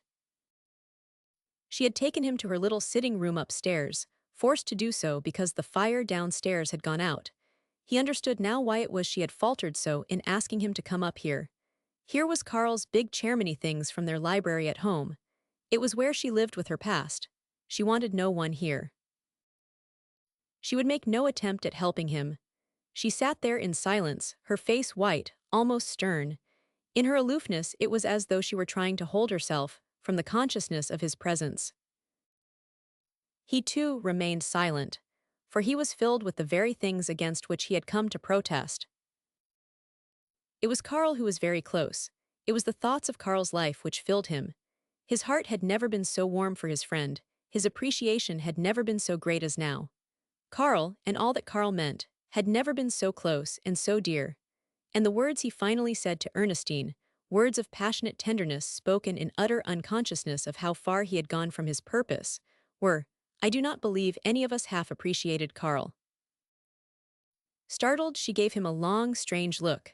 No, Dr. Parkman, very low neither do one. I have been looking into it since. I wanted to throw Carl's results to the right man. He was head and shoulders above them all. There was a slow closing of her eyes, but she was not shrinking from him now. This the kind of hurt she was able to bear. If he had been left to work out his life, but he stopped, brought suddenly to a sense of how far he had lost himself. She too saw it. Dr. Parkman, with a smile which put him far from her thighs, is what you came to say. You think I need any incitement? You needn't, Dr. Parkman, with rising passion you needn't. Every time I leave this room, two things are different. I have more love for Carl, more hate for his destroyers. And those two passions will feed upon me to the end of my life. Instinctively, he put out a protesting hand. It was too plain that it was as she said. More love for Carl, more hate for his destroyers. She repeated it with a passionate steadfastness, as though it comprehended the creed of her life. His destroyers, he faltered. What do you mean by that? And she answered, with a directness before which dissembling and evasion crumbled away. Read the answer in your own heart. And if you cannot look into your own heart, she went on, unsparingly, if your own heart has been shut away so long that it is closed even to yourself, then look into your looking-glass and read the answer there. Let the gray hairs in your own head, the lines in your own face, yes, the words of your own mouth tell you what you would know of Carl's destroyers. He drew in his lips in that way of his. One side of his face twitched uncontrollably. He had come to reach her soul, reach it if must be through channels of suffering. He had not thought of her reaching his like this. But she could not stop. And if you want to know what I have gone through, look back to what you have gone through yourself, then make some of those hours just as much stronger as love is stronger than friendship, and perhaps you can get some idea of what it has been to me. He was dumb before that. Putting it that way, there was not a word to say. He saw now the real change. It was more than hollowed cheeks and eyes from which the light of other days had gone, more than soft curves surrendered to grief and youth eaten out by bitterness.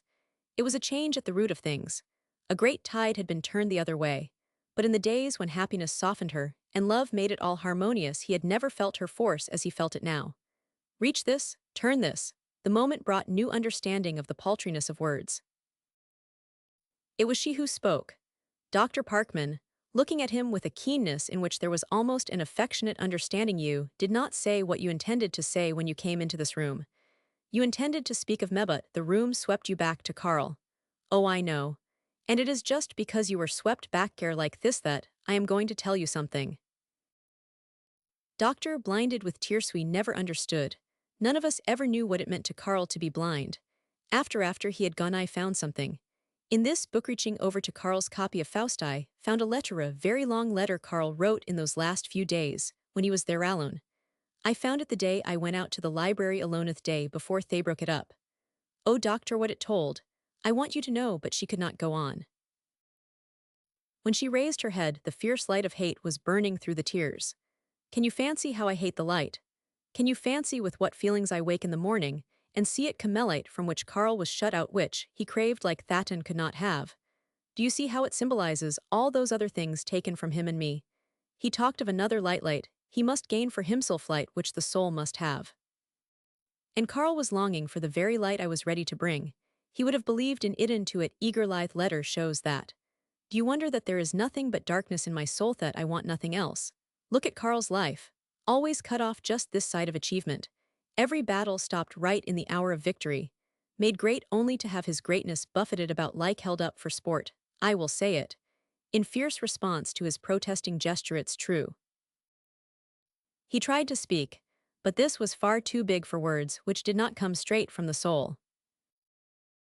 Do you know what I am doing now? She laughed, and none of it had told as much as that laugh revealed. I am making patchwork quilts. Can you fancy anything more worthless in this world than a patchwork quilt, cutting things up and then sewing them together again, and making them uglier in the end than they were in the beginning? Do you know anything more futile to do with life than that? Well, that's where my life is now. My aunt had begun some, and I am finishing them up. And ancience, but the sob in her voice gathered up the words. He wanted to speak then, that sob brought her nearer, but she went on. I sit sewing those little pieces, told her a foolish thing to do, but one must be doing something, and as I think how useless it is, there comes the thought of whether it is any more useless than all the other things in life. Is it any more useless than surgery?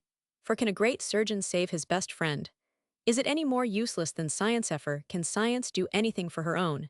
Is it any more useless than ambition and purpose and hope? For does not fate make sport of them all? Is it any more useless than books? For can books reach the hearts which need them most? Is it any more useless than art? For does art reach realities? Is it any more useless than light? For can light penetrate the real darkness? Is it? She wavered, quivered. She had been talking in low, quick voice, her eyes fixed on something straight ahead, as though reading her words out there before her. And now, as she held back, and he saw what she saw and could not say, he asked for her slowly, is it any more useless than love? Chapter 39, Ash Heap and Rose Jar. As she broke then to the sobs for which he had hoped, something of tremendous force stirred within the man, and he felt that if he could bring her from the outer darkness where she had been carried, back to the things which were her soul's own, that his own life, his whole life with all of the dark things through which it had passed, would have found justification. He had tried to save Karl and failed, but there was left Ernestine, and it seemed to him saw it simply, directly, unquestioningly that, after all, he would not have failed Karl if he could do what it was in his heart to do now for her. Looking at her bowed head, he saw it all complete overthrow, the rich field of life rendered barren waste. Barren waste, but was that true for Ernestine? Did there not remain for her the scent of the field, the memory of that glorious, luxuriant growth? With him, barren waste, but for her did there not grow in the field of life some things which were everlasting? With the quickness with which he saw everything, he saw that it was the picture of his own barrenness, could show her most surely the things which for her remained. He drew back from the thought, as one draws away from the rude touch upon a wound. Lay bare the scars of his life that another profit by their ugliness. Years of habit were against it. Everything fundamentally himself was against it. But he was a man who had never yet shrunk from the thing he saw was right to do. The cost of an accomplishment never deterred him from a thing he saw must be accomplished. With each second of listening to her sobs, he was becoming once more the man who masters, the man ruthless and unsparing in his purposefulness. Ernestine, he began, and his voice was very strange, for it knew it was to carry things it had never carried before. You and I are similarly placed in that we have both lost the great thing of life. But there is something remains to each of us. Life has left something to us both. To you it has left a rose jar, to me heap of ashes. It came with the moment's need. It comprehended it so well the channels long closed seemed of themselves to open. In the clearness with which he saw it, the fullness with which he felt it, he lost himself. Do you know that you have no right to cry out against life? Do you know that there are men and women who would lay down their life-size and give up their immortal souls for hours which you have had? Do you know that you have no right to say Karl Hubers was mocked by fate, made sport of, buffeted about? Do you know? His face went white as he said this. Slowly thought I would be 1,000 times willing to give up my two eyesights and lay down my life just to know, as he knew, that love was great and life was good. The tears remained undried upon her cheek. He held her. Look deeper. There is another way to read Karl's life, a deeper truth than those truths you have been seeing. Ernestine, we all dream of love. We all desire it. It is only at rare, rare times it comes as it came to you. And I say to you, and I mean it from the bottom of my heart, that, if you had been forced to give up your love in the first hour of its fulfillment, for all that you should thank God through the remainder of your life that it had been yours. For you had it, and nothing, loss, death, defeat, disappointment of every kind, can strip from your soul the consciousness that once, no matter for how short a time, love in its fullness and perfection was yours. Long, lonely years may come, and all hard things may come, but through it all the thing to keep your soul in tune is the memory of some one perfect hour. Stillness followed that, the stillness which was silence. She had not moved. You dreamed your dream, and in his voice now the beautiful things of appreciation and understanding. I know your dream. You dreamed of growing old together, of taking from life everything there was together, of achieving to the uttermost, of rejoicing in each other's victories, growing more and more close together. I know your dream, a beautiful dream. Giving up some things as the changing years do their work, and taking on the other things, the more quiet, in fact finer things that come with the years. Oh, yes, don't think I do not know that dream. To walk together down the years, meet them fearlessly, gladly, in the thought that they but add to the fullness of your love. I know. And now that it is not to be as you thought, you say life has left nothing to you, that you hate it, will have none of it. Oh, Ernestine, if you could only know how rich you are. Then harshly, rudely, the change. The voice which had seemed to caress each word was now like a lash. Suppose you did not have the luxury of giving yourself up to your own heart. Suppose that every day and night of your life, you had to fight memory, knowing it held nothing for you, but jeers and mockery and things too damnable for words. Suppose you had to fairly forbid yourself to think of the beautiful things of life. Suppose that what had been the most beautiful moments of your life were made, by memory, the most hideous. Suppose the memory of his kiss always brought with it the consciousness of his falseness, that his words of love never came back to you, without the knowledge that he had been laughing at you in his heart all the time. Suppose you could never get away from the damning truth that what you gave from the depth of your heart was tossed aside with a laugh. Suppose you had given the great passion of your life, the best that was in you, to a liar and a hypocrite. Suppose you had been made a fool of easy game. Then what of life, your belief in love, thoughts of fate? Great God, woman, cannot you see what you have got? After the throbbing moment which followed that there came a great quiet. Slowly passion settled to sadness. He seemed to have forgotten her, to be speaking instead to his own heart, as he said, very low, his voice touched with the tenderness of unrelinquished dreams, to have had 1 hour, just one perfect hour, and then the memory of that untarnished forever it would be enough. Her heart rushed passionately to its own defense. She wanted to tell him no. She wanted to tell him it was cruel to be permitted to live for a time in a beautiful country, only to be turned out into the dark. She wanted to tell him that to know love was to need it forever. But his head had fallen to his hand, he seemed entirely lost to her, and even now she knew his answer to what she would say. But you had it, he would reply. The cruel thing would be to awaken and find no such country had ever existed. They would get no closer than that, and with new passionateness her heart went out to Carl. Carl would understand it as it was to her. He too felt that they could come no closer than this. They sat there in the gathering twilight with their separate thoughts, as souls sit together almost in the dark, seeing one another in shadow, across dim spaces. The tearing open of his heart had left him weakened with pain. Perhaps that was why he was so very tired, and perhaps it was because he was so tired that this thought of growing old came back to him. It seemed to him now, leaning back in his chair and filled with the things of which he had spoken, that almost as great as a living presence with which to share the years, would be that thing of growing old with a beautiful memory. It would be a supreme thing to have a hand in your hand, a face against your face, a heart against your heart as you stepped on into the years.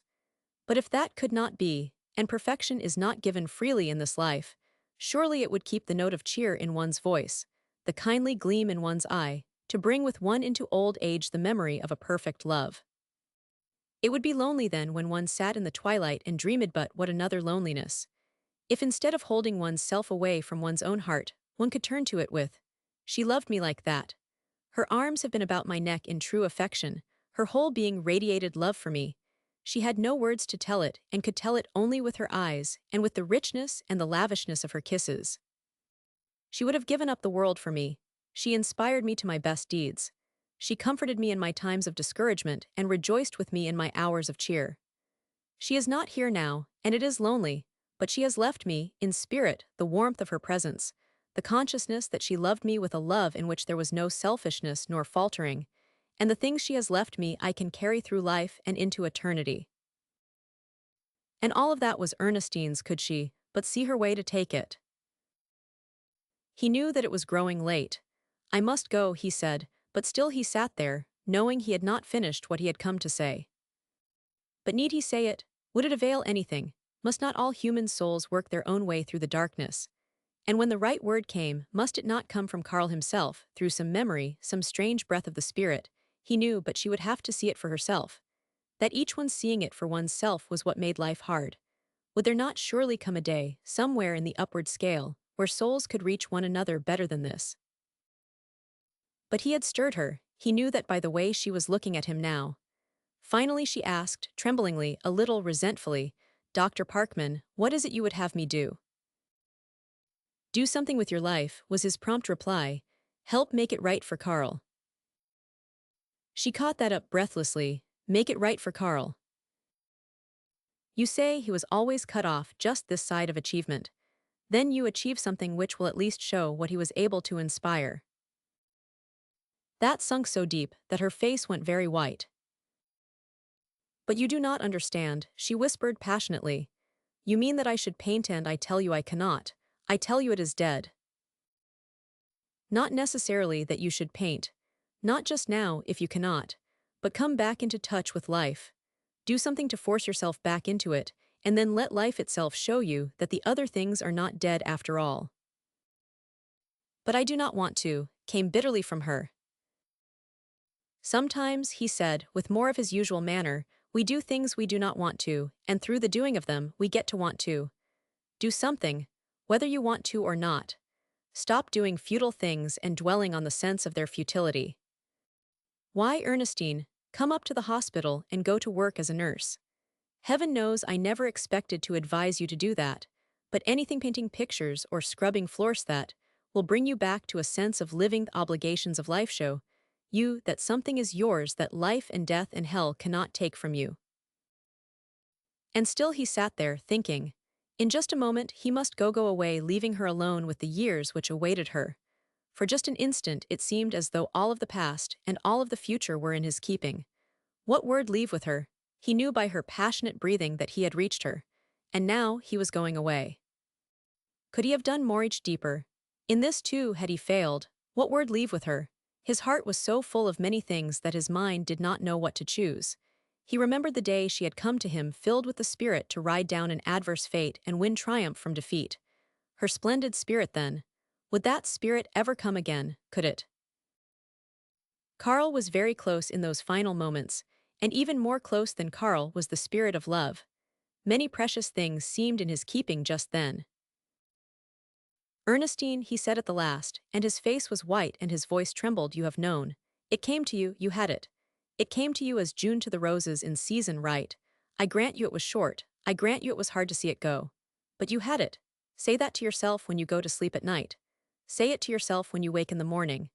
And some day you will come to see what it means just to know that you know, and then your understanding and your heart will go out to all who have never known.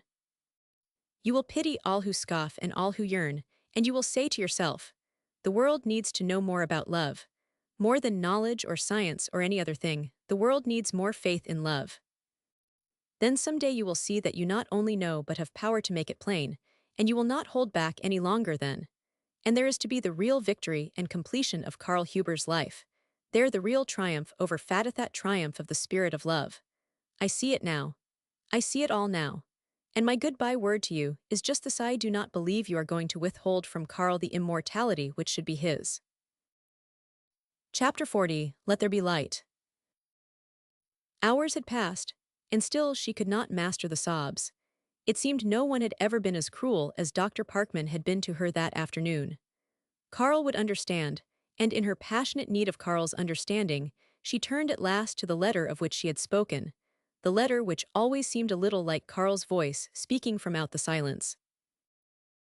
Old and worn and blurred with the grief spent upon it, the letter bore upon itself the record of the year's desolation. It had lived through things never to be told, never to be comprehended. Lonesome days, Liebchen, he had written. It would seem almost like a rush of light to feel you standing in the doorway now. My letters which I send you will tell you I am well, getting along all right, that I love you. These are some other things. If I think they will hurt you, I will not let you see them. But I will feel better to get them said, and of course the easiest way to say them is to say them to you. I cannot write. I wish I could. There are things way back in my thoughts I should like to say and say right. For I have done some thinking this year, Liebchen. While I sat here writing textbooks there came a good many thoughts. Textbooks, any fool can write them. Lectures on what other men have done, what do I care about them? I will do it, for I have to, but I want somebody to know, I want you to know that I know it does not amount to a hill of beans. Liebchen, you hear a lot of talk about the beauties of resignation. Do not you ever believe any of it. We do not get resigned to things that really count. But what we do get is courage to bear them. I am not resigned and I do not want to be. But I will try to be game about it, and we cannot be game while we are sore. I know that because the times I have been least game are the times I was most sore. Wonder if anybody can make any sense out of that. Life's queer, you cannot get around that. Making us one thing and then making us be another. What are we to think of it, Liebchen? Seems as if we could get on better if we could just get a line on the scheme of things, understand what it is all about and the why. Or is not there any why? I like a why for things. It gives them their place. I do not like disorder and senselessness, and if there is not any wee then see what I am getting at. What are you going to do when your force pushes you on to a thing which is closed to you? Stop the force. Well, does not that stop yourself? Turn it somewhere else. Easy to say in working out a philosophy, not so easy to do. Where's the end of it? That's what I want to know. I am one of those practical chaps who wants to see an end in sight. Ernestine, light's a great thing. Light's the great thing. I never knew that until I went blind. You have to stay a long time in the darkness to know just what it is light means. They call great men great lights. And then came the light, they say, regarding the solving of some great thing. He brought the light, that's what I wanted to do. They tell about science bringing the light. I know now what a tribute they pay when they say that. Light of understanding, light of truth, hand mein Liebchen, the light of love, and well do I know how that light can shine into the darkness. More light, Goethe said, when he was going out into the dark. A great thing to ask for. I know how he felt, and God said let there be light. I do not wonder that story has lived a long time. My books are finished. Now what more books, lectures, some kind of old woman's makeshift. Sit here and watch my red blood dry up. Sit here like a plant shriveling away in the darkness. Be looked after and fussed over and have things made as easy for me as possible. I do not know I cannot see. There, Liebchen, I've taken a brace. I took a long drink of courage, and I am in better shape. Often when I get like that I have been tempted to take a long drink of something else but I never have.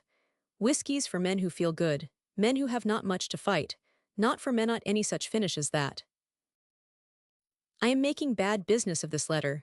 I wanted to tell things, tell what light was and what darkness was, but I cannot do it. Many things have been circling around my thoughts and I thought I might get hold of a few of them and pull them in. But I cannot seem to do it. I never was much good at writing things out. It's hard to get words for things that are not even full-born thoughts. My work was great, Liebchen great. A constant piercing of the darkness with lighta letting in of more light new light. I can understand now why I loved it, where the joy was, what it was I was doing. Is life like that? Do not we understand things until we are out of them? By Jove, is it true that we have to get out of them in order to understand them? And if that's true, is it the understanding that's the goal? Is Ido, I do not know, I'm sure I do not know. But look here, Liebchen, is it true that while I had the light, I did not have it at all, did not know what it meant? Did I have to lose it in order to get it? For is not it having a thing to understand it more than it's having it to really have it and not understand? See what I mean? Those are some of the things circling around on the outside. Sometimes I think so. Sometimes I think the light was shut out that the greater light might come. Sometimes I think we scientists have not the right line on the world at all. Why, Ernestine, sometimes I think it's miles deeper than we ever dreamed. A hedgepodge his letter. Like my life, starting out one thing and ending up another, or rather not ending up anything at alla, going to pieces in the midst of my philosophia, not being sure of anything a constant perhaps. I am lonesome, I am tired, I do not feel well. The old ladies would say I am under the weather. Why I cannot even keep feeling right when you are away. I want you, I want Yauherano. I cannot talk to you on this infernal machine, my hands groping around just as senselessly as my thoughts. I tell you, Liebchen, blindness is bad business. It sounds well in a poem, but it's a bad thing to live with. It's bad to wake up in the night sometimes and think that it will be daylight soon, and then remember that it will never be daylight for you again. I wish you were here. I am just in the mood for talking, not talking perhaps, but having you close to me and understanding. There's one thing that there's no perhaps about. That's you. There's no perhaps when it comes to our love, there's no perhaps. Now that made me fall a-dreaming. I stopped writing and lighted my pipe and sat a long time thinking of you. It's our hour, I know that, because I heard the clock strike. Where are you? Why are not you here? I want you. Believe I said that before, but if I said it 1,000 times, I could not make it strong enough. I do not know why I want you like this thy soul want. It is not just your kisses, your sweetness, the dear things about you. I want you to be here to understand, for you would you do. My light in the darkness, my Ernestine, I shall never let you go away again. The darkness is too dark without you. Evening now, for again I stopped. Too tired, too quiet some way to feel like writing. I am going to bed. I wish you were here for your good night kiss. I wish you were here just to tell me that you understand all these things I have not been able to say. I wish you were here to tell Muhet in my heart, I know that you are going to bring me the light, that love will light the way. I wish you were here to tell me that what my eyes cannot tell you, as they used to, you can read now just by the beating of my heart, just through the fullness of our silences. Oh, little one-year icier, dear icier, lovely hairier, smile your arms about my neckier whispered word, in my earier soft cheek, against mine your laughier voice your tenderness I want it all Tanitan the Ernestine of the silencest Ernestine, who understands without knowing helps without trying. Soon you will be back, that will be sunrise after long darkness. Good night, it's hard to leave Yao so lonesome wanting you so. Again, good night, dear girl for whom my arms are yearning. Bless you, sweetheart, God bless you on does God himself know what you have been to me. She read the last of it as always with sobs uncontrollable. Dr. Parkmanverithing was forgot. It was Carl alone in the library, longing for her, needing her and she not there.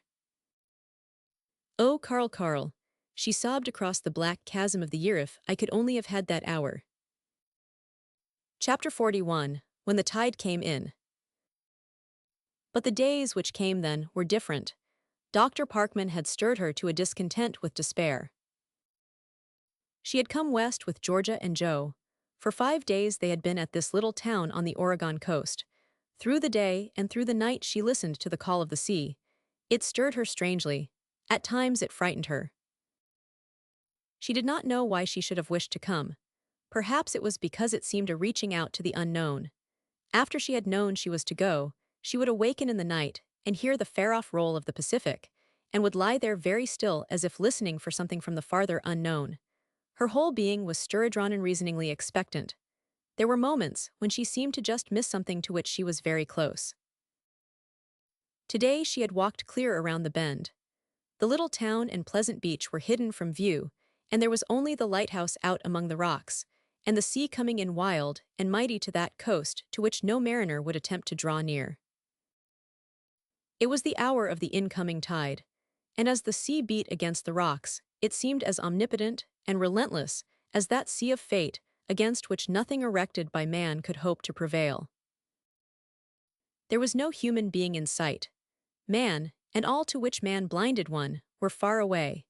She was alone with things as they were, alone with the forces which made the world and life, and as the tides of the sea brought close to her wave after wave, so the mind's tides were bringing close to her wave upon wave of understanding.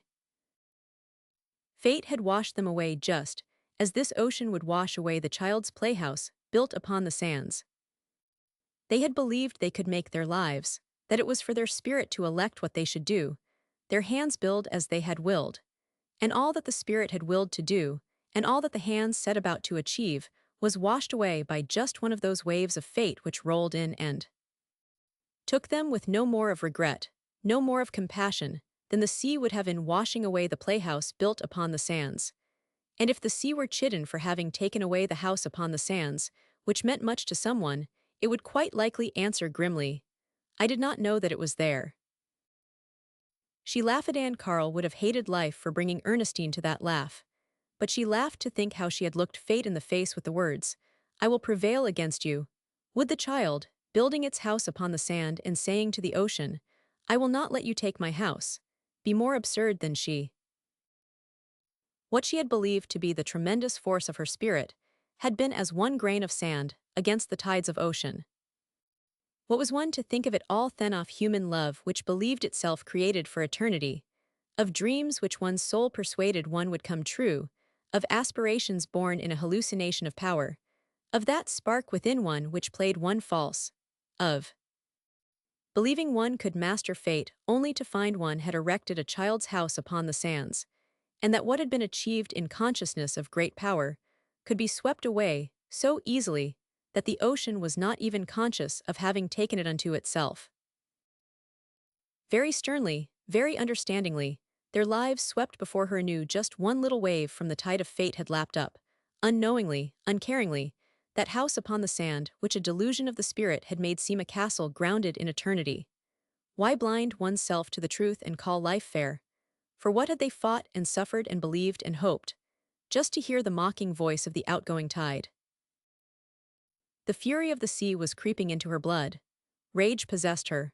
All of her spirit, mightier than ever before, went out to meet the spirit of the sea, hating it, defying it, understanding its own futility, and the more hot from the sense of impotence. That died to desolation. She had never been so wholly desolate at the sea, so mighty, she so powerless. Fate and human souls were like that.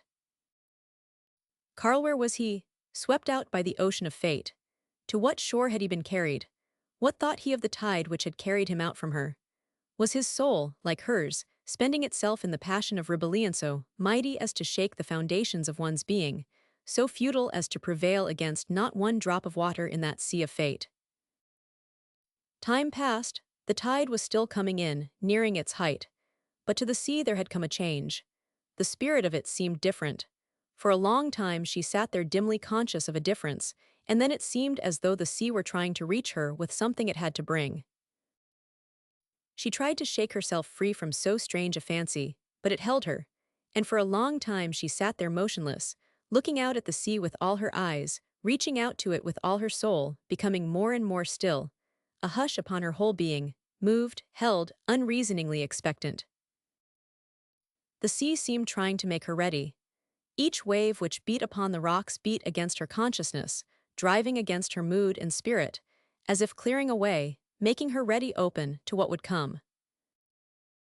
It seemed finally to have cleared her whole being, driven away all which might impede. It seemed now as though she could take in things not seen or heard. There was that strange openness of the spirit, that hush, that unreasoning expectancy. All at once it rushed upon her, filling her overwhelmingly. It said that there was a sea mightier than what she called the sea of fate. It told of a sea of human souls over which fate only seemed to prevail. A great rush of truth filled her. With this it was the belief in the omnipotence of fate, which was the real delusion of the spirit. Over and over again, with steadily rising tide, it told her that, no more to be reasoned away than the sea, resistless as the tide. She never knew in after years just what it was happened in that hour. She could not have told it, for it was not a thing for words to compass. But after that great truth had rushed full upon her, sweeping away the philosophy of her bitterness, Karl's spirit, something sent out from him to her, seemed to come in with the tide. He pleaded with her. He asked her to stop fighting and come back to the soul of things. He asked her to be Ernestine, his Ernestine. He told her that his own spirit could not find peace, while hers was waging war and full of bitterness. He wanted her to make a place for them both in that great world harmony of their belief. He told her that out where souls see in wider sweeps, they know that there is a spirit over which death and fate cannot prevail. Darkness came on, but she had no thought of fear, and before she turned away something had risen from the dead. Out of woe and despair, defeat and bitterness, out of loneliness and a broken heart, something was born again. Karl asked that she make it right with the world. Karl asked for a child of their love, and at the last it was the call of the child to the mother which she heard. It was the maternal instinct of the spirit which answered. Very late that night, after she had sat long at her window, looking up at the stars, waiting, a great light seemed to appear, and shimmering against the sky, high above the tides of the sea, she saw the picture which she would paint. Chapter 42, Work the Savior. For more than 3 years then they saw nothing of Ernestine. She left this note for Georgia. I am sorry to seem erratic, but I cannot wait for you. I am going away at once. I am going first to New York, and then, I think, to Paris. I am going to do something which I can do better there than anywhere else. Thank you, Georgia, for everything. It must be satisfying to feel one has succeeded as beautifully in anything as you have succeeded in being a friend to me. Do not worry. There is nothing now to worry about. You will be glad to know that I am going back to my work. A little later Dr. Parkman had this from her from New York. I am sailing for Paris. I am going to work. I see it all now, all that you would have me see and more. Some day I will try to show you just how well I see it. I do not know how I am going to bear part of it, going back where we were so happy. But I will bear it, for nothing shall keep me from the work I see before me. Thank you for all that you have done, and most of all for all that you have been. My idea is all comprehended in this. To the very uttermost of my power, I am going to make it right for Karl. 6 months later, she wrote him this. Dear Doctor, thank you for attending to those things for me. It infuriated me at first to think that the only thing in money left by the work of Karl's great life was the money from those books which I resented so bitterly.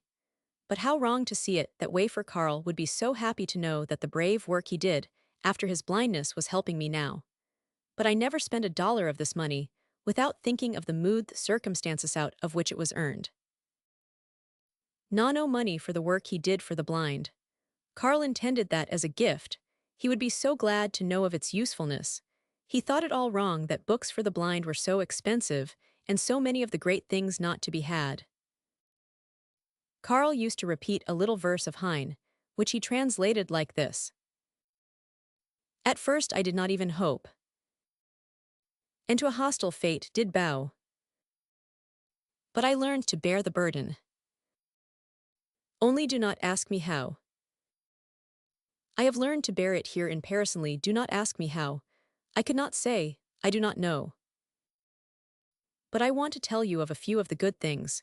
You would not believe what that work in the laboratory has done for me. It has given me a new understanding of color, new sense of it, new power with eye and hand, a better sense of values. Would you have thought of that? And do you not see the reasons for my being glad? What I have done so far is but leading up to what I am going to do. That is so vital that it must not be done too quickly. I must get my hand in, gain what there is to be gained here, that the work I am going to do for Carl may have the benefit of it all. But I have made innumerable sketches, and it is growing all the time. There need be no fear of my losing it. I could no more lose it than I could lose my own soul. It grows as I grow. Sometimes I think I should wait 10 years, but I shall not. Yes, the critics like the picture of which you speak. Of course I am painting all the time other things, various things, but it all seems like practice work to me, mere getting ready. And then, after a long time, this is my birthday, a day linked more closely than I could ever tell with Carl, our life and work and love. If I had looked forward from one happy birthday I had and seen what was ahead, how it would be with me now, I never could have gone on. We go on by not knowing what is waiting for us, and day by day we bear what we would have said, looking ahead. We never could enduring that is human life. I have been so lonely today that I must write this little word to one who will understand. I turn to you as one close to us in those dear days, one who cared for and appreciated Carl, understood something of the kind of love that was ours. Doctor, it was so wonderful. So wonderful that it seems to me sometimes the universe must have existed through the centuries, just that our love might be born. I think of it as the one perfect flower of creation. I want you to know that I have come to see the worth pricelessness of my memories. Carl's love for me lights up my life with a glory nothing can ever take away. I think we do not have even our memories until we have earned them. I have tried to come back to my own, to take my place. I am trying to be of that great harmony of the world in which Carl and I believed. And as my spirit turns from discord and seeks harmony, I am given my memories, the memories of those many perfect days. And I am never too lonely nor too desolate to thank God that to me was left the scent of the roses. Oh, Doctor, where is he now? Do you ever think of all that? No one who has ever loved and lost can remain secure in his materialism. I begin to see that the beautiful thoughts, the poems of immortality, eternity, of its all coming right, have sprung from the lonely hearts of great lovers. For they would not have it any other way, they could only endure it by having it so. And, Doctor, far greater than any proof of science or logic, is there not proof in this? Lifting up their hearts in hours of desolation, were not the men and women born for great loves and great sorrows granted a vision of the truth? We do not know, none of them know. We hope and wait and long for the years to tell us the truth. And while we wait and hope, we work and try to make our lives that which is worthy our love. That endeavor and that alone makes life bearable. After a year of silence, he received this letter. Doctor, it is finished. I will not tell you the things they are saying of it here, for you will read it in the papers. The papers here are full of it. I think I have never seen so much about any picture. But it is more important that I tell you this. They are seeing it even now, as I intended it should be seen, a work of love, a memorial, an endeavor to make it right for him. I have cared more for what the scientific people, Carl's own kind, have said of it than the artists. They claim it as their own, say they are going to have it, get it some way, must have it. Do you not see how that means the fulfillment of my desire? Of course you know that it is a picture of Carl, but the critics here call it less a portrait than the incarnation of an idea. Light and truth sweeping in upon a human soul, and of them expressed it. But why try to tell you of that? When you see it you will understand what it is I have tried to do. And you shall see it soon. After it is exhibited here they want it in Vienna, and I cannot refuse, for Carl loved Vienna, and then a short time in London, and then I come with it to America and to Chicago. I am bringing it home, Doctor, for even though it find final resting place in that great temple of science in Paris, I have the feeling, in taking it to Chicago, that I am bringing it home. And the first day it is exhibited there I want you and me to go to it together, as Carl would like that we should. I am so tired that I do not believe I shall ever be quite rested again. For the last 3 months I lived with the picture, my heart and mind knew nothing else. But the day I finished it my strongest feeling was a regret that it was finished, a yearning to go on with it forever. For Doctor, I painted my heart, my life, everything that I had within myself, everything I had taken from Carl, into that picture. I am lonely now without it, for it made my life.